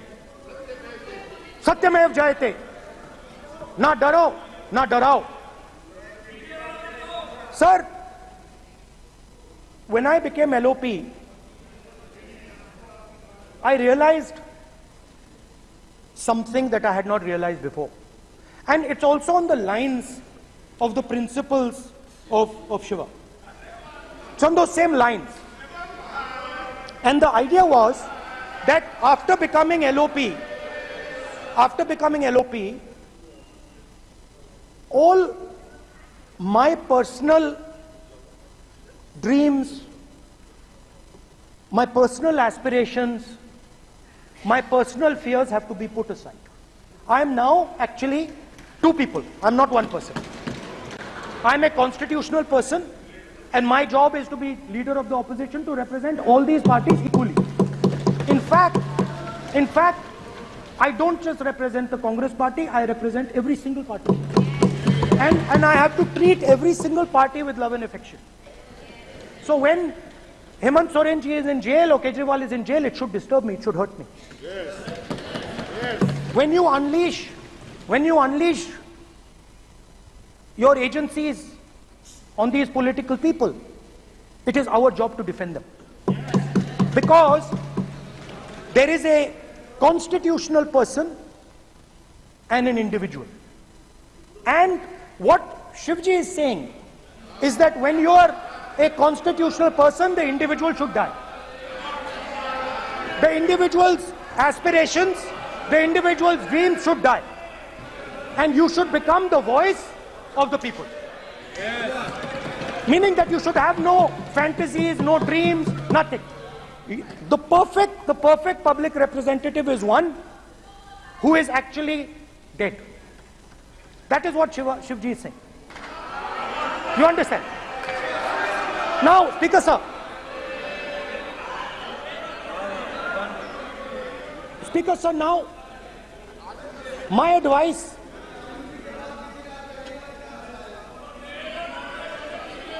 So there are two structures now. One is me as an individual, and one is me as leader of the opposition. Me as an individual, I might have my likes and dislikes, I might have my views, but me as leader of opposition have to suppress them, have to reduce them and say, now I'm the voice of the opposition. That is the idea of the democratic system.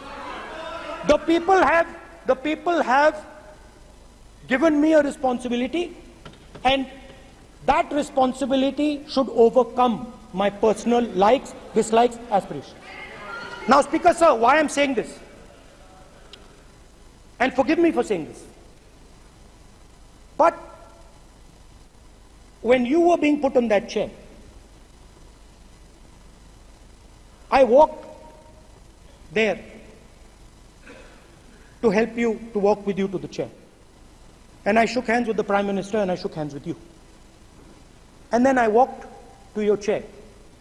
And you are the final arbiter of the Lok Sabha. You're the final word here. What you say fundamentally defines Indian democracy. You don't allow us to speak, you allow us to speak, you allow them to speak, you don't allow us to speak. All these things define Indian democracy.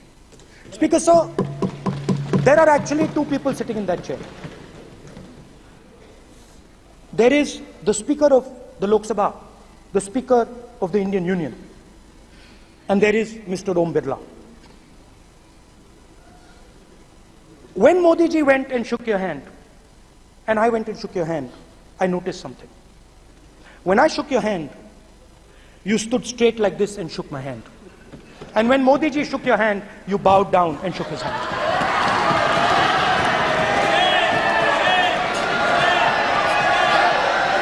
ये आसन के सामने आरोप है, ये chair के सामने आरोप कर रहे हैं माननीय।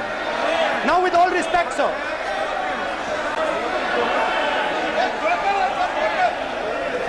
Such a...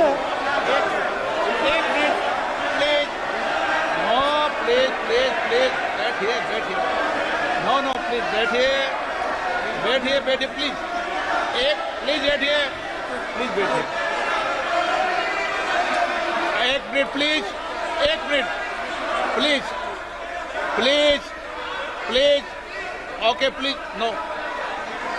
माननीय प्रतिपक्ष के नेता, एक मिनट, प्लीज. माननीय, प्लीज, नो. प्रतिपक्ष के माननीय नेता, माननीय प्रधानमंत्री सदन के नेता हैं, और मुझे मेरी संस्कृति संस्कार ये कहते हैं,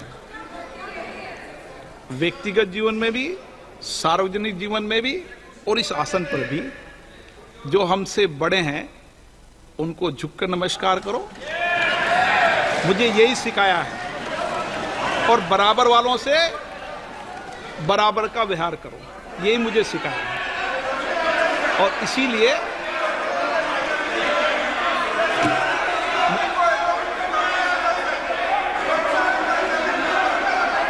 स्पीकर सर अगर आप हाँ, मैं इस बात को आसन से कह रहा हूं कि मेरी संस्कृति और संस्कार यही है कि बड़ों का झुककर और आवश्यक हो तो पैर छूकर सम्मान करो और बराबर जो उम्र से छोटे हैं उनसे बराबर का व्यवहार करो। स्पीकर सर, ये हमारी संस्कृति संस्कार है और मैं इस संस्कृति संस्कार की पालन करता हूं। स्पीकर सर आपकी बात को मैं एक्सेप्ट करता हूं। स्पीकर सर आपकी बात को रिस्पेक्टफुली बैठिए ना। स्पीकर सर मैं आपकी बात को रिस्पेक्ट करता हूं, मगर आपको कहना चाहता हूं कि इस हाउस में स्पीकर से कोई बड़ा नहीं होता।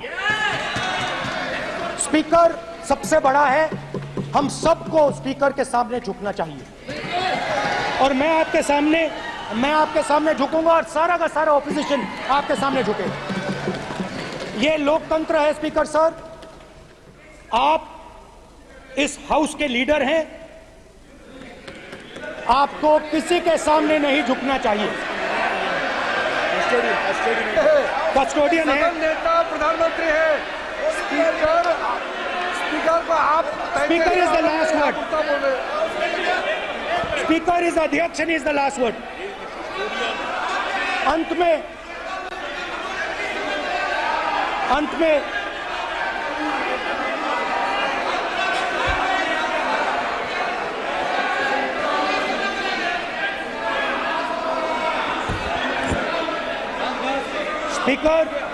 Speaker is the last word in the Lok Sabha, and in that spirit, Speaker is the last word in the Lok Sabha, and in that spirit, as members of the Lok Sabha, we are subservient to the Speaker. I believe that. Now, there might be people in this room who think they are not, but I think the entire opposition believes that we are subservient to you, sir. And we will listen to what you say, and we will bow in front of you. But the only thing I request, Speaker, sir, is it is important that there is fairness in this house. Yes. Now, I gave a speech, Speaker, sir, and it was interrupted throughout. Yes. Now, this time is going to be taken away from my colleagues. And I think that is unfair. Finally, I'd like to say that the principles that allowed us to fight are in our traditions. Truth, courage, non-violence. And they're in all our religions. And what you have come to represent today is untruth, a complete lack of courage, and violence. And my recommendation to you, if you take it, this country has a government and you are the government. And you are, whether we like it or not, you are the government of India. Elected by the people. And I agree to that. But I would say to you that as individual members, as the cabinet, you do not spread fear in this country. That you do not spread hatred in this country. That you listen to the farmers of this country, you listen to the students of this country. When the opposition says to you, let's have a debate for one day, have it. It's not going to harm anybody. They're going to love you for it. The students of India are going to say, we love the government because they allowed us our voice, they let us speak for one day. So, do not spread hatred. Do not spread violence. Do not be fearful. Even the BJP members here, even the cabinet members, do not be fearful. You have a constitutional position. You are individuals and then you have a constitutional position. Rajnath Singh ji is an individual and he's the Defence Minister of India. And that is the way this country has to be run. And we as the opposition, don't take us as your enemies. We are not your enemies. We are here. sincerely here to make your work easier, as long as you follow the basic principles that we have stated. And these principles are Shivji's principles. They are the principles of Shivji. Har Har Mahadev, you can say. To make the government. This is basically what I have explained here today is the concept of Indian leadership in all religions. Respect, affection, ahimsa, and always standing up for the truth. And I'm more than happy, all of us are more than happy to discuss anything you want without being nasty, without being aggressive. Anything you want, we are ready to discuss. So please let us work together to take this country forward. You are the government. We have to accept that. You got 240 seats. So I congratulate you on that. At least accept it. Accept to kar lijiye. They're not happy. They're not happy. Not happy. They're not happy. Okay, you're not happy. So I would say we want to both work for this country. Work with the spirit of bravery. Work without violence. Work without hatred. Thank you.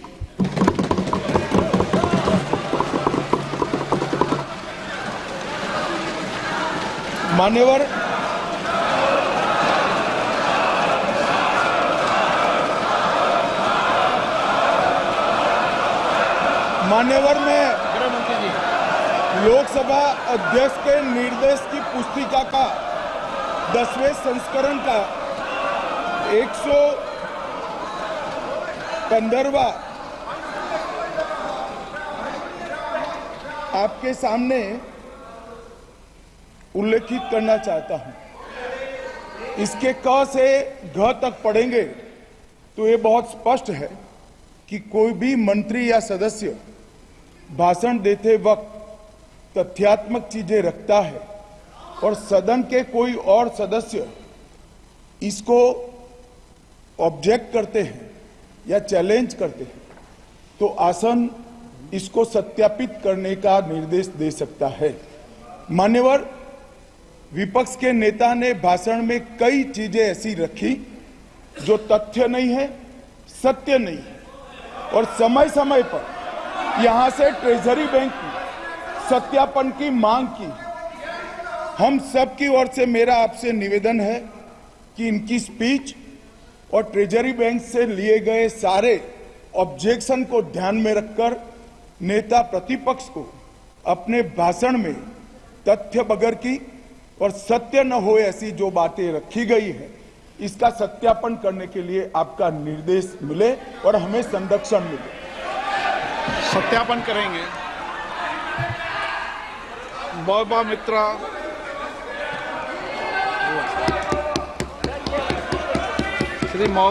Shrimati Mahua Moitra. Thank you.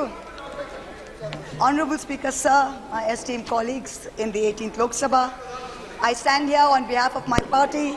Mr. Prime Minister, Honorable Prime Minister, I would really request you, since you've been here for the better half of 1 hour, ये भी सुनते हुए जाइए sir, डरिए मत sir, डरिए मत। 2 बार आ गए sir. You came to my area twice during the campaign, sir. आज तो सुन के जाइए sir. Never mind, my bad luck. Honorable Speaker, sir, Rahul. Honorable Speaker, sir, my esteemed colleagues in this newly constituted 18th Lok Sabha, I stand here on behalf of my party, the All India Trinamool Congress. कोई बात नहीं, वो मेरे LOP है, वो already मुझे सुन चुके हैं, वो मेरे LOP है।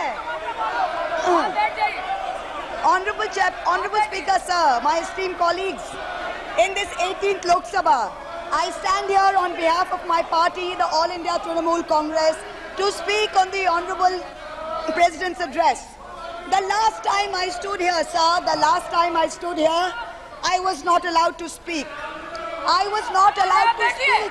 आप लोगों ने Arey, let me finish. Dimple, let me finish. House Guys, order में ignore. please. Let me finish. हाँ, जिसको जाना है, please जाइए, no problem. The last time I stood here, I was not allowed to speak.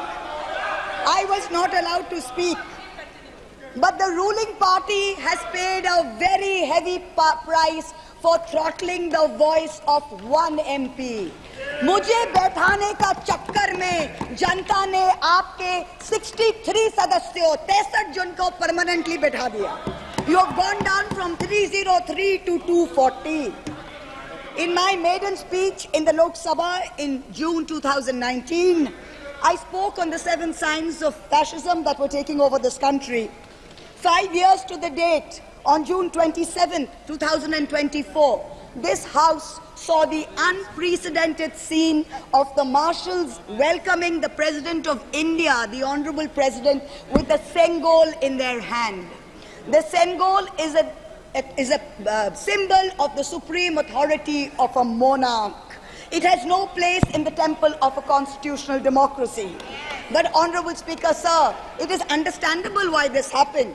Because the BJP has still not understood that their 303 brute majority, their Rajtantra, has been reduced to a 240-seat minority by the Loktantra. They are still living in the world of the Sengol.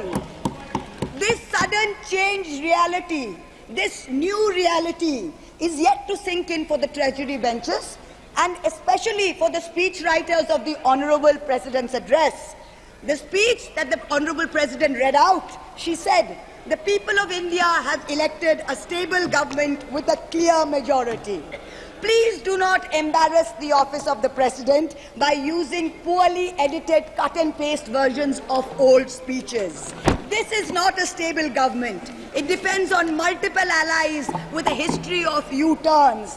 It has not got a simple majority. The BJP is 32 short of 272. It is going to be a very hard landing for the treasury benches, as was obvious today.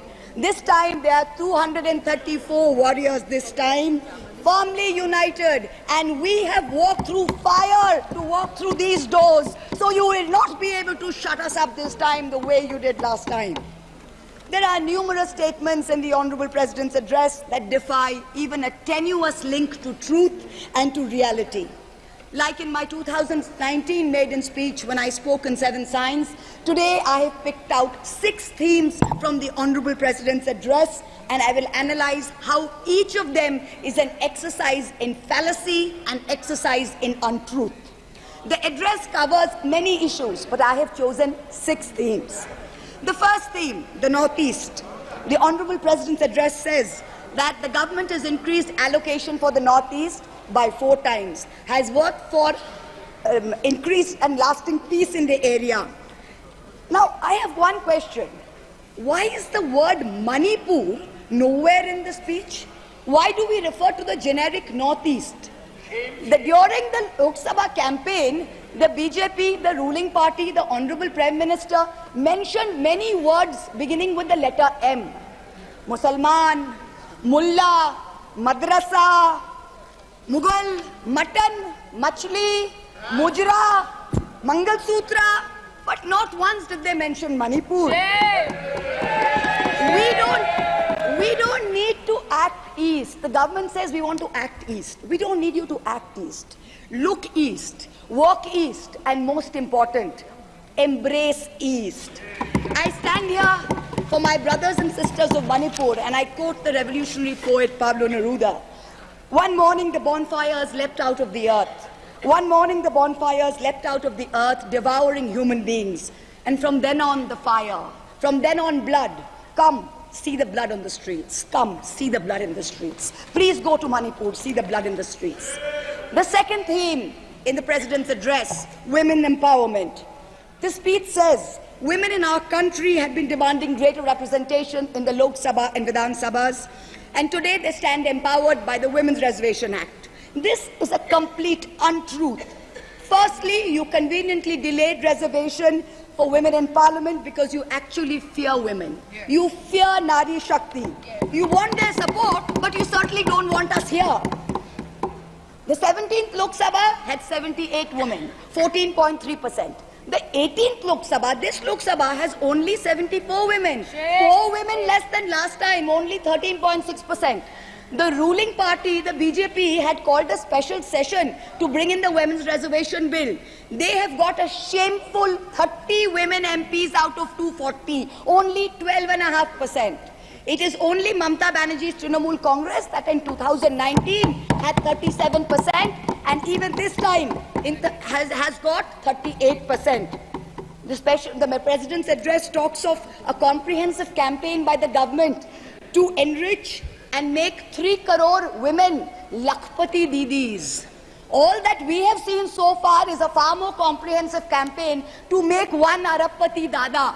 I'm sure I don't need to take his name in this house. I'm sure we all know who we are talking about. The third theme, Kashmir.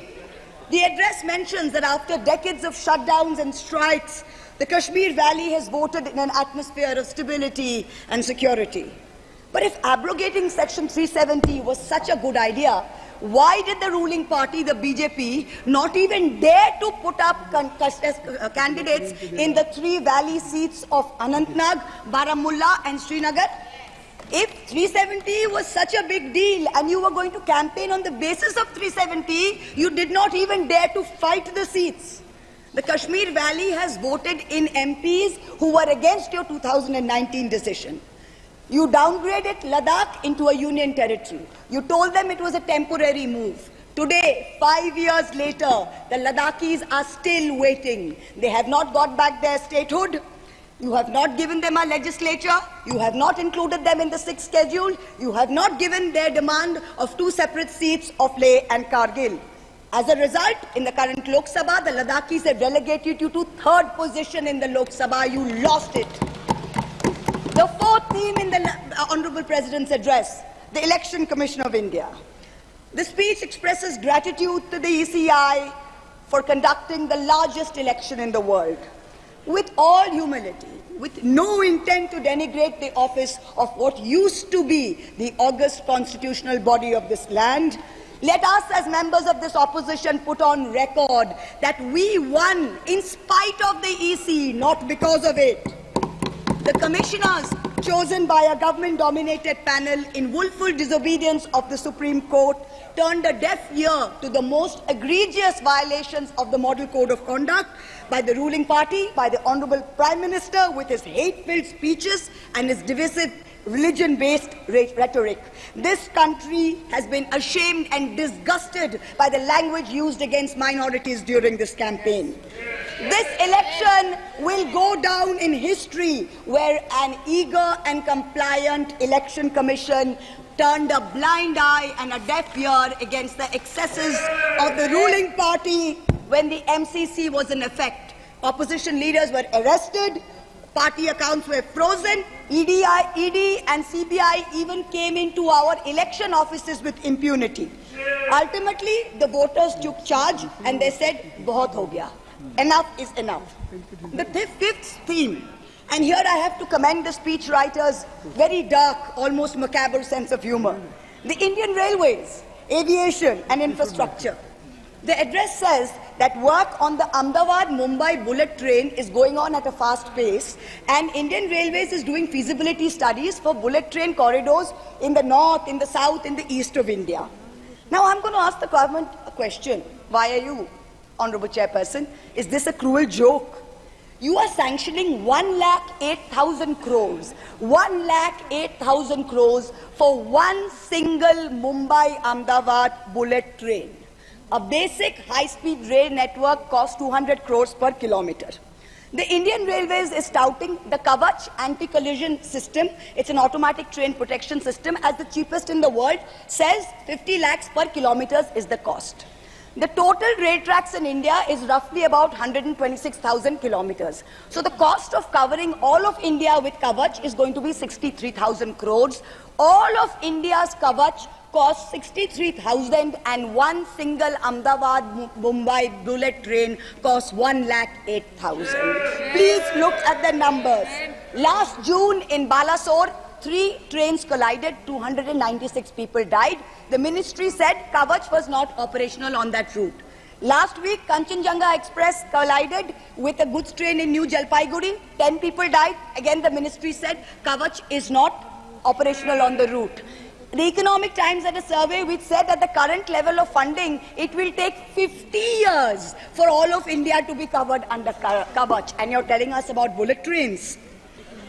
And please don't start shouting about what it was during Nehru's time. We don't know and we don't care.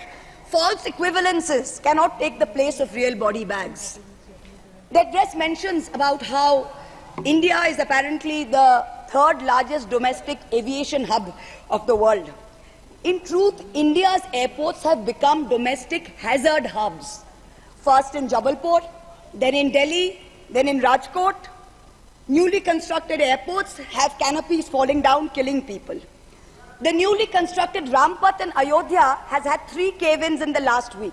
The Pragati Maidan tunnel is flooded. The Atal Setu has developed cracks. The Ram temple's roof is leaking. This is exactly what happens when infrastructure is poorly planned and rushed in order for photo opportunities by the supreme leaders. The sixth theme, competitive cooperative federalism. Honorable Chairperson, sir, the last decade saw the most brutal government-sponsored throttling of cooperative federalism that this country has ever seen. I speak for my own state of West Bengal. The centre has withheld 7,000 crores in Manrega funds. 17 lakh households have been deprived for work already done.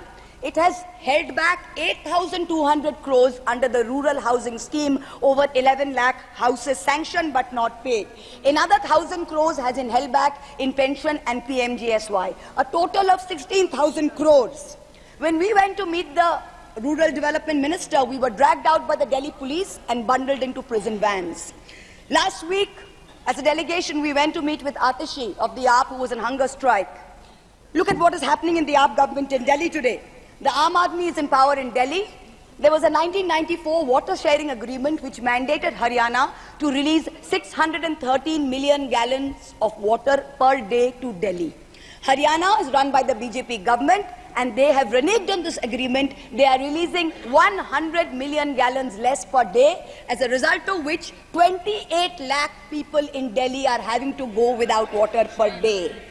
This government's competitive cooperative federalism seems to be an exercise in how to compete on how to choke opposition-run states. भैया हमको बैठाना आप पे बहुत भारी पड़ा, हमको मत बिठाइए, बहुत भारी पड़ा आप पे, बहुत भारी पड़ा. The government spent the past 5 years. Honourable member, kindly address to the chair. The government spent the first 5 years in almost perfecting an elected autocracy. And by the end of 2023, this government had reached the pinnacle of their arrogance, where this parliamentary democracy was replaced by a monstrous super cult, the cult of the supreme leader, the non-biological leader born of the Paramatma, who stood in this house and proclaimed, "Ab ke baar 400 par, and ek akela kitno pe bhari pada." This was the turning point. This was the turning point when the destiny of the ruling party changed. Whether in Greek mythology, whether in Indian mythology, if you act with arrogance towards the gods, you will be punished. We have 33,000 gods in India, but in our democracy, the most supreme of them is the Ganadevata, the Lord of the people, and they have punished you. You may have formed a government again, but yours is a Pyrrhic victory, a victory which inflicts such a devastating toll on the victor that it is tantamount to a defeat. In Bengal, the supreme leader started his Vijay Sankalp Yatra on March 1st in the constituency of Arambagh, then came to Krishnanagar, then came to Barasat, ended on May 29th in Calcutta. मेरे ऊपर तो विशेष कृपा की उन्होंने, दो बार आए. The BJP lost all these seats. The Honorable Prime Minister did 23 campaign meetings in Bengal and lost in 20 seats. In Maharashtra, the Honorable Prime Minister campaigned in 18 seats. The NDA lost in 15 of them. Ek akela kitno pe bhari pada. In Punjab, he campaigned in Hoshiarpur, in Jalandhar, in Patiala, in Gurdaspur. The BJP all lost all the 4 seats. Ek akela kitno pe bari pada.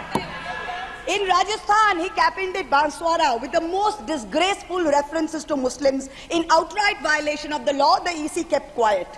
Not only did the BJP lose Banswara by over 2 lakh votes, the BJP, which had won 25 on 25 in 2019 and won the state government only months ago, came down to 14 seats. Ek akela kitno pe bhari pada. 3 states, Uttar Pradesh, Maharashtra and Bengal, account for 170 seats. That is exactly 1/3 of India. The BJP won in only 54 of them. Ek akela kitno pe bhari pada. In 2019, the Prime Minister, the Honorable Prime Minister, had taunted the now leader of the opposition by saying that he must have used a microscope to find that one single seat in India where the minority were in majority. Honorable Chairperson, sir, it is so ironic that today the majority needed no microscope to turn the BJP into a minority. Jahan bhi majority hai, wahin aap hi minority ban gaye. आप तो घुस-घुस के मारने वाले थे ना, इस बार तो जनता ने घुस-घुस के मार दिया. The treasury benches have always claimed that the opposition lacked in hard work and in merit. We are all part of a Parivarvad. We are dynasts. Whereas they are proud to be part of a meritocracy. They are proud to be part of a Modi ka Parivar. How ironic is it today that 20 ministers in the union cabinet are dynasts? How ironic is it that the Honorable Prime Minister has to take to social media himself to tell people that no, it is not Modi ka Parivar, it is NDA, the Nitish Naidu Dependent Alliance. In January, the Honorable Prime Minister consecrated the unfinished Ram Temple in Ayodhya. He said he was tasked with the divine duty of bringing Ram Lalla home. The Ram Mandir was going to ensure that not only would the BJP cross 400 seats, but that this government would last 1,000 years. The last time in history that we heard of a 1,000-year vision was during the Third Reich. This was the second time that we've heard of it. But then ultimately, Lord Ram said, stop, not in my name. Oti dorpe hoto Lanka.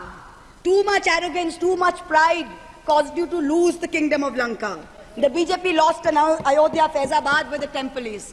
It lost in Banda Chitrakoot, where Lord Ram meditated. It lost in Shravasti, where the son of the Honorable Prime Minister's ex-secretary said, my father has built the temple, campaigned in his name, you lost there. All the seats around Ayodhya, Basti, Sultanpur, Ambedkar Nagar, the BJP lost. ये तुम लोगों के नाम जपो में पहले सा आराम नहीं. ये तुम लोगों के नाम जपो में पहले सा आराम नहीं. जबरदस्ती के जय श्री राम में सब कुछ है, पर राम नहीं. जबरदस्ती के जय श्री राम में सब कुछ है, पर राम नहीं. Today in India, there are 2 types of leaders. Those of us who come via the voting machine, and then there are many who come via the washing machine. There are still people who say, wait, you don't know Modi ji. Wait 6 months and see. The BJP will get 300 members. To them I say, no, this will not happen this time. Because every potential turncoat will have to choose between temporary greed or fear and between permanently becoming politically irrelevant. So you can offer you can accept a temporary offer of a ministry, you can accept a temporary settlement of an existing trumped-up CBI or ED case, and you can switch parties. But when you go back to the electorate will punish you. Most turncoats have been punished by the electorate. Also this time, India has very large, solid block components. The Congress has 100 seats.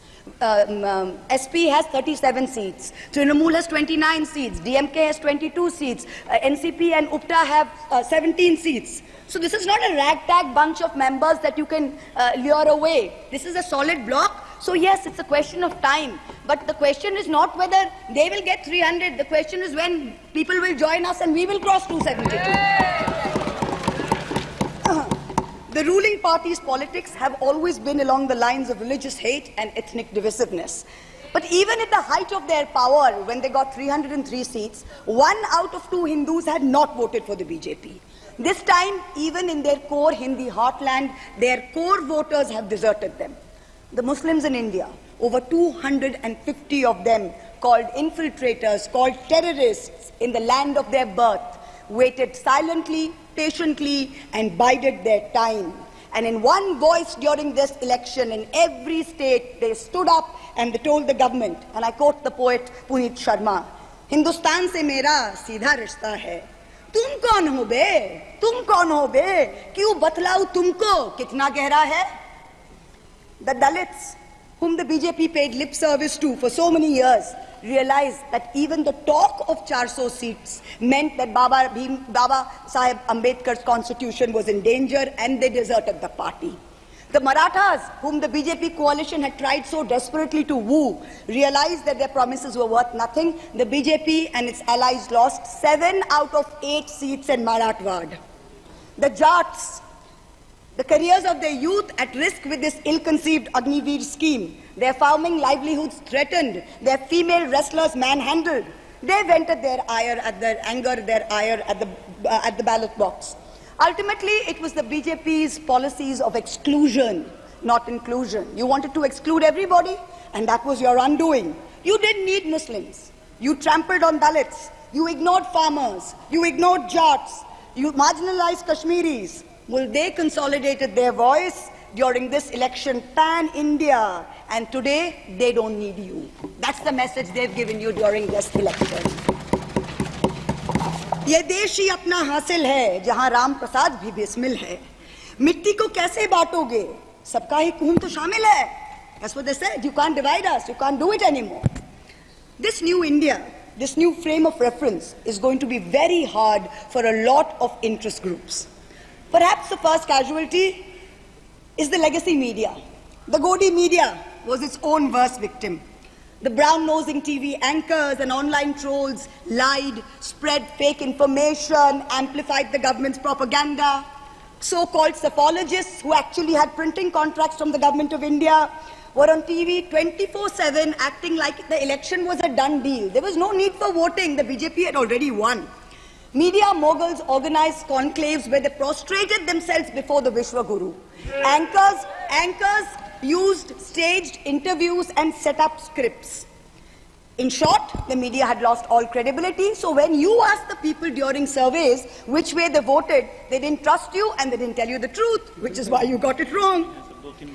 Ram Kamal Jha, the editor of the Indian Express, remarked that some media owners were so comfortable on their knees that it hurts to stand up.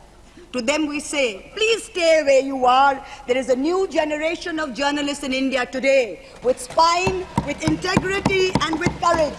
Our media, you have done your best to silence with fake cases and attempts and censorship, but they have survived and they will thrive in the digital space. I will also touch upon another pillar in our democracy, the judiciary. 2 days ago, the Honorable Chief Justice of India, while on a visit to Calcutta, remarked that judges were not deities. They are here to dispense justice with compassion. Just as one can't be partly pregnant, you either are or you're not. Justice and democracy too must be absolute. They cannot partly be in effect. The retirement age for High Court justices is 62, and the retirement age for Supreme Court judges is 65. Now, this has unfortunately contributed to High Court judges kowtowing to the Supreme Court Collegium and to the government for a last-minute elevation to be able to serve for 3 more years and then qualify for further sinecures such as the head of the Lokpal, the head of the National Human Rights Commission, chairman of various tribunals. It has come to such a state that opposition leaders framed in politically motivated cases are denied and bail and denied justice simply because judges are even scared to touch their case for fear of offending the government. Today I say, the poorest people in India who have perhaps the most to lose from offending the government in power, they have shown spine and risen to the occasion. Your lords and ladyships, heed thy inner voice, have a spine, rise to the occasion. 7 months ago, on the 8th of December, this house was transformed into a Kuru Sabha, presided over by a blind Dhritarashtra, where Dushrasan Darbaris made every attempt to disrobe Draupadi. The ethics committee that voted to recommend my expulsion on the 9th of November, they voted 6-4. had 10 members and 1 chairperson. Of the 5 Lok Sabha members from the BJP, 4 have not returned to the House. The chairperson, a BJP member, has also not returned. The Congress turncoat from Punjab who voted against has also not returned. The BJP lady MP from Maharashtra who started the debate in the House on behalf of the BJP has also lost. Much like Lord Krishna protected Draupadi, the people of Krishnanagar have protected me. In the last year, a lot of people look at me and say, "Oh, Mahua, you must have lost a lot. You lost your membership, you lost your house. And by the way, I also lost my uterus due to a surgery." But you know what I gained? I gained what Rahulji said, the freedom from fear. I do not fear you. I will see the end of you. We will see the end of you. Your ED, your CBI, your income tax, your trolls, your media, your bought-out judges, nobody can scare us. The people of India are patient. They will wait patiently for this government to fall. And I hope that whoever writes the next speech for the Honorable President of India will give her the respect and the honor due by not filling it with falsity. This government has dishonored the office of the President by giving her a script that is full of lies. We wait, and the people of India wait, for the restoration of her honor and for the honor of her august office. It is in this hope that I bow my head to the holiest of our books in its 75th year of adoption. Hail the Constitution, Joy Sangvidhan. Thank you.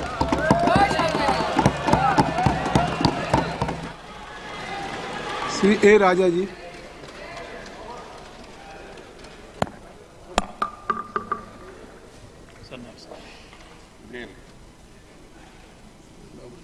Mr. Chairman, sir.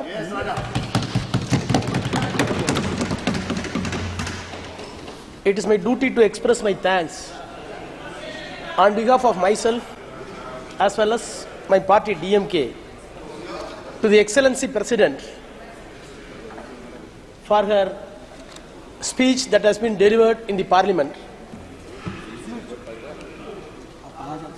Not for the veracity and content of the speech, I must thank the President for her tolerance and patience to accept the contents of the document that has been approved by the Cabinet headed by Mr. Narendra Modi. Sir, whatever be the veracity and truthiness of the document that has been submitted before the House after the address delivered by the President, it has to be defeated as a judicial and democratic process.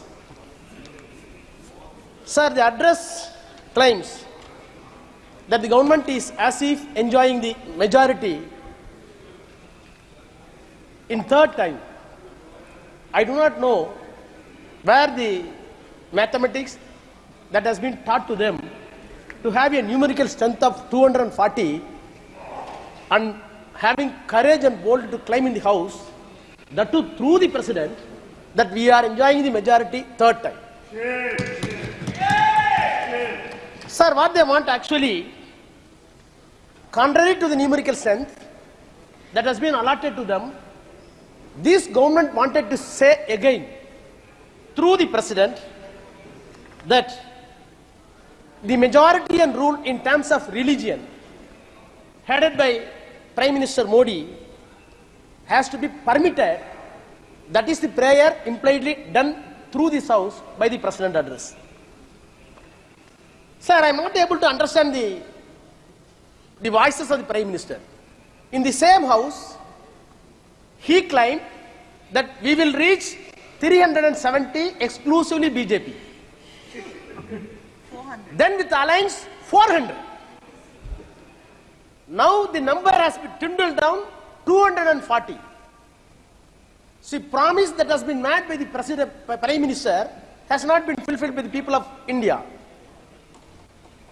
Having fully aware that the number is dwindled down and the promise has been negatived by the people of India, where the Prime Minister is having courage, moral courage and political courage to say the President of India, true President of India, that the government is enjoying majority. That itself is a bogus on this part of the government.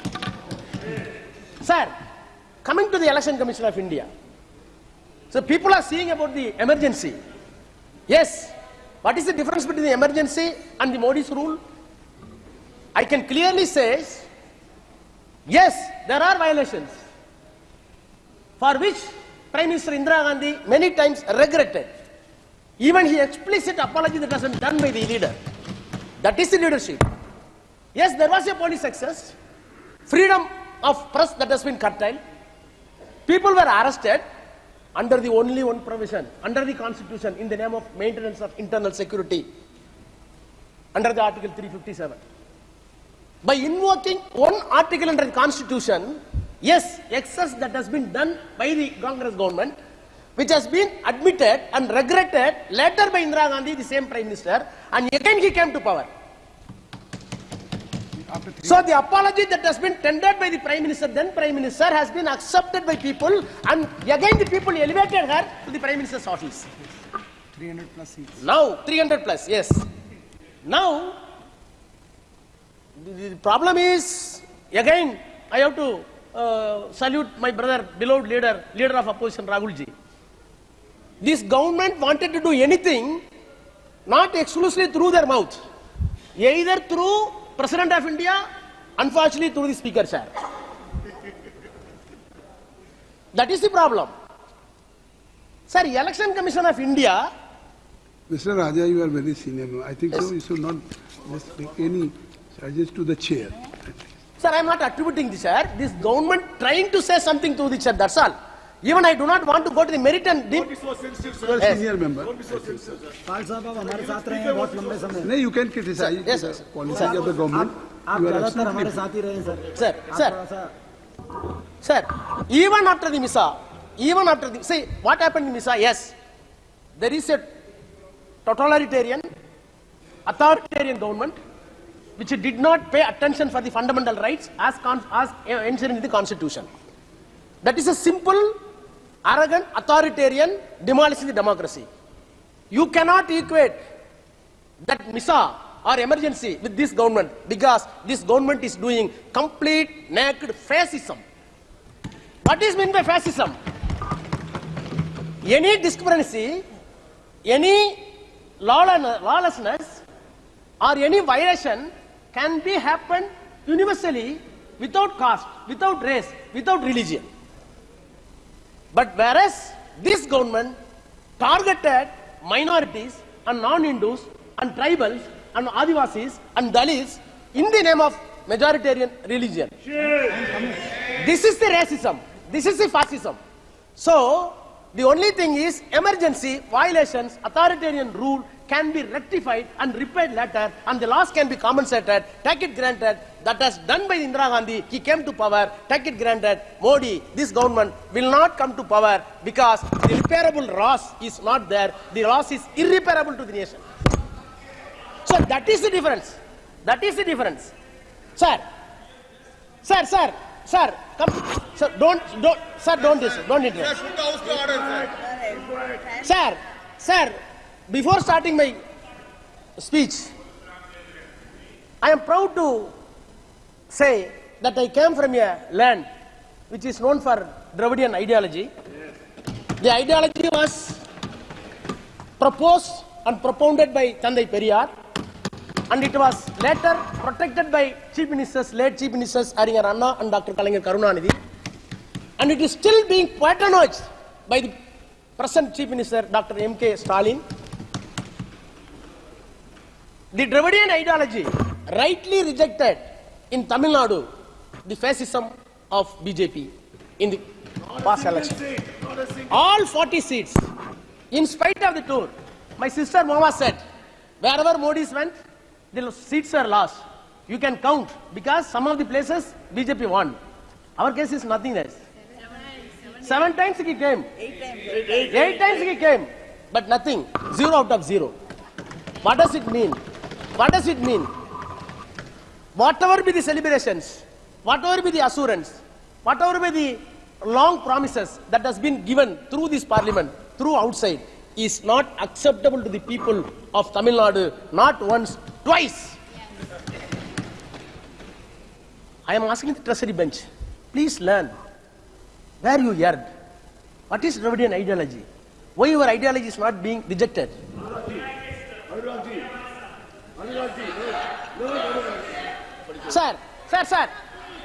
When I am thanking, yes, sir. When I am, Please be seated. sir, when I am, sir, Please. कृपया बैठ जाए. कृपया. Sir.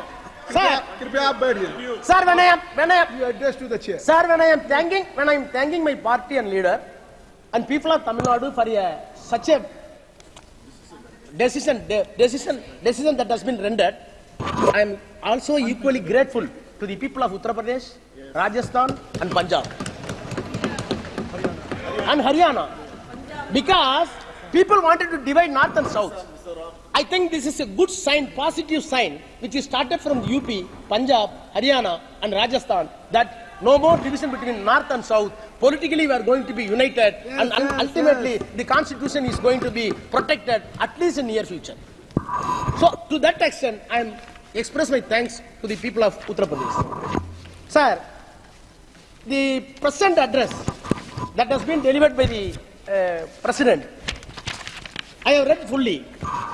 On two forts, the President address stands. One is they wanted to create an artificial trust as if the people are having upon the Modi and the government. The second thing is, which is strange to me, that they are claiming to the world that Constitution is not mere a document for internal administration. It's a new thing. Constitution is not for mere internal administration, because Constitution says Supreme Court, Constitution says Parliament, Constitution says Assembly, Constitution says Election Commission of India, Constitution says Public Service Commission. These are all for the internal administration. The President address is very clear. I surprised. The Constitution is not only for mere administration, it should be converted into the public consciousness to uphold the sovereignty of the country. Really, I salute. Really, I salute. But the only thing is whether you are competent to say that. Yes. By your virtue of the past activities. Yes. That is the problem. Sir, Vice President of India, officially speaking in the Speaker's Conference, that I cannot accept the basic structure of the Constitution. What is basic structure of the Constitution? That has been contemplated in the preamble of India. We, the people of India, having solemnly resolved to constitute India into a sovereign, secular, socialistic and democratic republic, which covers fundamental right, which covers minorities' right, which covers judicial activism, which covers judicial supremacy. Any law which is going to be passed by the Parliament can be struck down with the Supreme Court. That is the basic structure. Whereas the Vice President of India... No. So officially speaking... Sir, I am not dragging Vice President. I think so. You should not mention.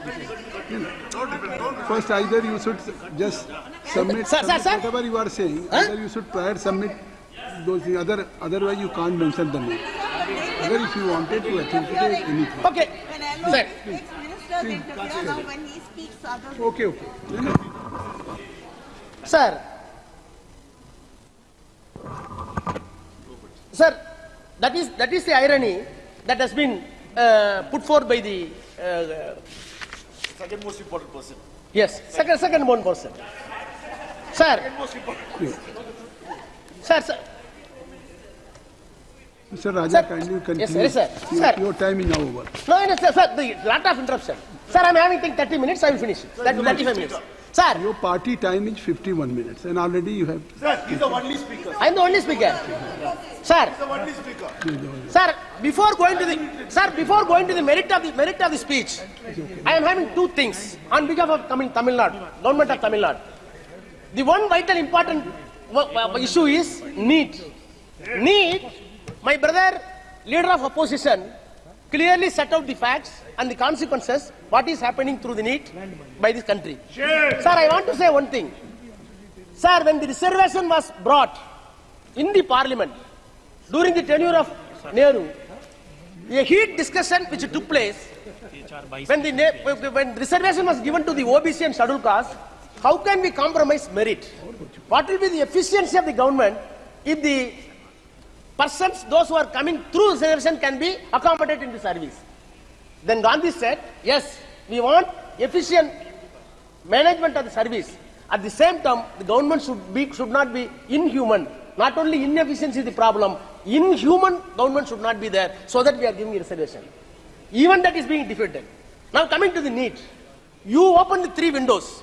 One is merit quota, then management quota, then payment quota. Sir, 780, a person got 780 marks. 720, he is getting merit seat, okay.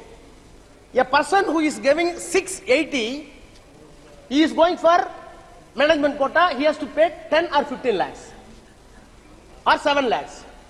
Again, exclusively management quota or NRI quota, if he is paying 25 crore, if at all he is getting 225, he will get the seat. Exactly.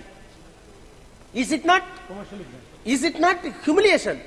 I am sitting with 650, I am not able to pay because my parents are poor, whereas 250 marks, my colleague sitting nearby, maybe forward community or lower community, notwithstanding the community, the merit is being compromised because of the system. Because of this, we lost more than 20 human lives, students' lives. We passed a resolution. Sir, we enacted the law in the assembly. Sir, we enacted in the law assembly. Ministers are here, please hear me. Tamil Nadu assembly passed the resolution. Thereafter, we enacted a law. Both we sent to the government of India. It is still pending. You are saying that Tamil Nadu is separate. People are claiming separatism.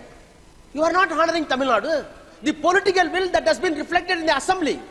More than 8 crore people through the 234 MLAs, which is not being recognized by you. You are treating as a dustbin, toilet paper. What does it mean? That is why we are teaching lesson. 40 after 40, you are losing them. Sir, one more thing is very important. Of course, it is not mentioned in the President address. Caste-based census. Since Rahulji vividly expressed all these things about the NEET, I want to come for the caste-based census. Sir, you are claiming Hinduism. Yes, we are all Hindus. The difference is which Hindus you are. I am a Hindu according to law and constitution. Since I am not a Mohammedan, since I am not a Christian, since I am not a Buddhist, since I am not a Parsi, I am a Hindu. The law says this is Hindu. If you are really having worry about the Hindus and integration of Hinduism, you must have caste-based census. Exactly. The reason is, I may be permitted to take 5 minutes more because I want to celebrate our religion, provided it should give equal opportunity to everybody. Yes. That's all. We are not against God. If you say love is the God, if you say fraternity is the God, if you say something, humanity is God, yes, we want to see. Even we are ready to accept Modi as a God-man, provided you should be having such a qualification. The problem is you are having no such qualification, we cannot believe it. Sir, what is caste census? Ambedkar rightly said, I quote, Hindu religion is nothing but assortment of caste. Sir, division of labor is universal to the entire world. I cannot stretch my cloth, my own cloth. My cloth, cotton is cultivated somewhere else by a farmer. Then it comes to spindle, textiles. Then it was made as a cloth. Then it was given to the tailor. Then he stretched it. So in order to have a white shirt for Raja, so many people are working in the field, so many people are working in somewhere else. This is division of labor, distributing labor. But what has been done in our religion is division of laborers by birth. If you are a scavenger, do it after your father, father. I cannot come out. If you are a carpenter, you do it. By birth. So the wrong that has been inculcated in our religion, right or wrong, according to Periyar, according to Ambedkar, the division of labor was misinterpreted, division of laborer, that should be removed. Discrimination by birth. That should be removed. So division of laborer, you want to maintain. That is why you brought Vishwakarma. What is Vishwakarma? After completed 10th standard, 12th standard, if I am a farmer, if I am a carpenter, you want to give 3 lakh to me, don't go for college, you go for carpenter. So you want to maintain this same caste system in order to keep the Hindu religion for your own political convenience. Yeah. That is not acceptable to us. That is why I'm telling, sir, I'm telling the truth.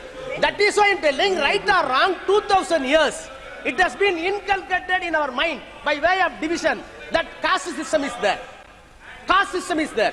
Sir, my forefather, sir, I belong to scheduled caste, according to law. In my family, all castes came into existence. Still, I am being branded as Dalit. What is my forefather? My forefather used to go for Sri Lanka. Because they are having no money here.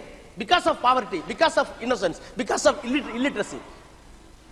See, my forefathers went to Sri Lanka because of poverty and illiteracy. The grandson of the forefather standing before the parliament, sitting with Rahul Gandhi and opposing Modi. My daughter is studying in London, the famous university. Who did it? All these things done by Periyar and Ambedkar, Anna, Dr. Kalaignar, Dravidian ideology. We want to have a Dravidian ideology. Please make it universal for your convenience. So what is the problem with religion? By way of doctrine of division of labor, what has been prevented? The first thing is education was prevented. Don't read. That is your Manusmriti. Then don't get property. I cannot own the property. Then enslavement of women. These are all the things contemplated in religion. It has to be removed.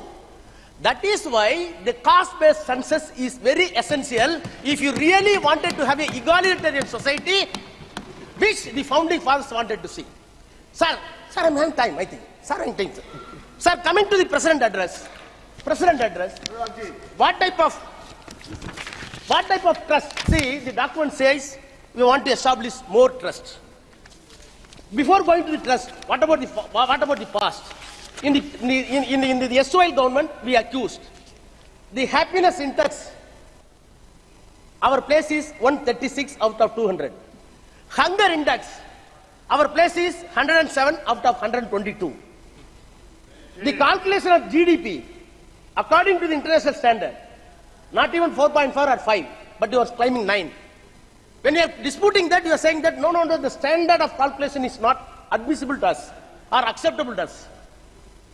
Then coming to the white paper, you said some white paper full of graphics, completely confused graphics, which did not say about diesel price and petrol price, gas price and poverty ratio, unemployment. So silently, willfully, wantonly and surreptitiously, stealthy manner, you want to suppress poverty ratio, petrol, diesel, gas, everything, and you wanted to say some graphic and say this is my white paper. How can you cheat the world? Sir, again, what happened? The corporate tax, from 33% for the corporate, the Modi government reduced to 20%. Even 1%, I am told by the economists, it may run 50,000 crore. Who is looting the money? Who is looting the money? And suddenly you are saying that during the election course of time, suddenly Adani became your enemy? Ambani became your enemy? People are totally confused. Why you got 250? Because of confusion you got 240. Sir, I charge. How many PSUs you sold? The Nehru invented PSUs, not for profit alone. Nehruji wanted to accommodate backward class and scheduled class as employee. Those who are educated, graduates in the universities, in the PSUs. Now, what about Air India, LIC, banks and other PSUs? You sold it saying that profit is not there. The profit is not there. If it is privatized, where is the scheduled class and OBC and minorities will get the job? Not at all. The social angle of the PSUs and the public sector undertaking, not at all taken into consideration by the government willfully, because you wanted to have a Hindu Raj with the allied people. Sir, Amartya Sen, I want to quote again. Somebody mentioned the last session. 2 people are selling India. I do not want to mention the name. 2 people are buying India. This is the government of Modi. Having said by Amartya Sen these 2 lines, the silence which is being kept by the Modi government, even it cannot be matched to the graveyard. What does it mean? Sir, again you wanted to trust, create some trust. What type of trust? Again, I wanted to say another thing. Sir, it is very strange for the political stature of the Prime Minister. When he is posting the flag in the Red Fort last year, he said, we want to address 100 years of slavery. 100 years of slavery. I am confused totally. Gandhi, Patel, Nehru, Ambedkar, even Shyam Prasad Mukherjee, who is for Hindu Mahasabha, all are said 200 years slavery. That is British. British came here for business, trade, commerce, and enslaved us. That is slavery. Whereas Mughal came here, they settled here, they ruled here. English people ruled from Viceroy Council sitting in England. Queen is England. ICSS officers sent from England to here. Governor Generals are deputed from here, from England. So the rule which was upheld as slavery is nothing but a foreign rule. The switch is in England. Whereas Mughal emperors came. Of course, Aryans also came here. That blood is mixed with us. If you are saying Mughal is an alien, then part of our society, Hindu society, Aryan also alien. That is why Ambedkar clearly said, if at all a person, if at all a race is entitled to claim this land, is only Dravidian, not Dravidian, Aryan. Sir, take it granted. Sir, if you say... Adivasis, sir, that is not Dravidians. Sir, right. Sir, the speech delivered by the Prime Minister of India says, first time. Sir, sir, interruption, sorry. I have come across. Sir, I have come across. Sir, I entered this parliament when I was 31. I am here Delhi, in spite of a small break. I have heard all the Prime Minister's speech delivered on the day of independence. None of the Prime Minister expressed displeasure over the opposition. He claimed what is happening in India: corruption, nepotism, and appeasement. Corruption, nepotism, appeasement. Nepotism, I think that Mova listed out.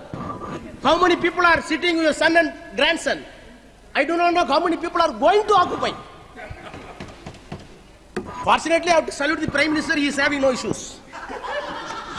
No issues. No. But nepotism, I leave it. What about the corruption? What about our charge about corruption? Sir, when corruption charges are leveled against a government, I have met chief ministers. Even I was the minister. I met the corruption charges. The parliament was not permitted to 40 days in 2G. I was not permitted to speak in the parliament.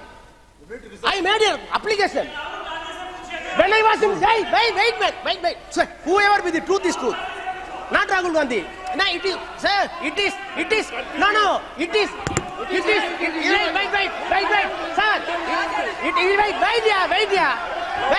wait. Sir, interruption.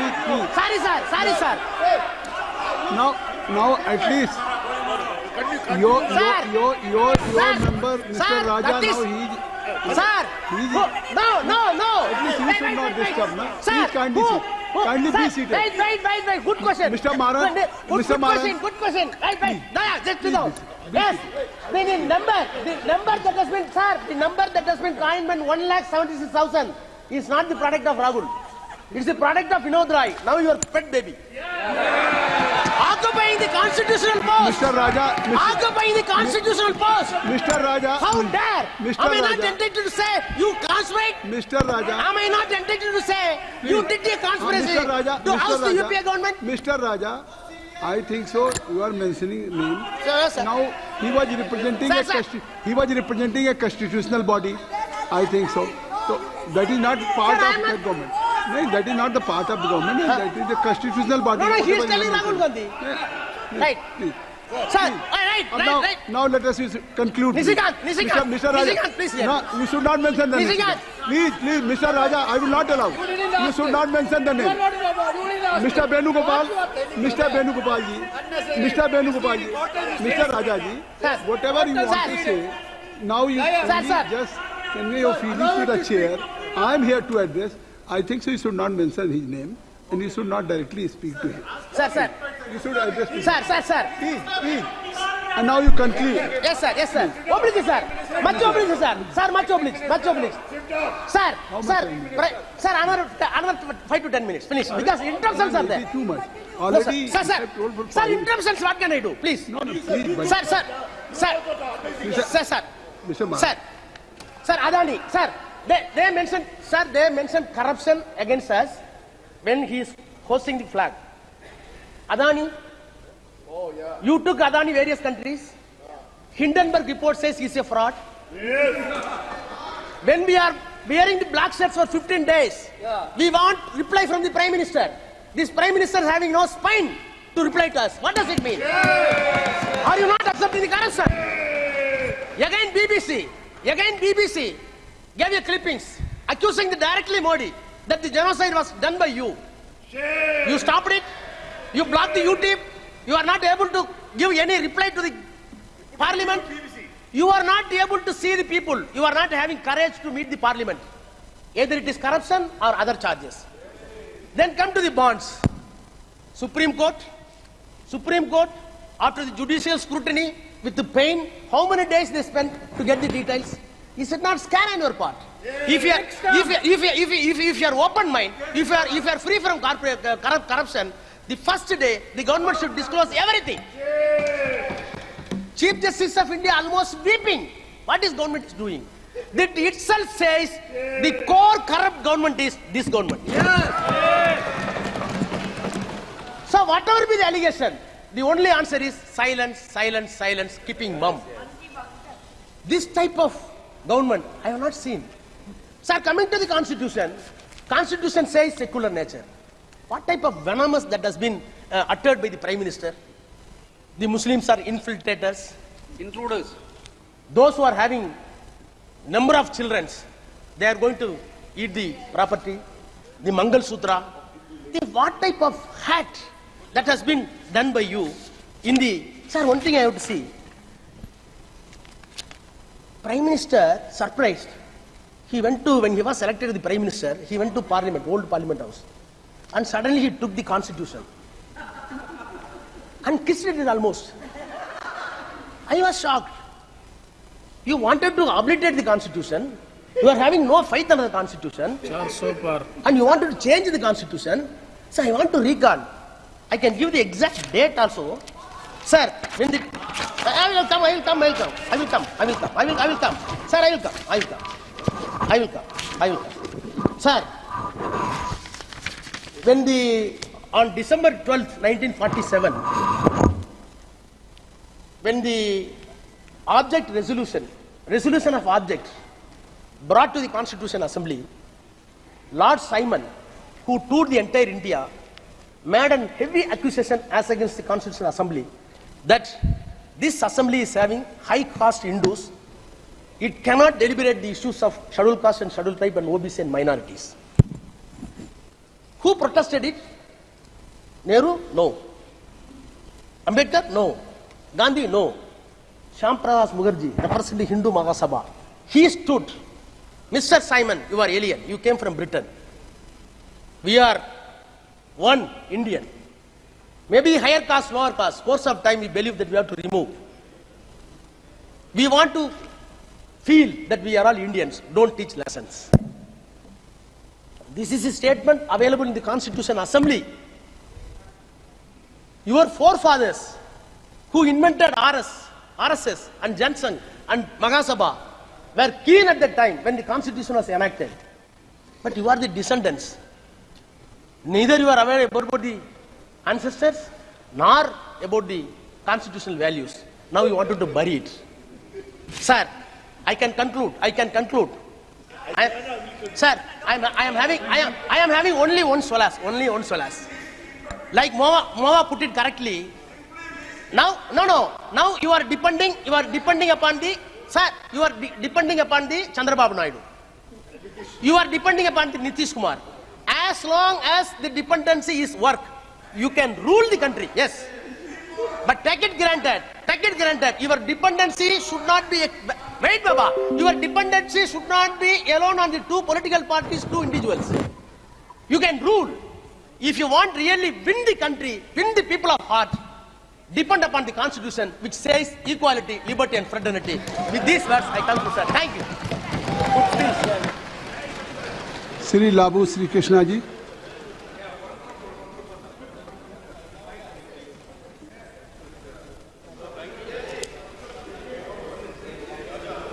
Sir, thank you for giving me this opportunity to speak on motion of thanks on the President's address, sir. Let me start off by congratulating our Indian cricket team, which has won T20 World Cup after 17 long years. It has brought joy to every household in this country, sir.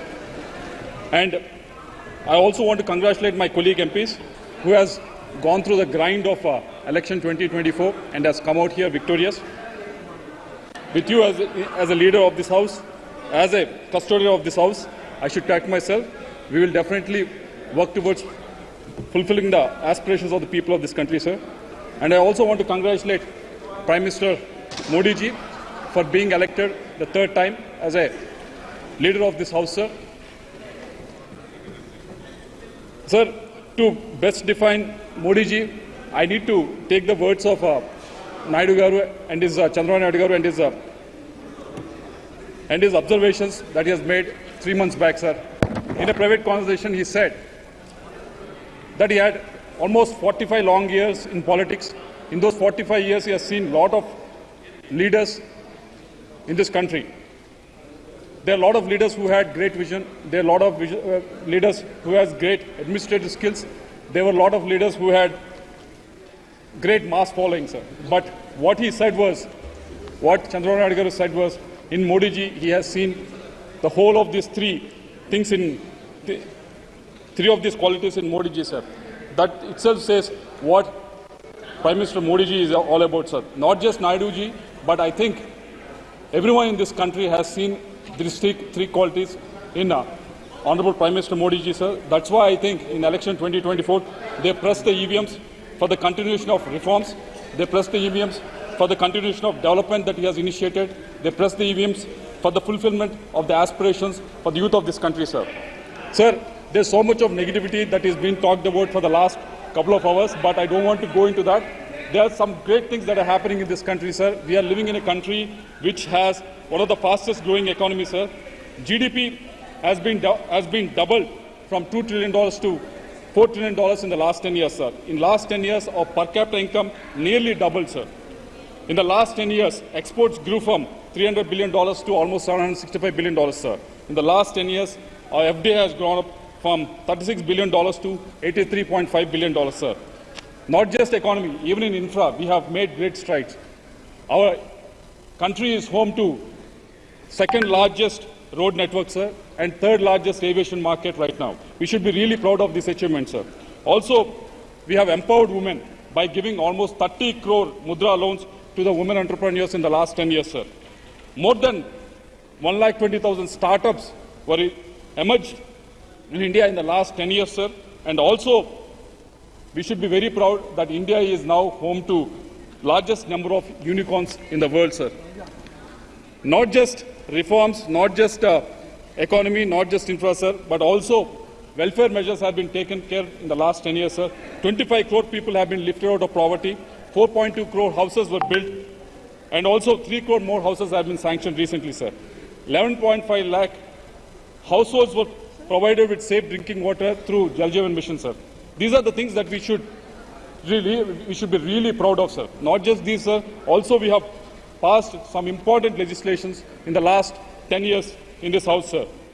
We have implemented GST, which was very much needed because we had a really cumbersome taxation process across the state, sir. And we have brought in new legislations banning triple talaq and also Women's Reservation Bill, which has empowered the women, sir. We have also brought in new criminal laws, and also we have abrogated Article 370, which freed Jammu and Kashmir, sir. These are some of the achievements for the last 10 years we should be really proud of, sir. But Honorable Prime Minister Modi ji and NDA are not going to sit on these achievements. Definitely, we need to set new targets, and we need to set new targets for ourselves and also overcome new challenges to reach these targets, sir. We need to give more push for the rural infrastructure. We need to invest in rural education. We need to invest in the rural healthcare, and also we need to invest in the rural digital infrastructure, sir. We need to do more to double the farmers' income rather than just thinking about it. We need to take on unemployment and create more jobs to the youth of this country, sir. We also need to bring more vigor in the manufacturing sector, sir. PLI scheme is a good start, but we need to remember our MSMEs are working with the highest interest rates in the world, sir, highest power charges, highest difficult labor laws, and our MSMEs are working with one of the costliest logistics anywhere in the world, sir. So I think we need to sit together, not just as ventures, opposition also sit together and actually try to come up with this solution and come up with these policies so that our MSMEs are much more competitive across the world, sir. Also, the government under Honorable Prime Minister Modi ji need to address these issues to build a strong, robust India so that India will become Viksit Bharat, sir. TDP as an NDA partner will support you in this endeavor all through for the next 5 years. People of Andhra wants to work with you. People of Andhra wants to work with you, sir. People of Andhra have shown it in the recent election results also. Out of 175 assembly seats that we have contested, NDA has won almost 164 seats in Andhra, sir. In the 25 parliament seats NDA has contested, NDA has won 21 parliament seats, sir. That is a success rate of more than 90% success rate in Andhra Pradesh, and also 56% vote share has been given to the NDA, sir. So these are the achievements, these are the electoral results that have happened in the recent elections, sir. So now the election process has been finished. I request the Honorable Prime Minister and the other cabinet ministers to extend a helping hand in reconstruction and rebuilding of Andhra Pradesh, sir. I have used the word reconstruction and rebuilding. It's a very strong word because we are faced with two issues, sir. The first issue being, you all know, we have been talking about this for the last 5 years, and my senior colleagues have been talking about for the last 10 years, about revenue deficit that Andhra Pradesh is facing for the last 10 years, sir. We are struggling with this, so I request the Finance Ministry to actually release the revenue deficit, whatever we are facing, the gap that is supposed to be released almost 7 to 8 years back. We expect them to release it, sir. And also the second problem that we are actually facing is with respect to the debt that we are facing to the tune of 13.5 lakh crores, sir. If the debt is taken to actually add infrastructure, it's no problem, sir. But the problem is in Andhra Pradesh, mainly in the last 5 years, this debt has been taken and no new infrastructure has been added to the state of Andhra Pradesh. So that is what is the problem that we are facing right now, sir. So I expect the Honorable Prime Minister and also the ministers who are sitting here to actually address these problems, sir. Starting with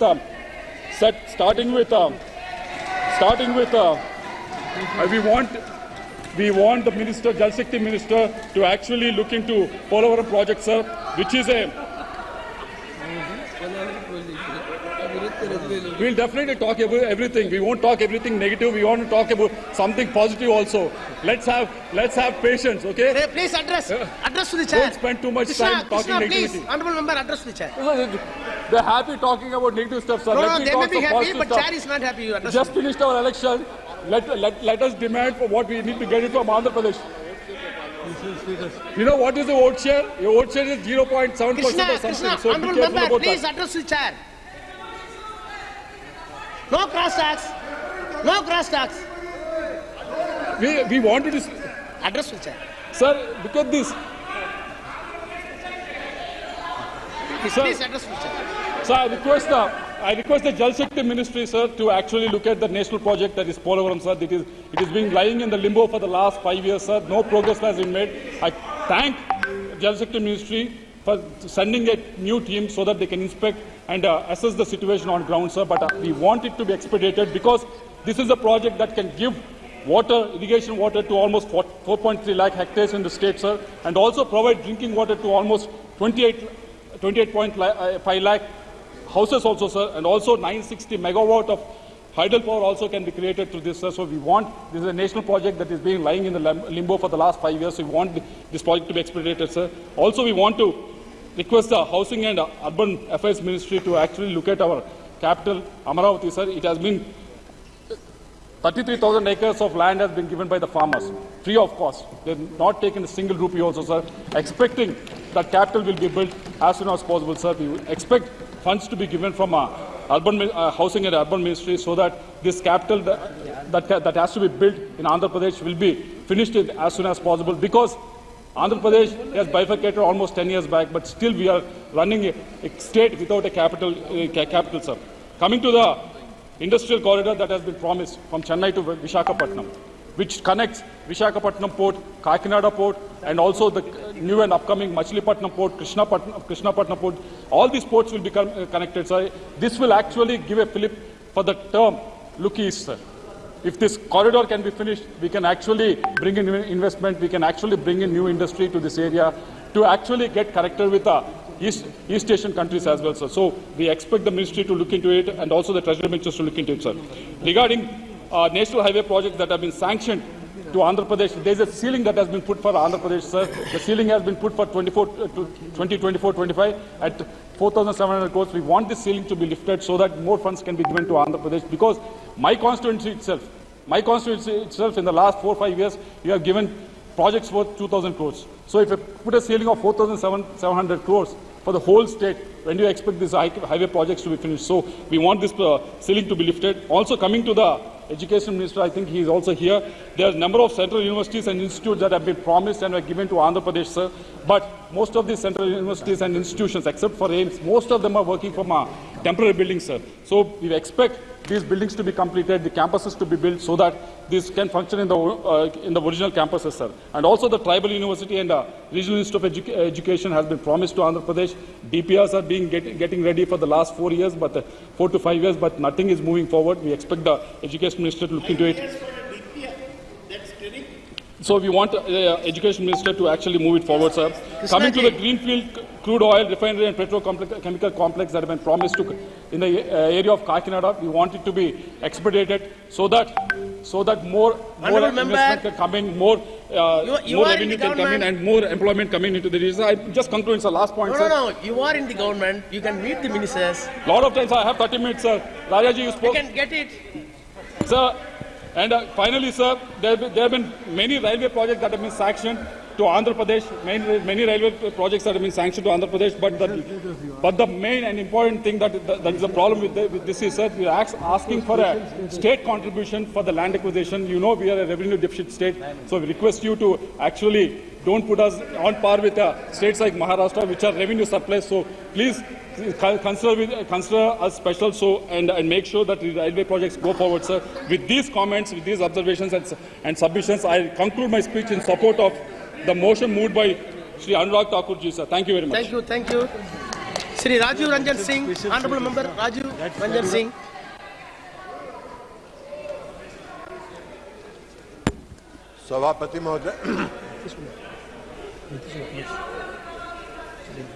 सभापति महोदय,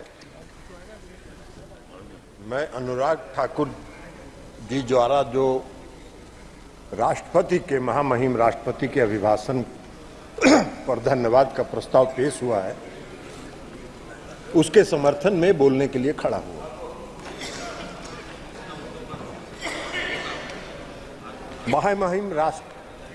महामहिम राष्ट्रपति महोदया ने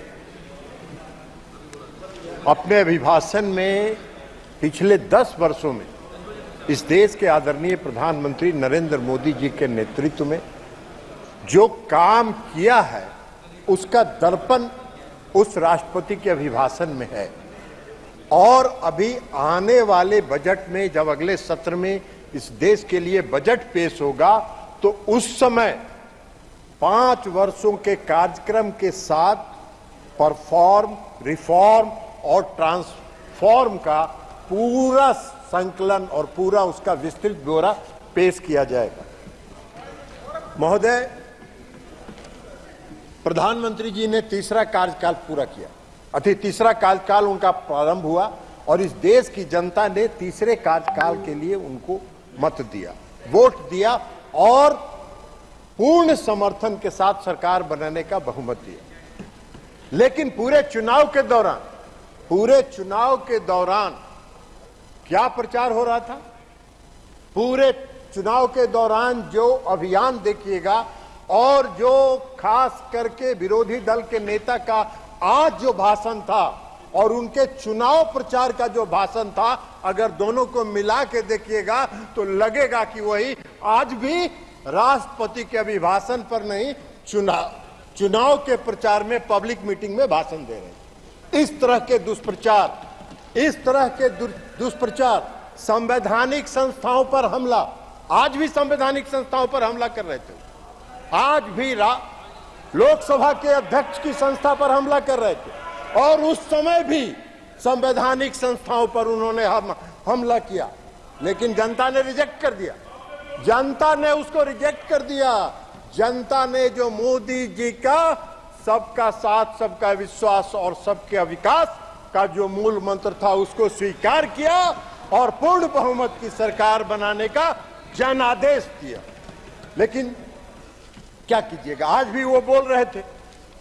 अब आपको हम एक बात बताना चाहते हैं कि देश की जनता ने जो तीसरे कार्यकाल के लिए मोदी जी को जो समर्थन दिया है, उसका स्पष्ट संदेश है कि भ्रष्टाचार पर जो आपने हमला किया है उसको जारी रखिए और इस देश से भ्रष्टाचारियों को समाप्त करने का काम करिए।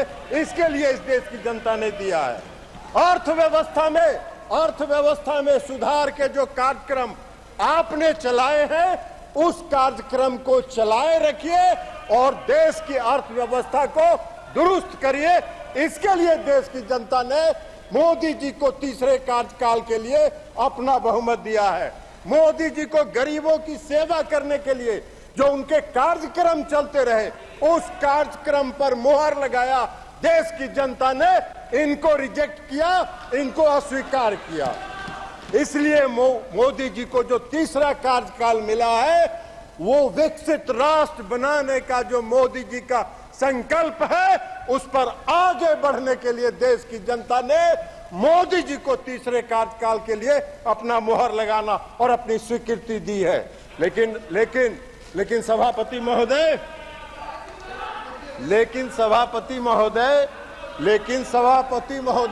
1971 का चुनाव हो रहा था।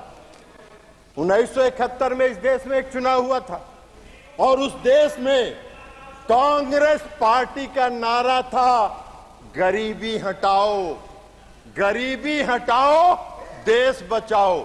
जनता ने भरोसा कर लिया, जनता ने इन पर भरोसा किया। 1971 में इनको पूर्ण बहुमत से सरकार दिया, लेकिन 3 साल के बाद 1974 में इस देश में लोकनायक जयप्रकाश नारायण के नेतृत्व में आज तक के आजाद भारत का सबसे बड़ा जन आंदोलन हुआ, क्योंकि इन्होंने जनता से किए गए वादे को नहीं निभाया। और जब इनको लगा 1974 में जन आंदोलन जब चरम पर पहुंचा, और जब चरम पर पहुंचा और सुप्रीम कोर्ट ने जब रायबरेली से श्रीमती इंदिरा गांधी के चुनाव को अवैध घोषित कर दिया, तो रातों रात देश में इमरजेंसी लागू हो गया। हम सब उठा के जेल में बंद कर दिए गए। मुझको याद है, मैंने देखा है, आपातकाल लागू हुआ। आपातकाल लागू होने के बाद क्या हुआ? सारे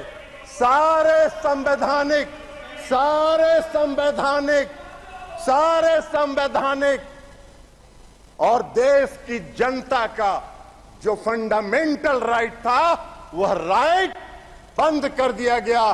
किसी को बोलने का हक नहीं था, किसी को चिल्लाने का हक नहीं था, किसी को कुछ भी एक शब्द बोलने का, प्रेस की आजादी पर लगा दिया गया।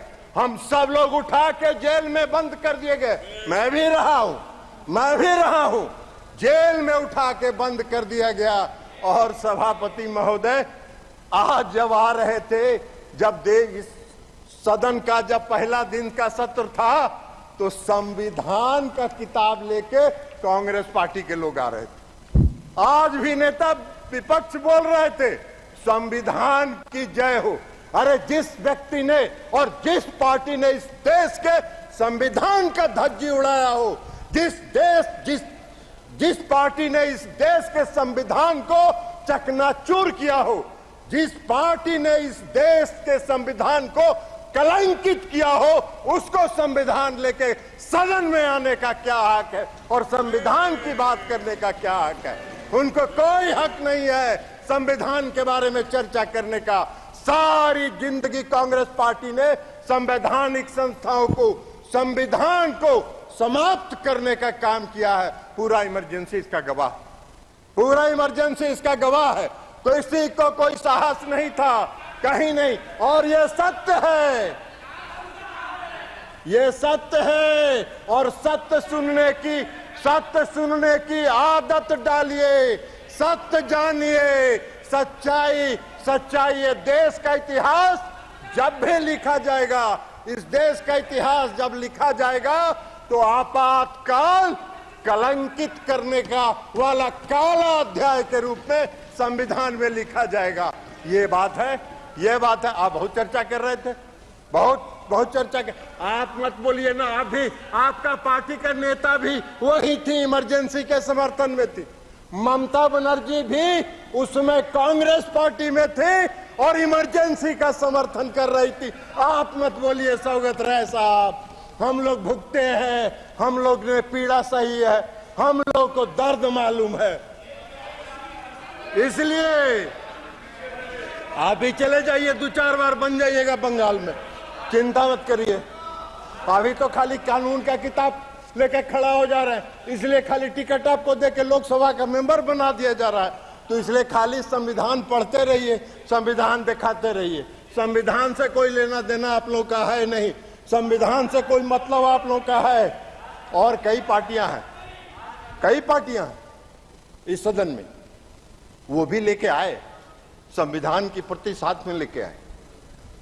डीएमके पार्टी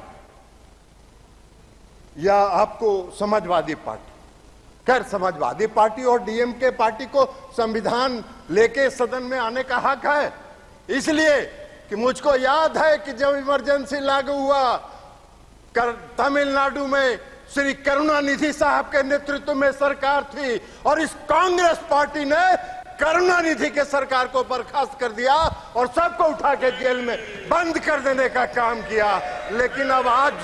लेकिन आज डीएमके के लोगों को, समाजवादी पार्टी के लोगों को की मजबूरी है कि कांग्रेस पार्टी के साथ साथ संविधान का लेके चले, लेकिन घूमिए, साथ रहिए जरूर, लेकिन संविधान को ध्वस्त करने वाले पार्टी का समर्थन मत कीजिए। यह हम आपसे आग्रह करना चाहेंगे।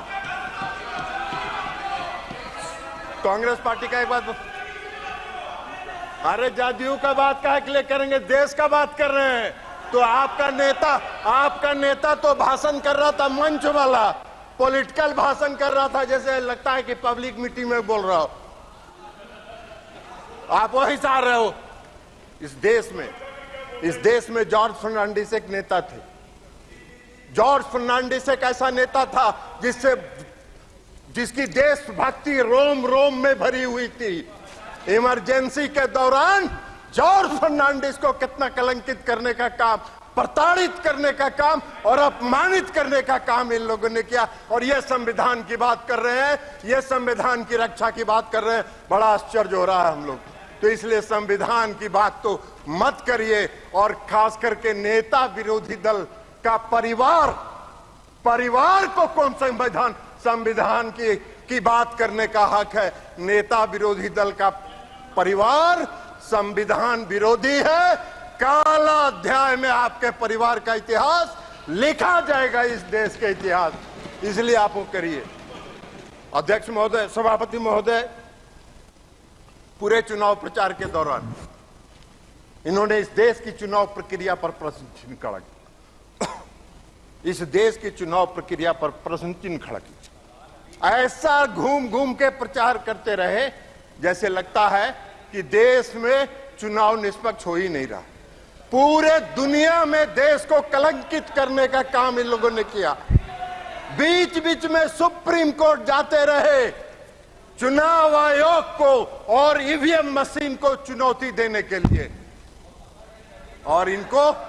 और अगर ईवीएम खराब है तो सौगत राय जी, ममता दीदी का सरकार बंगाल में कैसे बन गया? हिमाचल में आपकी सरकार कैसे बन गई? कर्नाटक में आपकी सरकार कैसे बन गई? तेलंगाना में आपकी सरकार कैसे बन गई? अगर ईवीएम खराब है तो जब आपको मिल जाए तो बड़ा आनंद में, और जब हारने का बारी आए तो ऐसा शो करिए कि जैसे लगता है कि निष्पक्ष चुनाव नहीं हो रहा है, बेईमानी से कोई जीत रहा है। अरे देश की जनता कभी आप पर भरोसा नहीं करेगी। बैलेट पेपर जब चुनाव होता था हम लोगों ने देखा, बैलेट पेपर से जो चुनाव होता है हम लोगों ने देखा, एक एक थाक का थाक बैलेट बॉक्स से बैलेट पेपर निकलता था, थाक का थाक, जिस पर कोई वोटर का दस्तखत नहीं, कुछ नहीं, और उसी की गिनती होती थी। और यही प्रक्रिया आप चलाते रहे और सत्ता का आनंद लेते रहे, देश के संविधान का धज्जी उड़ाते रहे। वही आज भी चाहते हैं, वही आज भी चाहते हैं। नरेंद्र मोदी जी की सरकार इसको कभी स्वीकार नहीं करेगी। इस देश की जनता का भरोसा नरेंद्र मोदी जी पर है, तो इसलिए आप इस पर चिंता मत कीजिए। और इसके साथ साथ मैं आपको, और याद है ना, आपने देखा था, अभी बोल भी रहे थे, कोई स्पीकर बोल रहे थे, आप मोदी जी पर आरोप लगाते हैं कि संविधान की धज्जी उड़ा रहे हैं। कौन से संविधान की धज्जी उड़ा रहे हैं? अरे मोदी जी तो जिस दिन एनडीए की बैठक थी, इस बार तीसरे कार्यकाल में भी, तो मोदी जी जब संविधान सभा के सेंट्रल हॉल में आए तो सबसे पहले उन्होंने जाके देश के संविधान का नमन किया। और जिस व्यक्ति ने देश की संविधान का नमन करके अपने नेतृत्व पर और देश की बागडोर संभाली हो, उससे संविधान को खतरा नहीं है। संविधान को खतरा है तो आपसे है, कांग्रेस पार्टी के से है, और कांग्रेस पार्टी संविधान विरोधी रही है और रहेगी। प्रधानमंत्री जी ने कई योजनाएं चलाई, पीएम किसान निधि योजना, और जो आज विकास का दर है, ये दर आज हम 5वें नंबर पर थे, हम अर्थव्यवस्था में 11वें नंबर पर थे, और हम 10 वर्ष में 5वें नंबर पर आ गए। और मोदी जी का लक्ष्य है, मोदी जी का संकल्प है, आदरणीय प्रधानमंत्री मोदी जी ने घोषणा किया है कि 5 वर्षों में सब दिए थे। अरे सब बता रहे हैं, आपको बता दिया, आपको बता दिए हैं, आपका वही चरित्र है। अभी उनके साथ घूमिए, नेताजी की आत्मा ऊपर से रो रही होगी। अरे नेताजी की आत्मा रो रही होगी। 11वें स्थान पर था, आज अर्थव्यवस्था 5वें स्थान पर है, और मोदी जी का संकल्प है कि 5 वर्षों में तीसरे स्थान पर पहुंचाएंगे। अकेले भारत का जो योगदान है इस दुनिया के विकास दर में, वह 15% है। यह मोदी जी की सरकार की उपलब्धि है, आपके सरकार की उपलब्धि नहीं है। इसके अलावा आज यहाँ प्रहलाद जोशी जी बैठे हैं, रिन्यूएबल एनर्जी देख रहे हैं। ये रिन्यूएबल एनर्जी आने वाले समय में इस देश में अगर ऊर्जा पर और बिजली के लिए अगर आत्मनिर्भर होना होगा तो रिन्यूएबल एनर्जी पर ही, वही एकमात्र स्रोत है जिस पर आपको आत्मनिर्भर होना होगा। थर्मल से आपकी जरूरतें पूरी हो सकती हैं, अभी तत्काल लॉन्ग रन के लिए वह उचित नहीं है। और जो पीएम सूर्य घर मुफ्त बिजली योजना प्रधानमंत्री जी ने चलाई है, उससे इस देश के बिजली का उत्पादन सोलर प्लेट के माध्यम से बढ़ेगा, और जब बढ़ेगा तो देश बिजली के क्षेत्र में आत्मनिर्भर होगा। और थर्मल से आपकी जो उसके ऊपर जो आपका है, हाँ, उसके ऊपर जो आपका डिपेंडेंस है, वो डिपेंडेंस घटेगा, और आप अपने घरों में बिजली उत्पादन करके बिजली को आगे बढ़ा सकते हैं। पीएम किसान सम्मान निधि, प्रधानमंत्री मोदी जी का जो गरीबों के प्रति संकल्प है, 80 करोड़ लोगों को तो मुफ्त अनाज दे ही रहे हैं। पीएम किसान सम्मान निधि भी आज जो उन्होंने दिया है, लगभग 20,000 करोड़ रुपए से ज्यादा उन्होंने किसानों को दिया है। और इस कार्यकाल की शुरुआत के साथ भी प्रधानमंत्री जी ने 20,000 करोड़ रुपया जारी करके लोगों को घर तक लोगों को पीएम किसान सम्मान निधि पहुंचाने का काम किया है। पहला फैसला मोदी जी की सरकार ने किया कि 3 करोड़ लोगों को घरों का निर्माण कराया जाएगा। ये बहुत बड़ा निर्णय है, ये संकल्प शक्ति का प्रतीक है। और मोदी जी ने जो इस देश की जनता को जो वादा किया है, उस वादा को पूरा करने के प्रति उनका जो संकल्प है, उस संकल्प को दृढ़ शिक्षा शक्ति को दर्शाता है। और इसलिए हम महामहिम राष्ट्रपति के अभिभाषण का समर्थन करते हैं और कांग्रेस पार्टी को संविधान विरोधी घोषित करते हैं। इनको याद है 1984 में जो यहाँ दंगा हुआ था दिल्ली में, दिल्ली में दंगा हुआ था, हजारों की संख्या में कांग्रेसियों ने सड़क पर घूम के सिखों की हत्या करने का काम किया था। और ये लोकतंत्र की बात करते हैं, ये संविधान की बात करते हैं। इनको कोई हक नहीं है। बहुत बहुत धन्यवाद। Thank you. Honourable member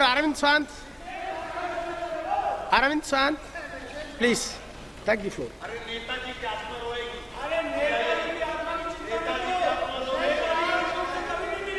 honourable chairman sir,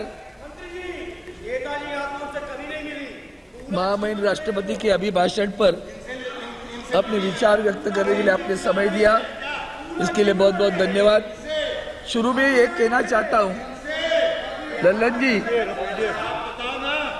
1977 में जब नेताजी मुख्यमंत्री बने थे, सर हम क्या करें, हम बात करें कि नहीं करें? लल्लन जी अभी सुनिए, लल्लन जी अब मंत्री बने आप। लल्लन जी आपका वक्त पूरा हो गया, आप सुनो, दूसरों को भी सुनो प्लीज। सर आज मुझे एक अच्छी बात लगी, महात्मा गांधी जी का एक वाक्य है, स्पिरिचुअलाइज द पॉलिटिक्स।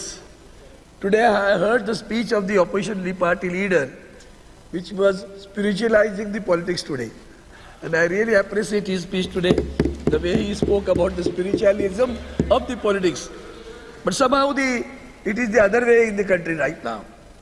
और आपने भी उस पे भाषण में कहा ही है। जब राष्ट्रपति महोदय की भाषण पे विचार व्यक्त करने के लिए खड़ा हूं तो थोड़ा सा अंतर्मन में सोच रहा था कि सही में चुनाव कैसे हुआ, और जो गिरावट हमारे प्रचार में आई थी वो देखकर बहुत सदमा होता था, दुख होता था।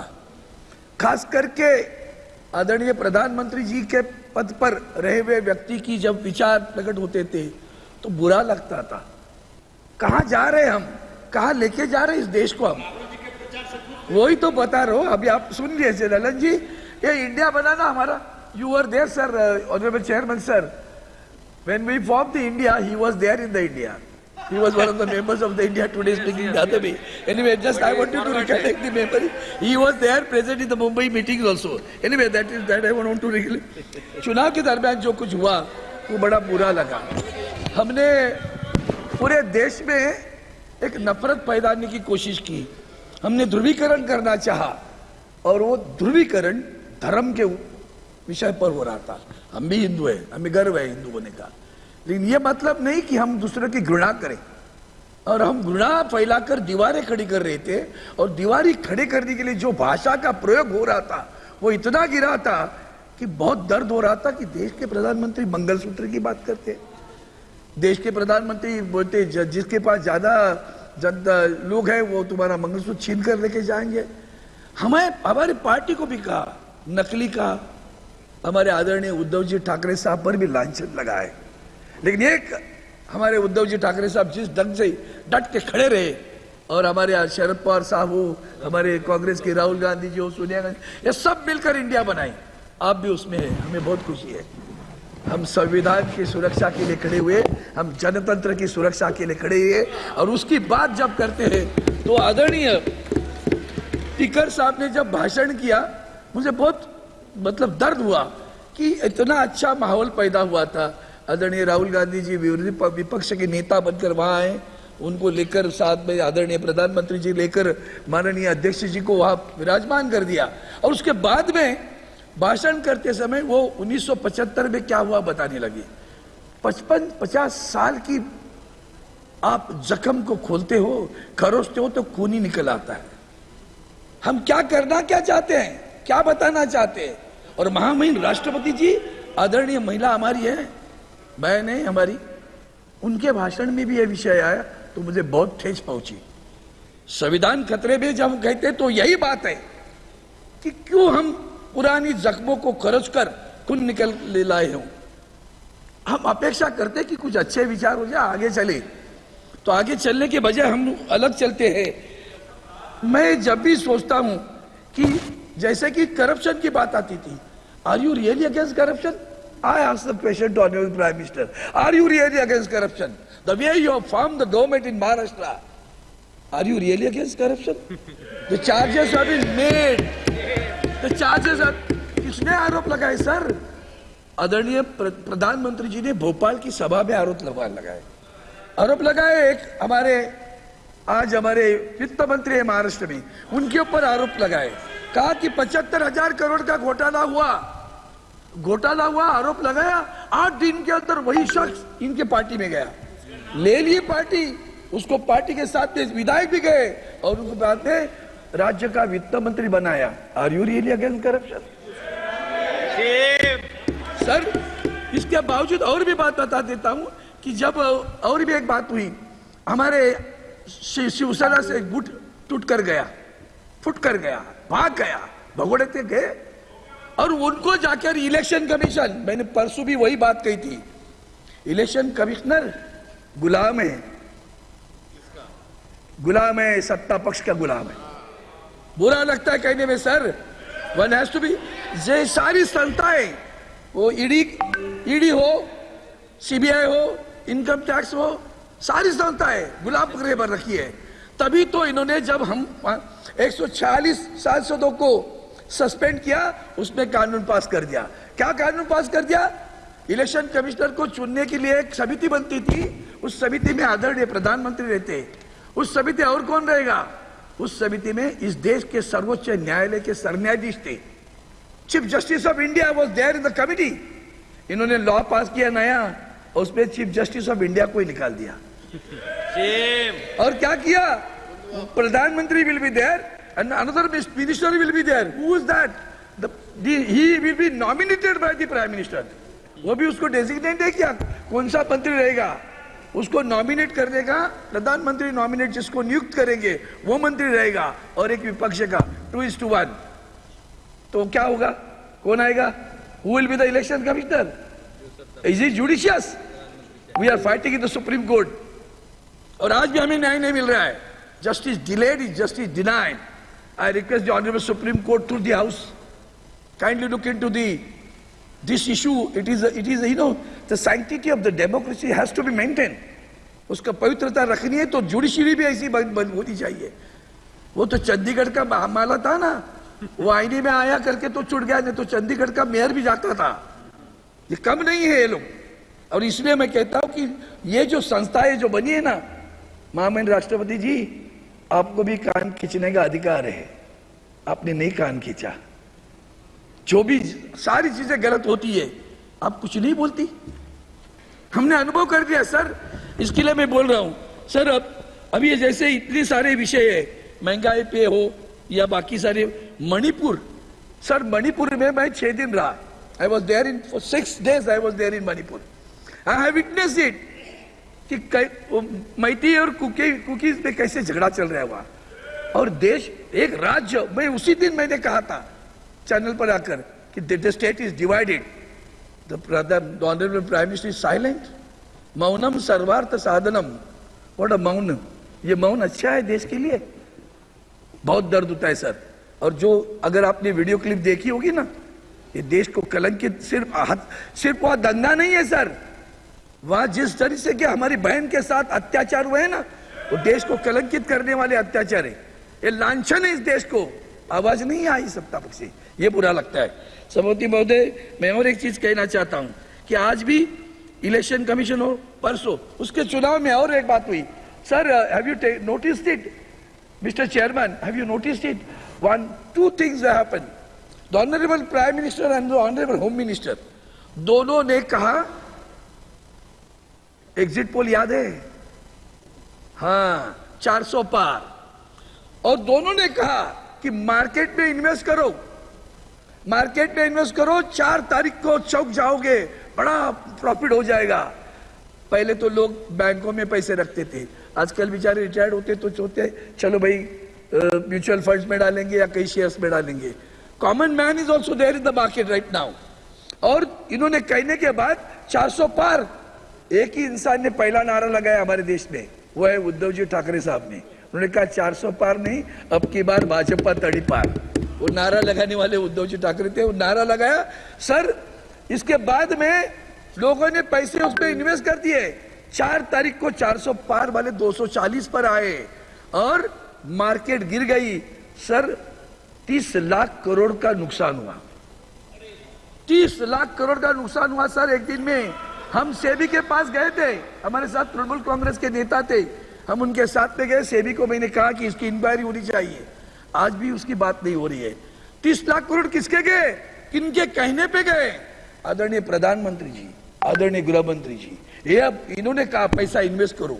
30 लाख करोड़ का घोटाला हुआ, घपला हुआ, नुकसान हुआ। कौन जिम्मेदार है इसे? कोई जिम्मेदार नहीं है। और सब यही इसी तरह से और भी बातें हैं सर। एक पहला महत्वपूर्ण मुद्दा है, हमारे पास बुजुर्ग है, महामहिम राष्ट्रपति से मैं अपेक्षा करता था, उन्होंने जब इमरजेंसी में बोली sir, just you can take 1 minute. I thought just I want to give me alarm. Then she spoke about the emergency. I don't know how much old she was that time, but then somehow she spoke about it. और जब बुजुर्गों की बात आती है sir, बुजुर्गों की pension के बारे में बात इसकी कई भाषण में उसका उल्लेख नहीं है। बेरोजगारी के बारे में कई उल्लेख नहीं है। बेरोजगार तड़प रहा है, PSUs are being sold out और बेरोजगार रास्ते में तड़प रहे। हाल ही में कल परसों सर हमारे पास पुलिस की भर्ती थी, उस पुलिस की भर्ती में 2 जवान युवा मृत्यु हुई उनकी दौड़ने के बाद में। कोई कुछ दर्द नहीं होता? किसान आज भी आत्महत्या कर रहे हैं सर हमारे पास। और सर PSUs के बारे में हम बात करना चाहते हैं। हम चाहते हैं कि इनकी नीतियों की वजह से आत्मनिर्भर Please wind up. You are having one more speaker. Yeah, you are having one more speaker in your party. Yeah, I'll conclude in 1 minute. That's the reason I'm concluding now. I got it. I want him to. That is the reason I am not talking on farmers.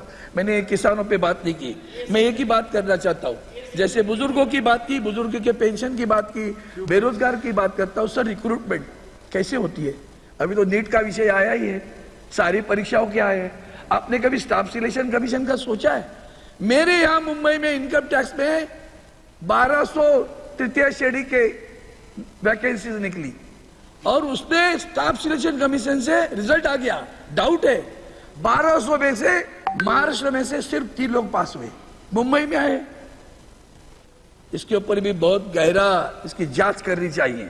जो लोग casual leave के application नहीं लिख सकते हैं वो बाबू बनकर वहां आया है सर, ऐसी स्थिति है। और इसलिए मैं आपसे प्रार्थना करता हूं कि हम लोग पुरानी बातें निकल कर, इतिहास भूगोल क्या क्या निकाल कर जो देश को विघटित करने का विभजनकारी विचारों को लेकर आगे चल रहे, मेरी प्रार्थना है आप सभी से, खास करके सत्ता पक्ष से, छोड़ो कल की बातें, कल की बात पुरानी, नए द्वार पे लिख देते हैं मिलकर नई कहानी, हम हिंदुस्तानी हम हिंदुस्तानी हम हिंदुस्तानी। जय हिंद, जय Maharashtra.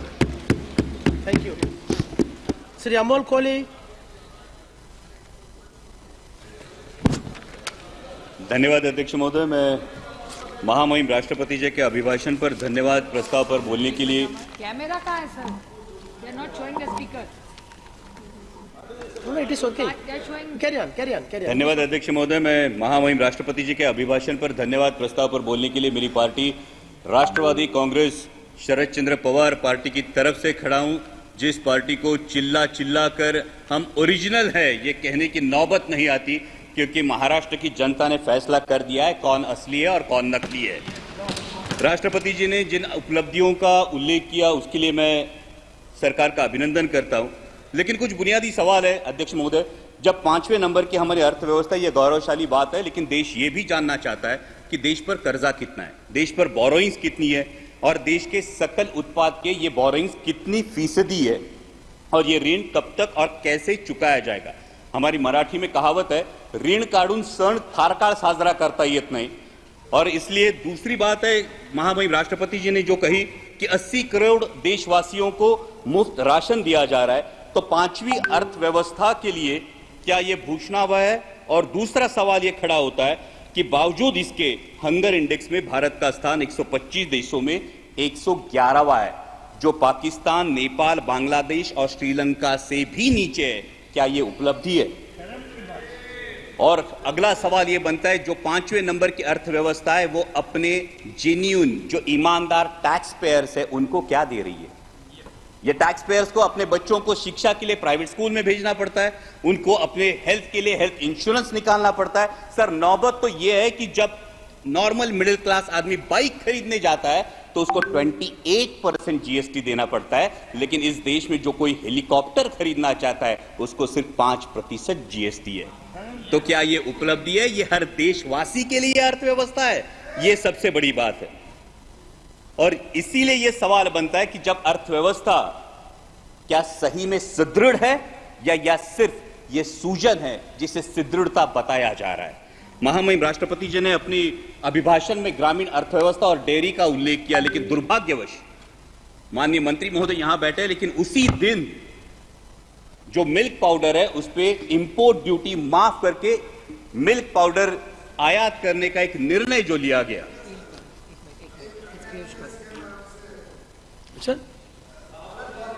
Yeah, but don't cut his time. He's not yielding. You are yielding. No, sir. Sir, ये दूध उत्पादक किसानों के लिए जो एकदम गलत बता रहे हैं, इससे I want you to kindly give me a chance. इनकी जानकारी के लिए और पूरे सदन की जानकारी के लिए, शरद पवार जी जब कृषि मंत्री थे उस समय उन्होंने ये टीआरक्यू दिया था। एक समय 10,000 टन, बाद में 25,000 टन का, और उस समय मिल्क पाउडर इंपोर्ट हुआ। Honorable Minister, your turn will come. Your member is, see, next member is from party. उसका क्या संबंध है? Honorable Minister, wait, Honorable Minister, wait. No. Immediately your member is going to speak. That time it can be rebutted. Sir, पुराने निर्णयों को लेके आज वास्तविक, सर आज वास्तविकता ये है देश में। सर, मैं माननीय मंत्री महोदय के संज्ञान में ये बात लाना चाहूंगा कि सर, देश में मिनरल वाटर की बोतल 20 रुपए में मिलती है और हमारा किसान दूध 22 या 24 रुपए में बेचता है। तो क्या ये किसान को समृद्ध करने का निर्णय है? सर, मिनरल वाटर की बोतल 20 रुपए में बिकती है और हमारा किसान जो अपने पशुओं को पालता है उसको दूध बेचना पड़ता है 22 या 24 रुपए किलो में। तो क्या ये किसान के साथ न्याय हो रहा है? ये इसका जवाब किसान चाहता है। सर, महामहिम राष्ट्रपति जी ने किसान सम्मान निधि की भी बात की, लेकिन असली किसान का सम्मान तो तब होगा सर जब कृषि के लिए जो औजार लगते हैं उन पे जो 12% जीएसटी है, ये 12% जीएसटी हटाया जाए और उनके फर्टिलाइजर्स और पेस्टिसाइड्स की कीमतों पर नियंत्रण लाया जाए और कृषि उत्पाद के लिए सुनिश्चित और परमानेंट आयात निर्यात धोरण लाया जाए। सर, हाल ही में हमने देखा, पिछले साल हमने देखा कि जब प्याज की डिमांड थी, मिडिल ईस्ट में डिमांड थी, यूरोप में डिमांड थी, तब प्याज पे निर्यात पर पाबंदी लगाकर पाकिस्तान के प्याज उत्पादक किसानों का भला इसी सरकार ने किया है। ये प्याज उत्पादक किसान कभी भूल नहीं सकता सर। और दूसरा एक बहुत ही अहम किसानों से जुड़े मुद्दे पर जो मैं मेरे चुनाव क्षेत्र से उस पर मैं ध्यान आकर्षित करना चाहूंगा, वो है लेपर्ड का इशू। सर, मेरे चुनाव क्षेत्र में जुन्नर वन विभाग के क्षेत्र में 700 लेपर्ड्स का अधिवास है सर, 700 लेपर्ड्स, और आए दिन किसी ना किसी पर हमला होता है। सर, जब एक बाप अपने 3 साल के लहूलुहान बच्चे को लेकर सामने खड़ा होता है तब ये इसकी गंभीरता और ज्यादा महसूस होती है। सर, 23 लोगों ने पिछले 1 साल में जान गंवाई है और बार बार मैंने दरख्वास्त की है माननीय मंत्री जी से भी कि लेपर्ड रिप्रोडक्शन कंट्रोल के बारे में सरकार गंभीरता पूर्वक ध्यान ले। महामहिम राष्ट्रपति जी ने अपने अभिभाषण में इंफ्रास्ट्रक्चर की भी बात की। जो 3,82,000 किलोमीटर हाईवे हुए हैं उसके लिए मैं सरकार का अभिनंदन करता हूं, लेकिन जिस रेलवे ट्रांसपोर्ट के लिए 1/3 कॉस्ट लगती है और एक ऑयल इंपोर्टिंग कंट्री के लिए इन रेलवे में कितना इजाफा हुआ ये भी हम जानना चाहते हैं। और दूसरी बात यह है, जिन प्रोजेक्ट्स के लिए महाराष्ट्र गवर्नमेंट ने 50% कॉस्ट शेयरिंग के लिए अनुमति दी थी वो 3 प्रोजेक्ट्स है सर, अहमदनगर बीड परली, वर्धा यवतमाल नांदेड़ और वर्षा और गढ़चिरौली, जो 3 साल में रेलवे कंप्लीट करने वाला था। आज 15 साल बाद भी ये प्रोजेक्ट्स निर्माणाधीन है, ये इनकम्प्लीट है। और महाराष्ट्र के गोल्डन ट्रायंगल को जोड़ने वाली पुणे नासिक रेलवे जैसा एक एम्बिशियस प्रोजेक्ट जिस प्रोजेक्ट की फाइल कैबिनेट अप्रूवल के लिए पिछले 2 साल से पड़ी है, ना उसको कैबिनेट अप्रूवल मिल पा रहा है और ना ही इसकी इंप्लीमेंटिंग एजेंसी तय हो रही है। साथ ही में दौंड से पुणे तक जो लोकल की डिमांड है, ये भी डिमांड अब तक उसकी आपूर्ति नहीं की गई है। सर, डिफेंस सेक्टर के रिफॉर्म की महामहिम राष्ट्रपति जी के अभिभाषण में बात हुई और आज ही मैं जब भाषण सब सुन रहा था तब भारतीय न्याय संहिता की अंग्रेजों के जमाने की कानूनों को बदलने की जो बात हुई, लेकिन सर डिफेंस के बारे में रेड जोन का ये मुद्दा जो पिंपरी चिंचवड़ में और देश के 13 राज्यों में रेड जोन लागू होता है, ये रेड जोन 1903 के इंडियन डिफेंस एक्ट अंग्रेजों के जमाने के कानून के तहत 2000 यार्ड का लागू होता है। लेकिन 1970 में जो स्टेक रेगुलेशंस हमने अपनाए, जो यूएन के स्टेक रेगुलेशंस हमने अपनाए, जिसको 2005 में अमेंड किया गया, उस स्टेक रेगुलेशन के तहत 200 से 500 मीटर सिर्फ रेड जोन की मर्यादा होनी चाहिए। और इसलिए रेड जोन क्या है? रेड जोन ये होता है जो डिफेंस का जो सेक्टर होता है, ये डिफेंस के सेक्टर के इसमें निर्माण के लिए अनुमति नहीं दी जाती, इन घरों को गैर कानूनी करार दिया जाता है। और इसलिए मेरी दरख्वास्त है कि अंग्रेजों के इस कानून को त्याग कर 1905 के इंडियन डिफेंस एक्ट को त्याग कर स्टेक रेगुलेशंस के तहत 500 मीटर के परे रेड जोन हटाया जाए और लाखों देशवासियों को राहत दी जाए। सर, अगला मुद्दा युवाओं की जो बात हुई महामहिम राष्ट्रपति जी के अभिभाषण में, लीडर ऑफ अपोजिशन ने नीट का भी मुद्दा उठाया। ये करोड़ों भारतीय युवाओं के एस्पिरेशन का मुद्दा है सर, और नीट को लेके बहुत असमंजस है। सब जगह पे नीट का सिलेबस सीबीएसई बोर्ड के तहत है। जो बच्चे स्टेट बोर्ड में पढ़ाई करते हैं उनको क्लासेस लगाने से कोई दूसरा ऑप्शन नहीं बचता और क्लासेस की फीस लाखों में चली जाती है। और अभी नीट पेपर लीक के इल्जामों के बाद ये असमंजस युवाओं में है, क्या रीनीट होने वाली है? अगर रीनीट होती है तो जिन बच्चों ने ईमानदारी से पढ़ाई की उन बच्चों का क्या होगा? और अगर रीनीट और इस फैसले में अगर देरी लग जाती है तो सर एमबीबीएस का जो सिलेबस है फर्स्ट ईयर का, जिसमें फाउंडेशन होता है एनाटॉमी, फिजियोलॉजी और बायोकेमिस्ट्री का, जो 1 साल होता है, यह अगर कम कर दिया जाए तो युवाओं में जो एमबीबीएस एस्पायरेंट्स है उनका ये फाउंडेशन वीक हो जाएगा। सर, दूसरा युवाओं से लेकर मेरे महाराष्ट्र में एक बहुत अहम मुद्दा है, वो है मराठा आरक्षण का। मराठा आरक्षण को लेकर महाराष्ट्र में बहुत बड़ा आक्रोश है और उसी को लेके ओबीसी के युवाओं में अपने आरक्षण को लेकर चिंता भी है। इसलिए मेरी सदन के माध्यम से सरकार से दरख्वास्त है कि जातिगत जनगणना कराई जाए और किसी भी के आरक्षण को ठेस ना पहुंचाते हुए मराठा समाज को भी आरक्षण दिया जाए। और सर, अंत में मराठी में इतना ही कहूंगा कि जलवायु की भी महामहिम राष्ट्रपति जी ने बात की, लेकिन आत्ताच आमच्याकडे माऊलींच्या पालखीचं प्रस्थान झालंय आणि इंद्रायणी माई अजूनही फेसाळलेली आहे। करोडो रुपयांचा खर्च होऊन सुद्धा जर आमच्या वारकऱ्यांचं श्रद्धास्थान असलेली आमच्या इंद्रायणी माईला जर मोकळा श्वास मिळत नसेल तर नक्की हा पैसा जातो कुठं, या नदी सुधार प्रकल्पाचा विचार व्हावा। सर, साथ ही में आपातकाल की बात हुई, लेकिन सर वास्तविकता यह है कि 1980 में जनरल इलेक्शंस में इसी देश की जनता ने 353 सीट्स देकर इसी कांग्रेस को वापस सत्ता में बिठाया था। तो ये मैं जानना चाहूंगा कि बार बार पुरानी जख्मों को कुदेरने से क्या हासिल होगा? और जब हम डिक्लेयर्ड इमरजेंसी की बात करते हैं तो देश में अनडिक्लेयर्ड इमरजेंसी की भी चर्चा होती है सर। कुछ सालों पहले सर शोले करके एक मूवी आई थी, उसमें एक डायलॉग था, शायद आपको भी याद होगा, कि दूर किसी दराज में जब बच्चा रोता है तो मां कहती है सो जा वरना गब्बर आ जाएगा।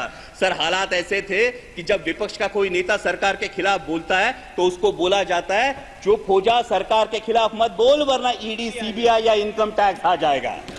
सर, इस इनडिक्लेयर्ड इमरजेंसी का क्या? Sir, 2 minute please, one more speaker is there. Yes sir, one more speaker is. Sir, जब नेता तोड़ो पार्टी फोड़ो लेकिन विपक्ष मत रहने दो, ये बात होती है। सर, जब लीडर ऑफ अपोजिशन ने डर की बात की तो महाराष्ट्र में भी बात हुई थी। 27 जून को माननीय प्रधानमंत्री जी ने भोपाल में भाषण किया था, तब उन्होंने नेचुरली करप्ट पार्टी, जिस पार्टी को बोला था, जिन पर इल्जाम लगाए थे, उन्हीं हमारे साथियों को लेकर आज महाराष्ट्र में सरकार बनी है। तो सत्ता पक्ष ये कहे कि उनकी नैतिकता कहां गई। लेकिन अंत में मैं देश की जनता का आभार करूंगा सर, लास्ट पॉइंट, देश की जनता का आभार करूंगा क्योंकि उन्होंने पूर्ण बहुमत नहीं दिया और ये दिखा दिया कि तुम भारत कहो या इंडिया। सर, 1 मिनट से लास्ट मिनट, तुम भारत कहो या इंडिया, मैं वही हूं जो अपने कर्म पर विश्वास रखता हूं। मैं वही हूं जो मंदिर, मस्जिद, मंगल सूत्र से ज्यादा देश की एकता को अहमियत देता हूं। मैं वही हूं जो राजतंत्र से ऊपर लोकतंत्र को मानता हूं। ठेकेदारों से ज्यादा पहरेदारों पर भरोसा करता हूं। तुम भारत कहो या इंडिया, मैं वही हूं जो नफरत से ज्यादा मोहब्बत चाहता हूं। अहंकार से ज्यादा विनम्रता का आदर करता हूं। अधिकार से ज्यादा जिम्मेदारी निभाता हूं। मैं वही हूं जो संविधान से चला हूं और संविधान को ही अपने सर आंखों पर रखता हूं। धन्यवाद अध्यक्ष। Thank you. श्री धर्मवीर सिंह। धर्मवीर सिंह।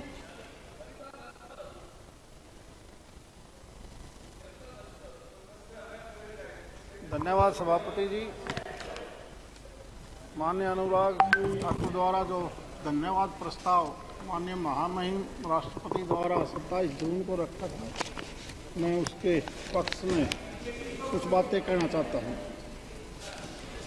सबसे पहले तो मैं बधाई देता हूं कि इस बार का चुनाव इतनी भारी गर्मी के बावजूद बड़ा शांतिपूर्ण ढंग से हुआ।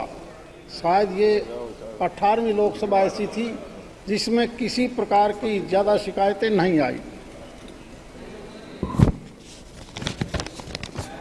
पिछले 10 साल का कार्यकाल जो माननीय मोदी जी का था और उससे पहले का भारत, ये आपने हमने सब ने देखा है कितना भारी बदलाव आया पिछले 10 साल में।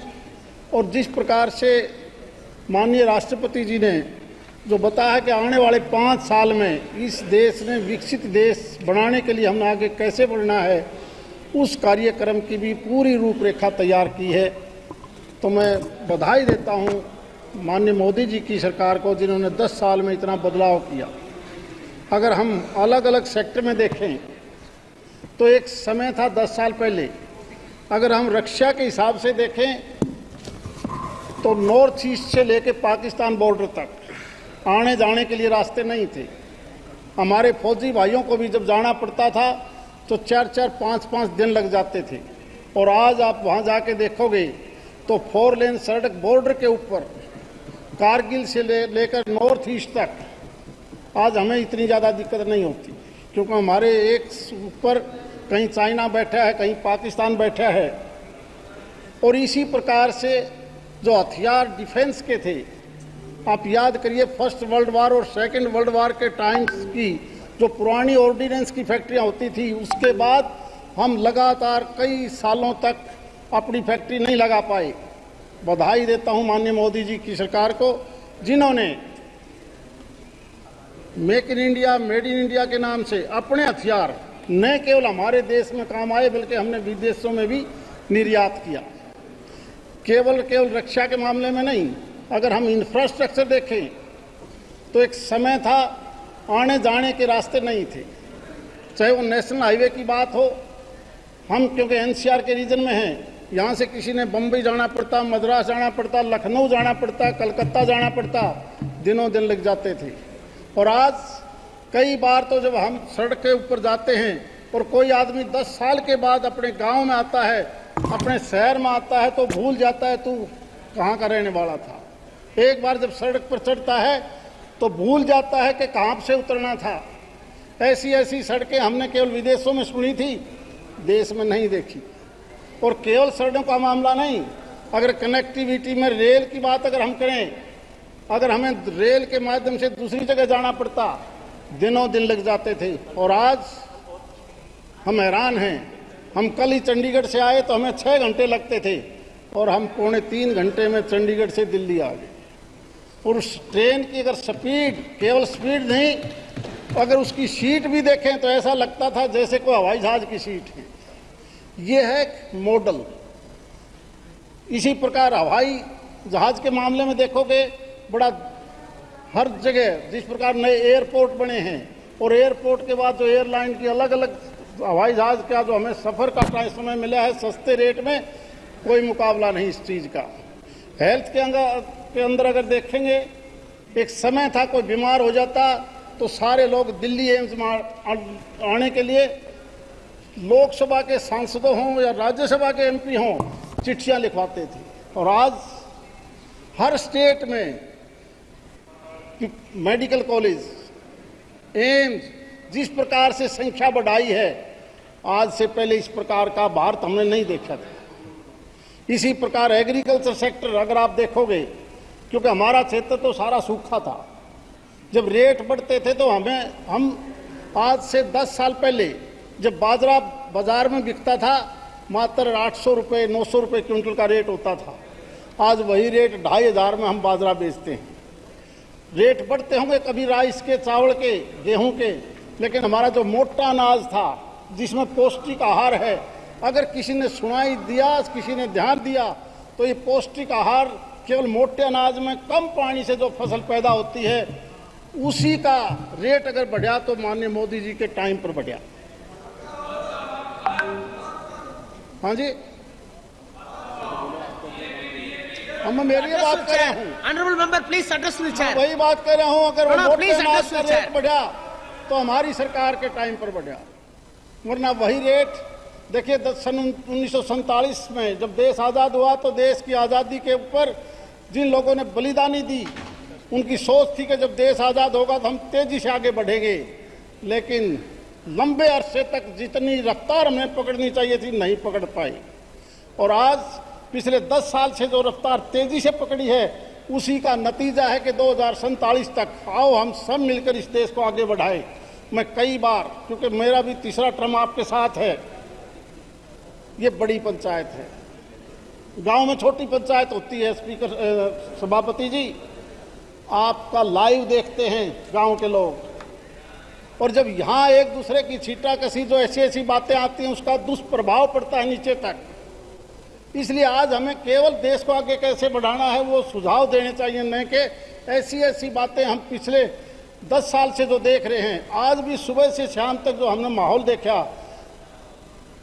केवल राष्ट्रपति द्वारा जो अभिभाषण था कि हमने देश को आगे बढ़ाना है आने वाले 5 साल में, उस पर चर्चा कम, दूसरी बातों में हम ज़्यादा उलझ के रह जाते हैं।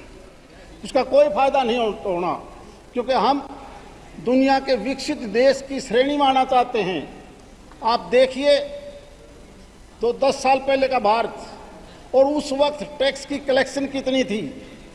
इसी 10 साल में केवल टैक्स कलेक्शन के सुधार के कारण हम 2.5 गुना ज़्यादा हमारा बजट बन जाता है, चाहे वो डेवलपमेंट का बजट हो या दूसरा बजट हो। और उसी का नतीजा है कि हम हर सेक्टर में किसान को भी फायदा देते हैं। अब पिछले कुछ सालों में अगर आप देखोगे, हर साल हम 70,000 करोड़ से ज़्यादा किसान को मुआवजा देते हैं, सब्सिडी देते हैं, सम्मान निधि देते हैं। केवल एक बार पिछली सरकारों ने कभी 72,000 करोड़ रुपया कर्जा माफ किया होगा, लेकिन ये तो एक नियम बना दिया कि हर साल इतना ज़्यादा पैसा किसान के खाते में जाता है। मैं मेरे प्रदेश के बारे में देखता हूँ, हम 12,000 करोड़ से ज़्यादा किसान को मुआवजा दे चुके हैं। पहले कभी मुआवजे का नाम नहीं होता था, आज उस किसान को मुआवजा जिस राशि से जाता है, अगर सभी पार्टियों की सरकारें इसी प्रकार प्रदेश में दें तो हम आगे बढ़ सकते हैं। आपको भी याद होगा, दुनिया की तीसरी लड़ाई के लिए सारी दुनिया कहती है कि पानी के ऊपर आएगी, पानी की कमी है, ग्लोबल वार्मिंग है। चाहिए तो ये था कि हम शुरू से ही 47 के बाद इन नदियों को जोड़ते। मैं बधाई देता हूं माननीय मोदी जी की सरकार को, जिन्होंने 99 प्रोजेक्ट तो मंजूर करके चालू भी कर दिए, और बहुत सी ऐसी नदियां हैं जिनके जोड़ने के ऊपर बड़ी राशि खर्च करने जा रही है। जब बारिश का पानी होता था, पहले कभी भी हम ये नहीं सुनते थे कि पॉन्ड्स अथॉरिटी के मार्फत से केंद्र सरकार प्रदेशों के को पैसा देकर उन जोड़ों का पुनर्निर्माण करे, वाटर बॉडी को ठीक करे। पिछले 3-4 साल से जिस प्रकार से माननीय मोदी जी की सरकार ने पानी के बचाव के लिए सारे प्रदेशों को धनराशि दी है कि बारिश का पानी वहीं रोक के रिचार्ज करिए, ताकि ड्रीप इरिगेशन या स्प्रिंकलर सेट के माध्यम से कम पानी से आप ज़्यादा फसल पैदा कर सकते हो।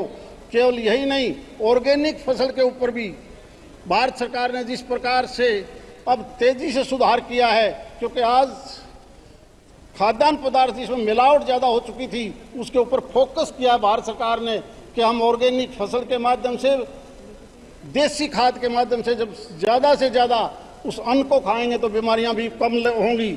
इसी प्रकार से बैंकिंग व्यवस्था आप देखोगे तो पब्लिक सेक्टर के बैंक थे वो हमेशा घाटे में रहते थे, और पिछले 10 साल का इतिहास देखिए जिस प्रकार से बैंकिंग ने भी पूरा फायदे का, केवल एक बैंक नहीं, सुधार करना केवल भारत सरकार का काम होता है। उसी की अच्छी मैनेजमेंट की वजह से आज सभी बैंक फायदे में हैं, वरना यही बैंक एनपीए के माध्यम से दूसरे माध्यम से हर साल घाटे में रहते थे। इसी प्रकार से सर्विसेज के मैटर में please right, there is announcement. Honourable members, I have a long list of speakers to speak on the President address. The time is already 6 o'clock. If the House agrees, the time can be exhausted with consensus. Yes, I think that is agreed. Time is extended up to 10 p.m. सभापति जी, Yes, carry on. Class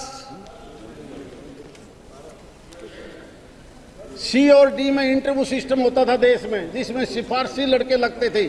माननीय मोदी जी ने सारे देश में लागू किया कि इंटरव्यू सिस्टम खत्म करिए क्लास सी और डी में, ताकि लोग अपनी काबिलियत के हिसाब से जब नौकरी करेंगे तो कोई गड़बड़ नहीं होगी। इसी प्रकार से इस 10 साल की सरकार के अंदर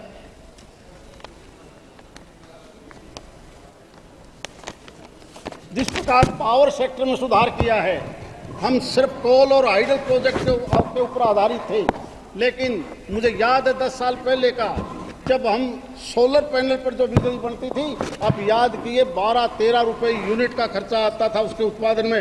आज वही मात्र 3.5 रुपए के अंदर बिजली तैयार हो जाती है। ऐसा कौन सा जादू लेके आए हैं माननीय मोदी जी, जिसकी वजह से ये रेट इतना ज़्यादा कम हुआ, और उस सस्ती बिजली की वजह से हमारा इन्वायरमेंट भी ठीक रहता है और बिजली भी सस्ती दामों में मिल जाती है।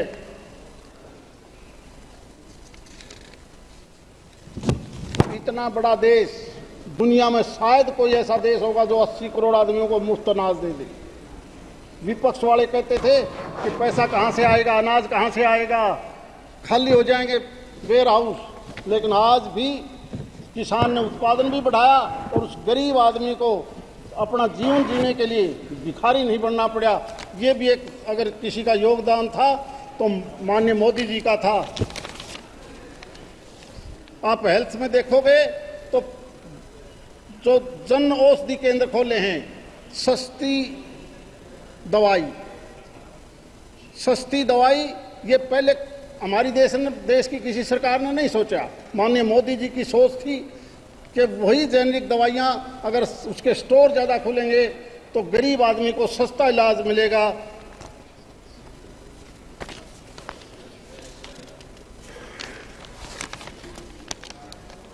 इसलिए मैं इस जो माननीय राष्ट्रपति जी द्वारा जो 27 जून को अभिभाषण था जिसका प्रस्ताव रखा माननीय अनुराग ठाकुर जी ने, उसका समर्थन करते हुए मेरी सभी हाउस के सदस्यों से भी मेरी एक प्रार्थना है कि हम इस हाउस की एक ऐसी मर्यादा जरूर बनाएं, क्योंकि आपकी इस हाउस को डायरेक्ट लाइव देखता है देश, छोटी छोटी पंचायत, खाप पंचायतें, और कई बार वो इस बात को भी कहने लग जाते हैं कि यार तुम्हारी पार्लियामेंट से तो अच्छी हमारी पंचायत है जहाँ कभी झगड़े नहीं होते, केवल स्पीकर जो कहता है वही हम सुनते हैं। इस प्रकार का एक ऐसा संदेश जरूर दें, केवल पॉजिटिव दें, जिससे सकारात्मक सोच होके हम इस देश को 2047 तक एक विकसित देश में ले जा सकें। बहुत बहुत धन्यवाद। Thank you. श्री मनीष तिवारी।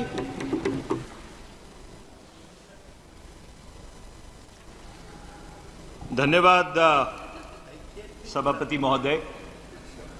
महामहिम राष्ट्रपति जी के अभिभाषण में इस सरकार की जो पिछली 10 वर्ष की कथाकथित उपलब्धियां रही हैं उसका बहुत ही विस्तार पूर्वक उल्लेख किया गया, और इसीलिए मुझे मजबूर होकर यह बात कहनी पड़ रही है कि किसी भी सरकार का मूल्यांकन 5 बिंदुओं पे होता है।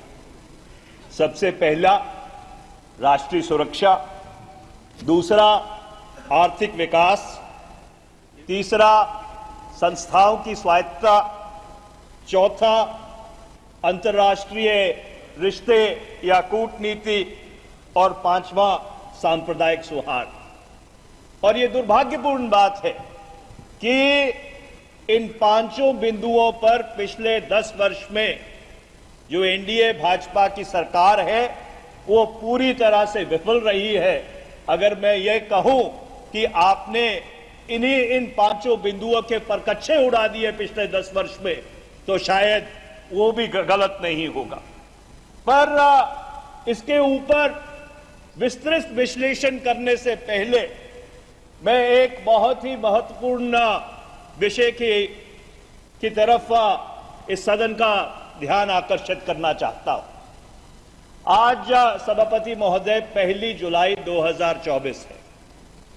कल रात 12 बजे से इस देश में फौजदारी के कानूनों की एक नई प्रक्रिया लागू की गई और ये जो प्रक्रिया है ये कोई सिर्फ नॉर्थ ब्लॉक में क्रियान्वित नहीं की जाएगी। ये भारत के जो 17,380 पुलिस थाने हैं, उत्तर से लेकर दक्षिण तक, पूर्व से लेकर पश्चिम तक, उनमें क्रियान्वित की जाएगी, जिसमें 9,378 थाने भारत के ग्रामीण इलाके में हैं, 4,929 थाने भारत के शहरी इलाकों में हैं और 3,072 स्पेशल पुलिस स्टेशन हैं। और मुझे ये कहते बहुत ही संकोच भी हो रहा है और ये दुर्भाग्यपूर्ण बात है कि ये जो फौजदारी की कानून प्रक्रिया कल रात से लागू की गई है, ये इस देश में पुलिस राज की नींव रखने का काम करेगी। और मैं ये बात इसलिए कह रहा हूं कि आपने इस देश में फौजदारी के कानून की 2 समानांतर प्रक्रियाएं बना दी हैं। एक प्रक्रिया कि 30 जून 2024 12 बजे से पहले जो मामले दर्ज किए गए थे, जो अदालतों के सामने हैं, वो तो पुराने कानूनों के तहत उनके ऊपर फैसला किया जाएगा और 1 जुलाई 2024 या 30 जून 2024 रात 12:01 के बाद जो मामले दर्ज किए गए हैं या किए जाएंगे और जो मामले अदालतों के सामने जाएंगे, वो ये नई जो आपने प्रक्रिया बनाई है उसके तहत उनका फैसला होगा। सभापति महोदय, आप खुद पेशे से वकील हैं, आप इस बात को जानते हैं कि भारत की जो न्यायपालिका है उसमें 3.4 करोड़ मामले लंबित हैं और ये जो और उनमें से अधिकतर मामले फौजदारी से जुड़े हुए हैं, क्रिमिनल केसेस है। ये जो नई प्रक्रिया लागू की गई है, इससे बहुत बड़ा कंफ्यूजन, एक बहुत बड़ा संकट भारत की न्यायपालिका में आने वाला है। और इसलिए मैं ये बहुत विनम्रता से कहना चाहता हूं कि ये तीनों कानून उस समय पारित किए गए जब इस संसद से, इस सदन से, और जो दूसरा सदन है राज्यसभा, उससे 146 सांसदों को लंबित किया गया। तो इसलिए ये जो कानून है, ये इस सदन के या राज्यसभा की जो कलेक्टिव विजडम है, उस कलेक्टिव विजडम को रिफ्लेक्ट नहीं करते और इनमें बहुत बड़ी खामियां हैं। और मैं कुछ खामियों का उल्लेख करना चाहता हूं, क्योंकि ऐसा नहीं है कि ये कानून सिर्फ बीजेपी शासित राज्यों में क्रियान्वित किए जाएंगे, ये पूरे देश में क्रियान्वित किए जाएंगे और इसका नकारात्मक प्रभाव इस देश की 140 करोड़ जनता पे पड़ने वाला है। सभापति महोदय, उच्चतम न्यायालय ने फैसला दिया था कि कोई भी अगर पुलिस थाने में जाता है तो उसकी एफआईआर दर्ज होगी। जो नया कानून आया है उसके तहत आपके जो धारा 173(3) है बीएनएसएस की, उसमें पुलिस को ये फ्लेक्सिबिलिटी दी गई है कि जो ऐसे दंड हैं जिसमें 3 से लेकर 7 साल तक की सजा है, उसमें पुलिस एफआईआर दर्ज करे या ना करे, ये उनके विवेक पे छोड़ा गया है।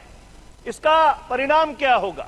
इसका परिणाम यह होगा, जो वंचित है, जो शोषित है, जो दबा हुआ है, जो समाज के कमजोर वर्गों से आता है, उनके पुलिस थानों में एफआईआर नहीं दर्ज होंगे। मैं दूसरे प्रावधान पे आता हूं। इस देश का जो कानून है, जो क्रिमिनल जूरिस्प्रूडेंस है, वो ये कहती है बेल एंड नो जेल। पर जो कानून आप लेके आए हैं, जो सरकार लेके आई है, वो एक चीज बिल्कुल सुनिश्चित कर देती है कि जो व्यक्ति गिरफ्तार हो गया उसकी 60 से लेकर 90 दिन तक जमानत हो ही नहीं सकती, चाहे वो जो जमानत का ट्रिपल टेस्ट है उसको क्यों ना पास करता हो, क्योंकि जो जांच अधिकारी है वो 60 से लेकर 90 दिन तक कभी भी आपकी पुलिस कस्टडी मांग सकता है। तो इसलिए आपने जो सिविल लिबर्टीज है उसके ऊपर इतना बड़ा आक्रमण किया है कि कोई भी व्यक्ति अगर गिरफ्तार हो गया तो 60 से लेकर 90 दिन तक ये तो भूल जाए कि उसकी जमानत भी होगी। इसके साथ साथ सभापति महोदय, 1973 में उच्चतम न्यायालय ने यह कहा था 2 फैसलों में कि जो अभियुक्त है उसको जब अदालत में लाया जाएगा उसकी हथकड़ियां नहीं लगेंगी। वो इसलिए क्योंकि जब साम्राज्यवादी सरकार थी उस समय लोगों को बेइज्जत करने के लिए, जलील करने के लिए उनको हथकड़ियां लगाकर अदालतों में लाया जाता था। आपने इस कानून के माध्यम से एक तरफ तो आप ये कह रहे हो कि हम वो साम्राज्यवादी कानून खत्म करना चाहते हैं, और दूसरी तरफ आपने हथकड़ियां वापस ले आए हो।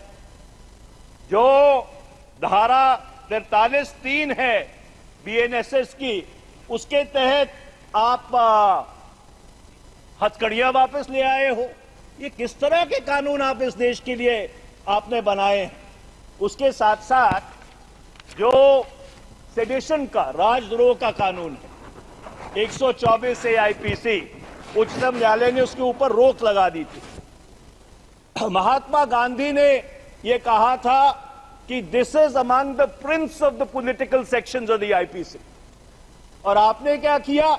वो राजद्रोह का कानून आप पिछले दरवाजे से फिर वापस लेके आ गए। तो एक तरफ तो आपने जाके उच्चतम न्यायालय में यह कहा कि हम सेडेशन के तहत कोई मामला देश में दर्ज नहीं करेंगे, और वो मामला उच्चतम न्यायालय में लंबित है, और आपने नए कानून लाकर वो फिर राजद्रोह पिछले दरवाजे से आप वापस ले आए।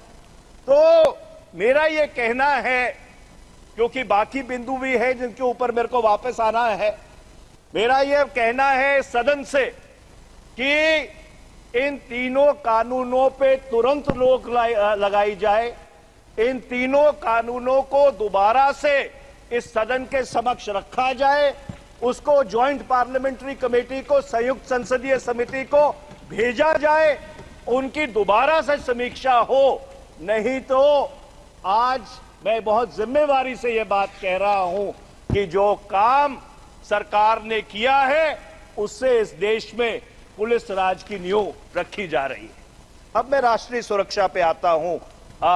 सभापति महोदय, ये दुर्भाग्यपूर्ण बात है कि पिछले 4 वर्ष से चीन हमारी सरजमीन में घुसा हुआ है, और यह बात मैं नहीं कह रहा, सरकार के अपने अधिकारी लिखित में एक पेपर प्रेजेंट किया गया था डीजीपी आईजीपी की कॉन्फ्रेंस को जनवरी 2023 में, और उसमें एक वरिष्ठ पुलिस अधिकारी ने यह बात कही थी कि कोराकोरम पास से लेकर चुमर तक 65 पेट्रोलिंग पॉइंट्स हैं। उन 65 पेट्रोलिंग पॉइंट्स में से 26 पेट्रोलिंग पॉइंट्स ऐसे हैं जहां पे भारतीय सुरक्षा कर्मी दल, इंडियन सिक्योरिटी फोर्सेस नहीं जा पा रही। और यह बात मैं पहली बार इस सदन में नहीं कह रहा।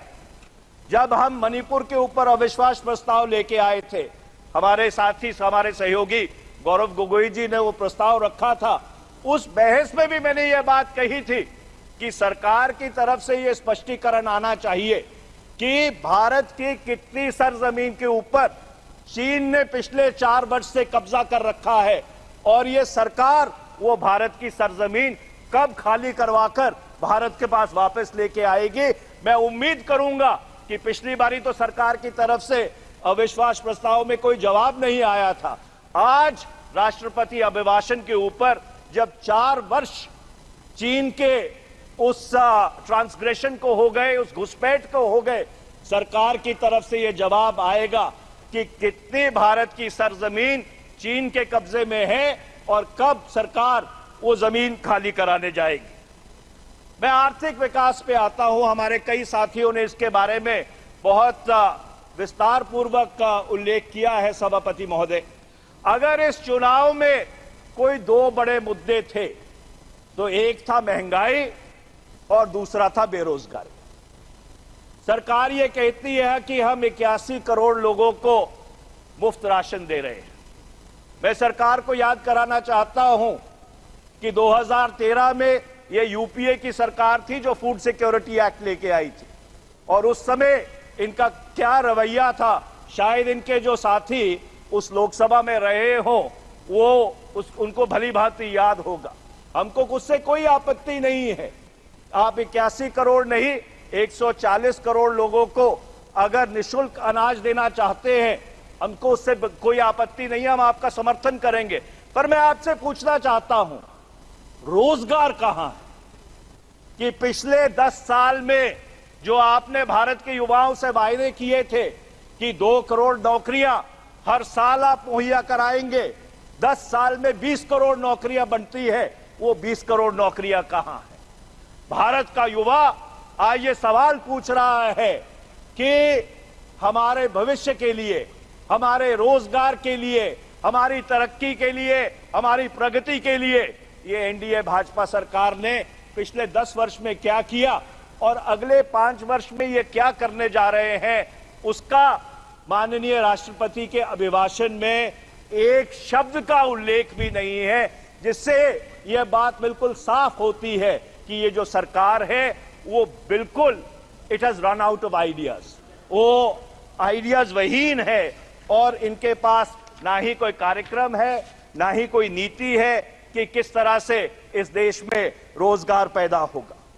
जो तीसरा बिंदु है सभापति महोदय, वो है संस्थाओं की स्वायत्तता। और हमारे शिवसेना के जो साथी हैं उन्होंने बोलते हुए इस चीज का उल्लेख किया था कि कोई भी लोकतंत्र उतना ही शक्तिशाली होता है जितनी शक्तिशाली उनकी संस्थाएं होती हैं।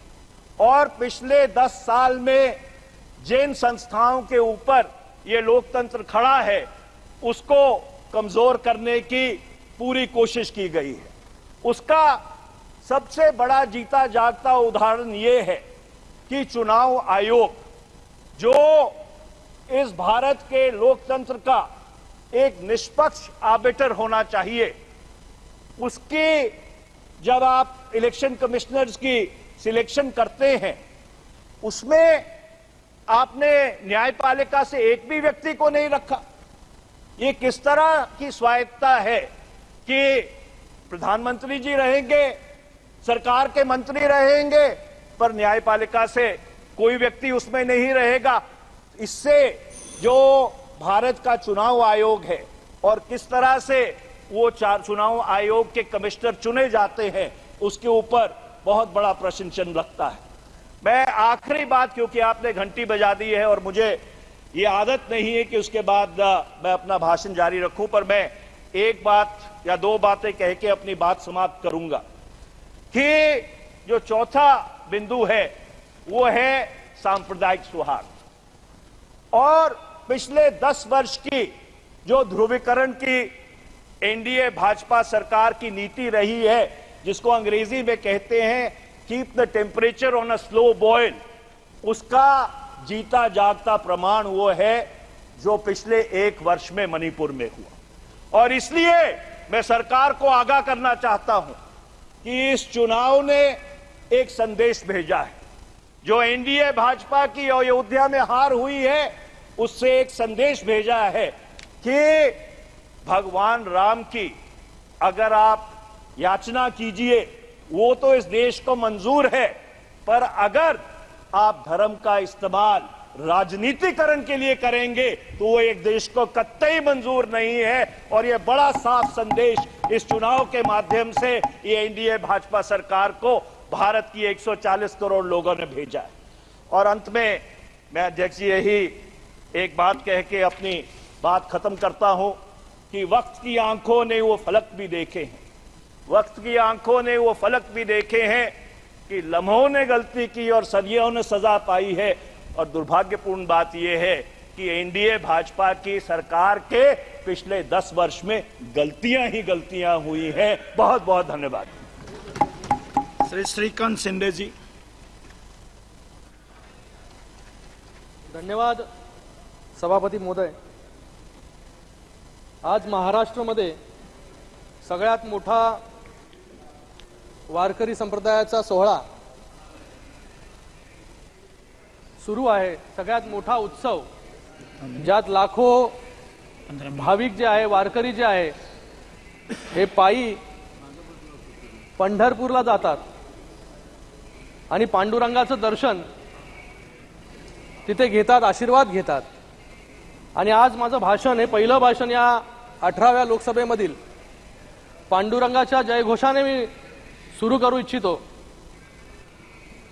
पुंडलिका वरदे हरी विठ्ठल, श्री ज्ञानदेव तुकाराम, पंढरीनाथ महाराज की जय।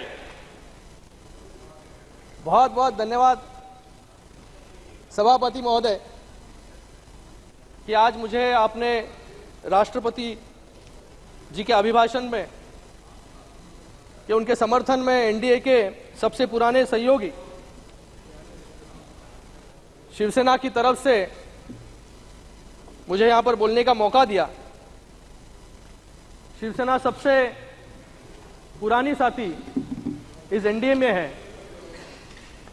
जैसे एलआईसी का एक वाक्य है, जिंदगी के साथ भी और जिंदगी के बाद भी, बाला साहब के पहले भी और बाला साहब के जाने के बाद भी शिवसेना भारतीय जनता पार्टी के साथ में आज एनडीए में खड़ी है। सबसे पहले देश के जनता को, महाराष्ट्र के जनता को और मेरे कल्याण लोकसभा की जनता को मैं तहे दिल से धन्यवाद अदा करता हूं कि तीसरी बार मुझे इस सदन में मेरे कल्याण लोकसभा की जनता ने चुनकर भेजा और तीसरी बार फिर से मोदी जी को इस देश का नेतृत्व सौंपा और मोदी जी को तीसरी बार प्रधानमंत्री बनाया। मैं प्रधानमंत्री नरेंद्र मोदी जी को, एनडीए सरकार को तीसरे काल के लिए बहुत बहुत बधाई देता हूं। और मुझे पूरा विश्वास है कि पिछले 10 सालों में जो हमने काम किया, ऐतिहासिक हो, सकारात्मक काम जो है गए 10 सालों में हुए, उससे अच्छे काम जो है आने वाले 5 सालों में जो है, अच्छी नीतियां जो है आने वाले 5 सालों में माननीय मोदी जी के नेतृत्व में हमारी सरकार बनाएगी। इस चुनाव में जनता ने एक मैसेज दिया है, कांग्रेस अकेले लड़े या इंडिया अलायंस बनाकर, बैठना तो विपक्ष में ही है। कांग्रेस जो आज इतनी खुश है, राहुल कल तक यहां थे, आज वहां पहुंच गए हो। कांग्रेस को राहुल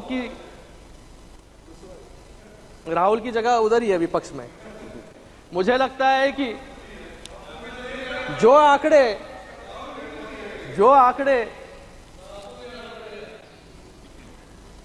कांग्रेस को ऐसे लग रहा है कि आज वो विपक्ष में नहीं बल्कि सत्ता में है, इतनी खुशी जो है उनको विपक्ष में बैठकर महसूस हो रही है।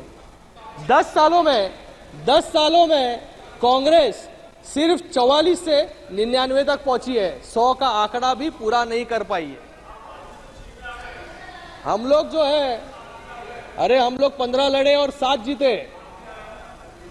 मैं आज यहां पर कुछ आंकड़े आपको बताना चाहूंगा कि आपने 285 सीट पर चुनाव लड़ा और सिर्फ 99 जीते, मतलब सिर्फ 34% आपका स्ट्राइक रेट।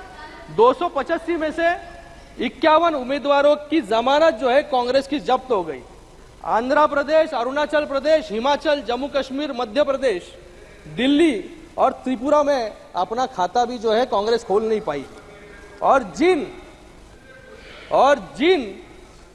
अरे आपके विपक्ष के नेता किस पर बात कर रहे थे फिर?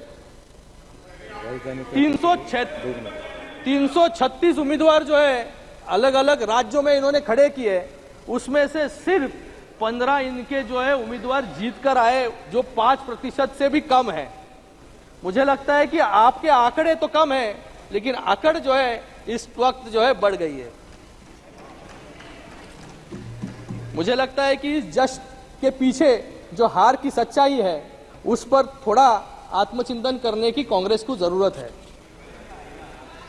यहां पर हमारे आंकड़े, हम लोग यहां पर सत्ता में बैठे हैं, आप लोग विपक्ष में बैठे हो। 10 साल के बावजूद लोगों ने जो है आप पर विश्वास नहीं रखा, लोगों ने मोदी जी के नीतियों पर विश्वास रखा, मोदी जी पर विश्वास रखा, इसलिए आज यहां पर हम लोग बैठे फिर से सत्ता में तीसरी बार। लोगों ने मोदी जी को चुनकर क्यों दिया? हम सबके लिए गर्व की बात है कि भारत में लोकतंत्र का सबसे बड़ा उत्सव शांतिपूर्वक ढंग से पूरा हुआ और तीसरी बार भारत ने प्रधानमंत्री मोदी जी के नेतृत्व को चुना। 2024 में दुनिया की आधी आबादी चुनाव प्रक्रिया में भाग ले रही थी। अभी तक 80 देशों में चुनाव अभी हो रहे हैं, 55 देशों में चुनाव हुए, 33 देशों में सरकार बदल गई, बदलाव हुआ, लेकिन हमारे देश ने तीसरी बार सशक्त सरकार मोदी जी के नेतृत्व में यहां पर बनाई। एक महत्वपूर्ण प्रश्न यह है कि जब विश्व भर में बदलाव की लहर है, तब भारत जैसे डाइवर्स और सबसे बड़े लोकतंत्र में स्टेबिलिटी कैसे है? उसका सबसे प्रमुख कारण है जनता को हमारी नीतियों पर विश्वास। हमने दिखा दिया है कि अंतर्राष्ट्रीय स्तर पर भारत की छवि गए 75 वर्षों में सबसे ज्यादा मजबूत अभी हुई है। आज हमारा देश किसी पर भी निर्भर नहीं है, बल्कि बाकी देश जो है भारत पर जो है निर्भर है। कांग्रेस सरकार की पॉलिसी, फॉरेन पॉलिसी ने हमारी इंटरनल सिक्योरिटी को कमजोर किया और इसी के कारण 26/11 हमलों का हम कोई जवाब नहीं दे पाए। लेकिन आज वक्त बदल गया है, हमारी सरकार पाकिस्तान को सर्जिकल स्ट्राइक के माध्यम से जवाब देती है। G20 के डिक्लेरेशन में विश्व के सबसे शक्तिशाली देशों के साथ कंसेंसस बनाकर मोदी जी ने भारत की ताकत पूरे विश्व को दिखा दी। आज सऊदी अरेबिया हो, UAE हो, बहरीन हो, इजिप्ट हो, ऐसे देश अपना सर्वोच्च नागरिक सम्मान हमारे प्रधानमंत्री जी को देते हैं। जब इस सदन ने 370 हटाया, तब विपक्ष के कुछ साथी और कुछ चुनिंदा देशों को अगर छोड़ा तो पूरे विश्व ने इसका समर्थन किया। जिस भारत को थर्ड वर्ल्ड कंट्री बोलते थे, वो आज थर्ड लार्जेस्ट इकोनॉमी बनने के रास्ते पर है। आज विश्व स्तर पर प्रधानमंत्री जी को जो सम्मान मिलता है, वो 140 करोड़ देशवासियों का सम्मान है, भारत का सम्मान है, वो प्रमाण है भारत के विश्वगुरु बनने का। कोरोना महामारी हो, उसके अंदर 30 करोड़ से ज्यादा वैक्सीन जो है हम लोग ने एक्सपोर्ट किए और 100 से ज्यादा देशों को जो है उसका फायदा हुआ। यहां पर कुछ आंकड़े में प्रस्तुत करना चाहूंगा कि 2014 के पहले हमारी स्वास्थ्य व्यवस्था कैसी थी। 2014 तक देश में सिर्फ 7 एम्स थे और 390 मेडिकल कॉलेज थे, लेकिन आज 16 नए एम्स और 315 नए मेडिकल कॉलेज जो है शुरू हो चुके हैं। आज जम्मू कश्मीर में भी एम्स का निर्माण जो है वहां पर हो रहा है। 10 साल में भारत 11वें नंबर से 5वें नंबर पर पहुंचा है। स्टार्टअप जो आज 1 लाख से भी अधिक है, वो 2014 में सिर्फ 350 था। नेशनल सिक्योरिटी की बहुत बात यहां पर हो रही है, यहां पर अग्निवीर की बात हो रही है। मैं यहां पर अगर बात करूं मुंबई, जिसने 2008 में आतंकवाद की दहशत देखी और उसमें भी जभी के कांग्रेस के गृह मंत्री थे तभी कपड़े बदल रहे थे, ऐसी व्यवस्था में 2008 में 26/11 जैसा हमला हुआ और जब ये हमला हुआ तब हमारे पुलिस कर्मियों के पास 303 राइफल, मतलब जो सेकेंड वर्ल्ड वॉर में यूज हुए थे, वो 303 राइफल के साथ जो है हमारा डिफेंस सिस्टम यहां पर नहीं है कि 2008 में बंबई ने सीरियल, उसके पहले भी सीरियल बम ब्लास्ट देखे, लेकिन गए 10 सालों में ऐसे एक बड़ा शहर कोई नहीं, आज भारत में एक भी ऐसा शहर नहीं जहां पर जो है गए 10 सालों में एक भी हमला हुआ हो। हमारे 10 साल की नीति, और ये कह रहे थे डरो मत डरो मत, मुझे लगता है कि आपसे जो है पहले हमारे आड़ोस पड़ोस के देश जो है डरते नहीं थे, इसलिए हमारे देश पर जो है आए दिन हमला करते थे। आज आड़ोस पड़ोस के देश जो है मोदी जी से डरते हैं, इसलिए गए 10 सालों में एक भी हमला जो है बड़े शहरों में हमारा हुआ नहीं। प्रधानमंत्री जी ने अरे सुनना सीखो जरा। प्रधानमंत्री जी ने आह्वान किया था आत्मनिर्भर भारत का। मुझे गर्व है कि पिछले एक दशक में हमारे डिफेंस एक्सपोर्ट्स 18 गुना अधिक होकर 21,000 करोड़ रुपए तक पहुंच चुके हैं। हम 85 देशों को एडवांस टोर्ड artillery guns, BrahMos missiles export आज कर रहे हैं। ये हमारी नीति है। यहां पर सभी लोग जो है आज कॉन्स्टिट्यूशन पे बात कर रहे हैं। शपथ जब भी ले रहे थे तभी भी कॉन्स्टिट्यूशन दिखाकर जो है यहां पर संविधान दिखाकर यहां पर शपथ ले रहे थे। मुझे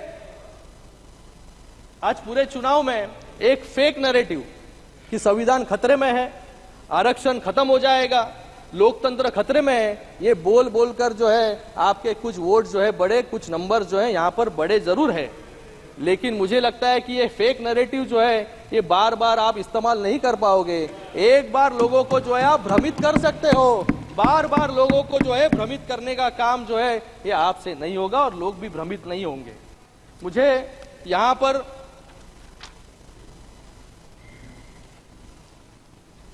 इंडिया अलायंस के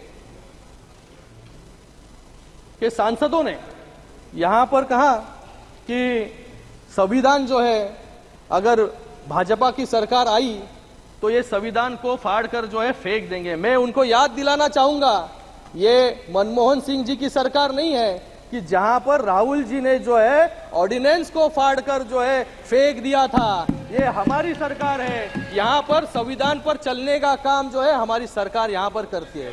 आज डॉक्टर बाबा साहेब अम्बेडकर के नाम पर जो है आप लोग यहाँ पर राजनीति करते हो, लेकिन डॉक्टर बाबा साहेब अम्बेडकर जी को 2 बार हराने का काम अगर किसने किया होगा वो कांग्रेस ने किया। कांग्रेस ने जो है नेहरू जी ने डॉक्टर बाबा साहेब अम्बेडकर के विरोध में जो है प्रचार भी यहाँ पर किया। और मैं एक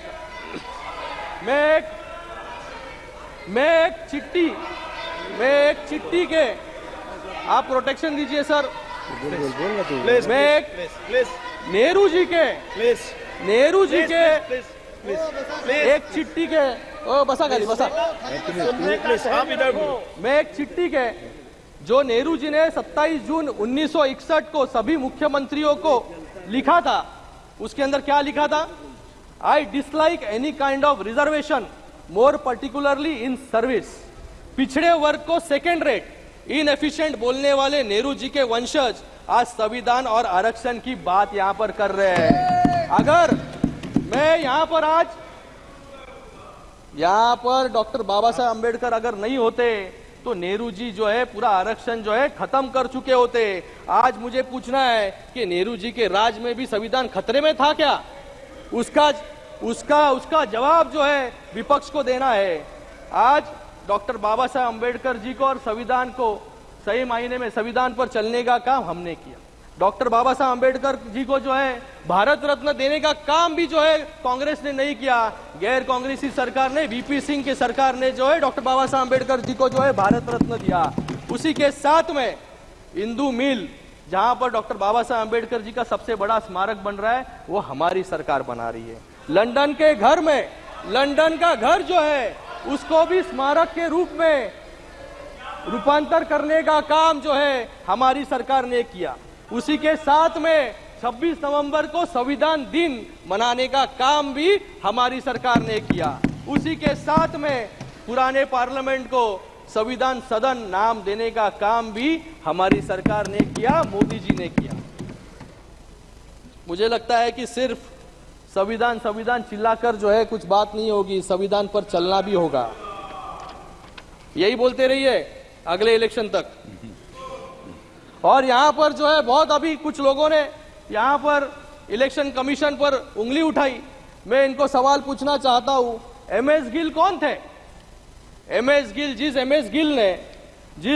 एमएस गिल ने हमारे हिंदू हृदय सम्राट बाला साहेब ठाकरे जी के अधिकारों को छीना, वोटिंग का अधिकार 6 सालों के लिए छीना, और जो एमएस गिल मुख्य चुनाव आयुक्त थे, उनको पहले राज्यसभा में लेकर फिर केंद्रीय मंत्री बनाने का काम किसने किया? और आज ये संविधान बचाने का काम जो है यहां पर कर रहे हैं। सेम।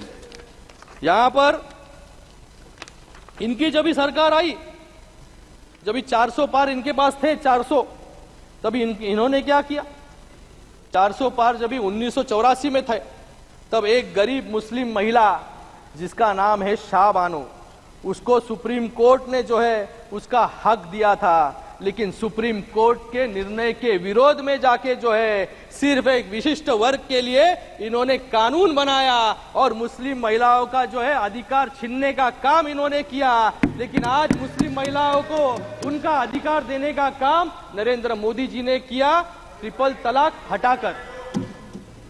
400 पार, प्लीज 400 पार। आप माननीय सदस्य प्लीज, आप बोलो, आप बैठिए नीचे। तीसरी बार का सांसद हूँ, समझाने की यहाँ पर जरूरत मत कीजिए। तीसरी बार चुनकर आया हूँ, आप बैठो नीचे, बैठो नीचे। सदस्य प्लीज, आज आप बोलिए। 400 पार, आप बैठिए। अरे राहुल गांधी क्या बात कर रहे थे? राहुल गांधी क्या बात कर रहे थे? शेयर पे देखो, इधर ध्यान मत देना, कोई रिकॉर्ड में नहीं जाएगा, कोई रिकॉर्ड में नहीं जाएगा। 400 पार, आपका भी समय के ऊपर ध्यान रखिए। जब अपने 400 पार करके, प्लीज आप बैठिए, आपका कोई रिकॉर्ड में नहीं जा रहा है। बीजेपी प्लीज, सबकी बात चुपकी है। इस देश में राष्ट्रपति जी का भी अपमान करने का काम कांग्रेस ने किया। जब इस सिख समाज के साथ नरसंहार हुआ, अत्याचार हुआ, तभी किसने किया यह अत्याचार? इसका भी जवाब जो है कांग्रेस को देना पड़ेगा। उसी के साथ में जब भी राष्ट्रपति, अभी बोलो, अभी बोलने का काम कीजिए। ओ पापा जी, इधर बोलो प्लीज।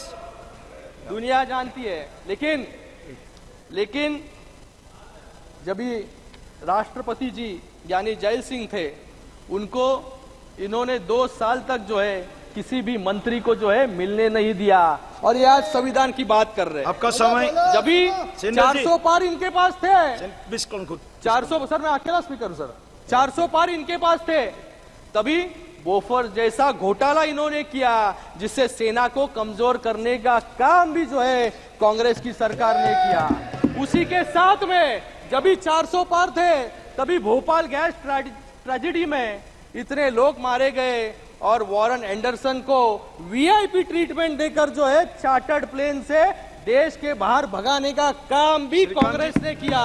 तो जब भी कांग्रेस के शासन था, तभी 400 पार, sir I am the only speaker sir, 13 minutes 400 पार, सर अभी तो थोड़ा आधा बाकी है मेरा सर भाषण। प्लीज 400 पार, सर मेरा पहला भाषण है सर, संरक्षण दीजिए।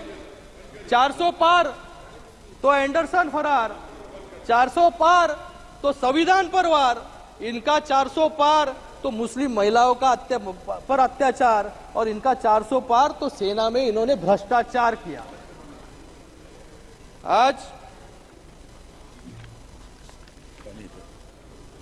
आज महोदय महाराष्ट्र की यहां पर बात करूंगा। आज महाराष्ट्र में डबल इंजन की सरकार है।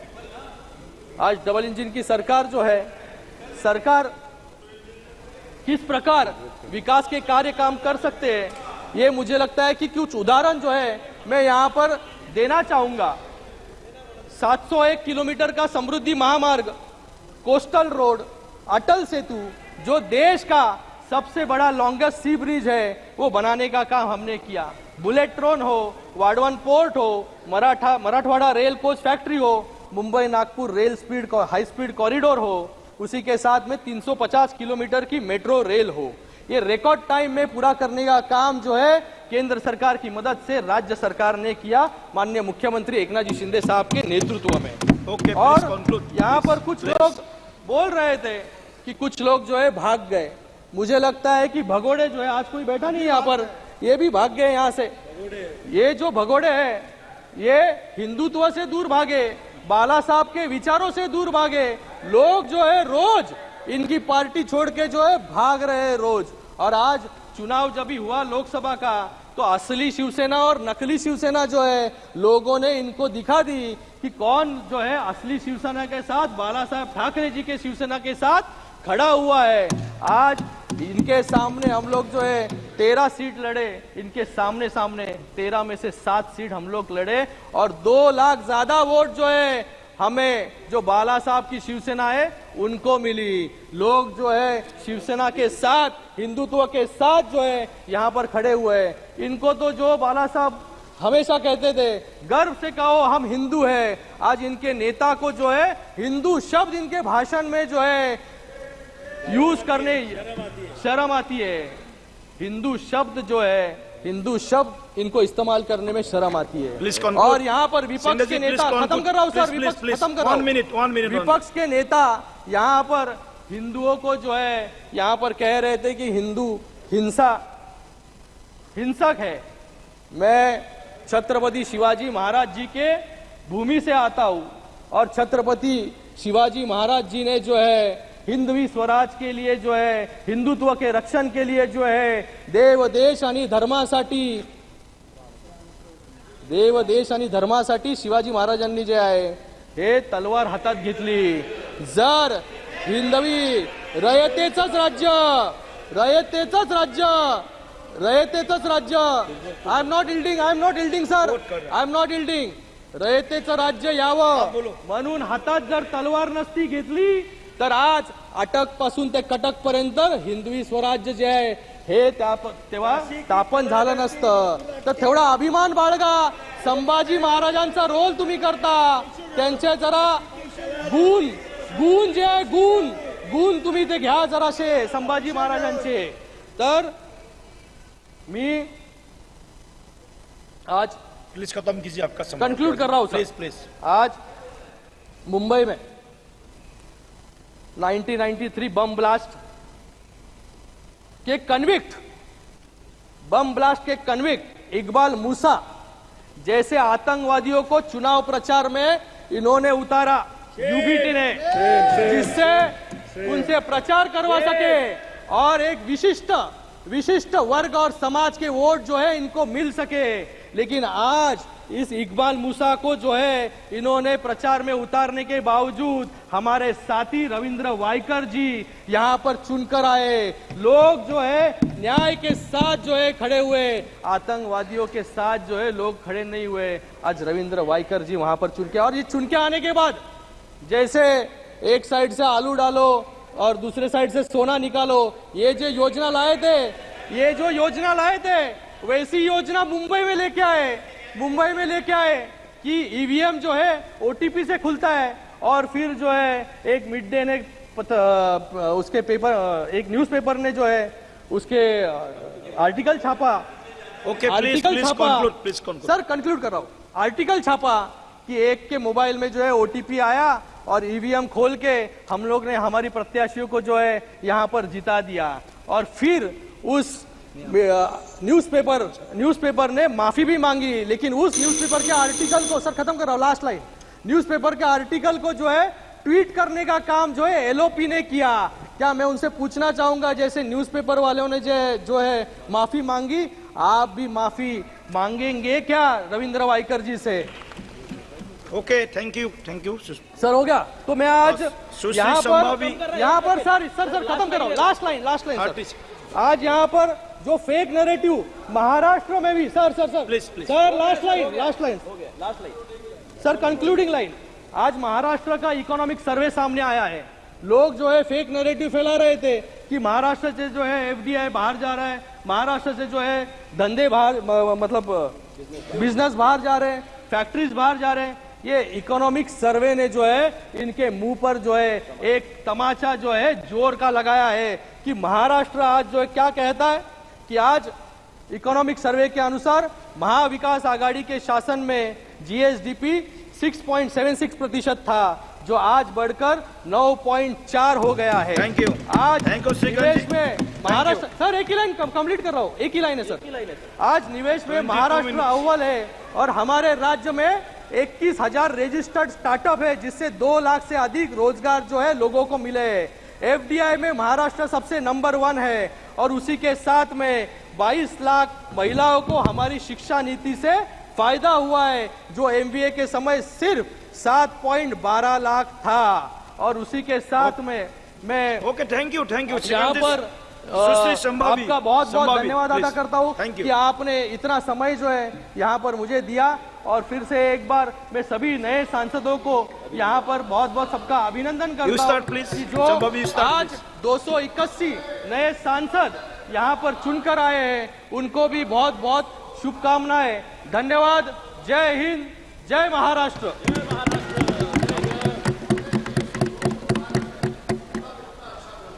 जी, well done. Thank you. Thank you, Speaker Sir, for yielding this time to me. I want to thank Lok Jan Shakti Party for giving me this opportunity. Honorable Speaker Sir, I rise with immense gratitude and respect for our Honorable President of India for her encouraging, enthralling and encouraging speech addressed to the Parliament. It is with great pride and wholehearted support and appreciation for the vision that she has laid out for us. हम बोलना चाहेंगे speaker महोदय कि हमारे यशस्वी और ओजस्वी प्रधानमंत्री श्री नरेंद्र मोदी जी के नेतृत्व में भारत लगातार विकास की ओर अग्रसर है। स्कूल और विद्यालय में ही बापू के विचारों को पढ़ती आई हूं और आज ये कहना चाहूंगी कि बापू के विचारों को अगर सत्य निष्ठा से कोई आगे लेकर के जा रहा है तो वो एनडीए की सरकार है। सर, बापू का विचार था कि गरीबों को मुख्य धारा से जोड़ा जाए और एनडीए की सरकार बखूबी ये कर पा रही है। देश में 4 करोड़ से ज्यादा पीएम आवास योजना की स्वीकृति, 12 करोड़ परिवारों में 55 करोड़ व्यक्तियों को पीएम आरोग्य योजना के तहत स्वास्थ्य बीमा मिला है। 25 करोड़ लोगों को मल्टी डायमेंशनल पॉवर्टी के बाहर लाया गया है सर, और 80 करोड़ आबादी को पीएम गरीब कल्याण अन्न योजना के तहत लाभ लगातार मिल रहा है। एनडीए की सरकार ने बिना धर्म जात पूछे गरीबों का उत्थान किया है और उत्थान के लिए लगातार काम कर रही है। सर, हम बिहार से आते हैं और बिहार ने 2005 से लगातार एनडीए को बुलंदी और मजबूती दी है। बिहार में एक नेता, नियत, नेतृत्व और कड़ी निष्ठा से एनडीए बिहार को उसका गौरव और एक नया कीर्तिमान वहां पे विकास का गढ़ रहा है। हमारे पार्टी के नेता श्रद्धेय रामविलास पासवान जी ने लगातार बाबा साहब भीमराव अंबेडकर के पद चिन्हों पर चलकर दलित, शोषित और वंचित वर्गों को आगे बढ़ाया है। आज हम बाबा साहब भीमराव अंबेडकर की बात कर रहे हैं और उनका एक कोट पढ़ना चाहेंगे। I measure the progress of a community by the degree of progress which the women have achieved. सरकार ने वुमेन रिजर्वेशन एक्ट दे करके 33% आरक्षण दे करके सांसद में महिलाओं के आवास को ना सिर्फ बुलंदी दी है बल्कि उनके अधिकारों की भी लड़ाई लड़ी है। लखपति दीदी की योजना, उज्ज्वला योजना और महिलाओं को मुद्रा लोन दे करके महिलाओं की आर्थिक स्थिति को मजबूत किया गया है। अगर आज हम आर्थिक स्थिति की बात कर रहे हैं तो हमें अर्थव्यवस्था की भी बात करनी चाहिए और देश आज विश्व की 5वीं सबसे बड़ी अर्थव्यवस्था है और 2047 तक विश्व की 3री सबसे बड़ी अर्थव्यवस्था होगी। माननीय प्रधानमंत्री श्री नरेंद्र मोदी जी के नेतृत्व में भारत देश को विकास का एक व्यापक स्वरूप मिल रहा है। किसान सम्मान निधि के तहत किसानों को न्यूनतम राशि मिल रही है जिससे उनकी स्थिति में बढ़ोतरी हो रही है और आत्मनिर्भर भारत का जो ये सोच है उससे भारत विश्व स्तर पर एक अपना पहचान बना रहा है। अगर हम विश्व स्तर की बात करें तो G20 के न्यू दिल्ली डिक्लेरेशन में 100% ग्लोबल कंसेंसस के साथ भारत आज एक विश्व मित्र के रूप में स्थापित हो रहा है। ऑनरेबल स्पीकर सर एक युवा हैं और युवाओं का प्रतिनिधित्व कर रहे हैं। हम कहना चाहेंगे कि एनडीए की सरकार में the youth is being equipped with necessary skills and knowledge to face global challenges with initiatives like Skill India, Digital India and Startup India. Sir, Bihar के युवाओं की लगातार एक मांग रही है कि बिहार को विश्व राज्य का दर्जा मिले। बिहार का प्रतिनिधित्व कर रहे हैं, इसीलिए हम हमारे माननीय प्रधानमंत्री जी से अनुरोध करेंगे कि इसके लिए अगर नीति आयोग में कुछ बदलाव किया जाए तो उस पर उनकी विशेष दृष्टि हो और बिहार को भी आगे बढ़ने का सामान्य अधिकार मिले। Sir, I am firmly convinced that with continuous efforts and visionary policies of the NDA government, Bihar will be an example for the development of the entire nation. I want to reaffirm our commitment and Lok Janshakti Party's commitment to NDA's leadership और हम अपने राष्ट्रीय अध्यक्ष श्री चिराग पासवान जी को भी धन्यवाद देना चाहेंगे कि आज उनके वजह से बिहार की महिलाओं को और युवाओं को भी आवाज मिल रहा है। इस सदन की गरिमा और इस सदन के इतिहास को देखते हुए सर, दो पंक्ति पढ़ना चाहेंगे। जो भरा नहीं है भावों से बहती जिसमें रसधार नहीं, जो भरा नहीं है भावों से बहती जिसमें रसधार नहीं, वो हृदय नहीं है पत्थर है जिसमें स्वदेश का प्यार नहीं। धन्यवाद speaker sir, thank you. Thank you, Sambhavi, for your maiden speech. Now, G. Thanuja Rani. Sushri G. Thanuja Rani. Next, Shri Abhay Kumar Sinha ji. Abhay Kumar Sinha ji. धन्यवाद सभापति महोदय। महामहिम राष्ट्रपति महोदय के धन्यवाद प्रस्ताव की चर्चा में आपने हमें बोलने का समय दिया, इसके लिए आपको धन्यवाद देता हूं महोदय।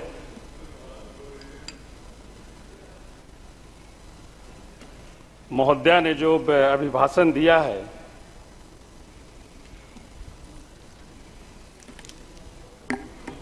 जिसमें केवल कागजों में सरकार का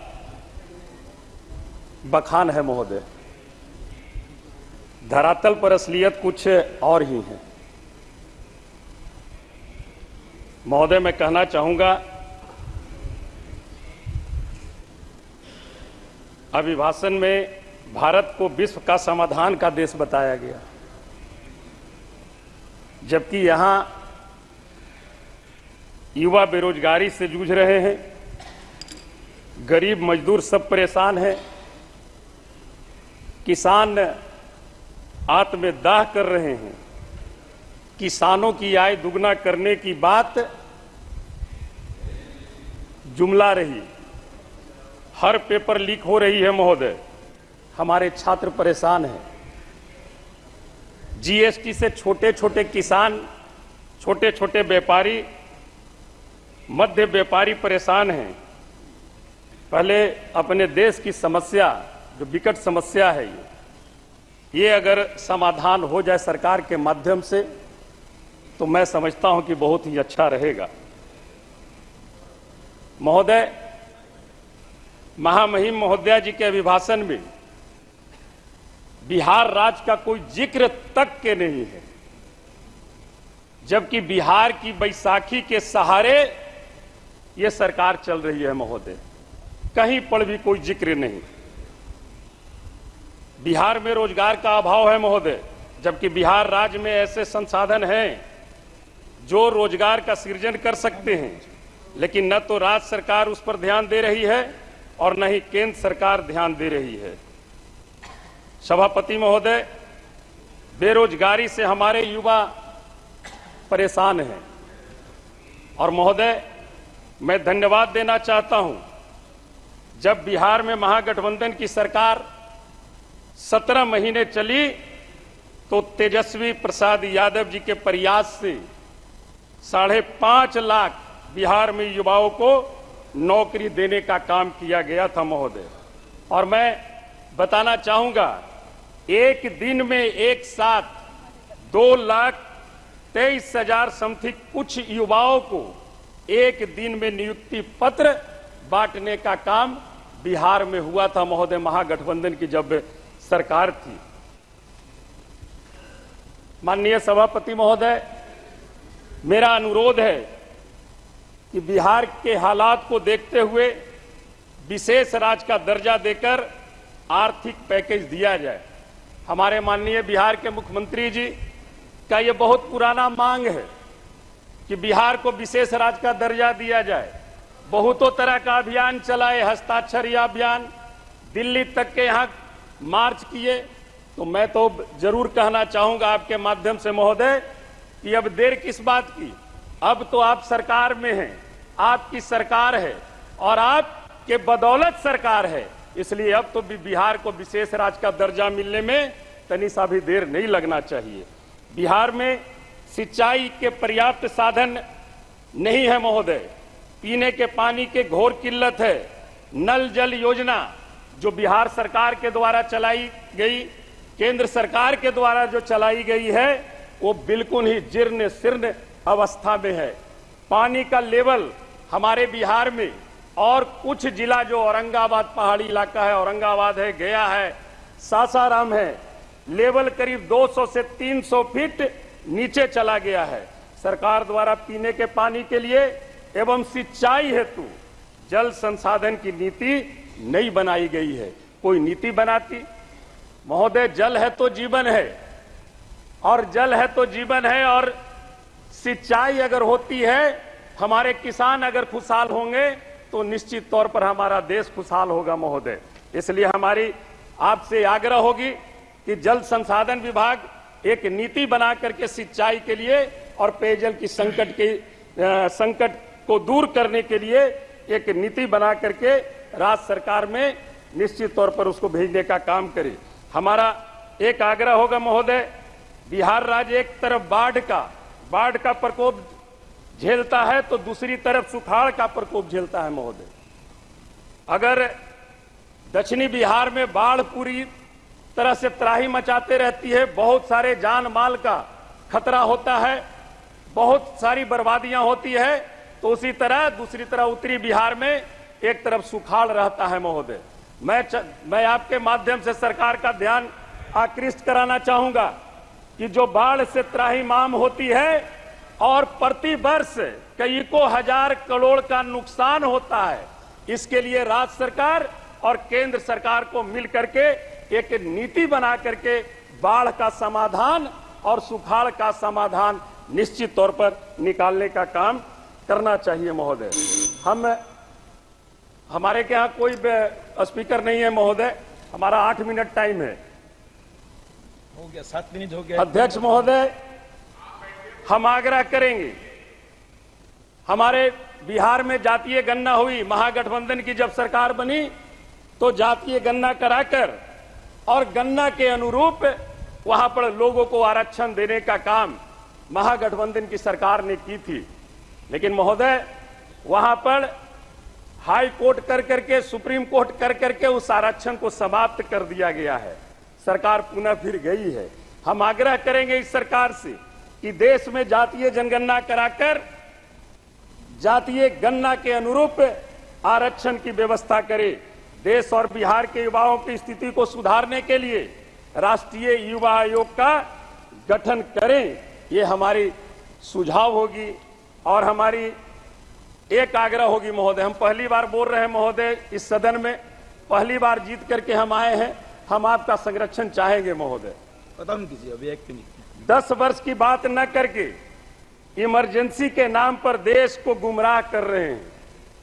हमें 10 वर्ष की जो आपने गारंटी दी थी, बात उसकी करनी चाहिए थी। 2014 में आप क्या बोल करके आए थे?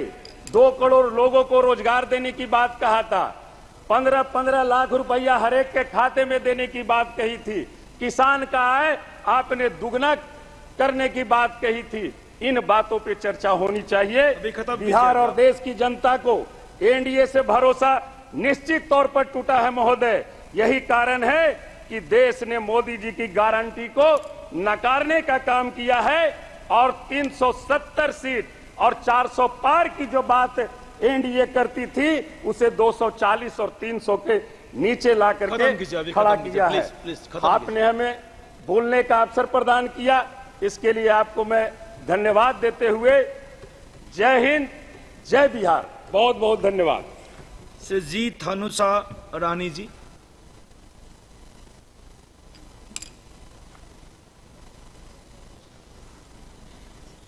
Thank you, Chairman, sir, for granting me the opportunity to participate in the discussion of motion of the thanks on President address. Sir, this is my maiden speech. I would like to request you to grant me some more time, sir. At the outset, I would like to thank our party president, Sri Y.S. Jagan Mohan Reddy Garu, for granting me the opportunity to contest an election at the relevantly young age from the Arku constituency, which is the reserve constituency from Andhra Pradesh.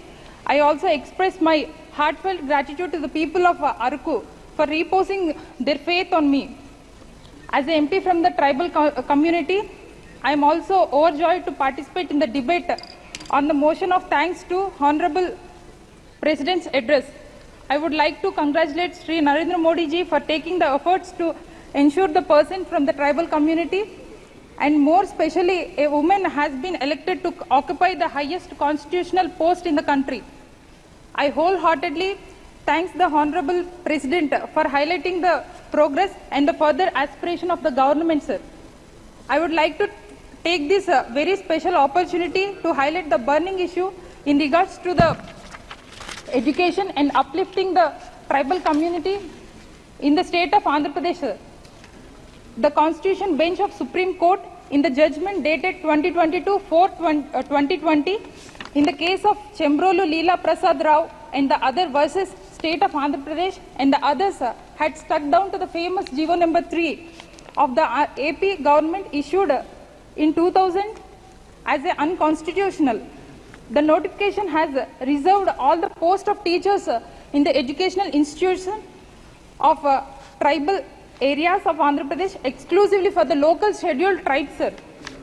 The Andhra Pradesh GO of 2000 was aimed to promoting education in the tribal areas, addressing the problems of the remnant teacher absenteeism. As anyone slightly acquainted with the problems of tribal areas known, the non-tribal teachers are often reluctant to travel or live in the remote tribal hamlets. Another big problem is the language. Many tribal non-tribes, including the other government officials, have lived years in the tribal areas without feeling a need to learn the tribal languages. At the primary level, the mutual incomprehension between the non-tribal teachers and the tribal students hampers the basic education for the children. As the Supreme Court once again dismissed all the cases with regards to the GO number 3 in the civil appeal judgment dated May 19, 2023, the legal resource has ended. As an MP representing my community, especially after completing my MBBS, as well as having given my MD entrance, I realized the value of good education. Unfortunately, due to the inherent bias in the system, the tribal students do not have the access for the good education even now. Sir, for far too long, the education in India have been seen by establishment of a civilizing mission designed to make tribals and the Dalits into the mental clones of the other communities. The merits are designed merely as an efficacy in achieving this goal rather than the terms of success is tapped indigenous ecological knowledge, preserving the tribal languages, culture, and giving the confidence to the tribal students by acting as the role models. Herefore, having 100% tribal teachers in the scheduled area is a small step towards reversing the GO number 3. Through you, sir, I would like to urge the central government as well as the state government of Andhra Pradesh to ensure that good teachers from the community are able to teach the students and the community not to look down upon as a human Jew or the source of enjoyment in the primitive culture for the dance performance, as mentioned in the paragraph 107 in the Supreme Court judgment of 2020, sir. Sir, I am proud to be a member of ST community, and I am proud of the culture and the heritage. As for long efforts and the struggle of my people able to get the basic education, as well as the education is a bigger library. I once again urge the central government and the state government to take the necessary policy measures to earliest to ensure 100% reservations is allotted to the teachers from the tribal community for the recruitment of agency areas, sir. Sir, one more issue, sir. As a party, we have demanding the special category status for the last 10 years, sir. Now the NDA government required the support from the TDP to stay in the power. This is the opportune time for the central government to grant the special category status to the Andhra Pradesh, sir. However, rather than demanding the special category status, over the last 5 weeks, the ruling party in Andhra Pradesh is sponsored and enhanced the brutal wave, organized the violence in the leadership and the cadre and sympathizers of the YSR Congress party, sir. The TDP government has been using the JCB vehicles to demolish the homes of YSR Congress party supporters, especially these of SCs, STs and the OPCs. They are also demolished the central party office, sir, in the Tadepalli and the 26 other districts. Please conclude. Thank you so much, conclude. sir. Thank you, sir. Thank you.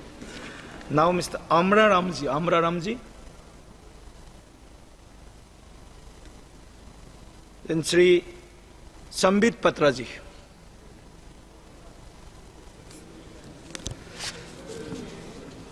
आप सभी को प्रणाम। पीठासीन महोदय, आपको बहुत धन्यवाद। राष्ट्रपति महोदया के अभिभाषण पर आपने मुझे धन्यवाद प्रस्ताव पे बोलने का सुअवसर दिया है। आज मैं इस सदन को भी धन्यवाद देना चाहूँगा कि आज 1 जुलाई को, जो कि डॉक्टर्स डे भी है, एक बहुत बड़ी चिकित्सा का काम गुलामी के खिलाफ हुआ है। गुलामी की मानसिकता जिसमें बचपन से हम आईपीसी और सीआरपीसी सुना करते थे, अब हम आईपीसी और सीआरपीसी नहीं सुनेंगे, हम भारतीय न्याय संहिता सुनेंगे, हम भारतीय नागरिक सुरक्षा संहिता सुनेंगे। स्वाभाविक रूप से ये एक बहुत बड़ा बदलाव है। मुझे दुख इस बात का है और मुझे कई बार कष्ट इस विषय को लेकर होता है कि ये बातें सुनने में छोटी छोटी लगती होंगी, ये बातें सुनने में शायद महत्वपूर्ण नहीं लगता होगा कि आईपीसी और सीआरपीसी था, भारतीय न्याय संहिता हो गया तो क्या बदलाव हो गया। ये एक बहुत बड़ी छलांग है, ये मानसिकता में परिवर्तन है। आप सोच के देखिए, अंग्रेजों द्वारा बनाया गया कानून घसीटते हुए हम हिंदुस्तान के 75 वर्ष आजादी के हो गए थे, फिर भी हम उसे घसीटते हुए ले जा रहे थे। एक नरेंद्र मोदी को आना पड़ा बतौर प्रधानमंत्री यह सोचने के लिए कि we have to change this mentality, we have to come above this and we have to in a way end this enslaving mentality of the society of India. I thank the Prime Minister, I thank the Home Minister, and I thank each and every one of you for supporting this. सभापति महोदय, तीसरी बार मोदी जी की सरकार बनी है और हर जगह खुशी का माहौल है। हम भी खुश हैं, स्वाभाविक रूप से सरकार बनी, हम खुश हैं। देश की जनता तो खुश है ही कि मोदी जी की सरकार बनी। और विडंबना देखिए, जिनको हम सोच रहे थे कि दुखी होंगे कि हमारी सरकार बनी है और उनकी सरकार नहीं बनी, वो भी खुश है। तो मुझे तो समझ में नहीं आ रहा है, अगर चहुंदिक दिशा में खुशी का वातावरण है, हम खुश, देश खुश, वो भी खुश है, तो खतरे में कौन है और भयभीत कौन है? किसी को भयभीत नहीं होना चाहिए बंधु। आप तो खुश हैं, आप तो खुशी जाहिर कर रहे हैं, और डबल खुशी तो हमारे पास है। हमारे पास खुशी इस बात की भी है कि हमने सरकार बनाई है, और खुशी इस बात की भी है कि एलओपी राहुल जी बने। डबल खुशी है। और एक राहुल जी नहीं बने हैं, दो राहुल जी। आज एक राहुल जी ने कहा मैं आज एक नहीं हूं, मैं 2। जब एक राहुल से इतना बड़ा एसेट का हमें प्राप्ति हुई थी, आप सोचिए 2 राहुल से इस देश को कितना लाभ होगा। और मुझे लगता है हमारे जो विपक्ष के साथी हैं उन्हें भी 2 राहुल से बहुत ही लाभ होगा। नहीं, अच्छी बात है। देखिए, राहुल जी एक एसेट हैं, इसमें कोई दो मत नहीं। मुझे लगता है विपक्ष के मेरे साथी भी इससे सहमत होंगे कि Rahul ji is an asset. Now we have double assets. बंधुगण, मुझे कष्ट इस बात का होता है, मित्रों, मुझे कष्ट इस बात की होती है कि ये दुखी इस विषय से नहीं है, ये दुखी इस विषय से नहीं है कि सरकार उनकी नहीं बनी। बिकॉज आज राहुल जी ने कहा है कि मैं खुश हूं, we are happy and we are contented. हमें खुशी है कि हम अपोजिशन में है। वो दुखी इस बात से नहीं है कि सरकार उनकी नहीं बनी। वो दुखी इस बात से है कि ये डूब क्यों नहीं रहे हैं, इनका 400 पार क्यों नहीं हुआ है। मतलब ये खुशी मना रहे हैं इस बात को लेकर कि इनका 400 पार नहीं हुआ है, और इस विषय को लेकर वो दिवाली मना रहे हैं। आप सोच के देखिए, 3 टर्म से समुद्र के गर्त पे पड़े हुए हैं और ऊपर देख रहे हैं कि इनके जहाज में छेद कब होगा, इनके जहाज में छेद कब होगा और ये कब डूबेंगे। ये खुद तैरने की कोशिश नहीं कर रहे हैं। मुझे लगता है कि हमें भी ईश्वर से और आज शिव जी से प्रार्थना करनी चाहिए कि अगर राहुल जी प्रसन्न है, विपक्ष में रह के प्रसन्न है, तो उनकी प्रसन्नता अनंत काल तक बरकरार रहे।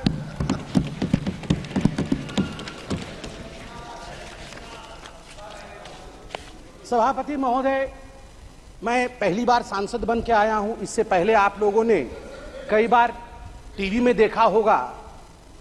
मुझे एक विषय, और यह पक्ष विपक्ष का विषय नहीं है, जब मैं 2010 में बैठता था टीवी पर और डिबेट्स होती थी, तो उस समय जब इलेक्शन डिक्लेयर होते थे तो अमूमन जो विषय उभर के आता था, तुरंत टीवी के एंकर्स के विषय में आज बातचीत हुई तो पहला विषय जो उभरता था कि अरे जातीय समीकरण क्या है, उस फलाने राज्य में चुनाव होने वाला है, वहां का जातीय समीकरण क्या है, वहां का धार्मिक समीकरण क्या है, MY समीकरण बनता है कि नहीं, कितने यादव है, कितने मुसलमान है, कितनी पिछड़ा वर्ग है, कितना अगड़ा वर्ग है। इस समीकरण से क्या हम सरकार बना पाएंगे, कौन सी पार्टी सरकार बनाएगी। Today I can proudly say that this narrative has been forever killed by the honorable Prime Minister Mr. Narendra Modi ji's narrative of development. For the first time in the Indian polity's history, the narration today is how many toilets have been constructed, how many Awas Yojanas have been sent to the poor people. पहली बार आज देश में चर्चा का विषय बना है कि देश में आज 12 करोड़ शौचालय, देश में आज आवास योजना के माध्यम से 4 करोड़ घर पहुंचाए गए हैं। आज पीएम ग्राम सड़क योजना के माध्यम से 7,45,000 किलोमीटर सड़क बनी है। जल जीवन मिशन के माध्यम से 13 करोड़ घरों तक टैप वाटर पहुंचाया गया है। आज ODF 4 लाख से अधिक गांव आज ओपन डिफिकेशन फ्री ग्राम घोषित किए गए हैं। किसान सम्मान निधि आज लगभग 11 करोड़ 47 लाख किसानों को 3 लाख करोड़ रुपए उनके अकाउंट में डायरेक्ट बेनिफिट ट्रांसफर के माध्यम से दिया जा रहा है। Soil health card 23 crore soil health card बनाए गए हैं। उज्ज्वला के माध्यम से 9.5 करोड़ लोगों को गैस कनेक्शन दिया गया है। सबसे बड़ी बात है कि डीबीटी के माध्यम से लगभग 32 लाख करोड़ रुपए लाभार्थियों को दिया जा रहा है। याद करिए एक ऐसा समय था जब तत्कालीन प्रधानमंत्री राजीव गांधी कहते थे मैं 100 पैसे भेजता हूं, 1 रुपए भेजता हूं, तो मात्र 18 पैसे नीचे पहुंचते हैं, बाकी बीच में ही समाप्त हो जाते हैं। आज मैं गर्व से कह सकता हूं कि प्रधानमंत्री नरेंद्र मोदी 100 पैसे पहुंचाते हैं तो 100 का 100 पैसा गरीब तक पहुंचता है, उसके अकाउंट तक पहुंचता है, कोई बिचौलिया खा नहीं सकता है। सभापति महोदय, आज डेमोक्रेसी को लेकर, लोकतंत्र को लेकर बहुत सारी बातें हुई और आज ही से नहीं, जिस दिन से ओथ टेकिंग चल रहा है, जिस दिन से शपथ समारोह चल रहा है, उसी दिन से लोकतंत्र को लेकर, संविधान की प्रतियों को लेकर बहुत बातें हो रही है। मैं जगन्नाथपुरी से आता हूं और आज मैं गर्व से यहां जय जगन्नाथ कहते हुए कहता हूं कि लोकतंत्र का जन्म जगन्नाथ धाम में ही हुआ। मैं बताऊंगा, वैज्ञानिक दृष्टिकोण से बताऊंगा क्यों हुआ। लोकतंत्र का जन्मदाता जगन्नाथ धाम है। जगन्नाथ मंदिर ने कलिंग के समय लोकतंत्र स्थापित किया। कलिंग अंग बंग कलिंग कहा जाता है। कलिंग के नरेश, कलिंग के राजा, कलिंग के सब कुछ भगवान जगन्नाथ है। वो तो जगत के नाथ हैं, वो तो ब्रह्मांड के नाथ है। मगर कलिंग में हम मानते हैं कि हमारे सर्वे सर्वा नारायण स्वयं हैं, जगन्नाथ है। वो रत्न सिंहासन पर बैठते हैं। रत्न सिंहासन से कलिंग का आसन वो संभालते हैं। उनका प्रतिनिधि वहां के गजपति महाराज होते हैं। मगर आप देखिए सुंदरता, लोकतंत्र का जन्म कैसे होता है। जगन्नाथ महाराज भी राजाधिराज जगन्नाथ, इस जगत के नाथ जगन्नाथ रत्न सिंहासन को त्याग करके साल में एक बार वो रथारूढ़ होते हैं। वो कहते हैं मैं गरीबों से मिलने जाऊंगा, उनके घर तक जाऊंगा, जो मेरे पास नहीं आ सकते हैं मैं उनसे मिलूंगा। यही लोकतंत्र है, यह प्रजातंत्र है। और जब रत्न सिंहासन त्यज करके जगन्नाथ रथारूढ़ होते हैं, रथ पर आते हैं, तो गजपति महाराज, उड़ीसा के जो महाराज हैं, वो अपने हाथ में झाड़ू लेकर खुद जगन्नाथ के आगे झाड़ू चलाते हैं। उस दिन वो सफाई कर्मचारी बन जाते हैं और गर्व के साथ मैं उत्कल पुत्र उड़ीसा का निवासी कह सकता हूं। इसी कारण से उड़ीसा में जाति प्रथा नहीं है, क्योंकि हमारे राजा को झाड़ू पकड़ना पड़ता है। जगन्नाथ के सामने लोकतंत्र चलती है और लोकतंत्र की जगन्नाथ की भूमि में राजा भी झाड़ू मारने के लिए बाध्य है। उसे छेरा पोहरा कहते हैं। 7 तारीख को रथ यात्रा है, आप देखेंगे राजा स्वयं झाड़ू मार रहे होंगे और तभी जगन्नाथ आगे बढ़ेंगे। यह लोकतंत्र की महिमा है। जब तक सनातन है तब तक लोकतंत्र रहेगा भारतवर्ष में। जगन्नाथ धाम एक ऐसा धाम है, लोकतंत्र के सीख के लिए, अध्यात्म की सीख के लिए आदि शंकराचार्य से हम सब के गुरु नानक महाराज जी ने भी वहां पधारा था। नीलकंठ वर्णी जी ने भी वहां पधारा था। ऐसे कोई गुरु नहीं जो वहां नहीं आए और वहां से शिक्षा दीक्षा लेकर नहीं गए। और आज मैं फक्र के साथ कह सकता हूं, मेरे प्राजी वहां बैठे हुए हैं सभी। जब 1506 में गुरु नानक देव जी जगन्नाथपुरी आए थे और जब वो अंदर गए थे मंदिर भगवान के दर्शन करने, उस समय आरती चल रही। उस भव्य आरती को देखने के पश्चात अनायास ही गुरु नानक देव जी के मुख से आरता निकला था, जो अपने आप में आज इतिहास है। गगन में थाल रव चंद दीपक बने, तारका मंडल जनक मोती, धूप मले आन लो पवन चवरो करे, सगल बन राय फुलंत ज्योति, कैसी आरती होए भव कंडना तेरी, कैसी आरती होए अनहद शब्द बाजत भेरी, कैसी आरती होए तेरी। गुरु नानक देव जी कह रहे कैसी आरती तेरी, भव्य आरती है। भव खंडना, भय खंडन करने वाला। आप सोच के देखिए, आज भय के विषय में बात हो रही है।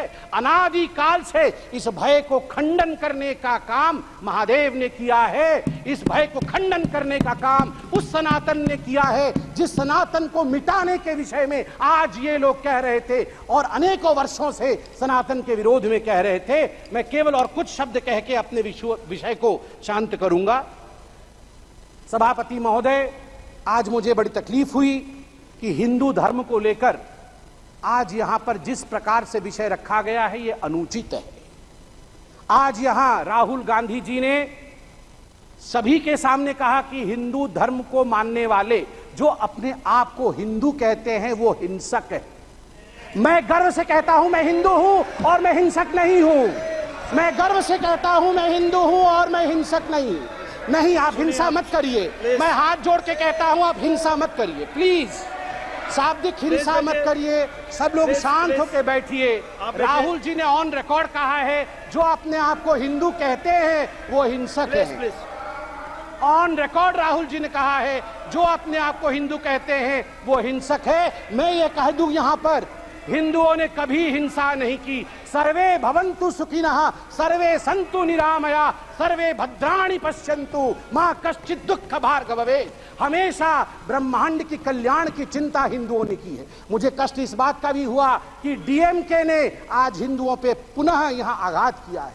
राजा साहब ने अपने भाषण में यह कहा कि हिंदू महिलाओं को एंस्लेव करती है। नहीं, हिंदू महिलाओं को देवी के रूप में पूजा करती है, उपासना करती है। दुर्गा, सरस्वती, लक्ष्मी, विमला ये माताएं हैं हमारी। हमने कभी एंस्लेव नहीं किया है। ये बहुत गलत है। और मुझे लगता है राहुल गांधी ये नहीं जानते हैं कि शिव जी त्रिशूल क्यों रखते हैं।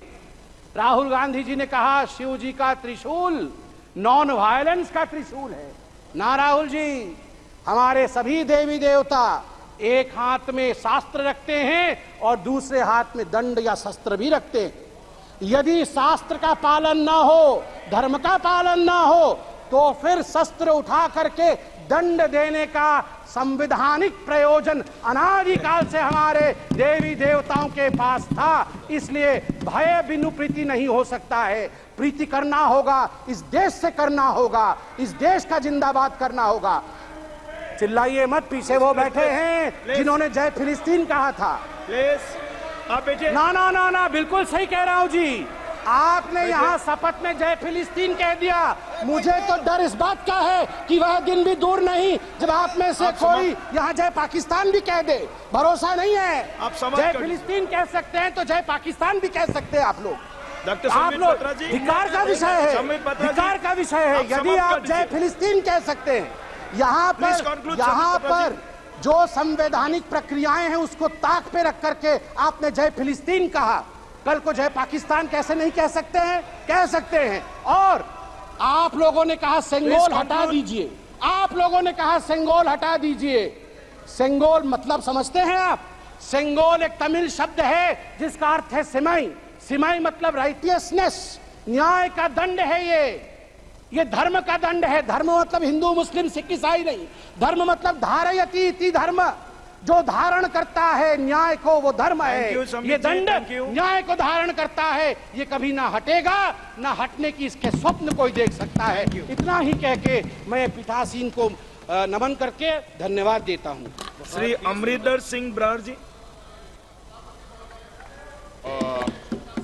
रूडी साहब प्लीज प्लीज।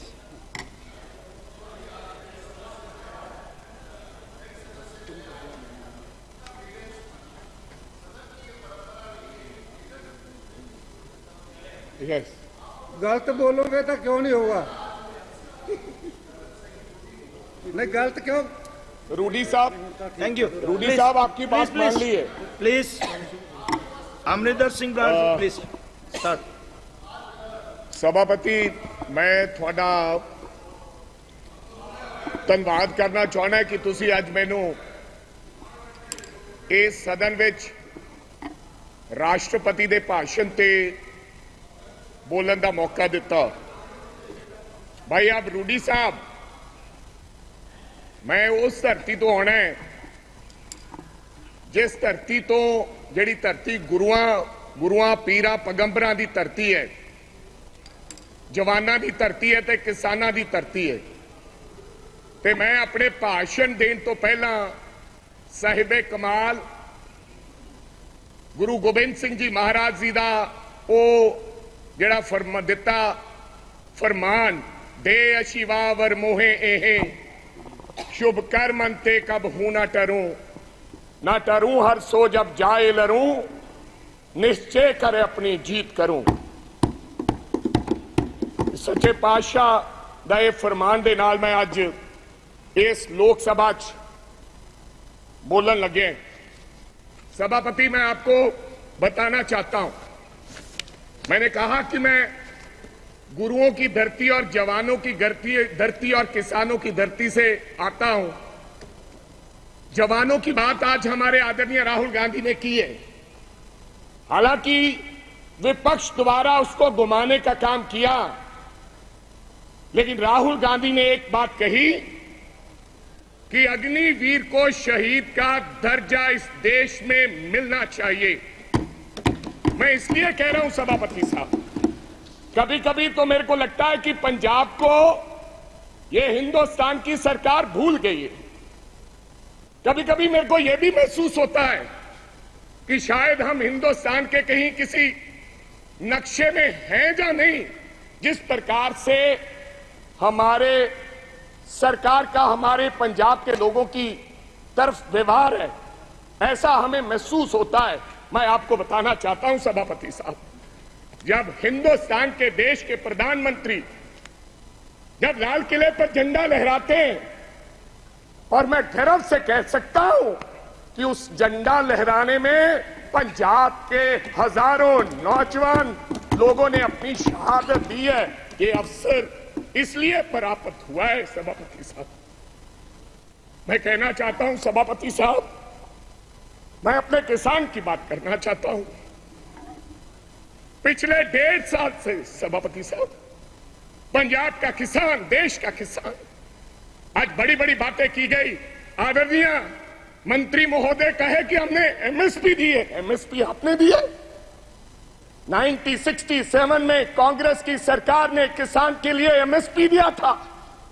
जब देश भूखा मर रहा था तो पंजाब के लोगों ने, इन किसानों ने, देश के किसानों ने देश के लोगों का पेट भरने का काम किया। आज कोई आसान नहीं कर रहा कि हम उनको एमएसपी दे रहे हैं। किसान लीगल गारंटी मांगता है सभापति साहब, एमएसपी की लीगल गारंटी। आपको मैं बताना चाहता हूं 700 किसान पंजाब का शहीद हुआ, और मेरी एक आदरणीय हमारी सांसद ने उन किसानों की मांओं के बारे में ये कहा कि ये तो 100-100 रुपए पे भाड़े पे लाए हुए लोग हैं। मेरे को शर्म आती है इस बात की। वो किसान, और आज वो किसान दिल्ली के बॉर्डर अपनी बात सुनाने के लिए दिल्ली आना चाहता है। क्या दिल्ली देश से अलग है? क्या दिल्ली में पंजाब के किसान नहीं आ सकते? हमें हरियाणा के बॉर्डर पर रोककर हमारे पर गोलियां चलाई जा रही हैं। हजारों लोग किसान हमारे वहां पर इंजर्ड हुए और कईयों की मृत्यु हो गई, मौत हो गई है। लेकिन सरकार की तरफ से गर्मी है।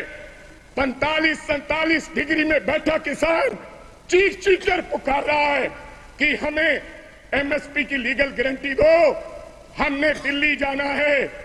लेकिन उनको आदेश है हरियाणा की पुलिस को, यह देश के गृह मंत्री के द्वारा दिया गया आदेश कि पंजाब का अगर कोई व्यक्ति दिल्ली की तरफ किसान मुंह करेगा तो गोलियों से उसको मार दिया जाएगा। ऐसा हमारे साथ व्यवहार हो रहा है सभापति साहब, ये हालात है। आप कहते हो किसानों को, आपने किसान निधि योजना में आपने बड़ा कोई इनकलाब खड़ा कर दिया। आपने कहा कि 3,20,000 करोड़ लोगों को हमने 20,000 करोड़ दिया है किसान निधि योजना के तहत। मैं पंजाब की बात बताना चाहता हूं, आंदोलन के बाद हमारे साथ किस प्रकार का व्यवहार हुआ। 2019-20 में 23 लाख लोगों को किसान निधि योजना का फायदा मिलता था। जब हम आंदोलन किया, सरकार को काले कानून जो 3 बने थे वो सस्पेंड करने पड़े, वापस नहीं लिए। तो इन्होंने कहा कि अब इनकी निधि योजना बंद करो।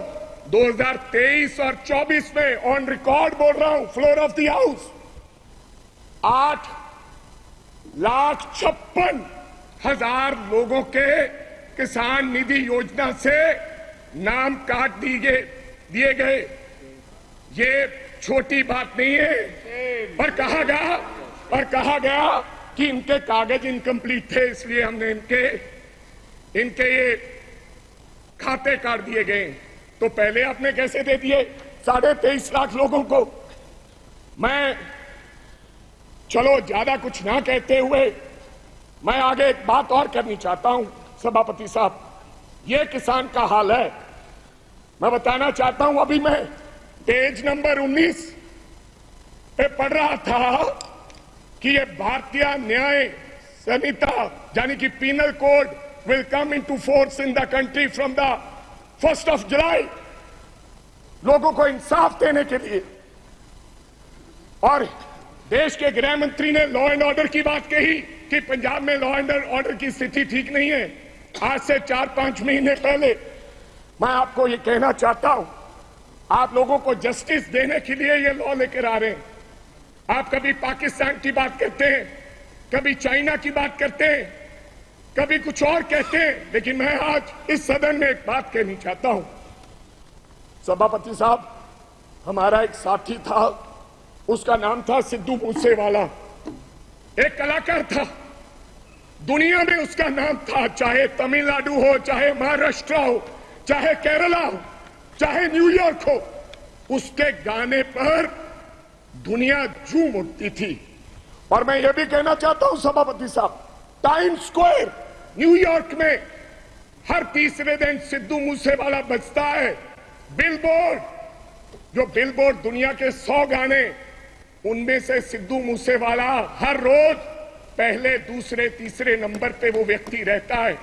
उसके साथ हुआ क्या, मैं आज इस सदन को जानकारी और बताना चाहता हूं आपके माध्यम से। क्या हुआ 28 साल के नौजवान के साथ? हम नेशनल सिक्योरिटी की बात करते हैं, आप कहते हैं हिंदुस्तान में परिंदा भी पर नहीं मार सकता। आप ये कहते हैं कि हम हैं, चिंता मत कीजिए। लेकिन क्या हुआ, नौजवान 28 साल के नौजवान को गोलियों से मार मारकर 10 गोलियां मारकर दिन दहाड़े मार दिया गया। और मारा किसने? सभापति साहब, बहुत से लोग मारे जाते हैं, मारा किसने?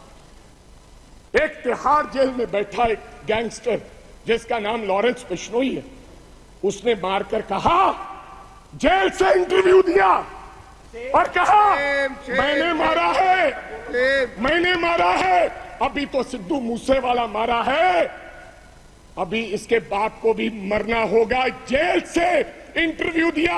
आप नेशनल सिक्योरिटी की बात करते हैं, कब इंसाफ मिलेगा सिद्धू मूसेवाला को? क्या होगा? 28 साल का नौजवान जिसकी मां के एक बेटा था, एक, और बिना शादी के ब्याह में हमारे सर पर सेरे बांधे जाते हैं। सेराबंदी होती है, आपके भी होती है। डेड बॉडी पड़ी, डेड बॉडी पर मेरी उस मां ने, सिद्धू मूसेवाले की मां ने फिर सेरा लेकर आए और अपने बेटे के लाश पर सर पर सेरा बांध के उसकी बधाई दी। ये हालात हैं।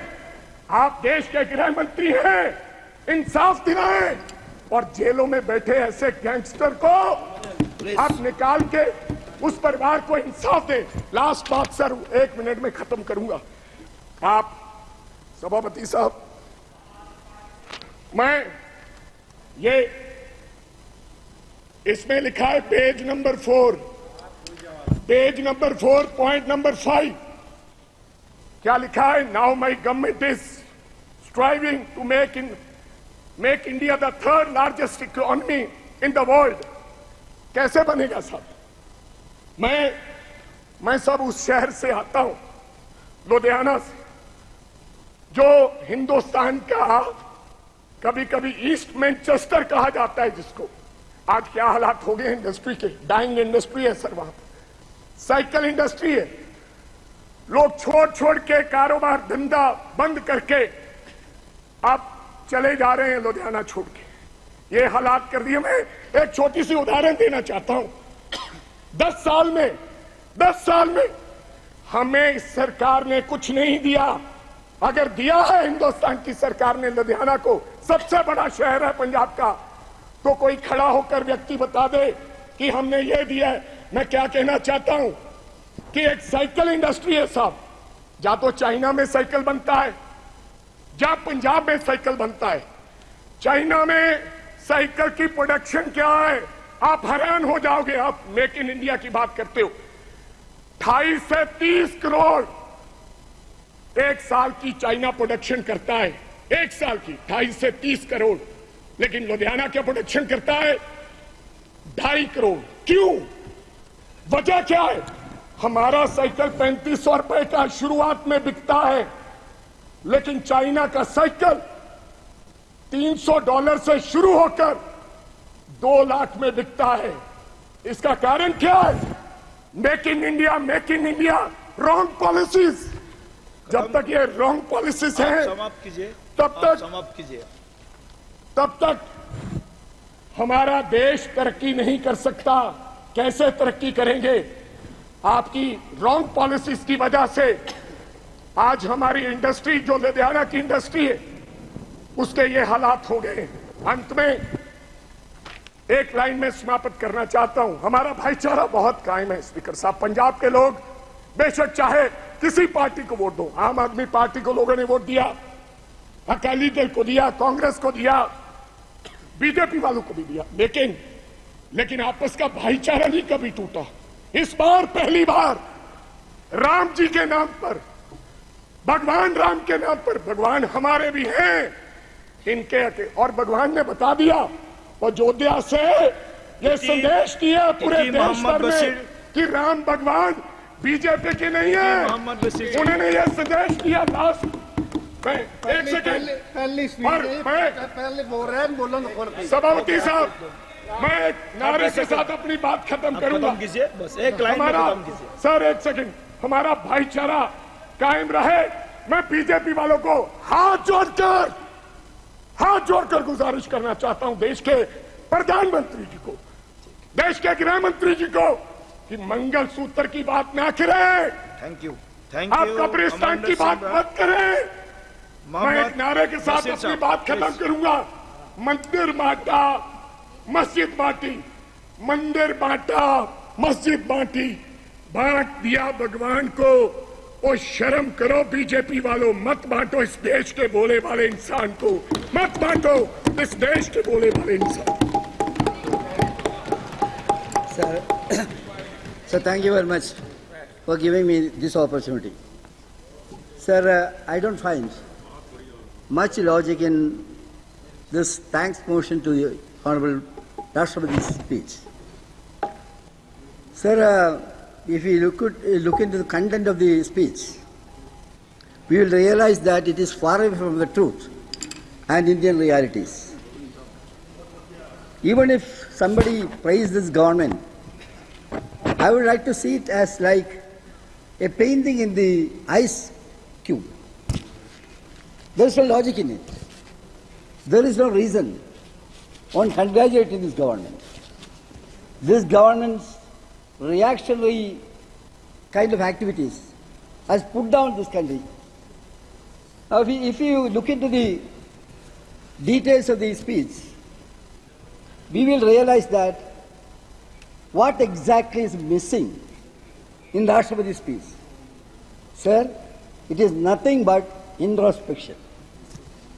You should have introspection come apologizing motion for the political sin you have made to this country, the damage you have made to the greatness of this great nation.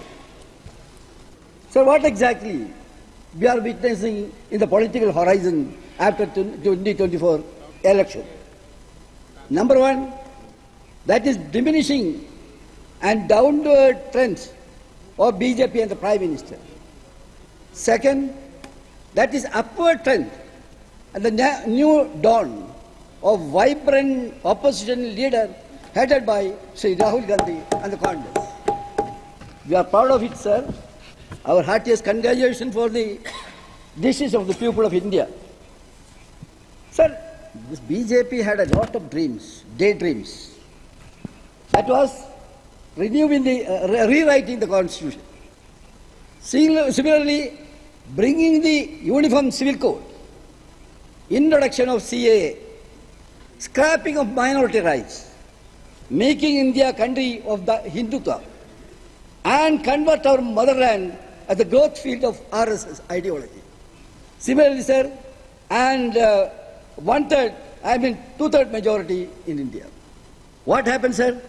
All of your hopes and dreams and aspirations has shattered in this great nation. Sir, now coming to the other details. So we all know that what they did, I told sin. What exactly is the sin? They played communal card, which turned around, which really rebounded them itself. They shamelessly propagated anti-minority, anti-Muslim slogans. Up to what extent, sir? We have to think about that. You had an ulterior motive to divide Hindu and Muslims and make capital out of it. That was their intention. The lesson you ought to have learned is that a government cannot survive by making a particular community as a particular enemy. You have to learn that lesson from the 2024 election. Sir, you may dispute with me, but at the same time, I tell you, just go and see what exactly it happened in different places. Faizabad. Sir, Faizabad is a classic example. To think loudly. That was the place where Babri Masjid was demolished. In that great place, they have voted against BJP. What is the message? They don't like it. Even Hindu brothers, they were also decked against the ministry. That's what happened in the election. Sir, intellectual voters in India, we have to congratulate them, irrespective of caste, creed, or any other thing. They have declared, no, we don't allow to perish this country. That was the declaration Indian mass has given in this election, sir. We are proud of this nation, sir. We also congratulate this great nation for making this kind of a decision. Sir, on the Muslims, what kind of utter lie you did it in this? Sir, you are propagated. Muslims are infiltrated. You should apologize. A community which contributed greatly for this nation, you branded them like that thing. You went up to saying that India alliance, if it is succeeded, they will grab your property and hand over to the Muslims. Similarly, sir, they also said, Mangal Sutra, if Indian alliance come into power, they will remove it from your place and hand over it to somebody else. This kind of very damaging kind of propaganda you did against Muslims. You have even found politics in the cricket. That kind of thing also happened in this. Sir, what I would like to say is, your government, what exactly is the solution? You are saying that you can do what? But even if you take, I will tell you, you have to apologize for it. One thing is, sir, even if you take bath 1001 times in Ganga, the sin in your body cannot be removed. That is what happened in this country, sir. Technically speaking, you are in the power. But how many days? Everybody knows that the crown you are wearing is that of throne. Your present situation also may inspire you, but you cannot rule this country with these contradictions. It's a kind of a temporary kind of phenomena you have attained. And coming to a general point, this morning, Rahul ji explained about NEET. I myself was the Minister for Education in the state of Kerala, sir, 7 years. He explained very well. I don't want to enter into that. Now, today's newspaper says that you are going to arrange the re-examination.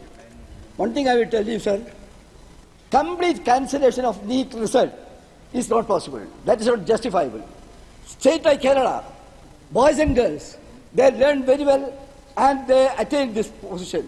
If you totally cancel the result, it may pay havoc. So I think not to do that. Please, I am coming, sir. I am concluding. Please close. I am coming, sir. The greatness of the house. You really spoiled the greatness of this house. You made this house a mockery. You go on degrading our heritage and tradition. Sir, I am going to conclude with just one more thing, but towards the end, sir. That is what I want to say. In spite of all these things, what exactly is the mood of Indian politics now? One thing is that this country need not have a disappointment, sir. This country will have no further deterioration. That is why a new dawn in the political horizon of India under the leadership of Rahul Gandhi is coming up for the rescue of this nation. We are confident that we can call back the dignity of the country. Sir, I conclude. Under this present leadership, we will be able to correct your mistake. I hope that this country will again regain the glory which we lost. With few words, sir, I conclude. Thank you very much. ਧੰਨਵਾਦ ਸਭਾਪਤੀ ਜੀ, ਤੁਸੀਂ ਮੈਨੂੰ president address ਤੇ ਆਪਣੀ ਗੱਲ ਰੱਖਣ ਦਾ ਮੌਕਾ ਦਿੱਤਾ। ਮੈਂ ਸਭ ਤੋਂ ਪਹਿਲਾਂ ਧੰਨਵਾਦ ਕਰਦਾ ਸੰਗਰੂਰ ਦੇ ਲੋਕਾਂ ਦਾ, ਜਿਨ੍ਹਾਂ ਨੇ ਚੁਣ ਕੇ ਮੈਨੂੰ ਇਸ ਦੇਸ਼ ਦੀ ਸਭ ਤੋਂ ਵੱਡੀ ਪੰਚਾਇਤ ਦਾ ਮੈਂਬਰ ਜਿਨ੍ਹਾਂ ਨੇ ਬਣਾਇਆ। ਸਭਾਪਤੀ ਜੀ, ਮੈਂ ਸਭਾਪਤੀ ਜੀ, ਮੈਂ ਰਾਸ਼ਟਰਪਤੀ ਜੀ ਦਾ ਭਾਸ਼ਣ ਇੱਕ ਨਹੀਂ 2 ਵਾਰੀ ਪੜ੍ਹਿਆ ਤੇ ਇੱਕ ਵਾਰ ਵੀ ਇਹਦੇ ਵਿੱਚ ਪੰਜਾਬ ਦਾ, ਪੰਜਾਬ ਦੇ ਨਾਮ ਦਾ ਜ਼ਿਕਰ ਤੱਕ ਨਹੀਂ ਜਿਹੜਾ ਉਹ ਕੀਤਾ ਗਿਆ। ਉਹ ਪੰਜਾਬ ਜਿਹਨੇ ਇਸ ਦੇਸ਼ ਨੂੰ ਆਜ਼ਾਦ ਕਰਵਾਉਣ ਲਈ 80% ਸ਼ਹੀਦੀਆਂ ਦਿੱਤੀਆਂ, ਸ਼ਹਾਦਤਾਂ ਦਿੱਤੀਆਂ, ਤੇ ਕੇਵਲ ਸਰ ਸ਼ਹਾਦਤਾਂ ਨਹੀਂ ਦਿੱਤੀਆਂ। ਜਦੋਂ ਦੇਸ਼ ਆਜ਼ਾਦ ਹੋਇਆ ਤੇ ਜਦੋਂ ਸਾਰੇ ਦੇਸ਼ 'ਚ ਮਠਿਆਈਆਂ ਲੱਡੂ ਵੰਡੇ ਜਾ ਰਹੇ ਸੀ, ਜਸ਼ਨ ਮਨਾਏ ਜਾ ਰਹੇ ਸੀ, ਤਾਂ ਉਦੋਂ ਸਰ ਸਾਡਾ ਪੰਜਾਬ ਜਿਨ੍ਹਾਂ ਨੇ 80% ਕੁਰਬਾਨੀਆਂ ਦਿੱਤੀਆਂ, ਸਾਡੇ ਉਦੋਂ ਵੀ ਲੱਖਾਂ ਲੋਕਾਂ ਨੂੰ ਆਪਣੀਆਂ ਜਾਨਾਂ ਗਵਾਉਣੀਆਂ ਪਈਆਂ। ਸਾਡੇ ਗੁਰੂ ਘਰ ਪਾਕਿਸਤਾਨ 'ਚ ਰਹਿ ਗਏ, ਸਾਡਾ ਕਲਚਰ ਪਾਕਿਸਤਾਨ 'ਚ ਰਹਿ ਗਿਆ, ਸਾਡੀਆਂ ਇਤਿਹਾਸਿਕ ਬਿਲਡਿੰਗਾਂ ਪਾਕਿਸਤਾਨ 'ਚ ਰਹਿ ਗਈਆਂ, ਪਰ ਫਿਰ ਵੀ ਅਸੀਂ ਪੰਜਾਬੀਆਂ ਨੇ ਸੀ ਨਹੀਂ ਕੀਤੀ ਕਿ ਉਦੋਂ ਦੇ ਜਿਹੜੇ ਲੀਡਰ ਸੀ ਉਹਨਾਂ ਨੂੰ ਪੰਜਾਬ ਦਾ ਕੀ ਯੋਗਦਾਨ ਸੀ, ਇਹਦੀ ਕਦਰ ਸੀ। ਸਰਦਾਰ ਪਟੇਲ ਜਦੋਂ ਪਹਿਲੀ ਵਾਰੀ ਹੁਸ਼ਿਆਰਪੁਰ ਪੰਜਾਬ ਯੂਨੀਵਰਸਿਟੀ ਦੀ ਕਨਵੋਕੇਸ਼ਨ ਤੇ ਆਏ, ਕਿਉਂਕਿ ਪੰਜਾਬ ਯੂਨੀਵਰਸਿਟੀ ਵੀ ਅੱਧੀ ਲਾਹੌਰ ਰਹਿ ਗਈ, ਅੱਧੀ ਸਾਡੇ ਨਾਲ ਹੁਸ਼ਿਆਰਪੁਰ ਆ ਗਈ, ਤਾਂ ਉਹਨਾਂ ਨੇ ਇਸ ਗੱਲ ਦਾ ਜ਼ਿਕਰ ਕੀਤਾ, ਅਹਿਸਾਸ ਕੀਤਾ ਤੇ ਧੰਨਵਾਦ ਕੀਤਾ ਦਲੇਰ ਪੰਜਾਬੀਆਂ ਦਾ। ਤੇ ਉਹਨਾਂ ਨੇ ਕਿਹਾ ਕਿ ਜਿੰਨਾ ਬੋਝ ਤੁਹਾਡੇ ਮੋਢਿਆਂ ਤੇ ਪਿਆ, ਜਿੰਨਾ ਦੁੱਖ ਤੁਸੀਂ ਆਪਣੇ ਪਿੰਡੇ ਤੇ ਹੰਢਾਇਆ, ਕੋਈ ਹੋਰ ਕੌਮ ਹੁੰਦੀ, ਕੋਈ ਹੋਰ ਲੋਕ ਹੁੰਦੇ ਤਾਂ ਸ਼ਾਇਦ ਸਹਿਣ ਹੀ ਨਾ ਕਰ ਪਾਉਂਦੇ। ਮੈਂ ਤੁਹਾਨੂੰ ਸਲਾਮ ਕਰਦਾ। ਤੇ ਉਹਨਾਂ ਨੇ ਇਸ ਗੱਲ ਦਾ ਵਾਅਦਾ ਕੀਤਾ ਕਿ ਪੰਜਾਬ ਨੇ ਆਪਣੇ ਪਿੰਡੇ ਚੋਂ ਬਹੁਤ ਲਹੂ ਹੈ ਜਿਹੜਾ ਉਹ ਬਹਾਇਆ ਇਸ ਦੇਸ਼ ਦੇ ਲਈ, ਬਹੁਤ ਵੱਡਾ ਜ਼ਖਮ ਹੋਇਆ, ਤੇ ਉਹਨਾਂ ਨੇ ਵਾਅਦਾ ਕੀਤਾ ਕਿ ਇਹ ਦੇਸ਼ ਉਸ ਜ਼ਖਮ ਨੂੰ ਭਰਨ ਦਾ ਕੰਮ ਕਰੂਗਾ ਤੇ ਦੇਸ਼ ਪੰਜਾਬ ਦੀ ਹਰ ਮਦਦ ਕਰੂਗਾ। ਪਟੇਲ ਜੀ ਨੇ ਸਾਡੇ ਨਾਲ ਦੁੱਖ ਤਾਂ ਵੰਡਿਆ ਸਰ, ਪਰ ਪੰਜਾਬ ਦੀ ਮਦਦ ਕੋਈ ਨਹੀਂ ਹੋਈ। ਪਰ ਪੰਜਾਬ ਨੇ ਉਸ ਤੋਂ ਬਾਅਦ ਵੀ ਆਪਣਾ ਫਰਜ਼ ਨਿਭਾਉਣਾ ਬੰਦ ਨਹੀਂ ਕੀਤਾ।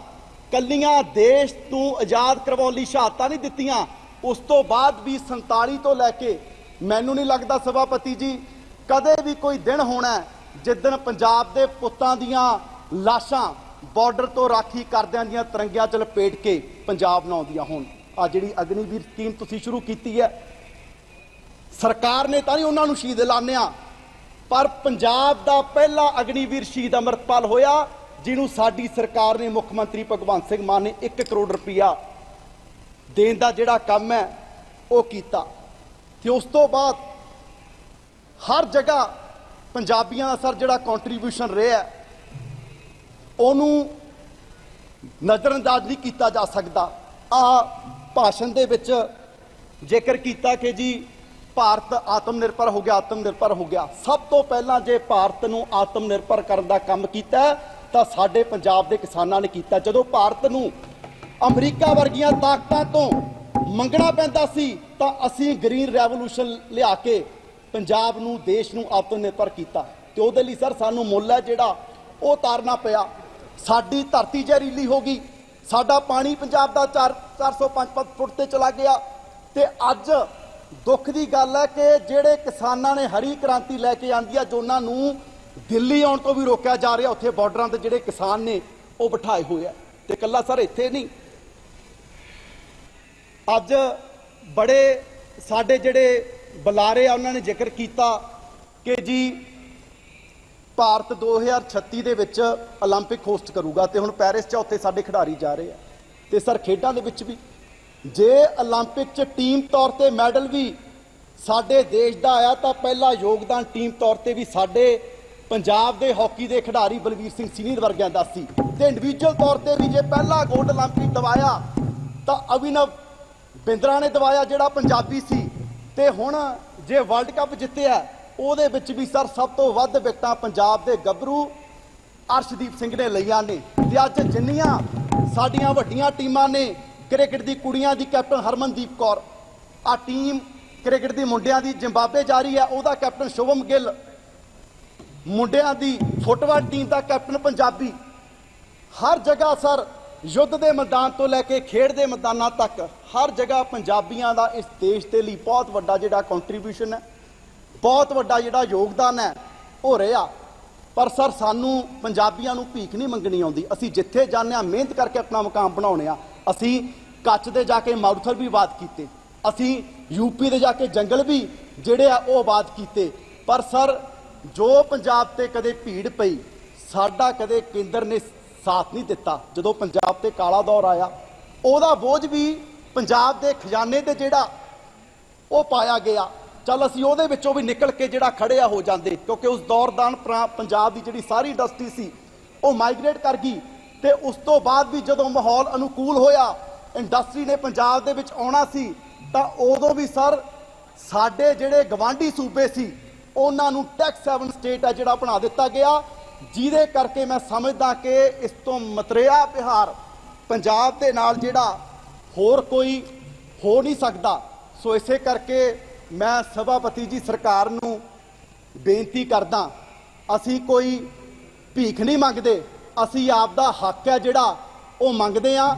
ਦੂਜੇ ਸੂਬਿਆਂ ਨੂੰ ਤੁਸੀਂ ਟੈਕਸ ਹੈਵਨ ਬਣਾ ਦਿੰਦੇ ਹੋ, ਪ੍ਰਧਾਨ ਮੰਤਰੀ ਸਪੈਸ਼ਲ ਪੈਕੇਜ ਦੇ ਦਿੰਦੇ ਆ, ਤੇ ਸਾਡਾ ਜਿਹੜਾ ਬਣਦਾ ਹੱਕ ਉਹ ਵੀ ਰੋਕਿਆ ਜਾਂਦਾ। 6000 ਕਰੋੜ ਰੁਪਏ ਸਾਡਾ ਆਰਡੀਐਫ ਦਾ ਰੋਕਿਆ ਹੋਇਆ, 1000 ਕਰੋੜ ਰੁਪਏ ਸਾਡਾ ਐਨਐਚਐਮ ਦਾ ਰੋਕਿਆ, 557 ਕਰੋੜ ਰੁਪਏ ਸਾਡੇ ਐਸਐਸਏ ਦੇ ਰੋਕ ਲਏ। ਸਾਡੇ ਜਿਹੜੇ ਹੱਕ ਨੇ ਉਹ ਸਾਨੂੰ ਦਿੱਤੇ ਜਾਣ।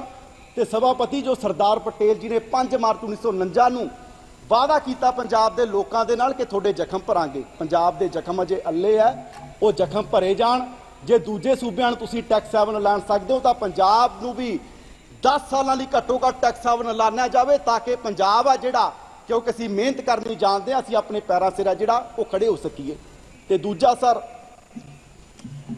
ਇਹਦੇ ਵਿੱਚ ਦੇਸ਼ ਦੇ ਜਿਹੜੇ ਮੁਲਾਜ਼ਮ ਨੇ ਉਹਨਾਂ ਬਾਰੇ ਕਿਤੇ ਜਿਹੜਾ ਜ਼ਿਕਰ ਹੈ ਨਹੀਂ ਕੀਤਾ ਗਿਆ।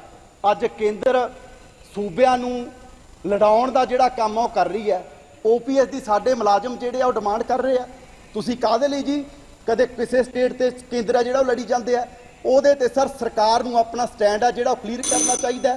ਕਿਉਂਕਿ ਮੈਂ ਸਰ ਇੱਕ ਮੁਲਾਜ਼ਮ ਦਾ ਬੇਟਾ, ਮੁਲਾਜ਼ਮ ਸਾਰੀ ਜ਼ਿੰਦਗੀ ਆਪਣਾ ਜੀਪੀਐਫ ਜਮ੍ਹਾਂ ਕਰਵਾਉਂਦਾ ਤਾਂ ਕਿ ਜਦੋਂ ਮੈਂ ਬੁਢਾਪੇ ਵੇਲੇ ਜਿਹੜਾ ਉਹਨੂੰ ਵਰਤੂੰਗਾ। ਤੁਸੀਂ ਦੇਖੋ ਵੀ ਇੱਕ ਭਰਾ ਨੂੰ ਵੀ ਇਹ ਯਾਦ ਨਹੀਂ ਹੁੰਦੀ ਵੀ ਦੂਜੇ ਭਰਾ ਦੀ ਜਿਹੜੀ ਕਮਾਈ ਹੈ ਕਿੱਥੇ ਇਨਵੈਸਟ ਕਰਨੀ ਹੈ। ਤੁਸੀਂ ਕੰਪਨੀਆਂ ਤੇ ਛੱਡਤਾ ਜੀ, ਬੈਂਕ 'ਚ ਇਨਵੈਸਟ ਕਰਾਂਗੇ, ਪ੍ਰਾਈਵੇਟ ਕੰਪਨੀਆਂ ਇਨਵੈਸਟ ਕਰਾਂਗੇ, ਇੱਥੇ ਬੜੇ ਨੀਰਵ ਮੋਦੀ ਵਰਗੇ ਭੱਜ ਜਾਂਦੇ ਆ ਜੀ। ਕੌਣ ਜ਼ਿੰਮੇਵਾਰ ਹੈ ਜੇ ਮੁਲਾਜ਼ਮ ਦੇ ਪੈਸਿਆਂ ਨੂੰ ਲੈ ਕੇ ਜਿਹੜਾ ਕੋਈ ਭੱਜੂਗਾ? ਸੋ ਸਰ ਦੇਸ਼ ਦੇ ਮੁਲਾਜ਼ਮਾਂ ਦੀ ਇਹ ਡਿਮਾਂਡ ਹੈ ਕਿ ਓਪੀਐਸ ਪੂਰੇ ਦੇਸ਼ ਦੇ ਵਿੱਚ ਲਾਗੂ ਹੈ ਜਿਹੜਾ ਉਹ ਕੀਤਾ ਜਾਵੇ। ਲਾਸਟ ਤੇ ਸਰ ਇੱਕੋ ਗੱਲ, ਸਾਡੇ ਜਿਹੜੇ ਸੱਤਾਧਰ ਬੈਂਚ ਤੋਂ ਬੜੇ ਵਾਰੀ ਕੱਲ ਦੀ ਗੱਲ ਹੋ ਰਹੀ ਹੈ ਕਿ ਜੀ ਅਰਵਿੰਦ ਕੇਜਰੀਵਾਲ ਜੀ, ਮਨੀਸ਼ ਸਿਸੋਦੀਆ ਜੀ ਜਿਹੜੇ ਇਹਨਾਂ ਦੇ ਲੀਡਰ ਨੇ ਅੰਦਰ ਨੇ, ਸਰ ਉਹਨਾਂ ਨੂੰ ਕੋਈ ਕੋਰਟ ਨੇ ਸਜ਼ਾ ਨਹੀਂ ਕੀਤੀ। ਜੇ ਉਹ ਅੰਦਰ ਨੇ, ਜੇ ਉਹ ਅੰਦਰ ਨੇ ਤਾਂ ਕੇਂਦਰ ਦੀਆਂ ਈਡੀ ਸੀਬੀਆਈ ਕਰਕੇ ਅੰਦਰ ਨੇ।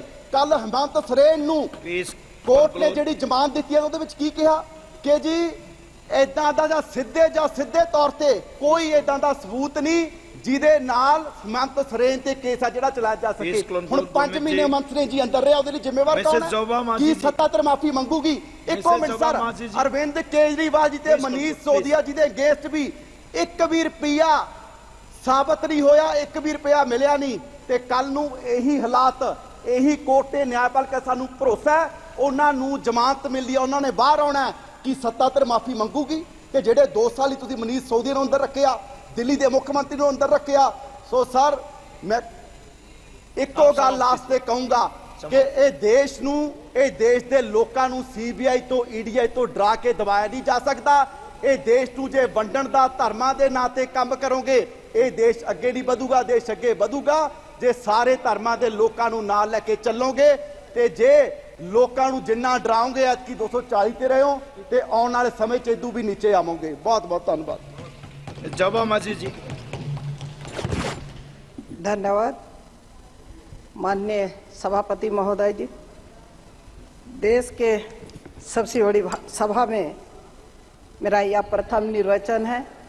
इस गौरव के लिए मैं देश की जनता को, अपने संसदीय क्षेत्र के मतदाताओं के प्रति हृदय से आभार व्यक्त करती हूँ।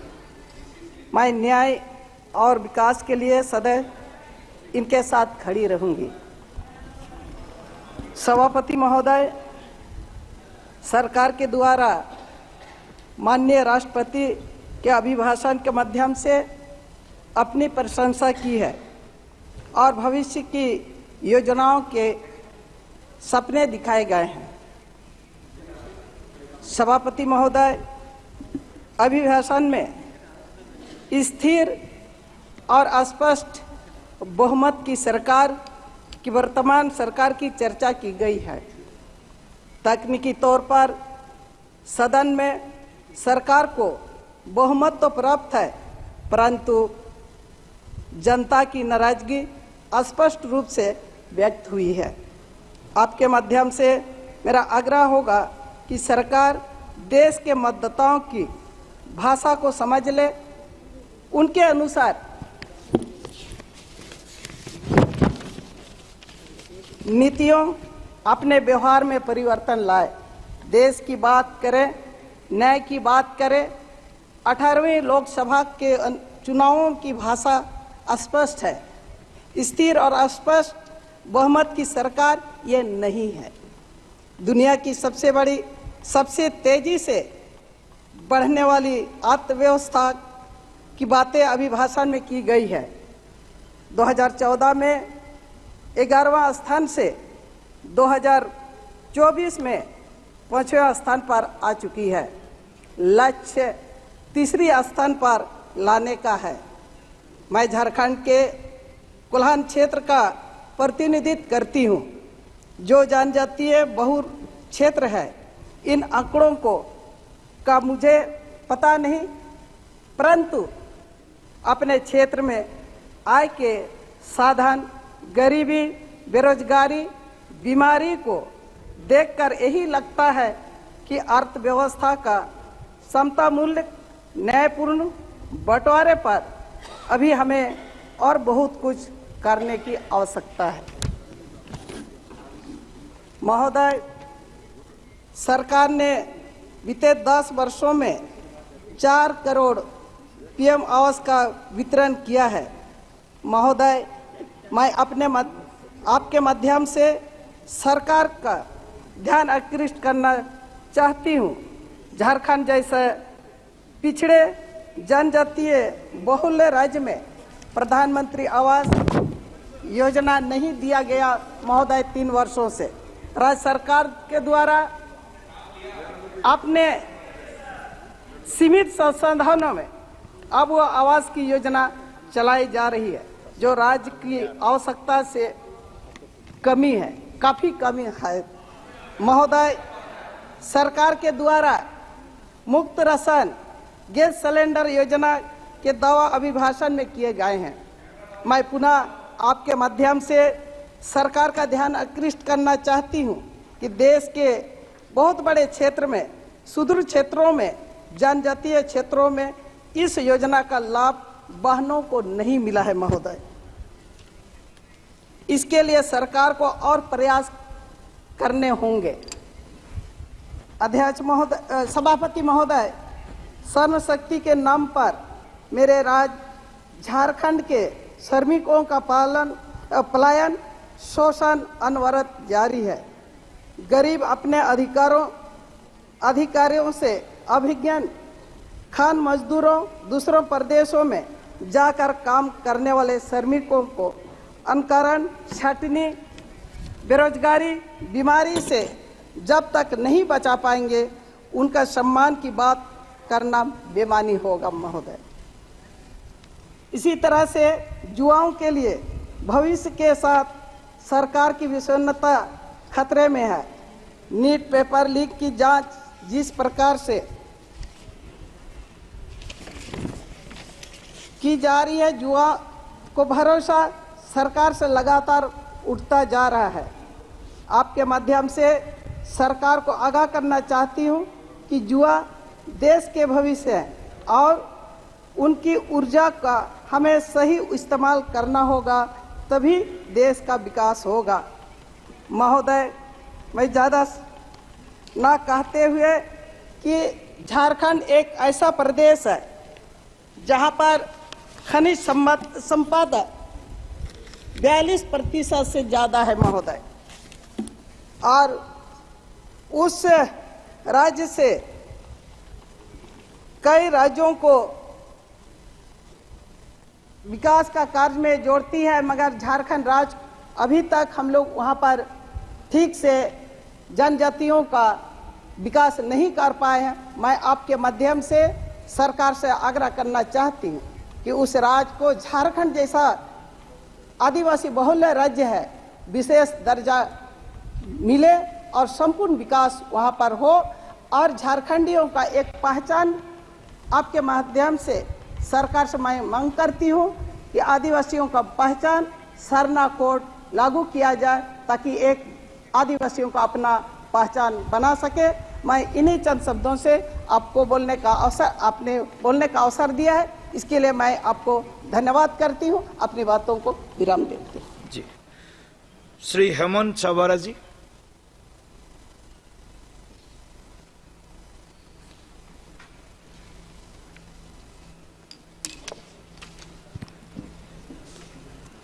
धन्यवाद सभापति महोदय। मैं राष्ट्रपति के अभिभाषण के अभिनंदन पर दो शब्द कहना चाहता हूं। पहले तो मैं धन्यवाद देना चाहता हूं कि आपने मुझे कहने का मौका दिया। उसके साथ में सदन को और हमारी पार्टी भारतीय जनता पार्टी को धन्यवाद देना चाहता हूं। और जिस क्षेत्र से मैं आता हूं वो जनजाति क्षेत्र पालघर महाराष्ट्र का, उस जनता ने मुझे चुनकर यहाँ पे जो जिस कार्य के लिए भेजा है उसके लिए मैं उनका भी धन्यवाद देना चाहता हूँ। सभापति महोदय, एक गीत है, सारे जहां से अच्छा हिंदुस्तान हमारा, सारे जहां से अच्छा हिंदुस्तान हमारा, हम बुलबुलें हैं इसकी, हम ये गुलसिता हमारा। पहले तो हम सिर्फ ये गीत गुनगुनाते थे, लेकिन गए 10 साल में जिस तरह से हमारी सरकार ने काम किया है, गरीब, युवक, महिला, किसान, इसको मद्देनजर देखते हुए सभी का विकास करते हुए हम अभी गर्व के साथ कर सकते हैं, कह सकते हैं, जिस तरह से हमारे माननीय पंतप्रधान नरेंद्र मोदी जी पूरे वर्ल्ड में घूमते हैं और जिस तरह का मान प्रतिष्ठा उनको मिलती है, तब हम गर्व के साथ कह सकते कि ये सारे जहां से अच्छा हिंदुस्तान हमारा। हमारी सरकार रिफॉर्म है, परफॉर्म और ट्रांसफॉर्म के संकल्प के साथ फ्यूचरिस्टिक सरकार है। दुनिया की ग्रोथ में करीब 15% योगदान देके 5वीं इकोनॉमी बनी है, लेकिन तीसरी इकोनॉमी बनते जा रही है। हम मैन्युफैक्चरिंग हो, सर्विसेज हो, एग्रीकल्चर हो, महत्व देकर स्किल डेवलपमेंट होगा। और जैसे पीएम स्वनिधि रहेगा, पीएम विश्वकर्मा रहेगा, काफ़ी सारी योजना महत्वपूर्ण साबित हुई है। हम जानते हैं कि सेमीकंडक्टर हो, सोलर हो, इलेक्ट्रिकल व्हीकल्स हो, इलेक्ट्रिक गुड्स हो, ग्रीन हाइड्रोजन, बैटरीज, आईटी से लेकर टूरिज्म, सभी क्षेत्रों में भारत अब लीडर बनते जा रहा है। और इस सभी सारे क्षेत्रों में रोजगार और स्वयं रोजगार के मौके बन रहे हैं। हम देखें कि ग्रामीण अर्थव्यवस्था में बदलाव जरूर आ रहा है। किसानों को आत्मनिर्भर बनने का मौका हमारी सरकार दे रही है। कृषि आधारित उद्योग, डेयरी और फिशरीज का विस्तार किया जा रहा है।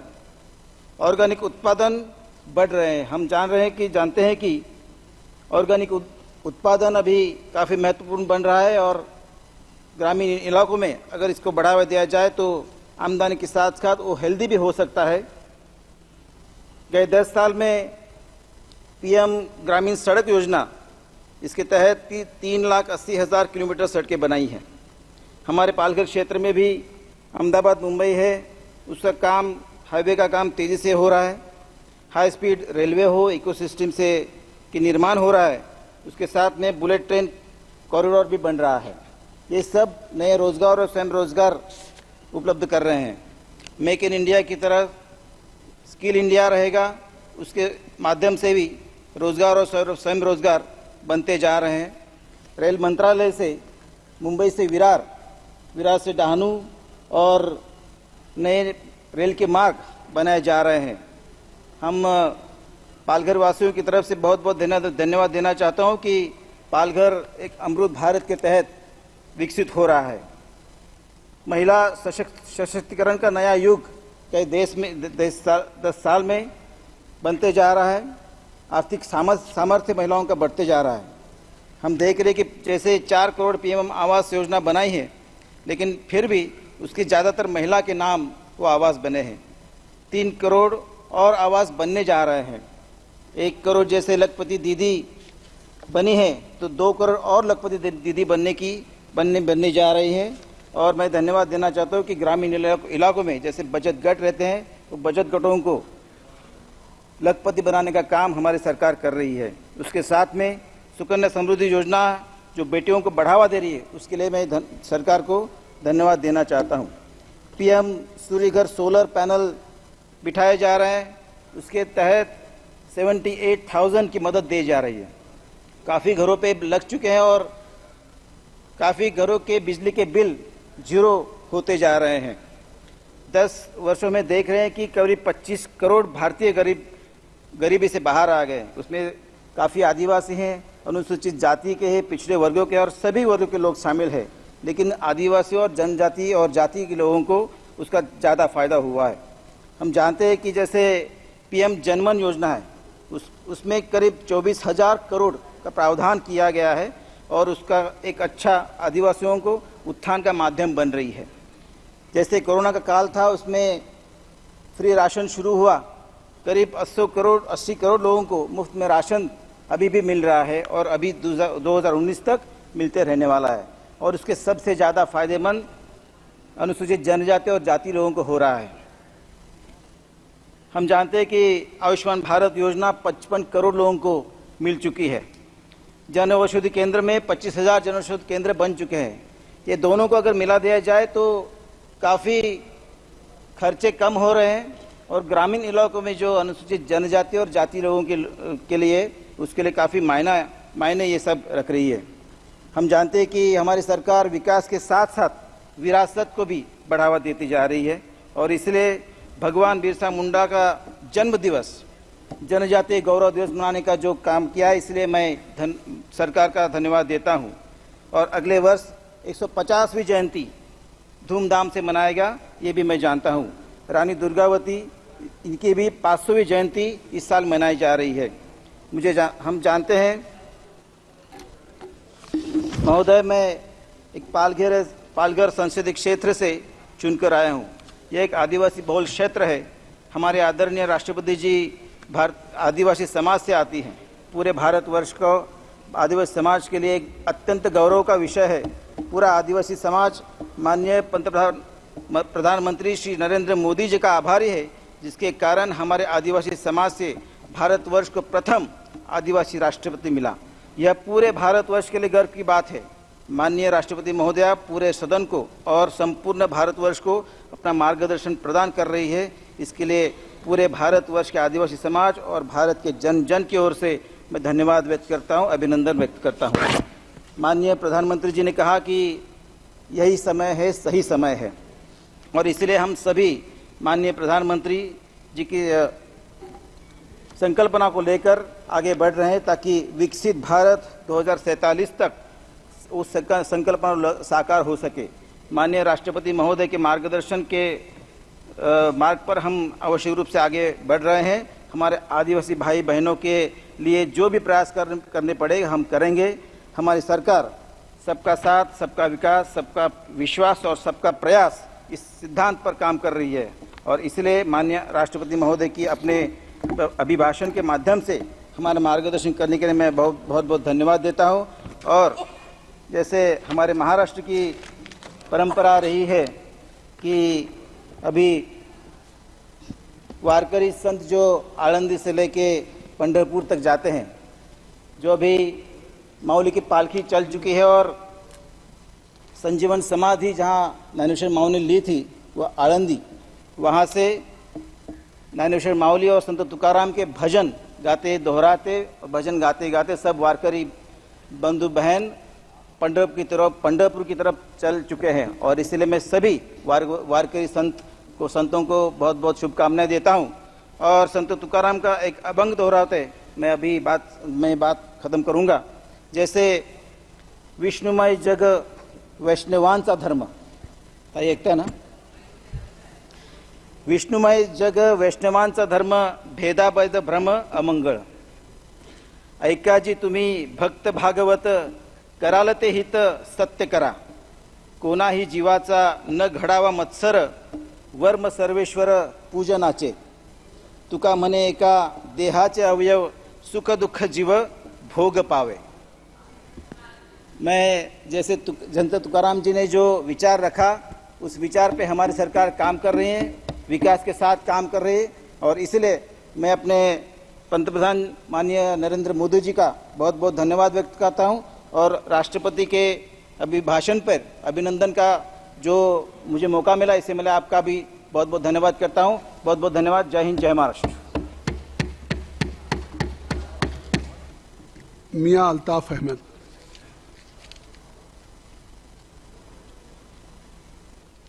सर, मैं आपका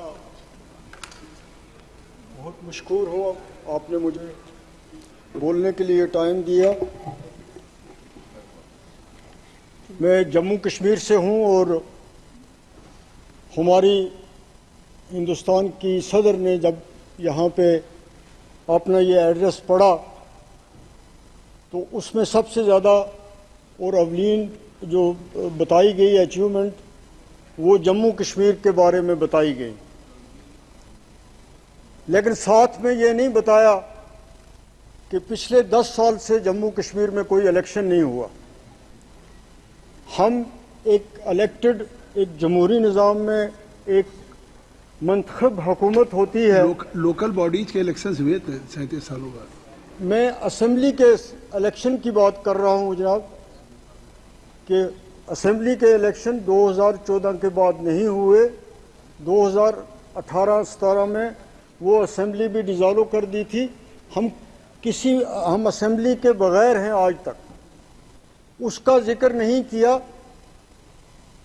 और उसके साथ साथ इसका जिक्र भी नहीं किया कि हमने जम्मू कश्मीर में कितना बड़ा जुल्म किया कि एक फुल फ्लेज रियासत थी, उसको तकसीम किया गया, उस 2 यूटीज बनाई गई। आज तक इस पार्लियामेंट की हिस्ट्री में ऐसा कभी नहीं हुआ कि एक स्टेट को तोड़ के यूटी बनाई जाए। हमेशा ये हुआ है कि यूटीज को स्टेट बनाया गया है। और मैं आप इस सब हाउस के सामने ये रखना चाहता हूं कि ये बहुत बड़ी नाइंसाफ़ी हुई है जम्मू कश्मीर और लद्दाख के लोगों के साथ, जिन्होंने इस फैसले को कबूल नहीं किया है। हम चाहते हैं कि हमारे जो हकूक छीने गए हैं उनको वापस दिया जाए, फौरन इलेक्शन करवाए जाएं और हमारी स्टेटहुड फौरन वापस की जाए। वहाँ के लोग एक जमहूरी अमल के ना होने से, मुंतखब नुमाइंदे ना होने की वजह से बहुत ज़्यादा सफ़र कर रहे हैं। मैं आपको ये बताना चाहता हूँ कि हमारा जम्मू कश्मीर हाइड्रो इलेक्ट्रिक के लिए बहुत बड़ा पोटेंशियल है। वहाँ पे इतना पोटेंशियल है कि अगर हमें वो पावर प्रोजेक्ट्स दे दिए जाएं तो हमें, अगर सरकार यहाँ से पैसा ना भी दे डेवलपमेंट के लिए, तो हम अपनी डेवलपमेंट कर सकते हैं। लेकिन बदकिस्मती की बात है कि वहाँ जब गवर्नर रूल हुआ, एलजी का राज आया, तो हमारे वो जो पावर प्रोजेक्ट्स हैं जिनको स्टेट की पावर डेवलपमेंट कॉरपोरेशन बना रही थी, वो एनएचपीसी को दे दिए। और आज हालत ये है कि इतना पोटेंशियल होने के बावजूद हमें आज वहाँ पावर मिल नहीं रहा है, और जो मिल रहा है वो भी आसमान की कीमतों पे मिल रहा है। इतना बड़ी नाइंसाफ़ी जो है, हमारे जो पावर प्रोजेक्ट, जो हमारा पुराना मुतालबा रहा है कि कम से कम हमें हमारे हाइड्रो प्रोजेक्ट्स जो हैं उनको वापस कीजिए, लेकिन उस बारे में कुछ भी नहीं कहा जाता। ऑनरेबल प्राइम मिनिस्टर ने 2 बार अपनी तकरीरों में जिक्र किया कि दिल की और दिल्ली की दूरियां जो हैं हम उनको कम करेंगे, लेकिन ग्राउंड पे कोई भी ऐसी चीज़ नहीं लग रही कि जिससे ये दूरियां कम हुई हों, बल्कि इन दूरियों में इजाफा हुआ है। साथ साथ आपने अपने भाषण में मेट्रोज का जिक्र किया, लेकिन जम्मू और कश्मीर के 2 बड़े शहर जो हैं उनके लिए मेट्रो के बारे में कुछ भी नहीं कहा गया। दोनों बड़े बड़े शहर हैं। श्रीनगर में लाखों की तादाद में टूरिस्ट जाते हैं और जम्मू में भी बहुत ज़्यादा यात्री जाते हैं, लेकिन उन दोनों के बारे में इस भाषण में कुछ भी नहीं कहा गया। आज इस जो यहाँ पे खुतबा पढ़ा गया उसमें ट्राइबल्स के बारे में बात की गई। मेरे से पहले भी 2 मेंबर्स ने यहाँ पे कहा कि बहुत ज़्यादा चर्चा की जाती है, बहुत ज़्यादा प्रोपगेंडा किया जाता है कि ट्राइबल्स को बहुत कुछ मिल रहा है, बहुत बड़ी फैसिलिटीज़ उनके लिए हैं, बहुत बड़ी कंसेशंस हैं। तो उसका नतीजा ये होता है कि दूसरे लोग समझते हैं कि शायद सारी नवासियाँ जो हैं, हुकूमत की सारी कंसेशंस जो हैं, नौकरियां हैं, पैसा है, सब कुछ है, वो इन लोगों को दिया जा रहा है, लेकिन ग्राउंड पे आप देखें तो इन लोगों को कुछ भी नहीं मिलता है। जिन चीज़ों के बारे में ऐलानात किए जा रहे हैं वो ग्राउंड पे इम्प्लीमेंट नहीं होते। मेरी तजवीज़ है कि ट्राइबल के जो मिनिस्टर हैं वो तमाम ट्राइबल के जो एमपीज़ यहाँ पे इलेक्ट होके आए हैं उनके साथ बैठे, उनसे पूछ के अपने प्लान बनाएं और ये देखें कि क्या जो पैसा यहाँ से जा रहा है, जिसके बारे में तज़किरा हो रहा है, क्या वो वहाँ उन लोगों के पास पहुँचता है? कोई ऐसी, हमें जम्मू कश्मीर में बहुत ज़्यादा कहा, मीडिया के थ्रू इस पिछले दौर में प्रोपगेंडा किया जा रहा है कि हम बहुत कुछ इन लोगों के लिए कर रहे हैं, लेकिन वहाँ पे कोई चीज़ ऐसी ग्राउंड पे नहीं लगती है जिससे ये कहा जाए कि पिछले 5 साल में इनकी बेहतरी के लिए वहाँ पे कुछ हुआ है। आज जम्मू कश्मीर में बेरोज़गारी अपने अरूज पे है। पिछले 10 साल से रिक्रूटमेंट का प्रोसेस तकरीबन रुक गया है। लोग पीएचडी की डिग्री करके, इंजीनियरिंग की डिग्री करके, एमए करके, बीए करके एवरेज हो रहे हैं, लेकिन बदकिस्मती की बात है कि कभी वहाँ भी पेपर लीक हो जाते हैं, कभी पोस्ट रेफर की जाती हैं, फिर पोस्ट विड्रॉ हो जाती हैं, फिर रेफर की जाती हैं। तो इस सेंसिटिव स्टेट में एक बेरोज़गारी इतनी बढ़ जाए, इस हमारी रियासत के साथ साथ पूरे मुल्क में इस वक्त बेरोज़गारी जो है अपने अरूज पे है। और सबसे बड़ा मसला जो है इस मुल्क को दरपेश है, ख़ास तौर पे हमारा जो जम्मू कश्मीर है उसको पेश है, वो बेरोज़गारी का मामला है। और उस पे इस एड्रेस में उसको एड्रेस करने के लिए कोई चीज़ जो है, कोई रोड मैप उसके लिए नहीं दिखाया गया है।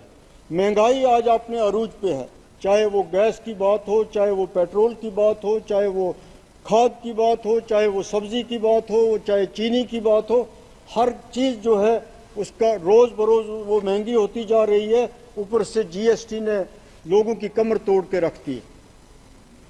तो इन चीज़ों के बारे में इस एड्रेस में जो मेन इश्यूज थे, जो लोग इस वक्त सफ़र कर रहे हैं, उनके बारे में कुछ भी नहीं कहा गया है। उनको किस तरह एड्रेस किया जाएगा, गरीब के लिए कुछ भी नहीं इस एड्रेस में कहा गया है कि उसकी मुश्किलात कैसे हल की जाएंगी। जम्मू कश्मीर में कई हज़ार मुलाजमीन जो हैं बेचारे, जो कैजुअल हैं, डेली वेजर हैं, फॉर सो मनी ईयर्स वो सड़कों पे हैं। अब उनको सड़कों पे भी नहीं आने दिया जाता। उनकी मुश्किलात को एड्रेस करने के लिए कोई भी कार्रवाई जो है वो नहीं हो रही है। एक सरकार भी वहाँ नहीं है और जो लोगों के मसले हैं उनके लिए भी कुछ नहीं किया जा रहा है। ना हमारे सियासी मामले में कोई पेशरफ्त हो रही है, ना हमारे इक़्तिसादी मामले में कोई पेशरफ्त हो रही है। इसलिए मैं पूरे हाउस से ये कहना चाहता हूँ कि जम्मू कश्मीर के बारे में जो कुछ यहाँ पे कहा गया, उतना कुछ वहाँ पे प्रैक्टिकली उसके बिल्कुल डिफरेंट पोजीशन है। और हम लोग जो जम्मू कश्मीर के हैं, हम सफ़र कर रहे हैं। पूरे देश के जो मेंबर यहाँ पे इलेक्ट होके आए हैं, उन्हें इस मामले में गौर व फिक्र करना चाहिए और अपनी आवाज़ यहाँ पे बुलंद करनी चाहिए। ख़ास तौर पे मैं इंडिया अलायंस के लोगों को, जिनका हम हिस्सा हैं, उनको इस मामले में, मैं आज अपोजिशन के लीडर ने जिक्र तो किया एक लाइन वहाँ पे, लेकिन मैं ये चाहता हूँ कि ये जिक्र ज़रूर यहाँ अपोजिशन से होता रहे जम्मू कश्मीर के बारे में। बहुत बहुत शुक्रिया। श्री दीपेन हुड्डा जी।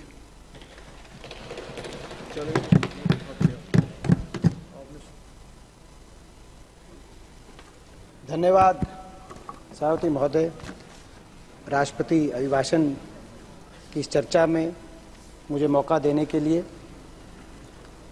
जब इस सदन में राष्ट्रपति जी अपनी अभिभाषण उन्होंने शुरू किया तो हम लोग बड़ी गहरी रुचि से सुनना चाह रहे थे, क्योंकि सरकार की क्या दृष्टिकोण है, क्या सोच है, काफ़ी कुछ उस अभिभाषण के माध्यम से देश के सामने रखा जाता है। मगर जब धीरे धीरे जैसे जैसे वो आगे बढ़ी तो सबसे पहले तो हमें ये समझ में नहीं आया कि ये अभिभाषण 2024 में बनी हुई भाजपा सरकार के का है या ये अभिभाषण 1977 में बनी जनता पार्टी की मोरारजी सरकार का है या ये अभिभाषण 2014 में बनी प्रथम मोदी सरकार का है।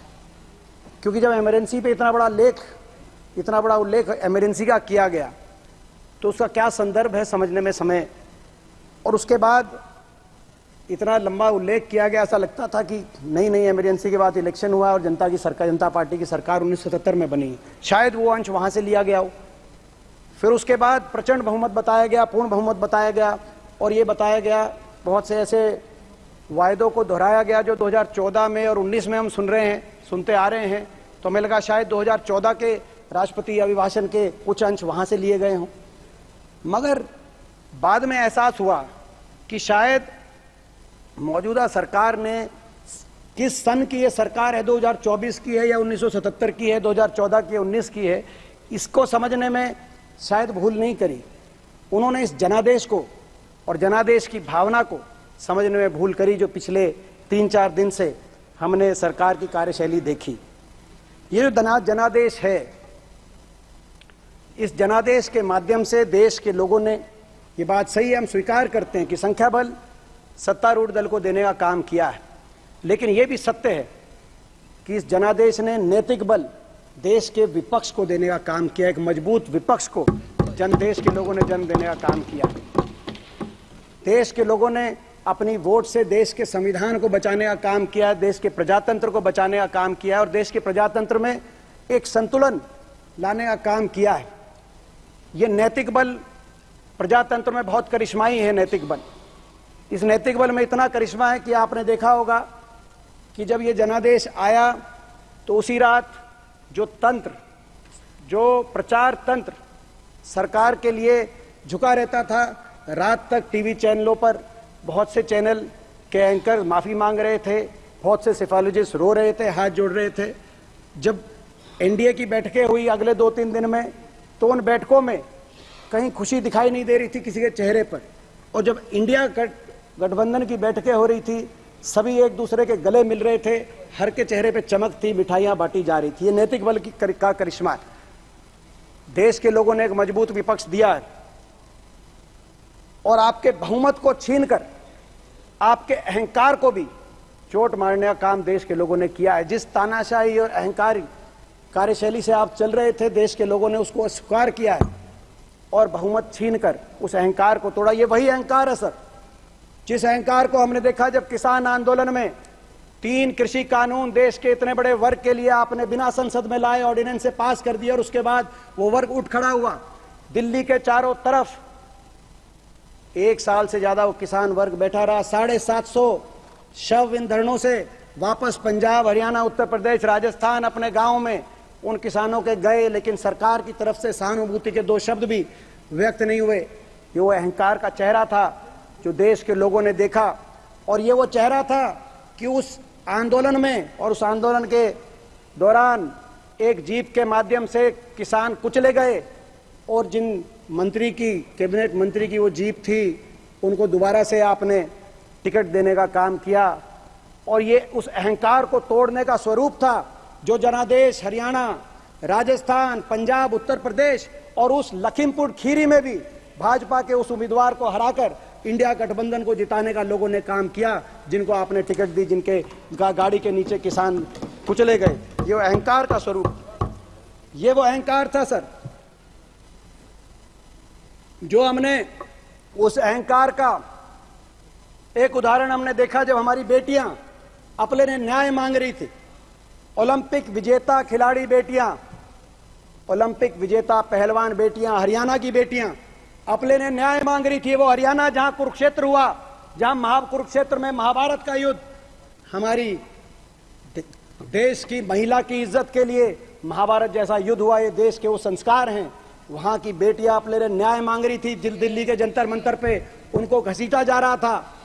और ये अहंकार का रूप है। जिन्होंने घसीटने के लिए मुख्य आरोपी जो सांसद हैं, उन पे मुकदमा सरकार ने दर्ज नहीं किया, सुप्रीम कोर्ट के कहने पे दर्ज करवाया गया। और उनके बेटों को उत्तर प्रदेश में चुनाव में उतारा गया। उत्तर प्रदेश के लोगों ने, हरियाणा के, राजस्थान के, पंजाब के लोगों ने उस अहंकार को तोड़ने का काम किया। और जो हरियाणा की बेटियां, जहां वो अहंकार, हरियाणा की जो बेटियां जिस प्रदेश से आती हैं, मुझे गर्व है कि आज देश में सबसे ज्यादा विपक्ष की अगर मत प्रतिशत कहीं आई है तो छोटे से प्रदेश हरियाणा के अंदर देश में सबसे ज्यादा मत प्रतिशत आया है। लोगों ने उस अहंकार को स्वीकार करने का काम किया। ये वो अहंकार ही था। एक दिन में 140 सांसदों को, संपूर्ण विपक्ष को एक दिन के अंदर निलंबित करने का काम हुआ। ये वो अहंकार था। देश के लोगों ने उस अहंकार को अस्वीकार करके 234 इंडिया गठबंधन के सांसदों को संख्या बढ़ाकर यहां भेजकर और आपसे बहुमत छीनकर यहां पे संतुलन साहब बनाने का काम किया, अहंकार को तोड़ने का कार्य किया। वो फैसला सरकार का नहीं होता है, वो फैसला पीठ का था। ये वो अहंकार ही था जिस अहंकार की वजह से हर वर्ग को पिछले कुछ वर्षों में अपनी हितों की रक्षा करने के लिए सड़क पे आना पड़ा। और सरकार ने हर वर्ग की अनसुनी करी और हर बार सरकार कहीं ना कहीं अत्याचारी के साथ खड़ी दिखाई दी।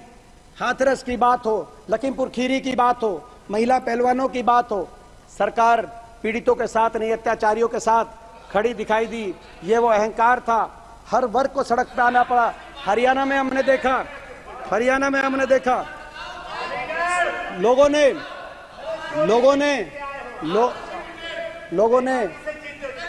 ने अपनी इनकी अहंकार की राजनीति पे को अस्वीकार करने का काम किया सर। और इनकी अहंकार की नीति के साथ साथ लोगों ने इनकी बनाम की राजनीति को भी अस्वीकार करने का काम किया। बनाम की राजनीति, एक देशवासी को दूसरे देशवासी के आमने सामने खड़ा करने की नीति को लोगों ने अस्वीकार करने का काम किया।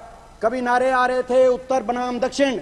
मैं आपको बताना चाहता हूं, उत्तर बनाम दक्षिण की बात करने वालों को मैं बताना चाहता हूं, इंडिया गठबंधन का सबसे ज्यादा मत प्रतिशत पूरे देश के 28 प्रदेशों में अगर 47.6% मत प्रतिशत कहीं आया है तो दिल्ली के 3 तरफ बसे हुए हरियाणा के अंदर आया, उत्तर भारत में आया। इंडिया गठबंधन का सबसे ज्यादा मत प्रतिशत कहीं आया है।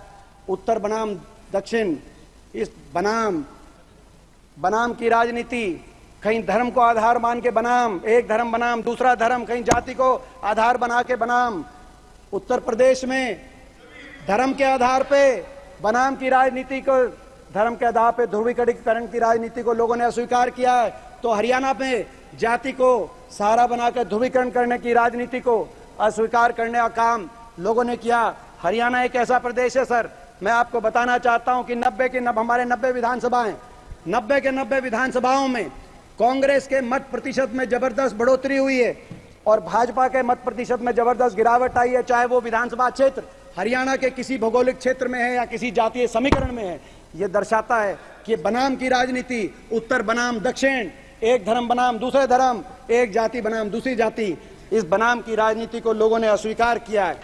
इस वोट की चोट से लोगों ने अहंकार भी तोड़ा है, बनाम की राजनीति को भी अस्वीकार किया है और लोगों ने संविधान की भी रक्षा करने का काम किया है।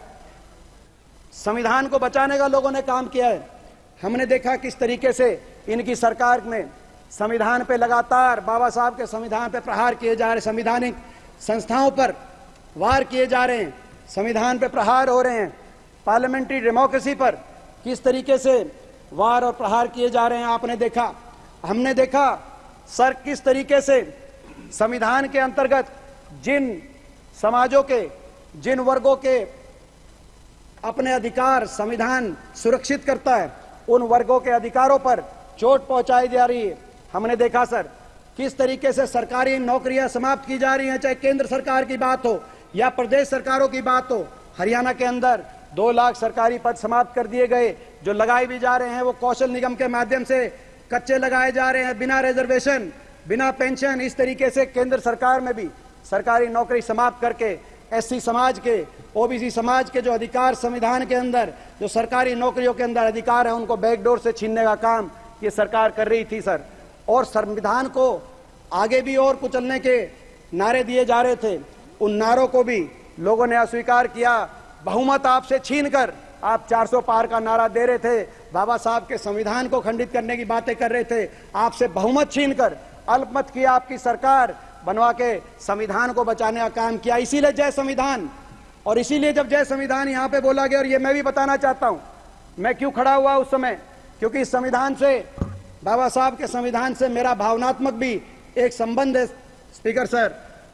जब ये संविधान बना, ये जो संविधान, जिस संविधान के आधार पर देश चलता है, संसद चलती है, यह संविधान बना इसी संसद के परिसर में, बाबा साहब के नेतृत्व में जब संविधान बना, तो मेरे स्वर्गीय दादाजी चौधरी रणबीर सिंह हुड्डा जी भी उस संविधान सभा के एक सदस्य थे। और जब संविधान की मूल प्रति पे दस्तखत किए गए, तो बाबा साहब के साथ साथ पंडित जवाहरलाल नेहरू, सरदार पटेल, मौलाना आजाद और चौधरी रणबीर सिंह हुड्डा जी के भी दस्तखत उस संविधान की मूल प्रति पे अंकित हैं। जब यहाँ पे जय संविधान बोला गया और पीठ से और आसन से उस पर टोट टिप्पणी की गई, तो मैं समझता हूं मेरा एक कर्तव्य मैंने महसूस किया कि ये पूछना कि इस पे किसी को आपत्ति नहीं होनी चाहिए थी। उसके बाद जो पीठ की तरफ से आगे जो कहा गया, मैं उसका सही कहा गया कि गलत कहा गया, इसका फैसला मैं देशवासियों पे छोड़ता हूं और मैं इस महान सदन के पीठ पर और आसन पर मैं छोड़ता हूं। मगर लोगों ने संविधान की रक्षा की, अहंकार तोड़ा, आपकी बनाम की राजनीति को नकारने का काम किया। मैं आज स्पीकर सर, मैं कुछ अभिभाषण को मैं आगे पढ़ रहा था, ये समझ में आ गया कि जनादेश भूल तिथि में नहीं है, कौन से सन की सरकार है, जनादेश को समझने में भूल है सरकार द्वारा। फिर मैंने आगे पढ़ा अभिभाषण, उसमें मैं देख रहा था कि पिछले 10 साल के कुछ नारे थे, कुछ वायदे थे, उनका कहीं कोई जिक्र नहीं आया। मैंने ठीक समझा कि आपसे के माध्यम से मैं याद दिला दूं। कहा गया था 2 करोड़ रोजगार देंगे, मगर इसमें आज हम देख रहे हैं सर 45 साल में रिकॉर्ड बेरोजगारी, एक ऐसी ज्वलंत समस्या, 45 साल का रिकॉर्ड बेरोजगारी का आज इस सरकार ने बनाने का काम किया। लेकिन अभिभाषण में बेरोजगारी शब्द, एक बार भी बेरोजगारी शब्द का प्रयोग नहीं किया गया, जैसे बेरोजगारी की समस्या ही नहीं हो।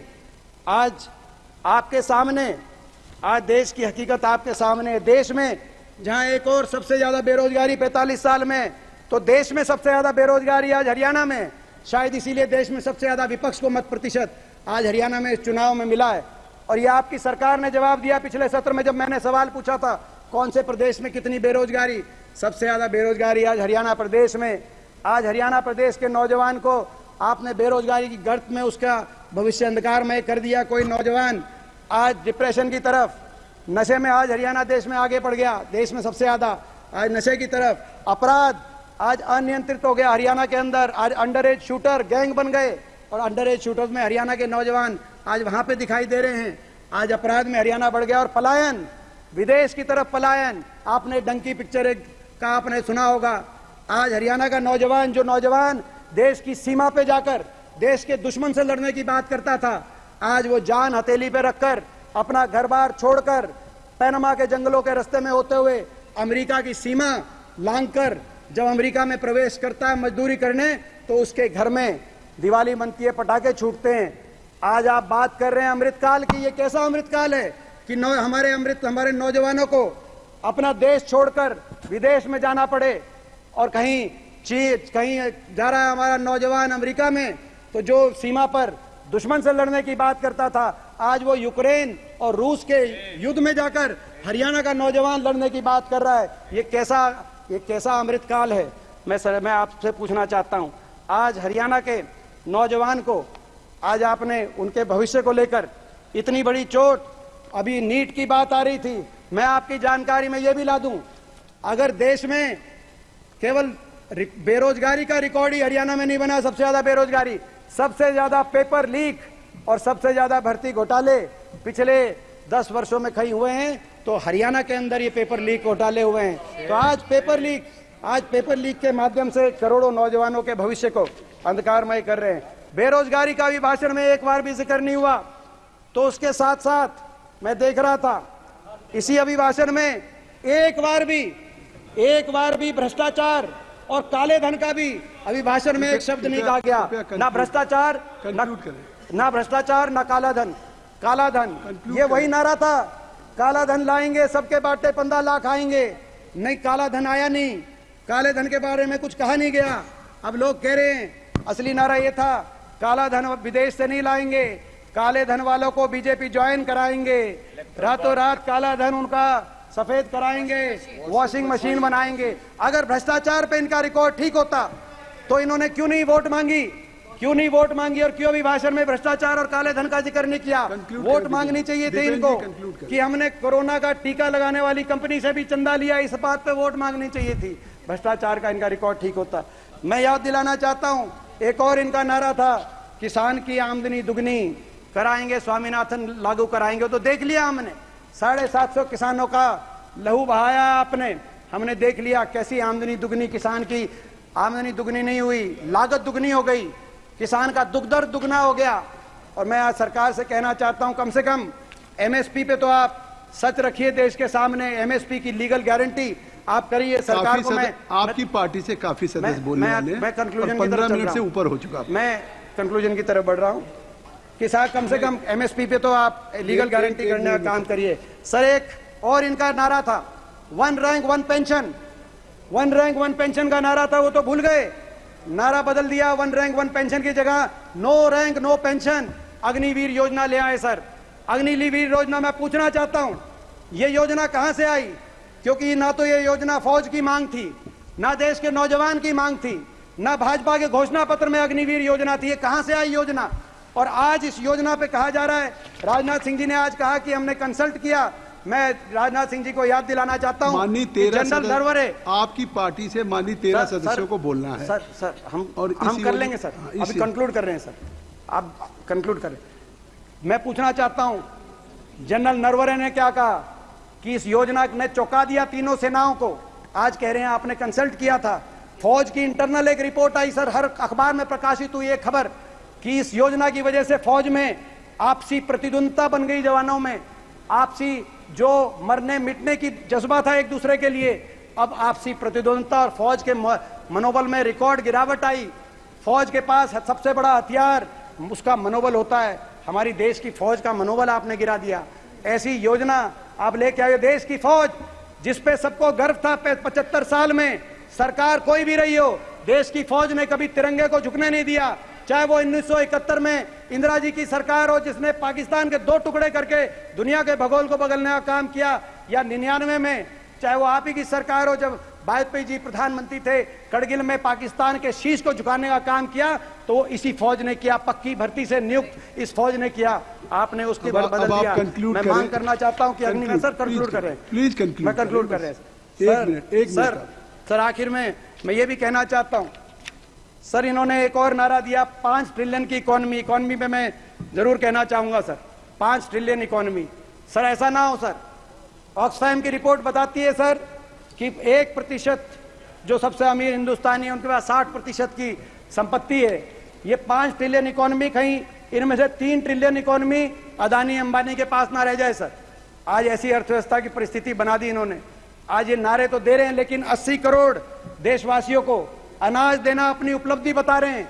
मनरेगा की योजना को कांग्रेस का विफलता का प्रतीक आप बता रहे थे। ये 80 करोड़ देशवासियों को जो अनाज दे रहे हो, अच्छी बात है, लेकिन मैं कहना चाहता हूं, को बताना चाहता हूं, ये जनादेश क्या है। जनादेश ये है कि वो 80 करोड़ लोग आपसे कह रहे हैं कि हमें अनाज नहीं चाहिए, हमें स्वाभिमान चाहिए और हमें काम चाहिए। हमें सरकार की रोटी नहीं खानी, हमें इज्जत की रोटी खानी, हमें काम चाहिए, हमें रोजगार चाहिए। वो 80 करोड़ लोग ये आपको बता रहे हैं। धन्यवाद। और मैं आखिर में सर, आखिरी में कंक्लूजन में सर यही कहना चाहता हूं सर, कंक्लूजन यही कहना चाहते, जहां तक अर्थव्यवस्था में सर एक और बात थी, ये कहते थे कि रुपया इतना गिर गया, जब 62 पे हमारे समय रुपया हो गया था कि इज्जत गिर गई हिंदुस्तान की। अब रिकॉर्ड गिरावट आ गई, 62 से 84 पहुंच गया रुपया, अब तो रिकॉर्ड गिरावट आ गई होगी हिंदुस्तान की इज्जत में आपके अनुसार। तो ये आज अर्थव्यवस्था की स्थिति है। मैं आखिर में एक ही वाक्य कहते हुए अपनी बात को समाप्त करता हूं। ये जनादेश, लोगों ने जनादेश अहंकार के कार्यशैली के लिए नहीं दिया, आपकी तानाशाही की कार्यशैली के लिए जनादेश नहीं दिया, उसको स्क्वायर किया। जनादेश सबको साथ रख के देश को आगे लेके जाने के लिए जनादेश दिया और इसको आप अगर अस्वीकार करोगे, आज तो इस जनादेश ने एक मजबूत विपक्ष को जन्म देकर आपके समक्ष, आपके सामने बिठाने का काम किया है। अगर जनादेश नहीं समझोगे, अगली बार आपकी जगह मजबूत विकल्प के रूप में हम आएंगे। ये मैं आपको कहना चाहता हूँ। संसदीय कार्य मंत्री जी। सर, एक अनाउंसमेंट है, क्योंकि अभी काफी लेट तक हम लोग हाउस चलाने वाले हैं और माननीय सदस्यों का यहाँ काफी देर तक मेहनत करके बात भी बोलेंगे और सुनने वाला भी यहाँ है, तो हम लोग ने डिनर का व्यवस्था किया है। उसका जगह मैं जानकारी देना चाहता हूँ, हमारा माननीय सदस्यों के लिए, एमपीज के लिए डाइनिंग रूम फॉर एमपीज, जो एमपीज का डाइनिंग रूम है, वहाँ एमपीज के लिए वहाँ भोजन होगा। ग्राउंड फ्लोर पे। हाँ, एमपीज डाइनिंग रूम। वो आप पैसा का चिंता मत कीजिए, वो आप जाके आराम से खाइए। और एमपीज का गेस्ट पैसा हम दे देंगे। इतना तो जब संसदीय कार्य मंत्री जी कह रहे हैं तो वही होस्ट है।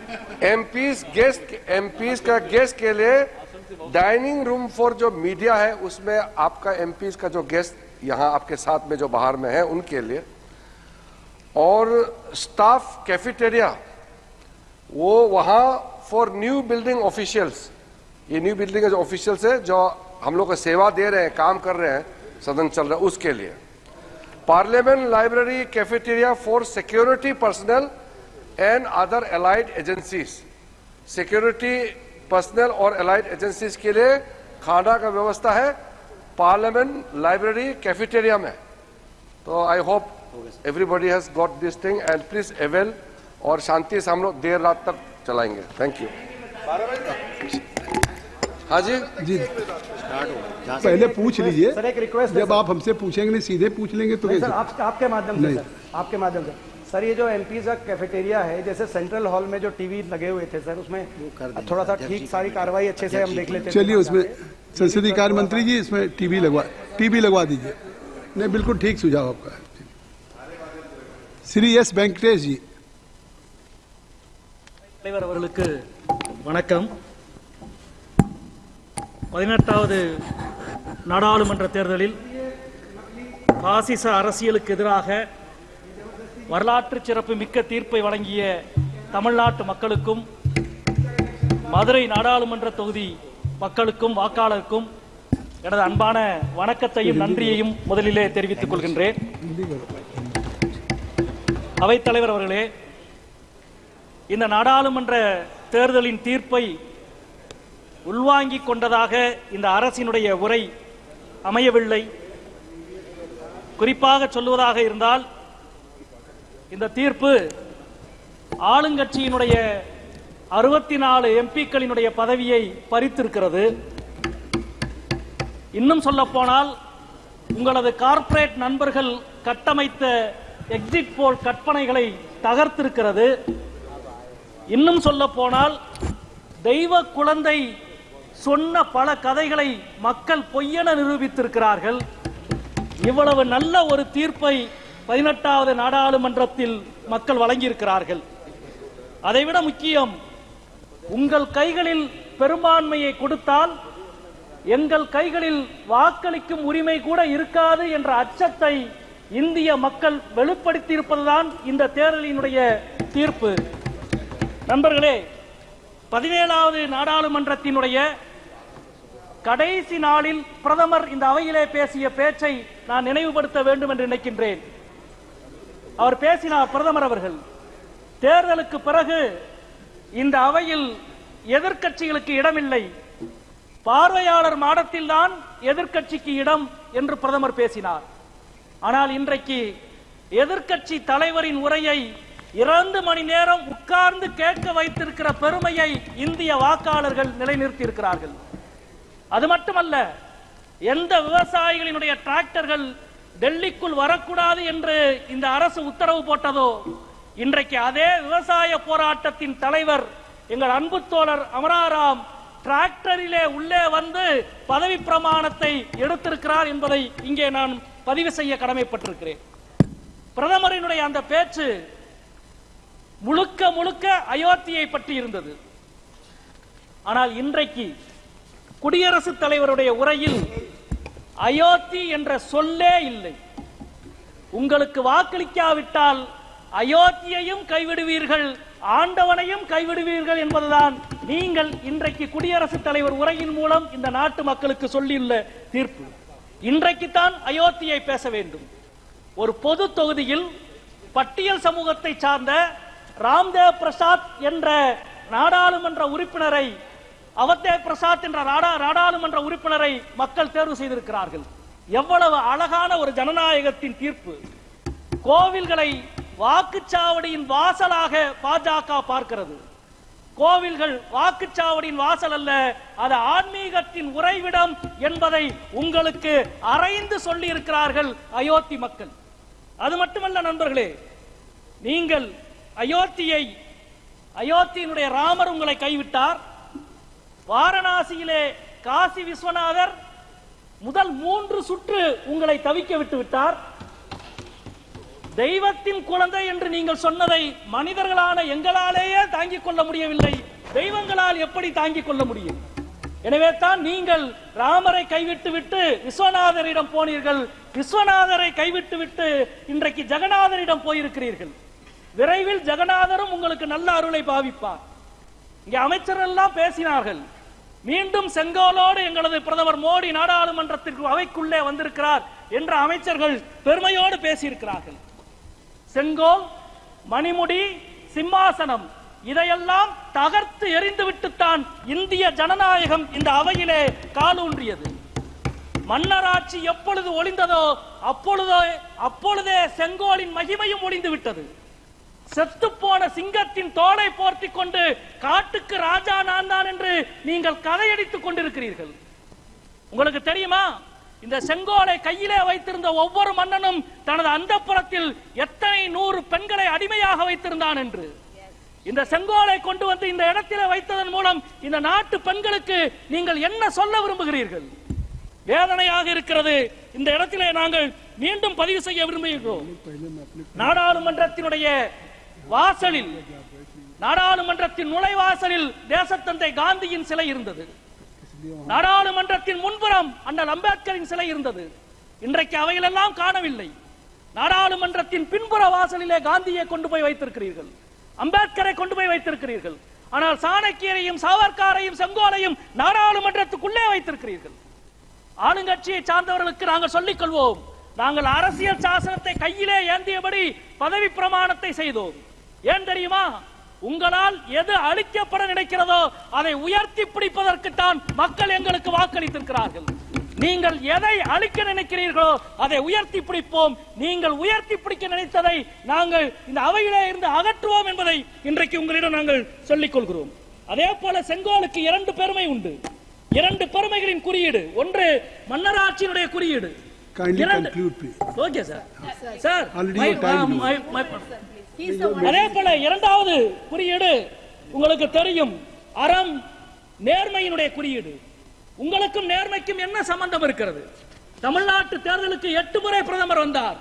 தமிழ்நாட்டின் பெருமையை, தமிழ் மொழியின் பெருமையை, தமிழ் பண்பாட்டின் பெருமையை பேசினார். தேர்தல் முடிந்தது. உத்தரப்பிரதேசத்திலே போய் தமிழரை பற்றி நீங்கள் என்ன பேசினீர்கள்? பீகாரில் என்ன பேசினீர்கள்? ஒரிசாவில் என்ன பேசினீர்கள்? உங்களுக்கு அந்த அரசியல் அறமும் நேர்மையும் இருந்திருந்தால் அதை நீங்கள் தமிழ்நாட்டில் பேசியிருக்க வேண்டும். எந்த நேர்மையுமே இல்லாமல் நீங்கள் எந்த ஆட்சியாளரும் இவ்வளவு இழிவாக தமிழ்நாட்டை பேசியதில்லை. அதே போல சிறுபான்மை மக்களை ஊடுருவற்காரர்கள் என்று, அதிக குழந்தைகள் பெற்றுக் கொள்கிறவர்கள் என்று, வழக்கை அபகரிக்கிறவர்கள் என்று நீங்கள் பேசுகிறீர்கள். தொடர்ந்து இதையெல்லாம் தேர்தல் ஆணையம் பார்த்துக் கொண்டிருந்தது என்பதை நாம் பார்க்கின்றோம். அதே போல இன்றைக்கு தேர்தலுக்கு பிறகு நீட் தேர்வு பிரச்சனை, ஏறக்குறைய கோச்சிங் மாஃபியாக்கள் தேர்தல் முகைமைகளை தங்கள் கைகளிலே வைத்திருக்கிறார்களோ என்று மக்கள் அஞ்சுகிறார்கள். அதை பற்றி கல்வி அமைச்சர் பேச மறுக்கிறார். ரயில் விபத்தை பற்றி ரயில்வே அமைச்சர் பேச மறுக்கிறார். மணிப்பூர் வன்முறைகளை பற்றி உள்துறை அமைச்சர் பேச மறுக்கிறார். ஆனால் அதற்கு பதிலாக தேர்தலுக்கு பிறகு இந்தியாவின் பல இடங்களில் சிறுபான்மை மக்கள் மீதான தாக்குதல் கட்டவிழ்த்து விடப்படுகிறது. அதே போல பல இடங்களிலே எழுத்தாளர் அருந்ததி ராய் துவங்கி அரவிந்த் கெஜ்ரிவால் வரை அனைவரின் மீதுமான சட்ட நடவடிக்கை கட்டுப்படுத்தப்படுகிறது, வேலைப்படுகிறது. இவைகள் நிறுத்தப்பட வேண்டும். இந்த தேர்தலில் இந்த தேர்தலின் மூலம் உங்களது சரிவு ஆரம்பமாகிவிட்டது. 63 இடங்களை மக்கள் பறித்தார்கள் என்பது மட்டுமல்ல, உங்கள் தோழமை கட்சிகளையே நீங்கள் மதிக்க பழகிவிட்டீர்கள். 12 எம்பிக்கள் கொண்ட என்டிஏவின் கட்சியை பிரதமர் எழுந்து நின்று வணக்கம் சொல்கிறார். அது இந்த நாட்டின் தலைப்பு செய்தியாக மாறுகிறது. எனவே உங்கள் சரிவு ஆரம்பமாகிவிட்டது. ஜனநாயகத்தின் குரல், சமூக நீதியின் குரல் தான் இந்தியாவின் குரல் என்பதை மக்கள் மீண்டும் மீண்டும் நிரூபிப்பார்கள் என்று சொல்லி முடிக்கிறேன். வணக்கம்.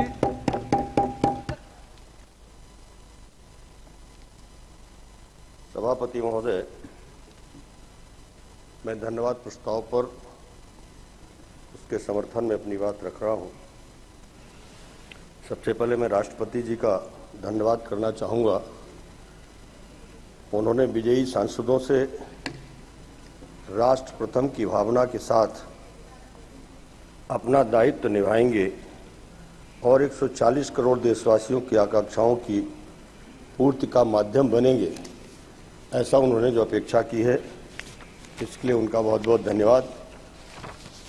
और सदन के सभी दलों के माननीय सदस्यों से ये मैं भी अपेक्षा करूंगा कि उन्होंने जो विश्वास व्यक्त किया है वो अपने कार्यकाल में उसका पालन अवश्य करेंगे।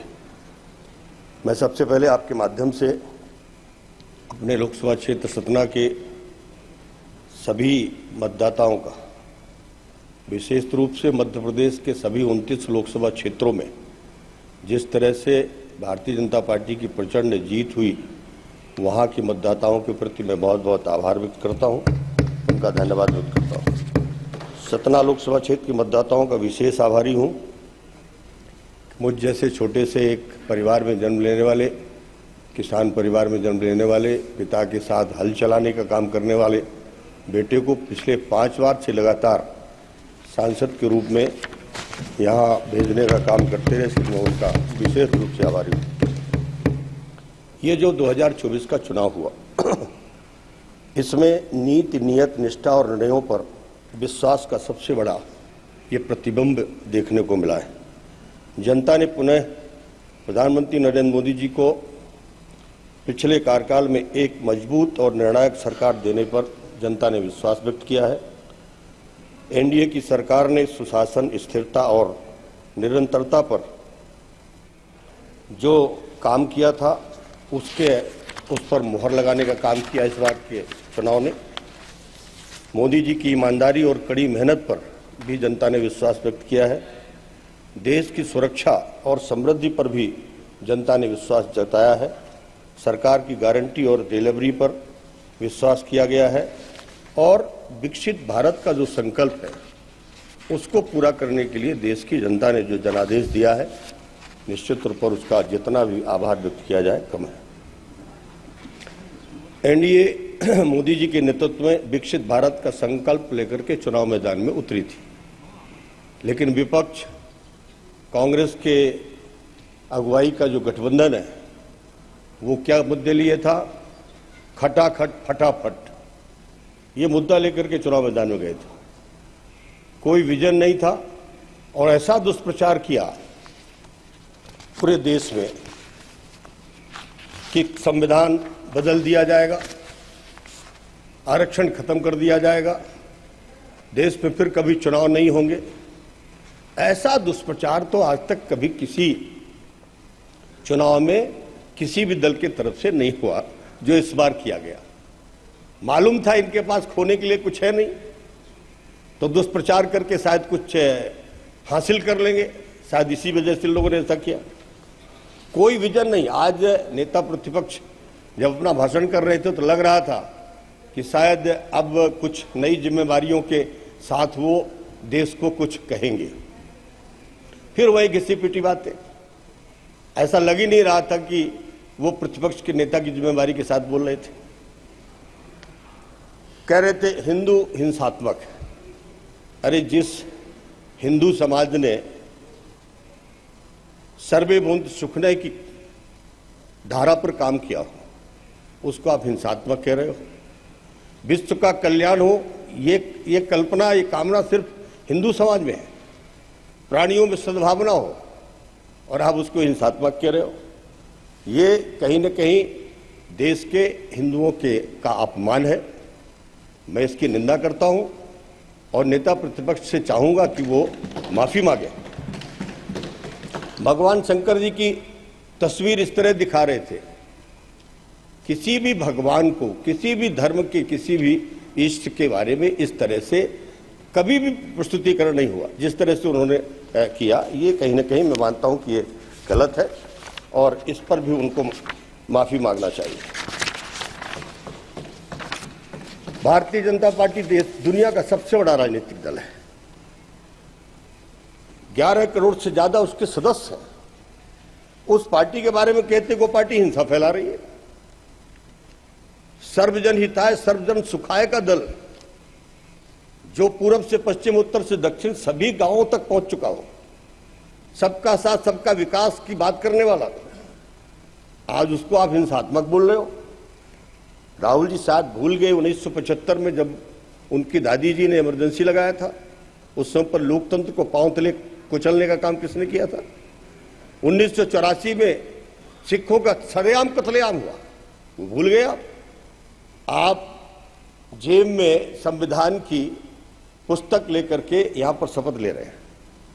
संविधान को सबसे ज्यादा अगर किसी ने कलंकित और अपमानित करने का काम किया तो कांग्रेस पार्टी ने किया।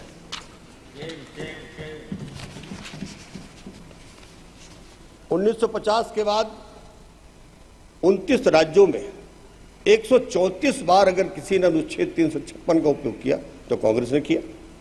50 बार अकेली इंदिरा जी ने किया। 1966 से 1977 के बीच 36 बार और 1980 से 84 के बीच में 15 बार, 1992 में 6 बार, जिसमें 4 सरकारें हमारी बीजेपी की सहित किया था इन लोगों ने। हमारे लोकप्रिय प्रधानमंत्री आदरणीय नरेंद्र मोदी जी ने देश को एक सफल और ईमानदार सरकार दिया, जिसकी तलाश जनता को वर्षों से थी। इस चुनाव में कांग्रेस सहित कई विपक्षी दलों के गठबंधन ने मोदी जी को रोकने का भरपूर प्रयास किया, लेकिन इसके बावजूद भी देश की जनता ने मोदी जी को फिर से सिंहासन पर बिठा दिया। देश आज अनेकों अनैतिक झूठे नारे देकर के मतदाताओं को जो भ्रमित करने का काम किया गया, इस पर भी नेता प्रतिपक्ष को आज अपनी भाषण में बोलना चाहिए, लेकिन ऐसा उन्होंने किया नहीं। फिर एक बार चाय बेचने वाले का बेटा, जो गरीब घर में पैदा हुआ, जिनकी मां पड़ोस के घरों में बर्तन मांजती थी, उनका बेटा फिर तीसरी बार भारत के प्रधानमंत्री के सिंहासन पर बैठा है।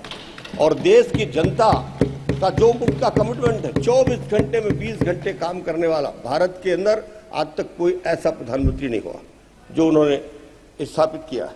पिछले 10 सालों में मोदी जी की सरकार ने अनेकों कीर्तिमान स्थापित किए, जिसमें आज देश की विकास दर, जब कोविड के बाद पूरे दुनिया की अर्थव्यवस्था बिगड़ी थी, लेकिन भारत की अर्थव्यवस्था को उन्होंने मजबूत रखा। आज 8% विकास दर आज भी है। दुनिया में भारत का बढ़ता हुआ जो सम्मान है, ये विपक्ष को अच्छा नहीं लग रहा। विश्व में जो आर्थिक योगदान है 15% से अधिक भारत ने दिया है, ये अपने आप में एक रिकॉर्ड है। मजबूत होती हुई अर्थव्यवस्था 11वें नंबर से हम 5 नंबर पर आए और अब इस कार्यकाल में 3रे नंबर पर पहुंचेंगे। उस अर्थव्यवस्था को लेकर के आगे चल रहे हैं। देश भर में सड़कों का जाल 4 लेन से 6 लेन और बड़ी बड़ी सुरंगों का निर्माण हुआ। आज नॉर्थ ईस्ट के क्षेत्र में कोई ऐसा राज्य नहीं है जहां पर कनेक्टिविटी मजबूती के साथ बढ़ाई गई हो, चाहे वो रोड की कनेक्टिविटी हो, चाहे एयर कनेक्टिविटी हो। ये मोदी जी की सरकार के समय पर हुआ है। रेलवे का जो आधुनिकीकरण हो रहा है, विश्व स्तरीय रेलवे स्टेशन बन रहे हैं, वंदे भारत ट्रेन चल रही है। आज ये सबसे बड़े प्रमाण है कि किस तरह से भारत प्रगति कर रहा है। सिंचाई के संसाधन बढ़ रहे हैं। आज हमारी 37 किलोमीटर प्रति दिन के हिसाब से हमारी सड़कों का निर्माण हो रहा है। घर घर में नल से जल पहुंच रहा है, पहुंचाने की तैयारी में आज देश भर में काम कर रहे हैं। किसी भी हमारी सरकार ने ये नहीं देखा किस राज्य में किस पार्टी की सरकार है। कभी नहीं हमारी सरकार की किसी भी विभाग के मंत्री ने नहीं देखा किस सांसद के क्षेत्र में काम हो रहा है। काम होना चाहिए, चूंकि मोदी जी का वादा है देश के अंदर चहुमुखी विकास हो, समावेशी विकास हो। प्रत्येक घर में बिजली, और अब तो सौर ऊर्जा की बिजली, जिसमें बिना बिल का बिजली का उपयोग गरीब कर सके। नए बंदरगाहों का निर्माण हुआ है। नई शिक्षा नीति आई है, आत्मनिर्भर भारत बन रहा है, इसमें कोई भेदभाव और पक्षपात का कहीं स्थान ही नहीं। कांग्रेस के जमाने में हमेशा देखा जाता भेदभाव हो रहा था, पक्षपात हो रहा था, एक अनार 100 बीमार वाली कहानी होती थी। लेकिन आज सबका साथ सबका विकास हो रहा है। मोदी सरकार ने कभी नहीं देखा कि कौन है इसका लाभ लेने वाला, चाहे किसी भी धर्म का हो। इसी तरह 10 सालों में जो गरीब कल्याण की योजनाएं चलाई, भारत के आजाद इतिहास में 10 सालों में इतना बड़ा रिकॉर्ड कोई नहीं बना पाया। इतनी बड़ी जनसंख्या में सरकार की योजना का सीधा लाभ पहुंचाना, 80 करोड़ लोगों को आज मुफ्त में अनाज पहुंच रहा है, 5 साल लगातार मिलता रहेगा। इसी तरह से 55 करोड़ लोगों को अभी राहुल जी कह रहे थे, मुझे यात्रा में एक महिला मिली, वो कह रही थी कि मुझे खाना नहीं मिला तो पति ने मुझे मारा। अरे मैं पूछना चाहता हूं वो महिला कहां की है? 80 करोड़ लोगों को मुफ्त में अनाज मिल रहा है और इसके बावजूद लोग भूखे। 55 करोड़ लोगों का आयुष्मान कार्ड दिया गया है। भारत के इतिहास में आज तक कभी ऐसा नहीं हुआ। 4.5 करोड़ से ज्यादा लोगों का मुफ्त में इलाज हो चुका है। 450 करोड़ 4.5 करोड़ लोगों का। और अब 70 साल से अधिक उम्र वाले, 70 साल से अधिक उम्र वालों को अब चाहे वो किसी भी समाज के हो, किसी भी धर्म के हो, चाहे गरीबी रेखा वाले हो, चाहे अमीरी रेखा वाले हो, सबको मुफ्त में इलाज की सुविधा मोदी जी ने देने का फैसला किया। 9 करोड़ घरों में रसोई घर पहुंचे। जहां पर लकड़ी कंडे से खाना पकाने वाली हमारी माताएं बहनें, आज उनको रसोई गैस मिली है। एक गरीब के घर में जाके पूछिए तो कितना सुख का अनुभव उनके अंदर। उनके बच्चों को सुबह ठीक से पराठे बन करके स्कूल बच्चे लेके जा रहे हैं, कोई मेहमान आ गया तो उसकी खातिरदारी हो रही है। 13 करोड़ घरों में शौचालय बने। मैं कांग्रेस के मित्रों से पूछना चाहता हूं, 60 वर्ष राज में थे आप, कभी चिंता नहीं की आपने कि हमारी माँ बहन बेटी अब बाहर शौच के लिए जाने के लिए मजबूर है, हम उनके लिए एक छोटा सा शौचालय तो बना दे? वो भी चिंता किया तो मोदी जी ने किया। आज रोटी कपड़ा मकान का नारा देने वाले, एक गरीब का पक्का घर कांग्रेस ने देश में नहीं बनाया। अरे किसी और को बनाते नहीं बनाते, अपने समर्थक का ऐसे बना देते, उसका भी नहीं बनाया। पक्के घर बनाया तो मोदी जी ने 4 करोड़ बनाया। और अभी फिर निर्णय ले लिया उन्होंने, जो बचे हैं 3 करोड़ उनका भी और बना देंगे। 18,000 गांव में बिजली नहीं पहुंचा पाए थे आप, आज 18,000 गांव में बिजली पहुंचाई है। किसान कल्याण योजनाओं में 11 करोड़ किसानों को अब तक 3.2 लाख करोड़ रुपए उनके खातों में पैसा डालने का काम किया। कांग्रेस हमेशा भ्रम फैलाती है। अभी यहां पर कुछ मित्र हमारे पंजाब के रहे थे, किसानों के साथ, किसानों की एमएसपी बढ़ाने का काम, सब्सिडी देने का काम दोनों रवि में अगर किया है तो वो भारतीय जनता पार्टी एनडीए की सरकार ने किया है, मोदी जी की सरकार ने किया है। कृपया समाप्त करें। अब तक 18.5 लाख करोड़, सभापति महोदय, 18.5 लाख करोड़ की खरीदी एमएसपी की हुई है। 18.5 लाख करोड़ की, ये रिकॉर्ड के साथ में बोल रहा हूं। 10,000 एफपीओ गठित हुए हैं, जिसमें से आज 300, 400 किसान हैं। ये किसानों की आमदनी को बढ़ाने के लिए तो है। आज बहुत कई राज्य सरकार, हमारी मध्य प्रदेश की सरकार है जो एफपीओ के साथ मिलकर के काम कर रही, सारी खरीदी का काम उन्हीं को दे रहे। हम उनको उनसे खाद बिक्री, बीज का भंडारण करने का तमाम सारी सुविधाएं देने का काम कर रहे हैं। जनधन योजना में आदिवासियों को 24,000 करोड़ की सहायता पहुंचाई गई। 25 करोड़ लोगों को गरीबी रेखा से मुक्त कराया गया है। दिव्यांगों को मुफ्त में, आज तक कभी किसी ने सोचा नहीं इन गरीबों को जो बेचारे जमीन में खिसकते थे, आज उनको उपकरण मिले हैं, मुफ्त उपकरण मिले हैं। आज वो खिलाड़ी बन करके पैरा उसमें अंतर्राष्ट्रीय गेम में जा रहे हैं, मेडल लेकर के आ रहे हैं। आज वो जीने की अगर कोई राह दिखाई तो वो हमारे प्रधानमंत्री मोदी जी ने दिखाई है गरीब को। और सचमुच इतना बड़ा विश्वास और भरोसा आज तक कभी किसी सरकार के प्रधानमंत्री ने गरीब के बीच में नहीं पैदा किया जो मोदी जी ने पैदा किया है। आज 3 करोड़ दीदियों को लखपति बनाने का लक्ष्य। एक तरफ पूरे देश में स्व सहायता समूह के माध्यम से जिस तरह से गरीब आदमी की आमदनी बढ़ रही, सभापति महोदय 2 मिनट, आज हमारे 10 वर्षों में 7 नए आईआईटी बने, 16 नए आईआईआईटी बने, 7 नए आईआईएम बने, 15 नए एम्स अस्पताल बने, 315 नए मेडिकल कॉलेज बने, 390 विश्वविद्यालय स्थापित किए गए। ये रिकॉर्ड 10 सालों में, 60 साल में कांग्रेस कुछ नहीं कर पाई। और 10 सालों में मोदी जी ने करके दिखा दिया। 103 केंद्रीय विद्यालय नए बना दिया, 62 नवोदय विद्यालय बना दिया, और इसी तरह से 13,000 जिनमें से 1 करोड़ से अधिक प्रशिक्षण के कौशल विकास के बनाए हैं। अब नया IIT जब खुलेगा तो मुझे पूरा विश्वास है कि मेरे लोकसभा क्षेत्र में खुलेगा, ऐसा मुझे पूरा विश्वास है। मोदी जी के तीसरे कार्यकाल में विकसित भारत का संकल्प। अभी ये कह रहे थे खटाखट फटाफट हम नौकरी दे देंगे, अरे कैसे नौकरी दे देंगे? सरकारी नौकरियां पूरी तरह से भरी जा रही हैं, लेकिन वो पर्याप्त नहीं, हम सब जानते हैं।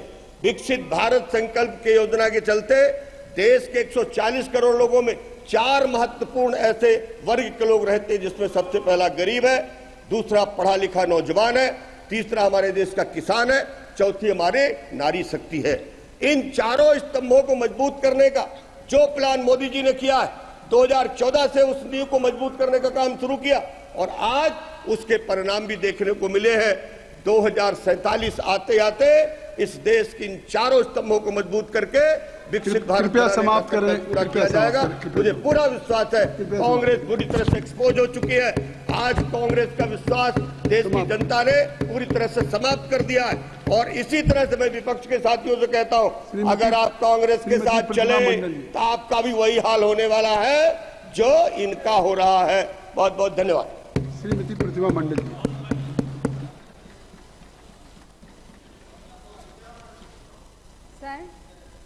On behalf of the All India Trinamool Congress Party, I rise to speak on the motion of thanks on the presidential address. I would like to address all of you and the entire nation by pointing out how Prime Minister Modi ji envisions to rule for the third term. If the oath-taking ceremony is observed closely, you will see the members of opposition and members of the government-forming parties have been given 2 separate stages for oath-taking. It's absolutely shambolic that even before the start of his third term, he has divided the House. He has no intention of running the government by cooperating with or respecting the opposition. Wake up, dear Indians. These are signs of a dictator. He will again set out on his mission to brainwash you and divide our country on his patented formula of M equals mutton, Mughal, Mandir, Masjid, Mangal Sutra, Mujra. Please forgive me if I missed out any. As he begins his third term, I would like to quote Swami Vivekananda, who eloquently said, quote, "I am proud to belong to a religion which has taught the world both tolerance and universal acceptance. We believe not only in universal tolerance, but we accept all religions as true. I am proud to belong to a nation which has sheltered the persecuted and the refugees of all religions and all nations of the earth." Unquote. This is the beauty of Indian culture. Regrettably, in recent years, our country has witnessed a troubling division under the leadership of BJP, which has chosen to divide our nation along religion lines, tarnishing our standing in the global community. Perhaps this is the reason why BJP has not secured the magic figure of 272 seats alone in this general election. And to add insult to injury, BJP lost Ayodhya despite vigorous campaign by heavyweight leaders like Prime Minister Modi ji and UP Chief Minister Yogi Adityanath ji with their self-made slogan, quote, "Jo Ram ko laya hai, hum unko laenge," unquote. This proves that Indians cannot be fooled by your divisive and hateful politics based on religion. For this, I thank the people of India who have shown resilience against such divisive politics, safeguarding our constitutional values, democratic ideas amidst challenging times. If it is our collective responsibility to ensure that India remains to a beacon of tolerance, unity and progress for all its citizens. Sir, during election campaign, Home Minister Modi Shahji said, quote, Bharatiya Janata party की सरकार बनेगी तो ये गैर संवैधानिक SC, ST और OBC का जो है रिजर्वेशन को हम समाप्त कर देंगे। Unquote. These comments exposed their true intention, disregarding the fundamental rights to education, to employment, to participate in governing our country, guaranteed by Dr. B.R. Ambedkar, the father of our constitution. Sir, even the highest constitutional dignitaries like President Draupadi Murmu and former President Ramnath Kovind have faced disrespect, being excluded from significant national events. BJP, only to get the support and vote from the SC/ST communities, offered the president's post first to Ramnath Kovind, then Draupadi Murmu ji. But they were not invited in the consecration ceremony of Ramlala Temple and the inauguration of this parliament building. Sir, BJP's track record in promoting women empowerment is dismal, with a mere 16% women candidate nominates in general election. I would like to take the opportunity to mention here that our Chief Minister Mamata Banerjee has nominated 38% women candidates in these general elections. Furthermore, sir, their policies and rhetoric have fueled hate crimes and atrocities against marginalized communities, including the tragic incidents involving Rohit Vemula, the Una carcass disposal incidents in Gujarat, and the sexual assault of tribal women in Manipur, Kathua, Hathras and Unnao, and the unimaginable bail grant to the criminals to Bilkis Banu. But what else can we expect from a government that gives tickets to family members of sexual offenders like Brij Bhushan Singh, who later turned out to be a murderer of children? A person who is not a member of the House. I think so. What else can we expect from a government that nominates a woman and child development minister who can't even write Beti Bachao, Beti Parao in her own mother tongue? Sir, in the recent election, BJP attempted to instill fear and division by threatening to revoke constitutional protection for SC, ST and OBC communities and implementing discriminatory acts like CA and NRC. The outcome of this election has shown that such fear-mongering tactics do not resonate with the electorate, which is why you had to form a coalition government.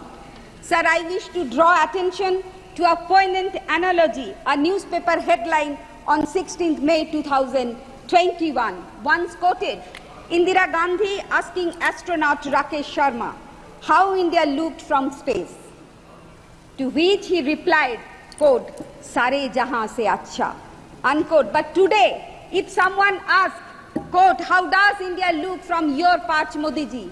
perhaps you can recall Gandhari's lament in Kurukshetra, "Everywhere I look, in all the directions, countless bodies lying in abundance." I would, unquote, I would like to ask the Honorable Prime Minister Modi ji, what would you have done if someone had denied you the last right of your mothers and instead asked you to bang utensils? Oh, sorry, I forgot that you have disregarded your birth mother by claiming yourself to be supernatural. So COVID did claim the lives of many, but your hands are gushing red too. You might have forgotten about the countless lives lost a few years ago with dead bodies all over India. You might have forgotten about the poor, helpless migrants who were unable to return to their home because of your unplanned, hasty decision of lockdown. But I have not, and neither have our people. Although I do not expect anything other than head politics from you, I hope you will take away some lessons from your defeat in this election and work on real challenges our country is facing in these next 5 years, like increasing poverty, unemployment, insecurity, water scarcity, climate change, and so on. Sir, I would like to conclude to mention one thing, that it is indeed a strange and unpleasant coincidence that as the nation celebrates Doctors' Day on July 1st, to honor the birth and death anniversary, the renowned physician Dr. Bidhan Chandra Roy, who was the former Chief Minister of Government of West Bengal. Sir, we are also witnessing one of the biggest scams in the form of NEET exams, which is incidentally the entrance examination to medical studies across the country. Madam The Pratima, impact of please this scam has been so severe that even the NEET exam for admission to postgraduate students have been suspended. I would like to request the government to allow the discussion on NEET and pay true respect to Dr. Bidhan Chandra Roy. Thank you, sir. Thank you. Sri Krishna Prasad.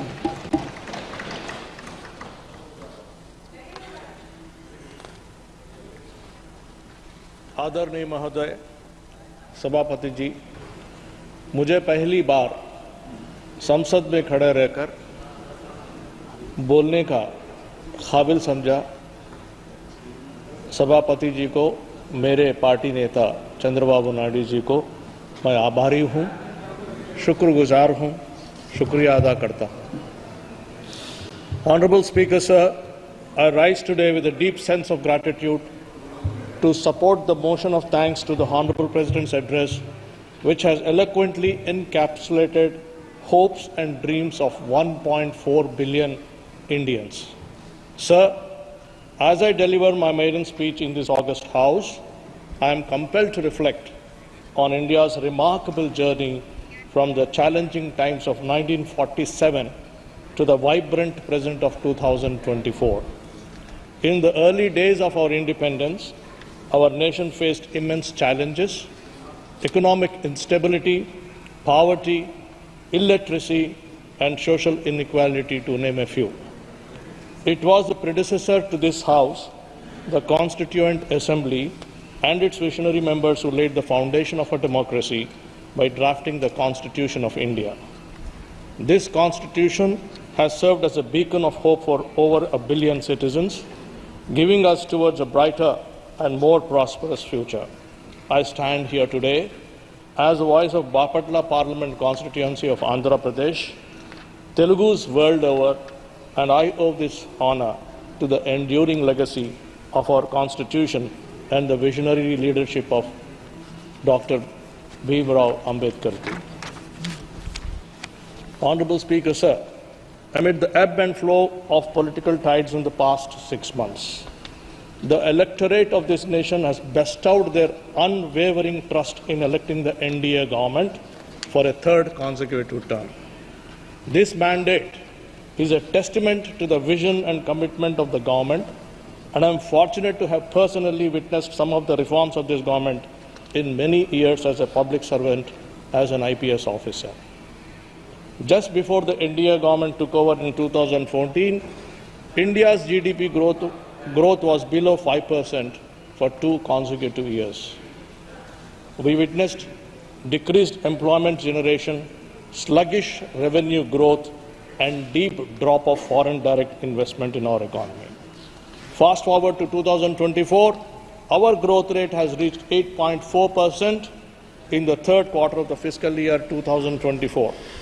This growth has surpassed all expectations. Even the World Bank and the IMF had predicted a growth rate of only 6.2 and 6.8% respectively. This achievement is particularly remarkable given the backdrop of 3 major global economic challenges: the COVID-19 pandemic, the Russian-Ukraine conflict, and the US Federal Reserve's interest rate hikes. As a result, India has ascended to become the world's 5th largest economy. Looking ahead in 2029, it is my sincere hope, sir, that with the combined dedication, strategic planning of Modi 3.0 government, India will secure a place among the top 3 global economies. Honorable Speaker, sir, ever since the NDA government took over in 2014, Government of India, by putting the development and welfare of the Indian citizens sitting at the last mile, as the top priority, ran flagship programs like Poshan Abhiyan, Anemic Mukt Bharat to reduce deprivations in health, Swachh Bharat Mission and Jal Jeevan Mission to improve sanitation across the country, Pradhan Mantri Ujjwala Yojana to improve cooking fuel deprivation, etc. All these initiatives reinforced with initiatives like Saubhagya, Pradhan Mantri Awas Yojana, Pradhan Mantri Janadhan Yojana, JAM and Samakra Shiksha Abhiyan have led to a significant reduction in the multi-dimensional poverty in India. As a result, India's multi-poverty index has nearly halved from 0.117 to 0.066 between 2015 and 21, thereby setting India on the path of achieving the Sustainable Development Target of 1.2, that is reducing multi-dimensional poverty by at least half, much ahead of the stipulated timeline of 2013. Just to give an example of how the multiple interlinked programs have reduced poverty in India, rural access to piped water in 2019 was at 16.8% only, and as on date, 77.3% of rural households have tap water connections in their homes. Just by providing access to safe and potable water, families have witnessed a decline in sickness, which have helped them to earn more income and also reduce expenditure on medicines and hospitals. Talking in absolute numbers, Honorable Speaker, sir, between 2015 and 23, a record 24.82 crore people were moved out of the multi-dimensional poverty, which is a significant decline of over 9.89%. This is what is Vasudhaiva Kutumbakam all about. Earlier we only talked about it, now we are actually doing it. Honorable Speaker, sir, even now, crores of families are below poverty line. But I am certain that with sustained efforts of Modi 3.0, supported by all the members of the House here, we will ensure that no family remains poor by the time this government/House concludes. To this, I am reminded of one of the poems of former Prime Minister Shri Atal Bihari Vajpayee ji, बाधाएं आती है आए, घिरे प्रलय के घोर घटाएं, पांवों के नीचे अंगारे, सिर पर बरसे यदि ज्वालाएं, निज हाथों में हंसते हंसते आग लगाकर जलना होगा, कदम मिला के चलना होगा. Honorable Speaker, sir, currently India stands as the world's most populous nation with a population of exceeding 1.4 billion people. This vast demographic presents significant challenges for policymakers, particularly concerning resource allocation, job creation, and overall development. However, beyond these apparent challenges lies a wealth of untapped opportunities. Each Indian, more particularly the youth of this nation, represent a latent force of innovation, creativity, and problem solving. A multilingual, skill-rich society like ours presents unique opportunity for India to harness its demographic dividend and march to become an advanced nation. That is why NDA and Modi 3.0, we call it Vikasit Bharat. Honorable Speaker, sir, ever since NDA government came to power in 2014, it has stressed on skill development to remove the disconnect between the demand and supply of the skilled manpower. The government of India launched a massive skill development program under the National Skill Development Mission. Since 2015 till 23, about 1.4 crore Indians candidates have been trained under Skill India Digital. The government has also ensured that the skill development programs are engendered There are provisions for the reservation for women, 30% in ITIs. There have been exclusive national skill training institutes for women. Flagship programs like PM Kaushal Vikas Yojana pays close attention to the gender mainstreaming of skills, where about 50% of the candidates are women. महिलाओं के लिए इतना कुछ होता है sir. At this juncture, I would like to inform the House that Sri Nara Chandrababu Naidu ji has just recently embarked on the Skill Census 2024. When it comes to skill development, a lot has been done. Yet, a lot remains to be done. As policy makers of India, it is high time we move beyond the traditional realms of employment. The era of generalist is being replaced with the era of specialist. With advancements of artificial intelligence and machine learning and data analytics, new jobs are being created. Therefore, Krishna ji, kindly conclude. We cater to, yes sir, I'll conclude in just 1 minute, sir. Please, therefore, it is high time we cater to creation of possibilities in sectors like electronics and electricals, automotive, especially EV sector, fintech, health tech, digitization, robotics, and the implementation of artificial intelligence, machine learning, and deep data analytics. Honorable Speaker, sir, I hail from the state of Andhra Pradesh. The natives of Andhra have also been contributed to the betterment of the nation.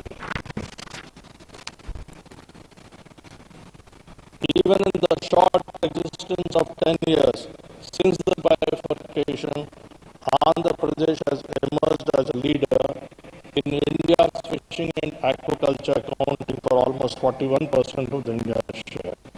From our state's long-term sustainability development, we seek ongoing support from the government and this August House. We are poised to initiate a multi-purpose Polavaram irrigation project to enhance irrigation capacity and generate hydropower, while also delivering clean drinking water to approximately 30 lakh people across 611 villages. However, the project's progress has been halted due to insufficient Kindly funding. you conclude. Yes, sir. It is just Your 1 minute. point has well taken. Yes, sir. Similarly, sir, Amaravati city is being built into a world-class city.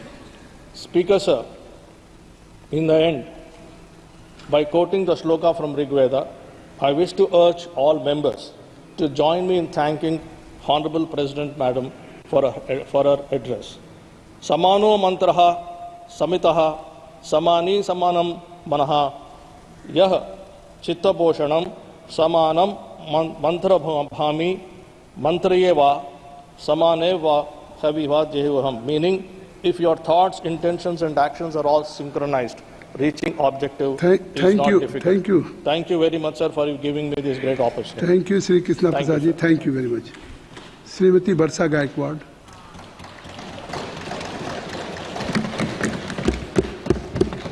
Sir, मी आज महामहिम राष्ट्रपतींच्या अभिभाषणावरती जे आहे ते आपले विचार मांडण्यासाठी या ठिकाणी उभी आहे.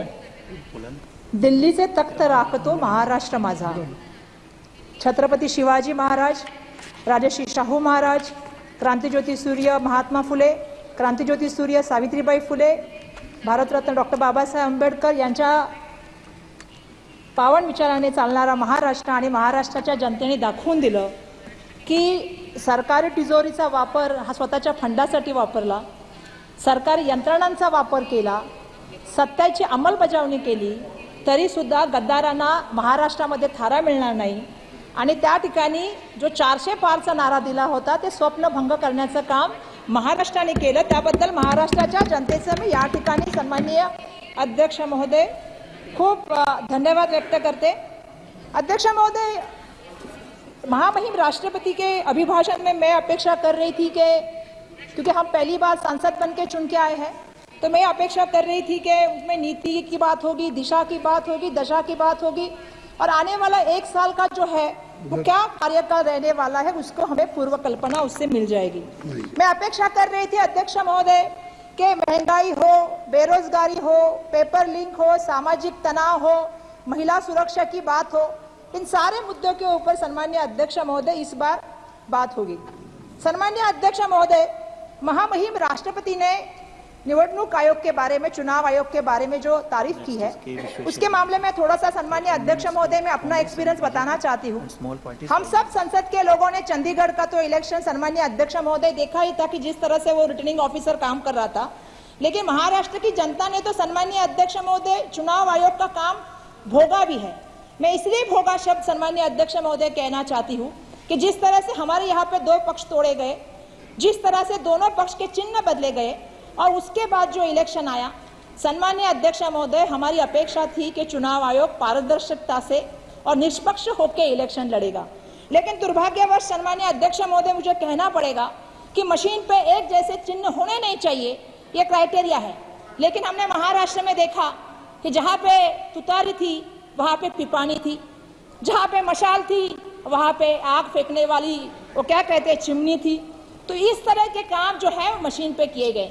सन्मान्य अध्यक्ष महोदय, एक एक कैंडिडेट के 3-3 नाम, 4-4 नाम, वर्षा गायकवाड़ के सामने 2 वर्षा गायकवाड़ आई। तो इस तरह से जो इलेक्शन लड़ा गया, मैं नहीं समझती सन्मान्य अध्यक्ष महोदय ये योगायोग था। ये पूरी तरह से सन्मान्य अध्यक्ष महोदय कहीं ना कहीं सोची हुई बात थी। सन्मान्य अध्यक्ष महोदय 400 पार का नारा था और 400 पार के नारे के लिए ये सब चल रहा था क्या? ये भी कहीं ना कहीं हमारे जैसे नए सांसदों के मन में बात उठी। सन्मान्य अध्यक्ष महोदय, मैं आपसे पूछना चाहती हूँ कि 400 का नारा क्यों दिया गया? वो इसलिए दिया गया, जैसे आपको पता है कि पिछले बार हमने देखा कि सांसद में 150 सांसद को सस्पेंड किया गया, फिर 3 कानून लाए गए, किसान का कानून लाया गया। तो 400 का पार का नारा किस लिए था? जो हमें समझ में आया वो इसलिए था कि उसमें संविधान बदलने की बात थी, उसमें आरक्षण रद्द करने की बात थी और उसमें डॉक्टर बाबा साहब अम्बेडकर के विचारों को कुचलने की बात चल रही थी। और सन्मान्य अध्यक्ष महोदय, ये हम नहीं कह रहे, ये कहीं ना कहीं उन्हीं के सांसद के द्वारा आई हुई बात है जो मैं यहाँ से रखना चाहती हूँ। बिल्कुल, हाँ, यहाँ से रखना चाहती हूँ। लेकिन सन्मान्य अध्यक्ष महोदय, मैं देश की जनता को और महाराष्ट्र की जनता को धन्यवाद देना चाहूंगी कि जिन्होंने इनका सपना संपुष्टित किया और 240 जो है इनको सीटें दी। लेकिन झटका जो इनको लगा सन्मान्य अध्यक्ष महोदय, 240 सीट के बदले इनको 440 वोट का झटका लगा। और इनको अपेक्षा नहीं थी, इनको अपेक्षा नहीं थी कि जनता हमें इतना बड़ा झटका देगी। लेकिन मैं थोड़ी देर पहले, हमारे एक भाई बात कर रहे थे, हमारे सांसद, और हमें पूछ रहे थे कि आप लोग इतने खुश क्यों हैं। सुनिए भाई साहब, अभी डिस्टर्ब मत कीजिए। हमारे सांसद पूछ रहे थे संदीप पात्रा जी कि आप खुश क्यों हैं। हम इसलिए खुश हैं कि मैं एक शेर पढ़ना चाहती हूँ सन्मान्य अध्यक्ष महोदय। शेर यह है कि इतना भी गुमान ना कर, इतना भी गुमान ना कर अपनी जीत पे बेखबर, इतना भी गुमान ना कर अपनी जीत पे बेखबर, शहर में तेरी जीत से ज्यादा चर्चा मेरा है। तो मैं ये कहना चाहती हूँ सन्मान्य अध्यक्ष महोदय कि हमारा चर्चा इसलिए है क्योंकि हम संविधान की बात कर रहे हैं, हम देश के लिए लोकशाही की बात कर रहे हैं, हम लोगों के हित की बात कर रहे हैं। सन्मान्य अध्यक्ष महोदय, मैं आपसे कहना चाहती हूँ महंगाई के ऊपर, हम मोदी जी का नाम सुनते तो म से महंगाई आनी चाहिए, और जब महंगाई की बात आती है तो आपको पता है कि बढ़ती महंगाई महिलाओं के लिए और हमारे देश के लिए आज सबसे बड़ी समस्या बन गई। सन्मान्य अध्यक्ष महोदय, कितने अफसोस की बात है सन्मान्य अध्यक्ष महोदय, यहाँ हम सब महिलाएं बैठी है और इस अभिभाषण में महंगाई का एक शब्द यहाँ पे उपस्थित नहीं किया है। सन्मान्य अध्यक्ष महोदय, जिक्र ही नहीं है इस पूरे भाषण में। आज कमर तोड़ महंगाई के, आज गरीब है, मध्यम वर्गीय परिवार है जिनका जीना मुश्किल हो गया। सन्मान्य अध्यक्ष महोदय, दाल, आपको मालूम है टमाटर, आटा और प्याज, दूध, आज सब की चीजें जो है तो दाम बढ़ गए हैं। उस पर जीएसटी भी कुछ चीजों के ऊपर लगाने का काम केंद्र सरकार की तरफ से हो रहा है, चाहे वो दही हो, पनीर हो, दूध हो। सन्मान्य अध्यक्ष महोदय, आज परिवार की बचत जो है 50 वर्षों में सबसे निचले स्तर पे जो सन्मान्य अध्यक्ष महोदय गई है। क्यों गई है? आज परिवार में बचत नहीं हो पा रही सन्मान्य अध्यक्ष महोदय, ये दुर्भाग्य है सन्मान्य अध्यक्ष महोदय। 4 महीने से जो फूड इन्फ्लेशन का है वो 8.5 से रेट जो है वो अधिक हो गया है सन्मान्य अध्यक्ष महोदय। आज रोज दुगनी तिगनी जो है सन्मान्य अध्यक्ष महोदय, रात चौगनी जो है वो महंगाई बढ़ रही है। और सन्मान्य अध्यक्ष महोदय, इसका शब्द इस अभिभाषण में नहीं है, ये मुझे सबसे बुरा लगा है।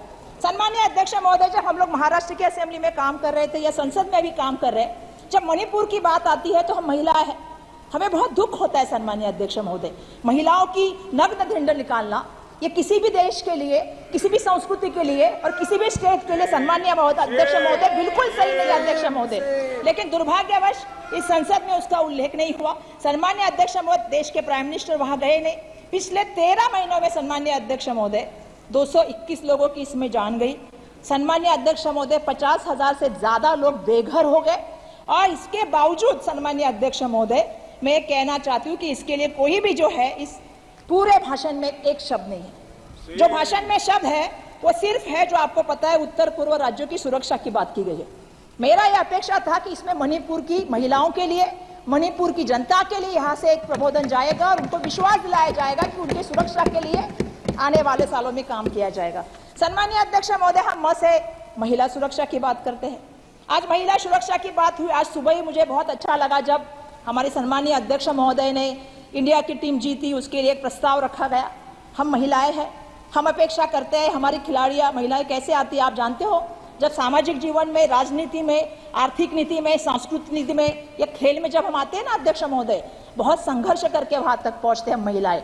और जब हम अपनी यौवन की पीड़ा की बात जब लोगों के सामने कहते हैं, उसके लिए बहुत हिम्मत लगती है। मैं उन सभी लड़कियों से यहाँ से कहना चाहती हूँ कि हम संसद में उनकी आवाज बन के यहाँ से आपसे पूछना चाहते हैं, ब्रिजभूषण सिंह के साथ क्या हुआ? कुछ उसके साथ नहीं हुआ।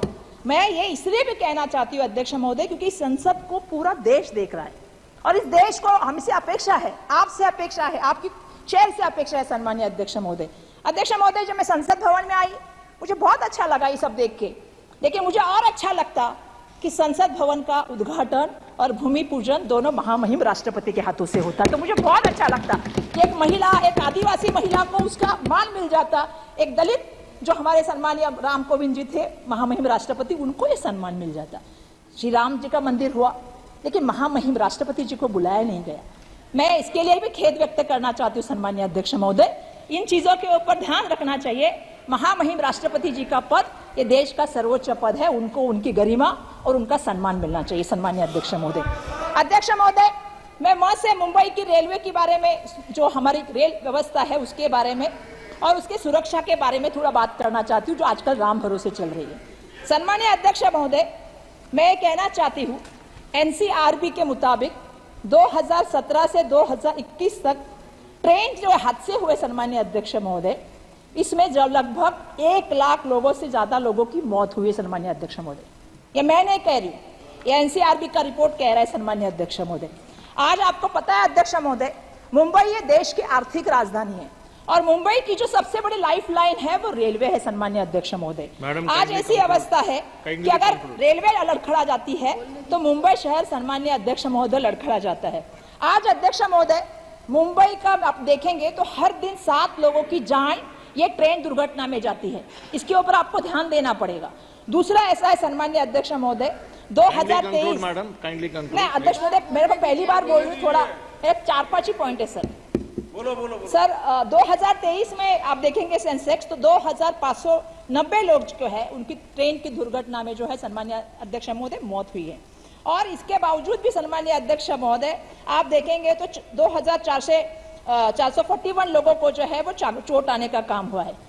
आपको मैं बताना चाहती हूँ, हाल ही में मुंबई के हाईकोर्ट ने जो है आपको मतलब रेलवे को लताड़ा है और ये कहा है कि जानवरों की तरह आप लोगों को लेके जाने का काम कर रहे हैं। तो मैं ये अपेक्षा करती हूँ सभी भाषण के माध्यम से कि हमारे मुंबई की जो रेल अवस्था है इसको सुधारने का काम सम्मानीय अध्यक्ष महोदय होना चाहिए। और मैं ये चाहती हूँ कि आपको मैं बताऊँ अध्यक्ष महोदय, मैं एक दिन रेलवे स्टेशन पे गई जहाँ पे मुझे ट्रेन पकड़नी थी। आप कभी रेलवे स्टेशन पे, मुझे मेरा रिक्वेस्ट है कि रेलवे मंत्री जी को भेजना चाहिए, क्योंकि उनको पता होना चाहिए जो दूर की रेलवे होती है ना 30-30 घंटा लेट होती है, 20-20 घंटा लेट होती है, लोगों को बैठने के लिए व्यवस्था नहीं, बच्चों को लेकर जो औरतें जमीन पर बैठती है उसको दूध लेने के लिए कैंटीन नहीं है, कहीं फायर की व्यवस्था नहीं है, ना कई लोग उनके सपोर्ट के लिए मदद के लिए नहीं आ रहे, लोग वैसे के वैसे बैठे रहते हैं जिनके पास कोई व्यवस्थापन नहीं। सम्मानीय अध्यक्ष महोदय, तो मेरा ये रिक्वेस्ट है सम्मानीय अध्यक्ष महोदय कि आप इसमें ध्यान दें। रेलवे का इतना बड़ा बजट है तो उसमें हम सबको जो सुविधा चाहिए उस सुविधाओं के ऊपर सम्मानीय अध्यक्ष महोदय ध्यान दें, ये मैं आपसे विनती करना चाहती हूँ। अध्यक्ष महोदय, मैं महाराष्ट्र और मुंबई के लिए म से कुछ कहना चाहती हूँ। Madam please. यस अध्यक्ष महोदय, मेरा दो ही पेज है। फिर भी अध्यक्ष महोदय मैं बहुत फास्ट बोल रही हूँ, मैं खत्म कर रही हूँ अध्यक्ष महोदय। अध्यक्ष महोदय की मैंने देखा कि हमारे महाराष्ट्र और मुंबई के लिए please 1 second. Yes sir. I object to your remarks. Nobody can stop. Please take back your words. Please, madam, continue. Yes sir, Maharashtra से और मुंबई से मैं से ये कहना चाहती हूँ कि सर पूरे अभिभाषण में हमारा सिर्फ एक ही उल्लेख है, और वो ये है कि हमारी जो ट्रेन जा रही है, बुलेट ट्रेन जो अहमदाबाद से मुंबई आ रही है, सिर्फ इसी का जिक्र है। उसके सिवा मुंबई और महाराष्ट्र का इस अभिभाषण में कहीं भी कोई जिक्र नहीं। सम्मान्य अध्यक्ष महोदय, मुझे कहना पड़ेगा, मेरा महाराष्ट्र केंद्र शासन को सबसे ज्यादा बड़ा महसूल देता है, और उसके बदले में हमें क्या मिलता है सम्मान्य अध्यक्ष महोदय?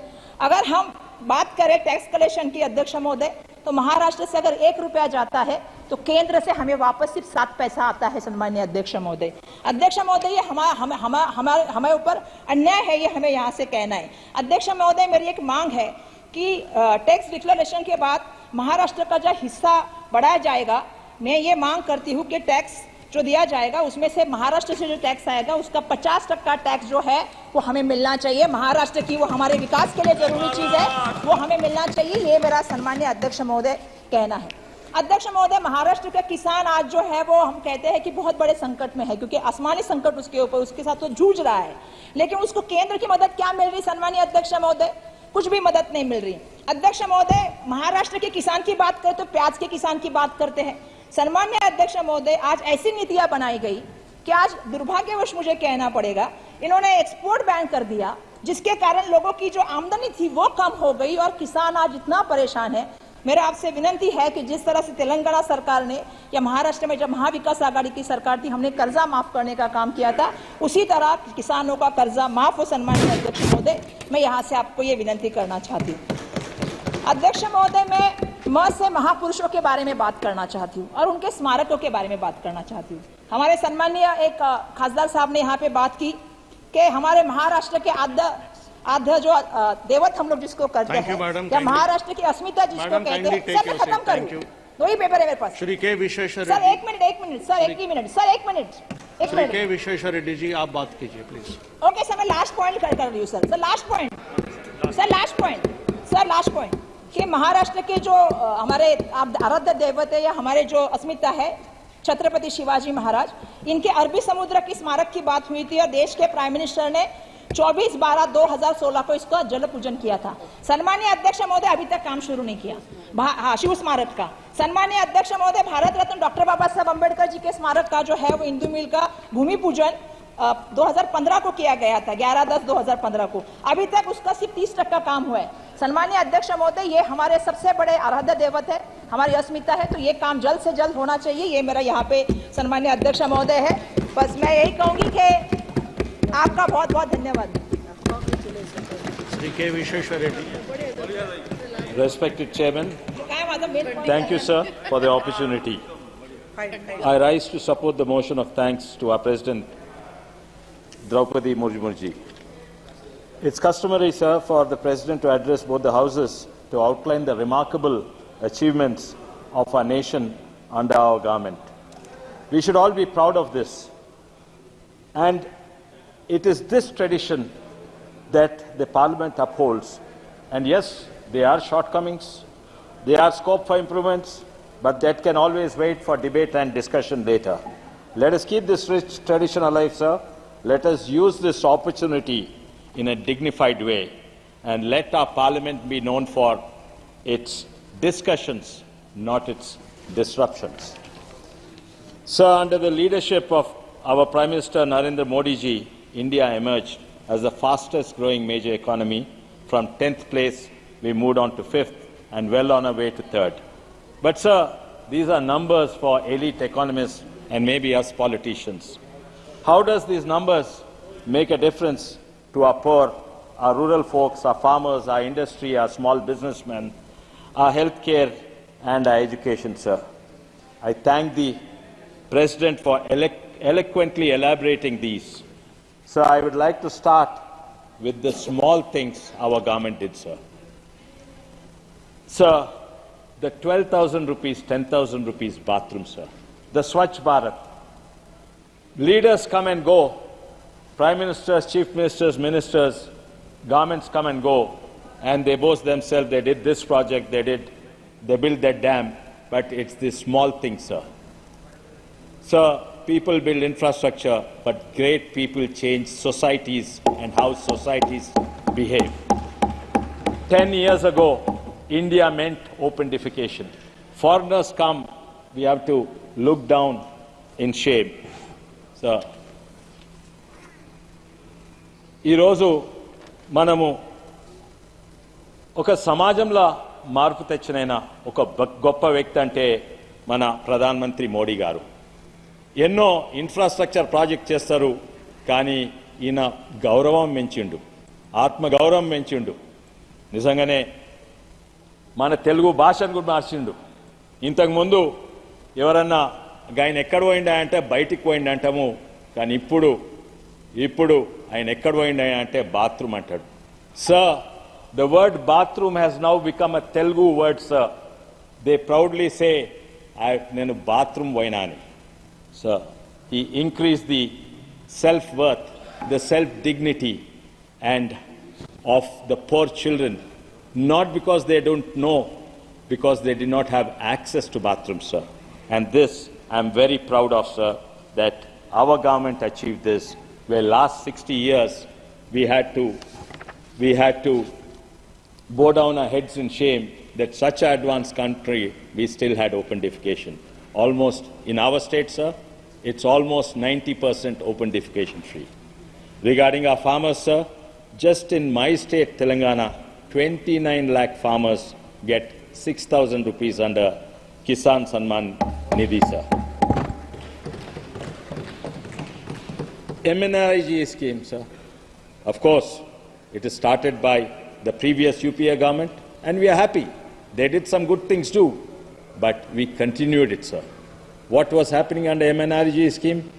10 years ago, 150 rupees per day for the labor, sir. Now, they talk about petrol price increase, but look at the MNREG increase, 100% increase is 300 rupees today, sir. But it's not just the 300 rupees, sir. Before that 150 rupees, they had to pay 50 rupees rishwat and get 90 or 100 rupees. Now every penny of the 300 rupees is going into their account, sir. Raitulaku fertilizer subsidy, sir. 90% కేవలము 270 రూపాయలు పెట్టాలి urea బస్తాకు లేకుంటే DAP బస్తాకు. Today, not only these crops are growing, it's because of the, especially in Telangana, we don't have canals, sir. It is because of the current being supplied to the pumps, sir. Today, India has become almost self-sufficient. Gone are the days of power cuts. With power sector reforms, operational efficiency, plant load factors of even NTPC and government increasing beyond 90%, sir. It has increased beyond European and American plant load factors, sir. And because of this, our farmers are getting electricity to pump the water, sir. The banking sector, sir, in 2014, it was bankrupt. It was in doldrums. Strict discipline, recognizing unrecoverable loans as unrecoverable loans and not hiding them under NPAs like the previous government did, calling spade a spade and willful defaulters. And you've seen the people who have took loans from the previous government and now fled the country, sir. And this again is false propaganda against us. You have written off loans. We have not written off loans, sir. These are unrepayable, unrecoverable loans given by the previous government. We had the courage to say these are unrecoverable and wrote off. And because of this and other reforms, the banking sector turned around, sir. Today the banks, especially the public sector banks, the State Bank of India profits is bigger than the Reliance Industries profit today, sir. Something that was unimaginable. But what are they doing with this money, sir? They are doing it responsibly. They are giving it to those who need it. Whether it's a big industry or the Mudra loans or the Vishwakarma Yojana loans.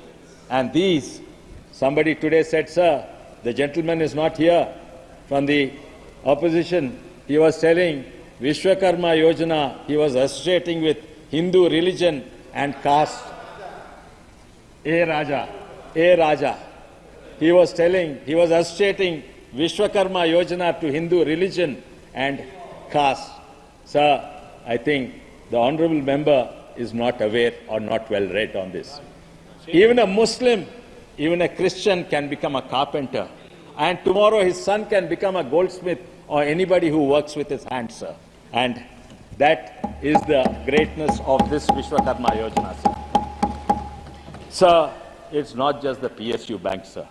So, 10 years ago, if someone wanted to make money in the stock market, they would have invested in Wipro, Infosys, and TCS. Today, sir, the share market, the PSU banks, not only the PSU banks, the State Bank of India, but also the PSU company, NALCO, BHEL, Oil India, ONGC, HV, these are all outperformed all the IT companies, sir, and they have increased 300 folds. Sir, regarding Northeast, sir, everyone was raising the point. Sir, today I'm proud to say, sir, Northeast is connected. Hardly we used to see anyone from Northeast in Hyderabad or Delhi or Bombay. There are more than 10,000 youth from Northeast, sir, from all communities, Nagas, Kukis, Metis, people from Maharashtra, from Mizoram and Meghalaya. We see them in Hyderabad, Bangalore, Delhi, sir. And they are all Indians, sir. They are connected. They work in India, sir. Otherwise, Northeast was isolated. Today, what never happened in 60 years, whether it's the roads or the bridges or the highways, it happened under this government, sir, the airports. And the talk is about recent, not the development, but as a recent violence, sir, in Northeast. Manipur in particular, the ethnic violence is very painful to all of us, sir. More than 200 died. But who is the root cause of this, sir? Has the demographic not been changed, sir? Recent elections, you see the polled votes or the registered voters. In some ethnic groups, they have increased by 50% in just one term, sir, in 5 years. Many groups, they increased 75%. How did this happen, sir? When a voter is 18, did 18 years ago this ethnic group decided to increase their fertility rate suddenly? No, sir. We did not have a border in 60 years, sir. There's imports, there's insurgencies, and they are crossing the borders. That's the only way possible that the electoral rolls would have increased by 50% or 75%, sir. And yes, at a time like this, the nation has to come together and not do petty politics. It is unfortunately, sir, the leader of the opposition has gone there. They have accused us. They said none of the Prime Minister has not gone. They have forgotten, sir. In Northeast, there were riots. There was a blockade. The Indian Army or Indian Air Force was ordered to bomb and strafe, and 2,000 people died, sir. We heard about Operation Blue Star in Punjab, but this was much before another Operation Blue Star in Mizoram, sir. Who did it happen, sir? Shame. Did they forget, sir, the fake encounter deaths, almost 2,000? Did they forget the longest hunger strike by Airom Sharmila, sir? And Manipur, according to them, probably had golden days, sir. I think they are referring to the golden triangle of opium trade, and they are thinking that is the golden days of Manipur, sir. Really, I think Indians, everybody, whether they are Metis or Kukis, they are our Indians, sir. They are our people, sir. They are not Chinese, sir. One of the overseas leaders said, Northeast people are like Chinese, and they said, our South Indian people are like Africans. So to us, all of us are Indians, sir. All of us are Indians, sir. You don't look like Africans, sir. You look like my brother, South Indian brother, sir. So Indian cookies are Indian cookies, sir, not the insurgent. But they want to use them as brownie points, sir. Sir, recently we went through elections, sir. One of the largest elections in any democratic country, lakhs of polling booths and EVM. And if 1 or 5 or 10 polling booths, there was booth capture or the EVM malfunction, do you think, what do we do, sir? We have re-elections there. We don't call the whole elections farce and say we'll have an entire Lok Sabha re-elections for the entire country. Sir, I'm talking about NEET, sir. They want to discuss NEET. Sir, NEET is not a systemic failure, sir. In some of the centers, 4 or 5 centers, there was. So it's only in the 4 or 5 centers that we need to re-examine, and the Supreme Court is re-examining this, sir. But they, on the other hand, instead of supporting the process which is being conducted by the courts, the high courts and the Supreme Court, they are actually adding confusion and playing with the lives of the people, sir. Just 5 minutes, sir. And the Supreme Court, the High Court ordered the counselling should go on. And but what are they doing, sir? We have seen this Ayushri Patel, a fraudster who's supposed to have invented the COVID vaccine. She complained, saying that my OMR sheets are torn, and they went to court. And what did the court find? NTA reproduced the OMR codes, and for that, one of the Congress leaders from the Congress First Family supported that lady. Now it is proven in court, and this fraud is proven, sir. They're only adding file to fuel, and you are supporting that. You are supporting that Ayushri fraudster. We are supporting the Supreme Court and the High Court. We go by the High Courts and Supreme Courts. That is what. Listen to what the Allahabad High Court said in both these cases, and see, the counselling is alive. So I do not apparently have much time, sir, but respected Chairman, one of the things we talked about, everyone almost dwelled on the subject of spirituality, faith, and religion, sir. So one thing we should all agree, sir, regardless of whichever faith we are, we should not tolerate intolerance. We should not encourage those faiths which does not respect other faiths. We should not encourage those discussions which say he is a kafir, so he should not be respected. We should not respect and encourage those people, he is a pagan, so he should not be respected. So respect and take respect, sir. And lastly, I have so much more to say, but I'll yield and conclude. But my last words again, sir, is let us be known as a parliament which is known for its discussions and not for its deceptions. Thank you, sir. Shri D.M. Khatir Anand.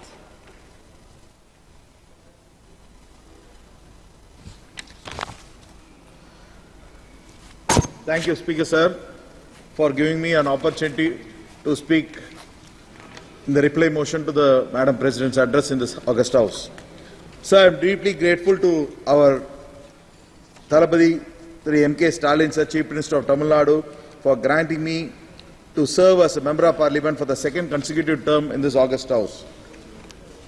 Sir, to begin with, I would like to say that our party and myself, we are not happy about our President's speech in this August House. Sir, there are a lot of things that the President has forgotten or has not addressed in her speech. One such is that the GST, the demonetization.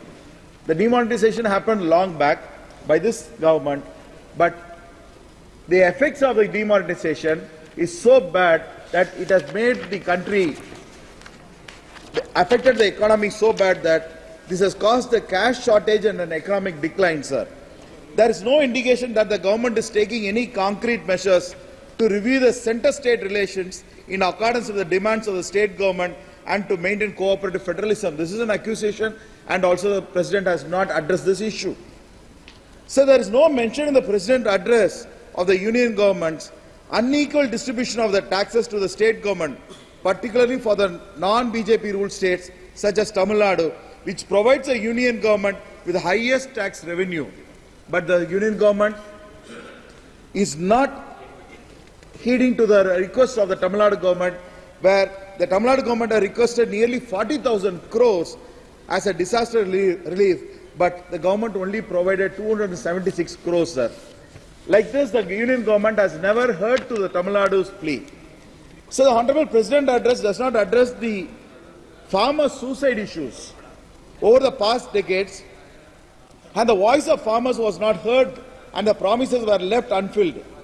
So the union government fails to provide a bare minimum assistance that they anticipated after long protests. Sir, if you go to any constituency, mainly the women over there, they get employment in the rural areas. The main job opportunity for them is the Manrega scheme. But slowly, the government has started putting that scheme to a coma stage where the finance minister slowly has started cutting down the funds for the Manrega schemes. What happens? End of the day, or after a few months, or after a few years, the entire scheme is going to be abolished. So what are the people going to do? But now you are saying that you have raised the per day wages, but still the amount of people employed, when you talk about the number of people, number of women employed in Manrega scheme is coming down drastically. The president has not addressed that issue. Sir, the address does not contain any information regarding the union government's involvement in the Northeast conflict, especially the Manipur. There is not even a single word about the Manipur issue in the president's speech. Sir, and also regarding the NEET, the SC/ST OBC reservation is lacking in a significant effort, in my opinion. It has not yet been completely realized. It is a challenge for these sector students to secure admission in central institutions due to the union government's implementation of the NEET. From day one, when the NEET was implemented, Tamil Nadu government, the DMK government has strongly opposed the imposition of NEET. They said NEET is not a right testing mechanism where the NEET should be given back to the states, or the medical examination should be given back to the states. They should decide how the admission has to happen. This is the focus that our DMK has been keeping it for a long time, and we have been stressing the same issue then and then, but still the government is quiet about that. And we have made representation. Our MPs have already made representation. Even in the state assembly, they have passed the resolution, but still it has not been taken by the government of India. So the Honorable President neglected to address the price rise. So drastically the price of all the commodities are going up, but the President has not addressed this issue at all. So the unemployment crisis of the youth is a major problem in this country today, but the government of India, the President has not addressed this issue at all. When she always, for line by line, she addressed this August now, saying that my government. When she said my government, she has to address these issues also. Kindly conclude, sir. Sir, I'm just concluding, sir, 2 minutes. You have to stop him first. Sir, regarding the toll plazas, the government, when you're talking about price highs, the government is increasing the high toll prices. I have a small information notice. Just 1 second, please. Honorable members, I have a long list of speakers. If the House agrees, the time for the discussion may be extended by 2 hours. Thank you. Please carry on. Sir, regarding the price rise, the Nagai prices, the toll prices have been increased by the government. Toll prices have been increased by the government, but the government is not checking up on that. And also the Vande Bharat. Sir, when the government introduced Vande Bharat, they said that the trains are going to go at a super fast speed. But now the speed has been reduced because the tracks are not ready. So the government does not adequately install the high-speed tracks, but forcibly has implemented the Vande Bharat. Now the train speed has come down. Sir, I would like to conclude because I will not take much of your time. Sir, my father, Sri Durai Murugan, he is a leader of the House in Tamil Nadu, of the Assembly. He has been 53 years, he has been a member of the Legislative Assembly undefeated. Almost contested in the election 13 times. Today it is his birthday, so I would just want to mention that also. Sir, when I asked him in Tamil Nadu, the second time when I stood for the elections, I asked him, how is it possible for you to win again and again in the same assembly constituency almost 13 times? 53 years undefeated in the same assembly constituency, Katpadi. He told me one thing. My son, if you look at your constituency as just a constituency, you will win or lose. But if you look at a constituency as a temple and treat your voters as God, then you will definitely serve the God and you will serve the constituency. That is the golden word he gave me. We all have come here being elected to serve our constituency. We are all here to ask benefits for our constituency. But one request to the Treasury bench. Sir, we are here elected by our people, by various voters. Willingly or unwillingly, certain people, the majority has given us mandate. We have come here. We want to do something good for our constituency. We have come here and we are asking the Treasury bench. We debate here, but we are looking at positive results. But last 5 years, I have served here and I have asked so many times, knock the doors of the Treasury bench, but nothing good has happened. Please do not be partial to the ruling BJP and also the opposition parties. Please treat us equally. We are also people. Sir, I just want to conclude by only one statement, sir. Our Chief Minister, Mr. M.K. Stalin, he came to, after he was elected as the Chief Minister of Tamil Nadu, he came to meet our Honorable Prime Minister. You know what golden words he said? Sir, he spoke to the Prime Minister in his office and said, sir, the heat and the dust of the election is over.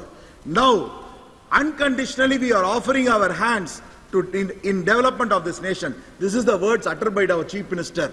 He said, we want to develop the nation along with you. But have you also joined us? No. Still you see Tamil Nadu as an opposition party. Sir, only one final word.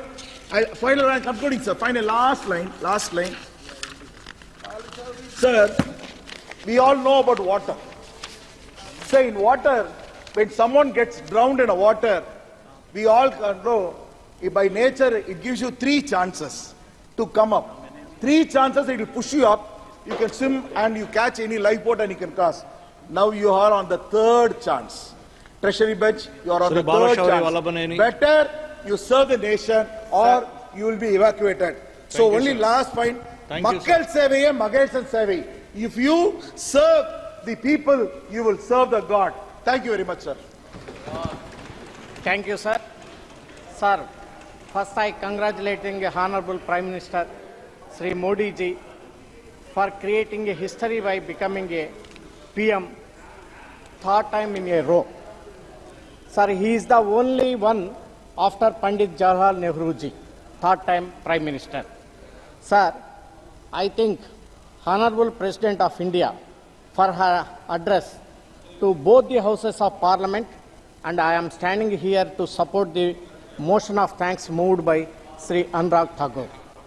Sir, at the outset, it is very important here to mention that as Honorable Prime Minister Modi ji took the charge, the first thing he did is he sanctioned 20,000 crore under PM Kisan scheme.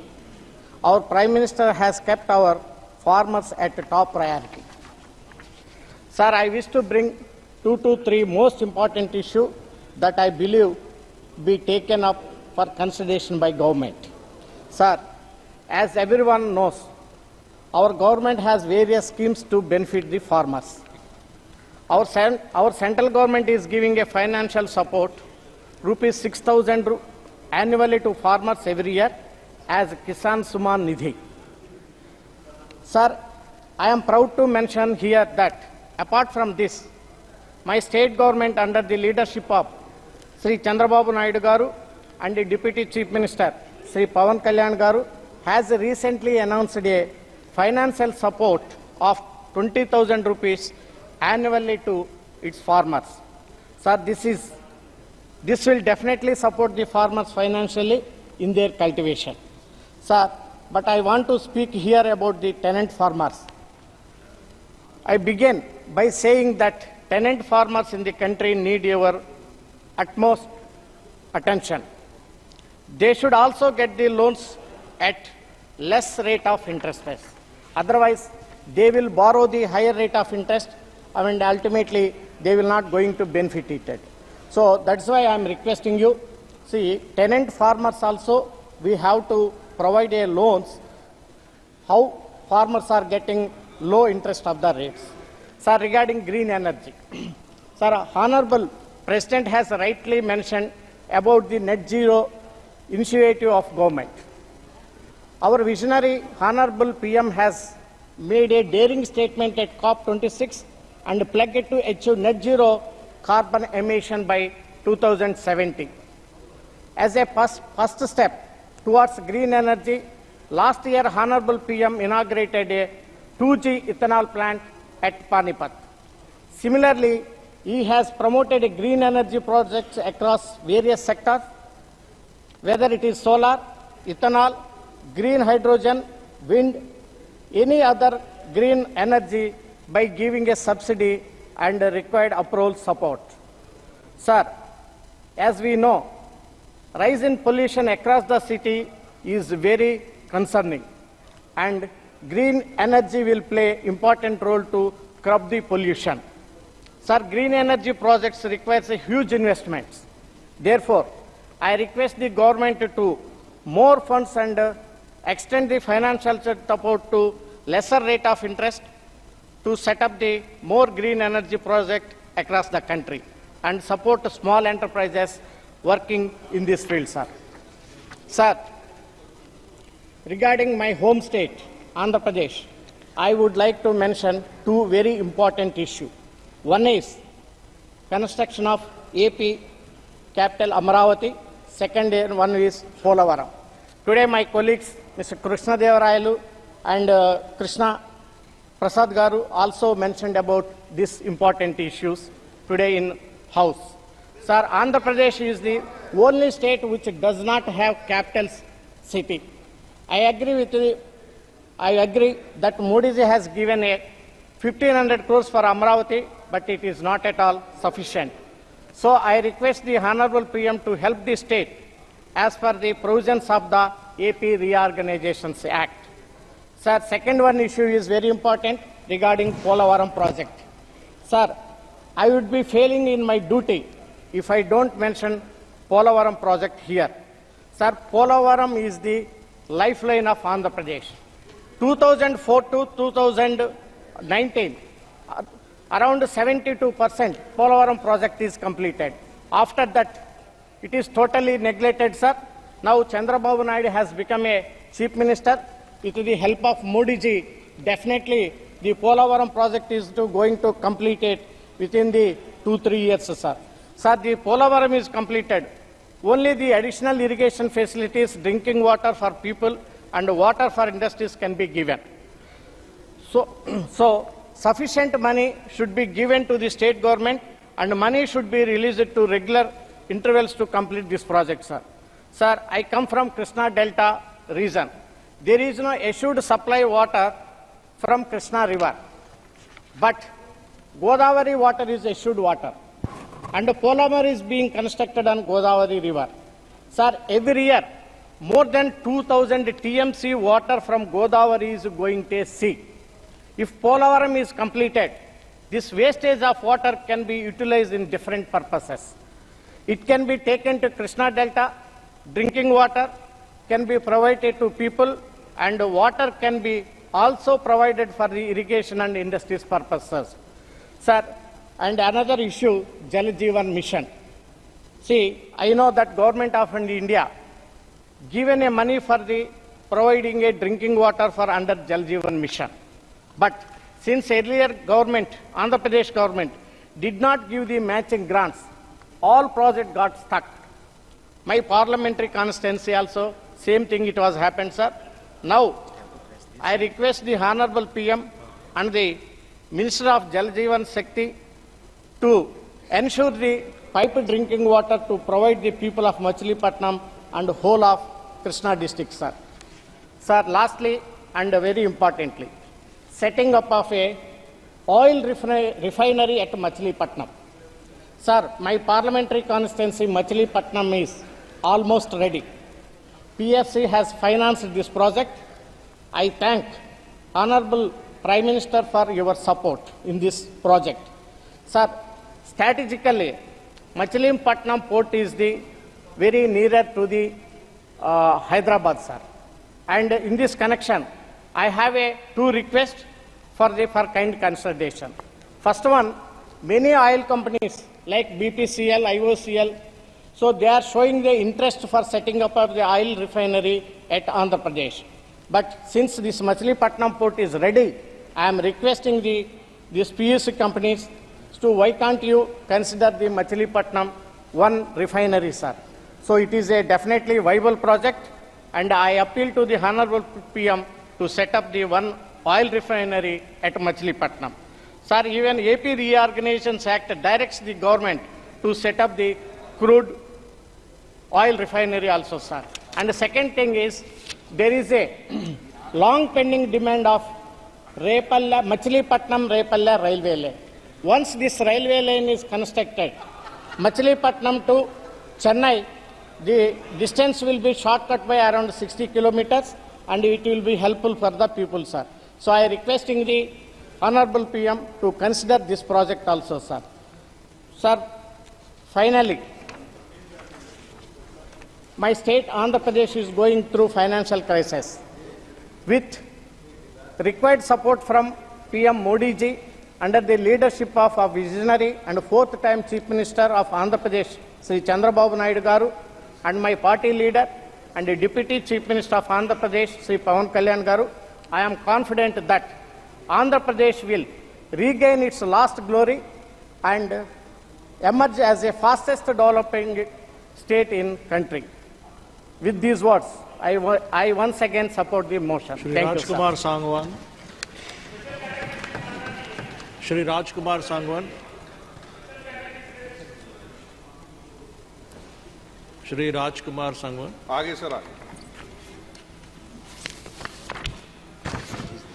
माननीय अध्यक्ष महोदय जी, राष्ट्रपति जी के अभिभाषण पर धन्यवाद प्रस्ताव पर बोलने का अवसर देने के लिए मैं आपका आभार व्यक्त करता हूं। महामहिम राष्ट्रपति जी के मन में बड़ी आशाएं हैं कि 18वीं लोकसभा के सम्मानित सभी सदस्य लोकतांत्रिक परंपराओं को आगे लेकर जाएंगे।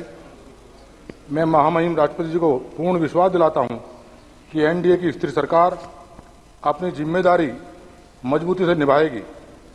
आकांक्षी भारत आज अस्थिरता नहीं चाहता, वह स्थिर सरकार चाहता है। भारत के लोगों ने एक स्थिर सरकार के लिए मतदान किया है। भारत की स्थिर सरकार ने वैश्विक संबंधों को और सशक्त बनाया है। इस नई संसद की पहली बैठक में महिलाओं के लिए नारी शक्ति वंदन अधिनियम पास हुआ था। मैं इसका सम्मान करता हूं, इसका स्वागत करता हूं। मोदी जी हमेशा महिला सशक्तिकरण के पक्षधर रहे हैं। यशस्वी प्रधानमंत्री जी की महिलाओं को आत्मनिर्भर बनाने, सशक्त, कौशल युक्त बनाने के लिए लखपति दीदी योजना भी इसका प्रमाण है, जिसमें स्वयं सहायता समूहों से जुड़ी महिलाओं को ब्याज मुक्त वित्तीय सहायता दी जाएगी। मैं देश की जनता का इस स्नेह के लिए नमन और आभार व्यक्त करता हूं, जिन्होंने माननीय प्रधानमंत्री जी के नेतृत्व वाली एनडीए सरकार को पर तीसरी बार भरोसा जताया है। यशस्वी प्रधानमंत्री जी के लगातार तीसरी बार प्रधानमंत्री के रूप में शपथ लेते ही उन्होंने अपने पहले हस्ताक्षर से पीएम किसान सम्मान निधि की 17वीं किस्त जारी की, जिससे करोड़ों किसानों को फायदा हुआ।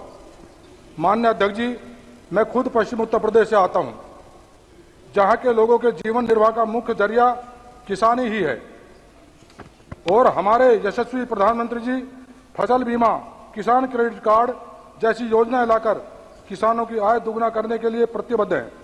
माननीय प्रधानमंत्री के नेतृत्व में किसानों को हमेशा संरक्षण मिलता रहा है और आगे भी मिलता रहेगा। इसका सारा श्रेय माननीय प्रधानमंत्री जी को जाता है। जैविक खेती आज की प्राथमिकता है। मोदी जी के नेतृत्व में सरकार जैविक खेती को बढ़ावा दे रही है। हमारी सरकार की महत्वाकांक्षी परियोजना यूपी डिफेंस कॉरिडोर से रक्षा क्षेत्र में भारत की आत्मनिर्भरता बढ़ेगी। रक्षा उत्पादों का भारत में निर्माण होने से मेक इन इंडिया को बढ़ावा मिलेगा। इन गलियारों के माध्यम से क्षेत्रीय उद्योगों का विकास होगा और नए रोजगार के अवसर पैदा होंगे। एनडीए सरकार ने हमेशा से सबका साथ, सबका विकास, सबका विश्वास और सबका प्रयास के सिद्धांत पर देश में निरंतर विकास के काम किए हैं। माननीय प्रधानमंत्री जी के मजबूत नेतृत्व और संकल्प के तहत भारत अब दुनिया की 5वीं सबसे बड़ी अर्थव्यवस्था है और मुझे आशा ही नहीं, पूर्ण विश्वास है माननीय प्रधानमंत्री के नेतृत्व में हम विश्व की 3री सबसे बड़ी अर्थव्यवस्था बनने जा रहे हैं।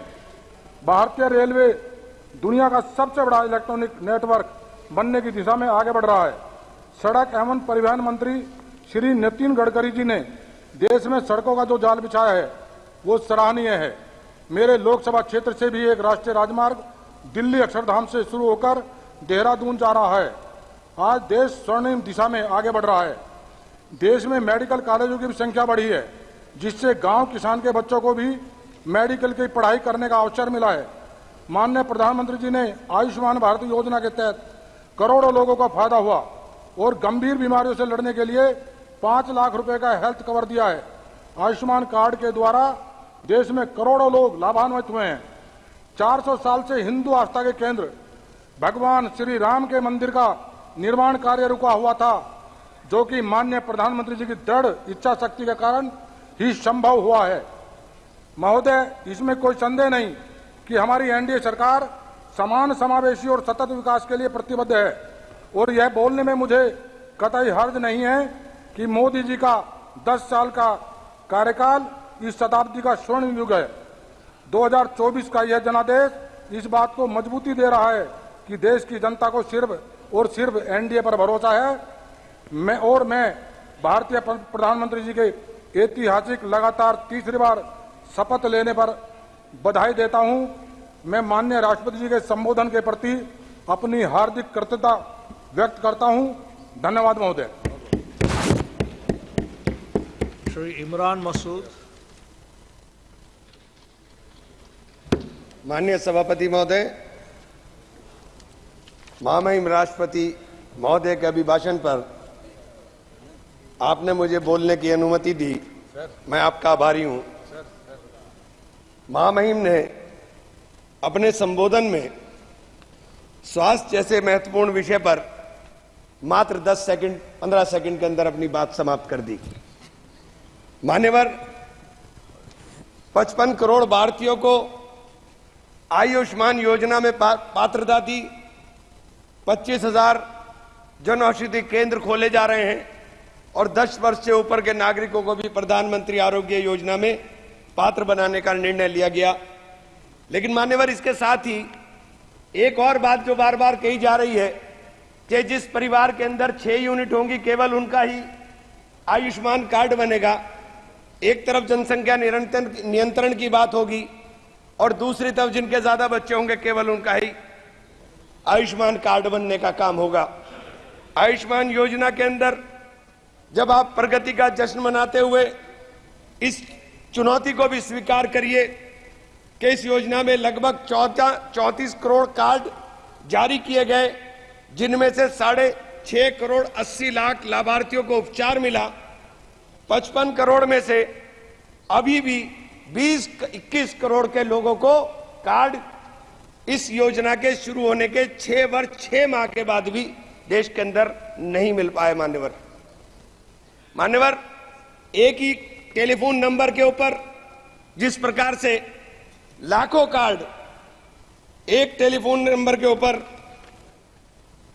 लाखों 7.5 लाख आयुष्मान कार्ड बना दिए गए।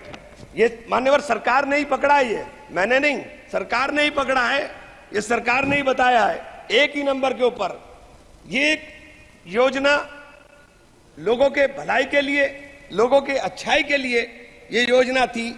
लेकिन इस योजना की अंदर जो खामियां हैं, मैं केवल उनके तरफ ध्यान दिलाने का काम कर रहा हूं। आयुष्मान योजना के जिस SECC डाटा सूची को बिना वेरिफिकेशन और जांच का आधार माना गया, उस सूची में भारी विसंगति है। 100 करोड़ रुपए की प्रॉपर्टी वालों के आयुष्मान बन गए, अल्पसंख्यकों के, दलितों के, आदिवासियों के और पिछड़ों के जो गरीब परिवार हैं उनके कार्ड नहीं बन पाए। मान्यवर, मैं ये बात आपसे कहना चाहता हूं। मान्यवर, मैं ये बात आयुष्मान योजना के ऑडिट में भी कैग ने गंभीर अनियमितताएं पाई थी।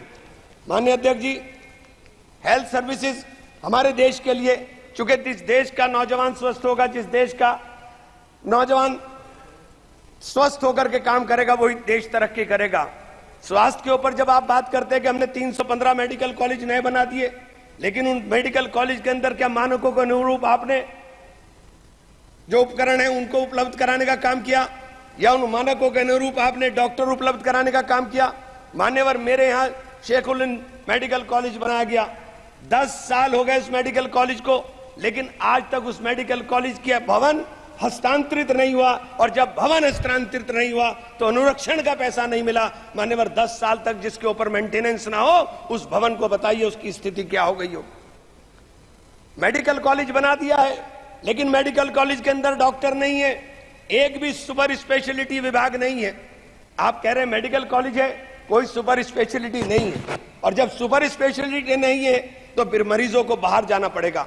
मान्यवर, बड़ा चारों तरफ से घिरा हुआ 3-3, 4-4 प्रदेश से घिरा हुआ क्षेत्र है मेरा। जब मेरे जैसे क्षेत्र जो समृद्ध क्षेत्रों के अंदर भी लगता है, वहां पर उस मेडिकल कॉलेज का, सरकारी मेडिकल राजकीय मेडिकल कॉलेज का यह हाल है, तो देश के अंदर क्या होगा? मान्यवर, इस तरफ ध्यान देने की जरूरत है। इसी प्रकार से आपने विश्वविद्यालय का है, विश्वविद्यालय मेरे मां शाकुंभरी विश्वविद्यालय खोला गया, 4 साल हो गए, लेकिन आज तक शैक्षणिक सत्र पूरा तरीके से स्टार्ट नहीं हो पाया। मान्यवर, पूरी बिल्डिंग आज तक नहीं बन पाई। मान्यवर, पूरा पैसा नहीं मिल पाया। आपके केंद्रीय विश्वविद्यालयों में जिस प्रकार के 45 केंद्रीय विश्वविद्यालयों में 30% से अधिक शिक्षण पद खाली पड़े हुए। मान्यवर, 30% से अधिक। एएमयू एक बहुत बड़ा शिक्षण संस्थान है, जहां शिक्षकों का अभाव है, उसका फंड लगातार काटा जा रहा है। किशनगंज के अंदर उसकी जो ब्रांच थी, वो ब्रांच ऑलमोस्ट बंद होने के कगार पर आ गई। मान्यवर, इन संस्थाओं से गरीबों के बच्चे पढ़कर निकल रहे हैं। मैं आपकी ध्यान इस तरफ जरूर दिलाना चाहूंगा कि जब नीट की परीक्षाएं कैंसिल हो जाएं, जिस प्रकार से बार बार पर्चे लीक हो जाएं, तो सरकार को इन चीजों के ऊपर ध्यान देने की जरूरत है। मान्यवर, देश का नौजवान आज परेशान है, चाहे वो अग्निवीर के नाम पर हो, चाहे वो नीट के नाम पर हो, और चाहे वो उद्योग धंधों के नाम पर हो। जब आप उद्योग धंधों की बात करते हैं, आप कहते हैं कि हमारी सरकार 5 ट्रिलियन इकोनॉमी की तरफ जा रही है, लेकिन मान्यवर ये नहीं बताने का काम करते कि 5 ट्रिलियन इकोनॉमी के लिए 10% से अधिक की ग्रोथ रेट चाहिए। आपकी ग्रोथ रेट क्या है साथ? मान्यवर, जब मैं आपका ध्यान इस रोजगार के एक गंभीर विषय की तरफ रखूंगा, राष्ट्रीय सांख्यिकी मंत्रालय एनएसओ द्वारा असंगठित क्षेत्र में उद्यमों के सालाना सर्वे में जो चौंकाने वाला तथ्य है, वो ये है मान्यवर के जुलाई 2015 से सितंबर 2023 के बीच भारत में लगभग 18 लाख फैक्ट्रियां बंद हुई हैं, जिसमें 54 लाख से अधिक लोगों की नौकरियां चली गईं। विनिर्माण क्षेत्र में असंगठित फैक्ट्रियों की संख्या 157 लाख से घटकर 178.2 रह गई, जो 9.3% गिरावट है। मान्यवर, ये छोटी छोटी जो फैक्ट्री हैं, ये असंगठित क्षेत्र के उद्यम थे। इन असंगठित क्षेत्र के अंदर कुल 10 करोड़ 96 लोग काम कर रहे हैं। मान्यवर, ये सरकार के आंकड़े हैं। मैं इसलिए ये बात कहना चाहता हूं कि जब आप 5 ट्रिलियन की बात करते हो, तो आपका निर्यात और आयात आपको देखना पड़ेगा कि आपके आयात के ऊपर निर्भरता कितनी हो गई है। निर्यात लगातार आपके देश के अंदर घट रहा है।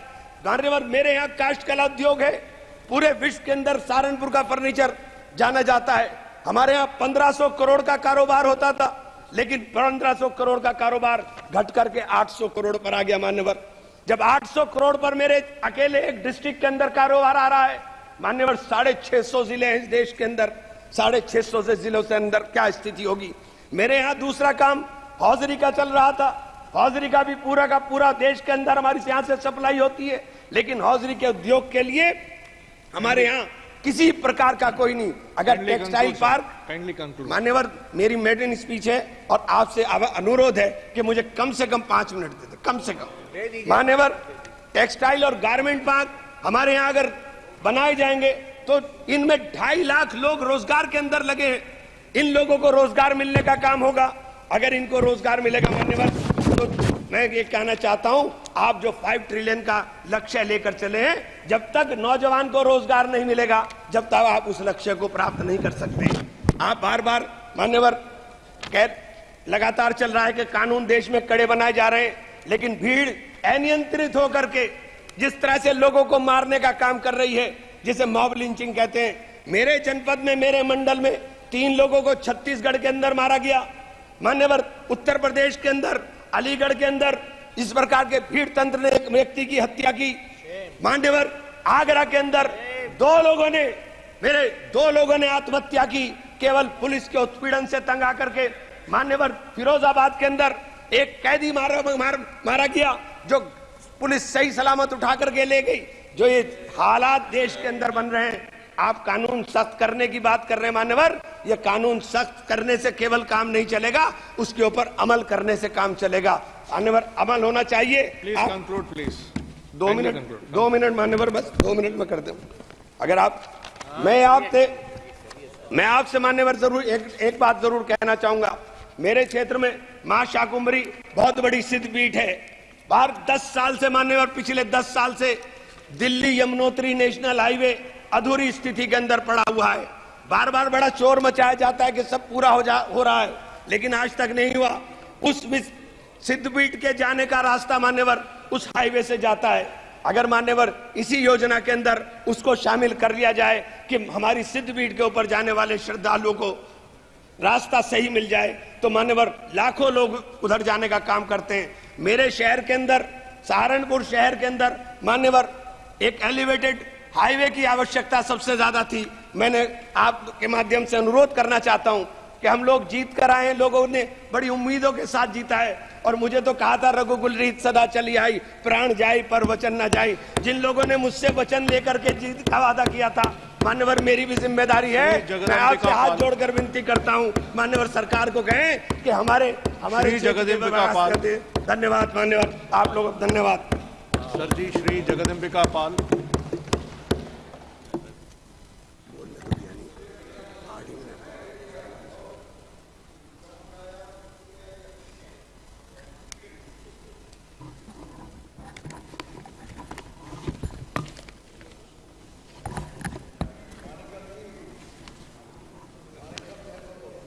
आदरणीय सभापति जी, मैं आपका अत्यंत आभारी हूं कि आपने श्री माननीय सदस्य अनुराग ठाकुर जी के द्वारा महामहिम राष्ट्रपति के प्रति सम्मान प्रदर्शित करने के लिए धन्यवाद प्रस्ताव जो प्रस्तुत हुआ है, उस पर आपने मुझे बोलने का अवसर दिया। मैं सुबह से लगातार इस महामहिम राष्ट्रपति के अभिभाषण की चर्चा पे सत्ता पक्ष और प्रतिपक्ष के साथियों को सुन रहा हूं, और ये 18वीं लोकसभा का पहला सत्र है। इस पहले सत्र में 381 माननीय सदस्य हमारे नए चुन करके आए हैं।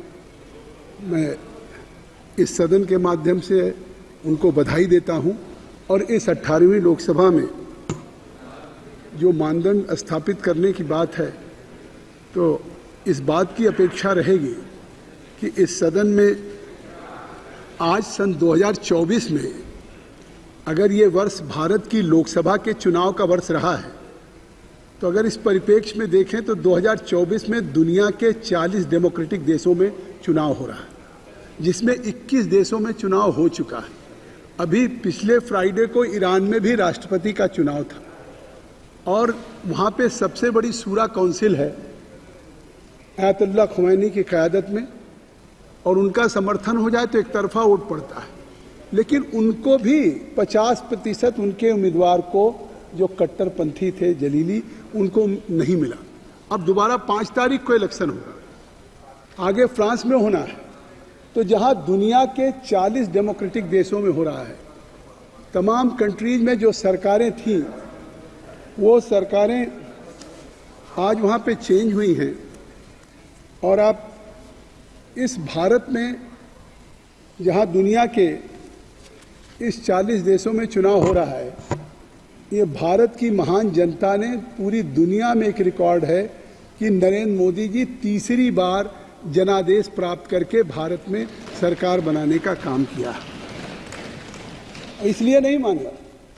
आज पूरी दुनिया अगर इस बात के लिए लोहा मान रही है कि जिस तरीके से पिछले दिनों कोविड की वैश्विक चुनौती थी, जिस तरह का रिसेशन था, जिस तरह से पूरा दुनिया ठहराव में आ गया था, चलती हुई जिंदगियां ठहर गई थी, ऐसी परिस्थितियों में भी जिस तरह का जनादेश है, सुबह से हमारे प्रतिपक्ष के साथी ऐसा कह रहे हैं कि जैसे लगता है कि स्पष्ट बहुमत नहीं मिला, लगता है कि ये सरकार हमारे बिना जनादेश के आई है। आज ये जो चुनाव हुआ है, चुनाव में दो तरह के गठबंधन होते हैं, एक प्री पोल अलायंस होता है, एक पोस्ट पोल अलायंस होता है। हमारे साथी बैठे हैं जो यहाँ पे 2004 में भी थे और 2009 में भी थे, और 2004 और 2009 का अगर जनादेश देखें तो 2009 में और 2004 के चुनाव में कांग्रेस को 145 सीटें मिली थी, और उसके बाद 145 सीटों के बाद चुनाव के बाद फिर पोस्ट अलायंस हुआ और कांग्रेस यूपीए बना, और उन्होंने सरकार चलाई 2004 से 9 तक। और आज हमारा प्री पोल अलायंस है। हमने चुनाव के बाद कोई गठबंधन नहीं किया, चुनाव के बाद हमने सरकार बनाने के लिए कोई जोड़ तोड़ नहीं किया। आज 2024 में जो हमारा बीजेपी और एनडीए का गठबंधन था, उस गठबंधन को 293 सीट इस देश की जनता ने दिया है, कन्याकुमारी से कश्मीर तक 273 सीटें चाहिए बहुमत के लिए। आखिर कम से कम इस बात को देश के सामने इनको स्वीकार करना चाहिए कि आज जिस तरह से देश की जनता ने इस हमारे भारतीय जनता पार्टी और एनडीए के गठबंधन को जिस तरह का स्पष्ट बहुमत दिया है, वो इस बात को साबित करता है कि ये 140 करोड़ देशवासियों की आकांक्षाओं को प्रतिबिंबित करने वाली सरकार है, इसलिए जनादेश मिला। और ये नहीं मानवर, जहां पिछले 6 दशक लगभग 60 वर्षों तक अगर आप देखें तो 60 वर्षों तक इस देश में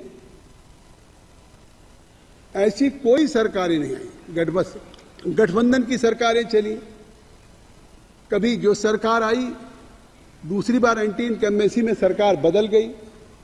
60 साल बाद आज भारत की जनता ने जिस तरह से नरेंद्र मोदी जी के नेतृत्व में तीसरी बार सरकार बनाया है, ये पूरी दुनिया के लिए एक आश्चर्य है कि भारत की जनता ने इस तरह का स्पष्ट जनादेश दिया है छत्तीसगढ़ के। और ये स्पष्ट इसीलिए, चाहे आज ये कितनी आलोचना कर ले या कुछ भी कह ले, लेकिन आज अभी G20 की बात एक दिन प्रधानमंत्री जी कह रहे थे, या अभी G7 में गए, और जिस तरह से पूरी दुनिया आज भारत के प्रधानमंत्री नरेंद्र मोदी जी को विश्व की जो वैश्विक चुनौतियां हैं, जिस युद्ध की बात कही गई कि आज उन तमाम युद्ध और तनाव में अगर उन चुनौतियों में कोई समाधान है तो वो समाधान के रूप में केवल पूरी दुनिया नरेंद्र मोदी जी की तरफ निगाहें लगा रखी हैं कि वही एक समाधान के रूप में है। और आज मैं कहना चाहता हूं कि जिस तरीके से यहाँ पे हमारे इलेक्शंस के बाद ये सरकार बनी है, 2014 में जब ये सरकार बनी उस समय ऐसी परिस्थितियां थी कि आप याद करिए कि इसी सदन में चर्चा होती थी 2014 के चुनाव के पहले कि पॉलिसी पैरालिसिस हो गई है सरकार रहते हुए कांग्रेस यूपीए की। ऐसा लगता था कि जैसे पॉलिसी पैरालिसिस हो गई, लोग निवेश बाहर यहां से ले जाने लगे थे, एक चिंता का विषय था। और ये मॉर्गन स्टैनली ने, या दुनिया में क्या होने लगा था कि जो दुनिया की टॉप 5 फ्रेजाइल इकोनॉमी थी, उस दुनिया की फाइव टॉप फ्रेजाइल इकोनॉमी में भारत की गिनती हो रही थी, और आज 2024 में, आज वो जो 2014 में 10 वर्ष पहले जिस पूरी दुनिया इस मानती थी कि भारत की इकोनॉमी तो एक फ्रेजाइल इकोनॉमी है, टॉप 5 की दुनिया की जो 5 एक लचीली या इस तरह से टूटी फूटी, आज वो टॉप 5 इकोनॉमी में आई है। तो इस 10 वर्षों में ये भारत की टॉप 5 फ्रेजाइल इकोनॉमी से टॉप 5 इकोनॉमी में पहुंचाने का काम भी किया है, तो नरेंद्र मोदी जी के नेतृत्व ने किया, हमारी सरकार ने किया। और ये कैसे हो गया? इसलिए नहीं हुआ कि जब हमारे साथियों ने जिस तरह से कहा कि आज हम टॉप 5 पे ही नहीं रुकने वाले हैं, 2027 तक हम अपनी इकोनॉमी को या भारत की इकोनॉमी को, जहां 5 ट्रिलियन की बात हो रही है, तो हम 2027 तक दुनिया की टॉप 3 इकोनॉमी में भी भारत पहुंचने वाला है, इसलिए कि हमारी सरकार का एक स्पष्ट रोड मैप है और सारी चीजें। जहां 2014 के पहले पॉलिसी पैरालिसिस की बात हो रही, आज दोनों तरफ से ईज ऑफ डूइंग बिजनेस की बात हो रही है। हमारे साथियों ने कहा आखिर ईज ऑफ डूइंग बिजनेस से आपने देखा कि जब कोरोना की वैश्विक चुनौती थी, जिस समय लोग चाइना में निवेश करने के लिए सबसे ज्यादा कर रहे थे, लेकिन जब वहाँ वुहान कंट्री से जब हमारा कोरोना का हुआ तो चाइना से लोगों ने निवेश निकालना शुरू किया। चाइना के निवेश के बाद वो यूरोप में या दुनिया के और देशों में नहीं गया। सबसे मोस्ट फेवरेट डेस्टिनेशन अगर बना एफडीआई के लिए, फॉरेन इन्वेस्टमेंट के लिए, तो वो सबसे सुरक्षित और सबसे निवेश का भारत बना है। ये कहीं न कहीं हमारी सरकार की देन है।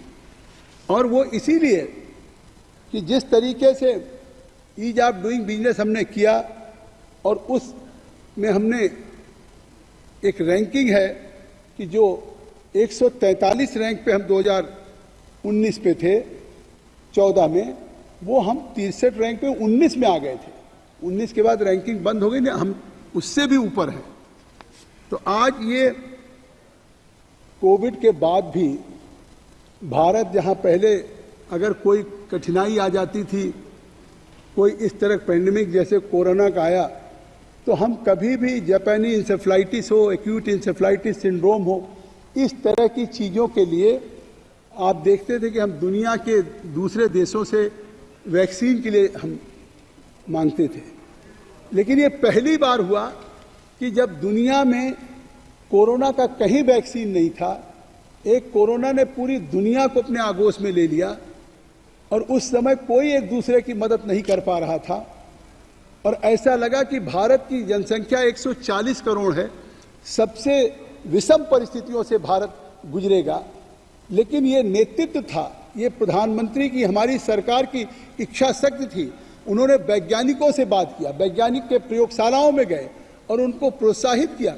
अगर दुनिया के 5 देशों ने कोरोना की वैक्सीन निकाली तो उसमें भारत ने भी वैक्सीन निकालने का काम किया और एक एक वैक्सीन नहीं, 2-2 वैक्सीन हमने निकाली। न केवल हमने भारत के अपने लोगों की हिफाजत की, बल्कि दुनिया के 150 मुल्कों को हमने उस कोविड की वैक्सीन से दिया।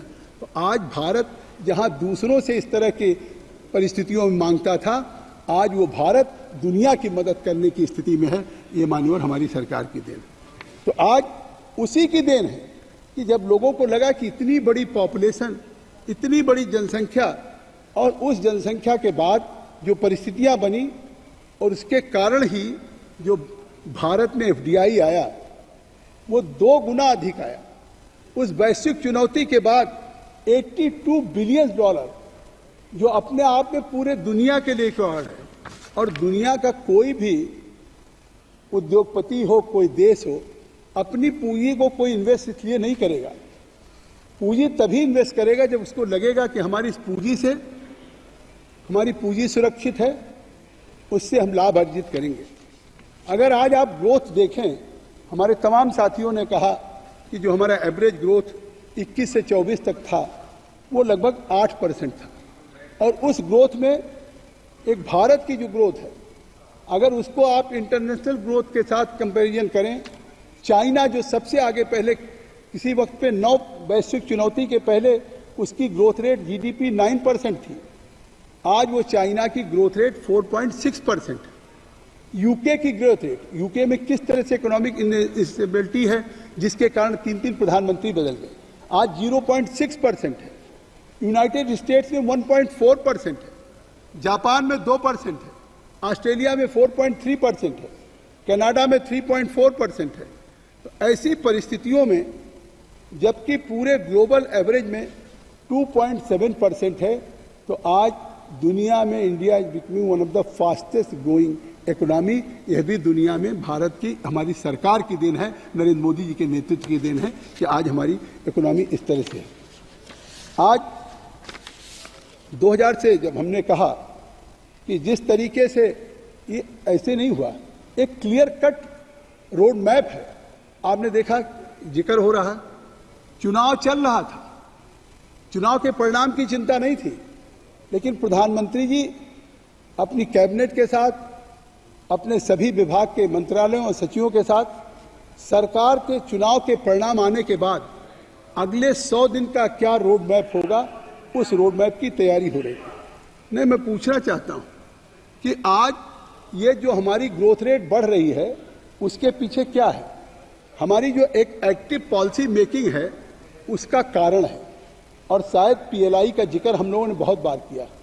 अगर आप देखेंगे कि जो हमारी सरकार प्रोडक्शन लिंक इंसेंटिव स्कीम लेकर के आई है, आज उसी की देन है कि जिस तरह से हम, और हम कहते हैं कि दो ही एक्सपेंडिचर तो होते हैं, एक रेवेन्यू एक्सपेंडिचर, एक कैपिटल एक्सपेंडिचर। रेवेन्यू एक्सपेंडिचर में जो हम डे टू डे का खर्चा करते हैं, इस्टेब्लिशमेंट पे खर्चा है, सैलरी पे खर्चा है, या इन सब चीज़ों पे नॉन प्लान पे खर्चा है।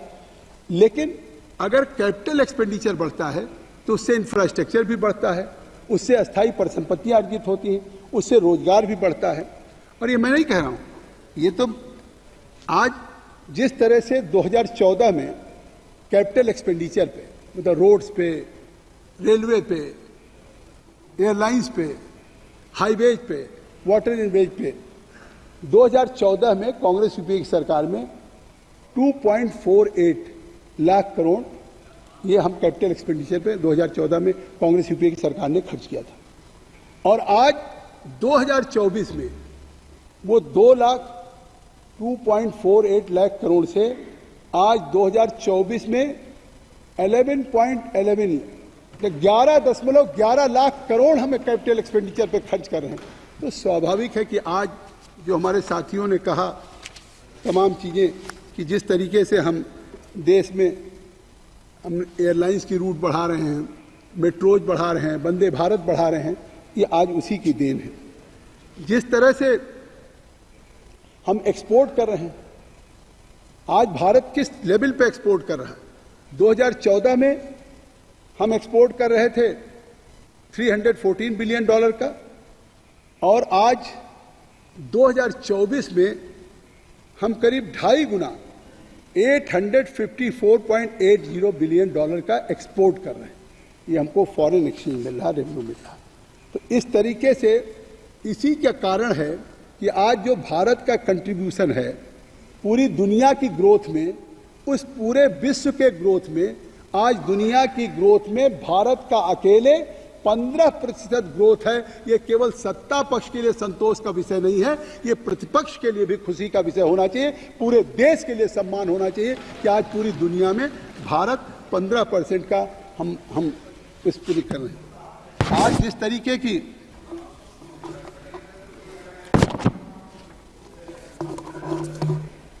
अगर हम 2014 से और 24 की इकोनॉमी को करें तो जैसा मैंने कहा कि ग्रोथ रेट आज 8.4%, India experience significant growth with a peak of 8.4% इन 2024।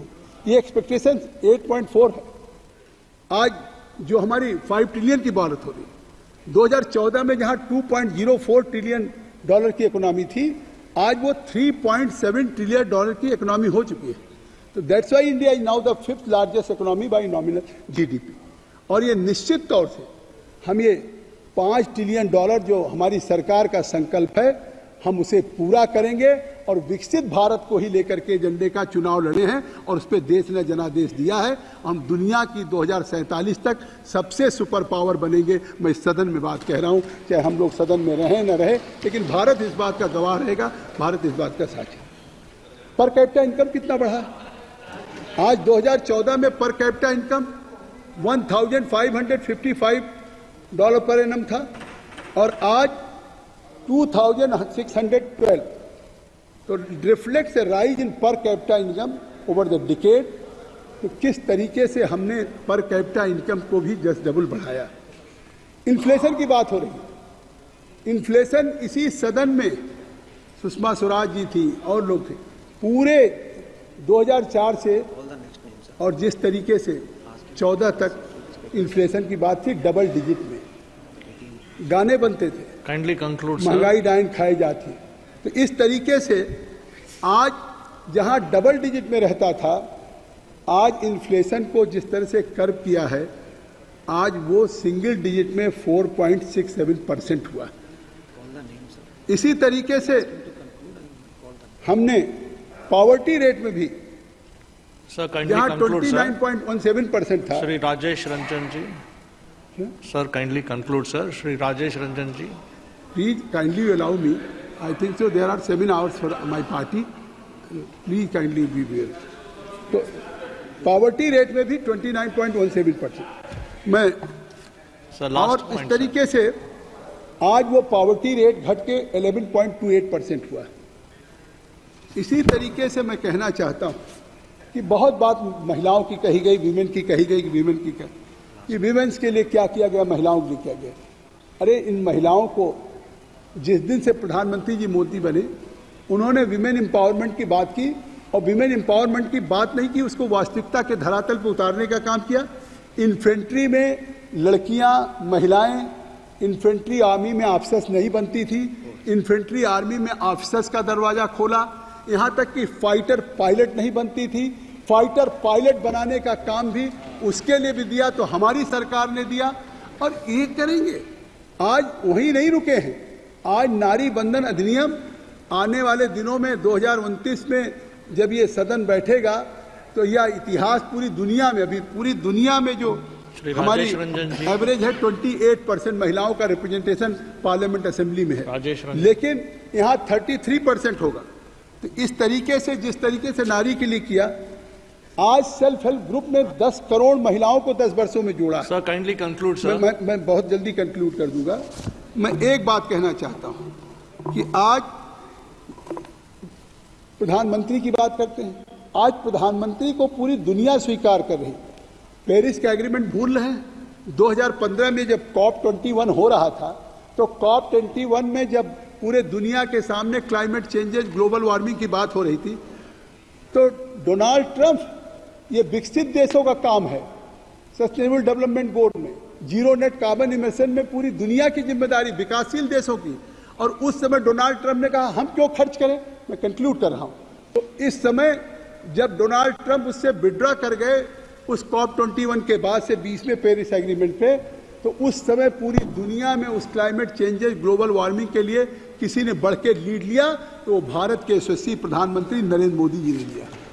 और उसके बाद जब ग्लासगो में भी जब कॉन्फ्रेंस हुई COP26 की, तो 2021 में नरेंद्र मोदी के वो नेतृत्व की देन थी कि फिर अमेरिका के राष्ट्रपति जो बाइडेन उस ग्लोबल वार्मिंग और क्लाइमेट चेंजेस के साथ जुड़े हैं और आज जुड़े हैं। तो इस तरीके से आज मैं समझता हूं, मैं बिल्कुल कंक्लूड कर रहा हूं कि आज जो मैं कंक्लूड कर दे रहा हूं, जल्दी कर दूंगा आपको, कि आज विश्व के सामने सभापति महोदय, मैं एक बात खत्म कर देना। मान्यवर, हमने कहीं नहीं सुना कि विग्रह पूर्वक जिस तरह विधि विधान से अगर राम मंदिर में भगवान राम की प्राण प्रतिष्ठा हुई तो मंदिर का उद्घाटन कह रहे हैं। ये सनातन की बात करते हैं, ये धर्म की बात करते हैं। ये नहीं समझ रहे मंदिर की प्राण प्रतिष्ठा को जिस तरीके से कह रहे कि मंदिर का उद्घाटन हुआ। अरे और कह रहे कोई अयोध्या का था नहीं, पूरे देश के साधु संत थे, पूरे देश के साधु संत थे और पूरे देश के संत थे और 4 लाख लोग रोज अयोध्या जा रहे हैं। 4 लाख लोग अयोध्या में जिस तरीके से एक सर जी, थैंक यू। सभापति महोदय, यह देश वसुधैव कुटुंबकम का है, सर्वधर्म संभव का है और सार्वभौमिकता का एक नैसर्गिक दर्शन है। शिव की वो पंक्ति, आत्म मोक्षार्थम जगत हिताय च, संपूर्ण विश्व का और मानव का कल्याण और खुद के मोक्ष की कल्पना हमारे आराध्य गुरु शिव ने इसी पंक्ति से अपने जीवन दर्शन की शुरुआत की थी। और यह जो देश है ना, ये आध्यात्मिकता पर है। ये कंप्लीट किसी धर्म या किसी मजहब पर आधारित देश नहीं है। ये मानवीय मूल्यों के लिए जाना जाता है। संत की यदि बात करूंगा तो रामकृष्ण परमहंस, विवेकानंद, कबीर, वाल्मीकि, संत रविदास, हम संत उसको कहेंगे। मैं सभापति महोदय शुरू करूंगा जाति जनगणना से। हमारी सरकार जब थी तो उन्होंने जाति जनगणना का निर्णय लिया और बिहार में जब जाति जनगणना की शुरुआत हुई, ललन बाबू नहीं है अभी, नहीं तो मैं उनको सुनाता, तो उनमें जो सर्वे आया 98% लोगों के पास लैपटॉप और कंप्यूटर नहीं है, 96% लोगों के पास व्हीकल नहीं है और जो व्हीकल है वो EMI पर है। जो भी व्हीकल है, लगभग 86.2% लोगों के पास 1 बीघा से नीचे जमीन है, कट्ठे में है, धूर में है। 9.2% लोग हैं जिसके पास कुछ भी जमीन नहीं है। लगभग 78.7% लोग हैं जिनके पास फूस का घर है, टीन का घर है, भीत का घर है, उसके पास पक्का मकान नहीं है। ना रोजगार है, ना नौकरी है, ना खेत है। मजदूरी 280 रुपया, और वह भी 20 दिन से ज्यादा नहीं। कोरोना के समय मनमोहन सिंह जी के द्वारा लाए हुए जो मजदूरी एक्ट था उसको खत्म करके मजदूर के ताकत को कमजोर किया गया। 400 रुपया प्रत्येक दिन। बहस पहले भी हो चुकी थी कि मनरेगा छोड़ दीजिए, मनरेगा का तो बजट घटा दी गई। मेरा सवाल सीधा था कि प्रधानमंत्री जी आपके यशस्वी हैं, वर्ड इनको फॉलो करते हैं, तो फिर कांग्रेस चालीसा और नेहरू, इंदिरा और राहुल चालीसा बंद करिए ना और अपने प्रति ईमानदार बनिए ना। मेरा आप तो प्रधानमंत्री जी और बीजेपी को राम पर भरोसा नहीं रहा, उनको बीजेपी वाले को प्रधानमंत्री जी पर भरोसा नहीं रहा। इन लोगों ने गठबंधन की राजनीति की और जब गठबंधन के राजनीति पर भी भरोसा नहीं रहा तो प्रधानमंत्री जी ने जेवर, भैंस, बैल से लेकर मुजरा तक की बात पूरे चुनाव में एक बार भी हिंदुस्तान के संविधान की, हिंदुस्तान के गरीबों की, वर्ल्ड के सबसे ज्यादा गरीब देश, पर कैपिटा इनकम 6000 रुपया, उससे ज्यादा हिंदुस्तान में लगभग 87% लोगों का जो IFA है वो है पर कैपिटा 6000।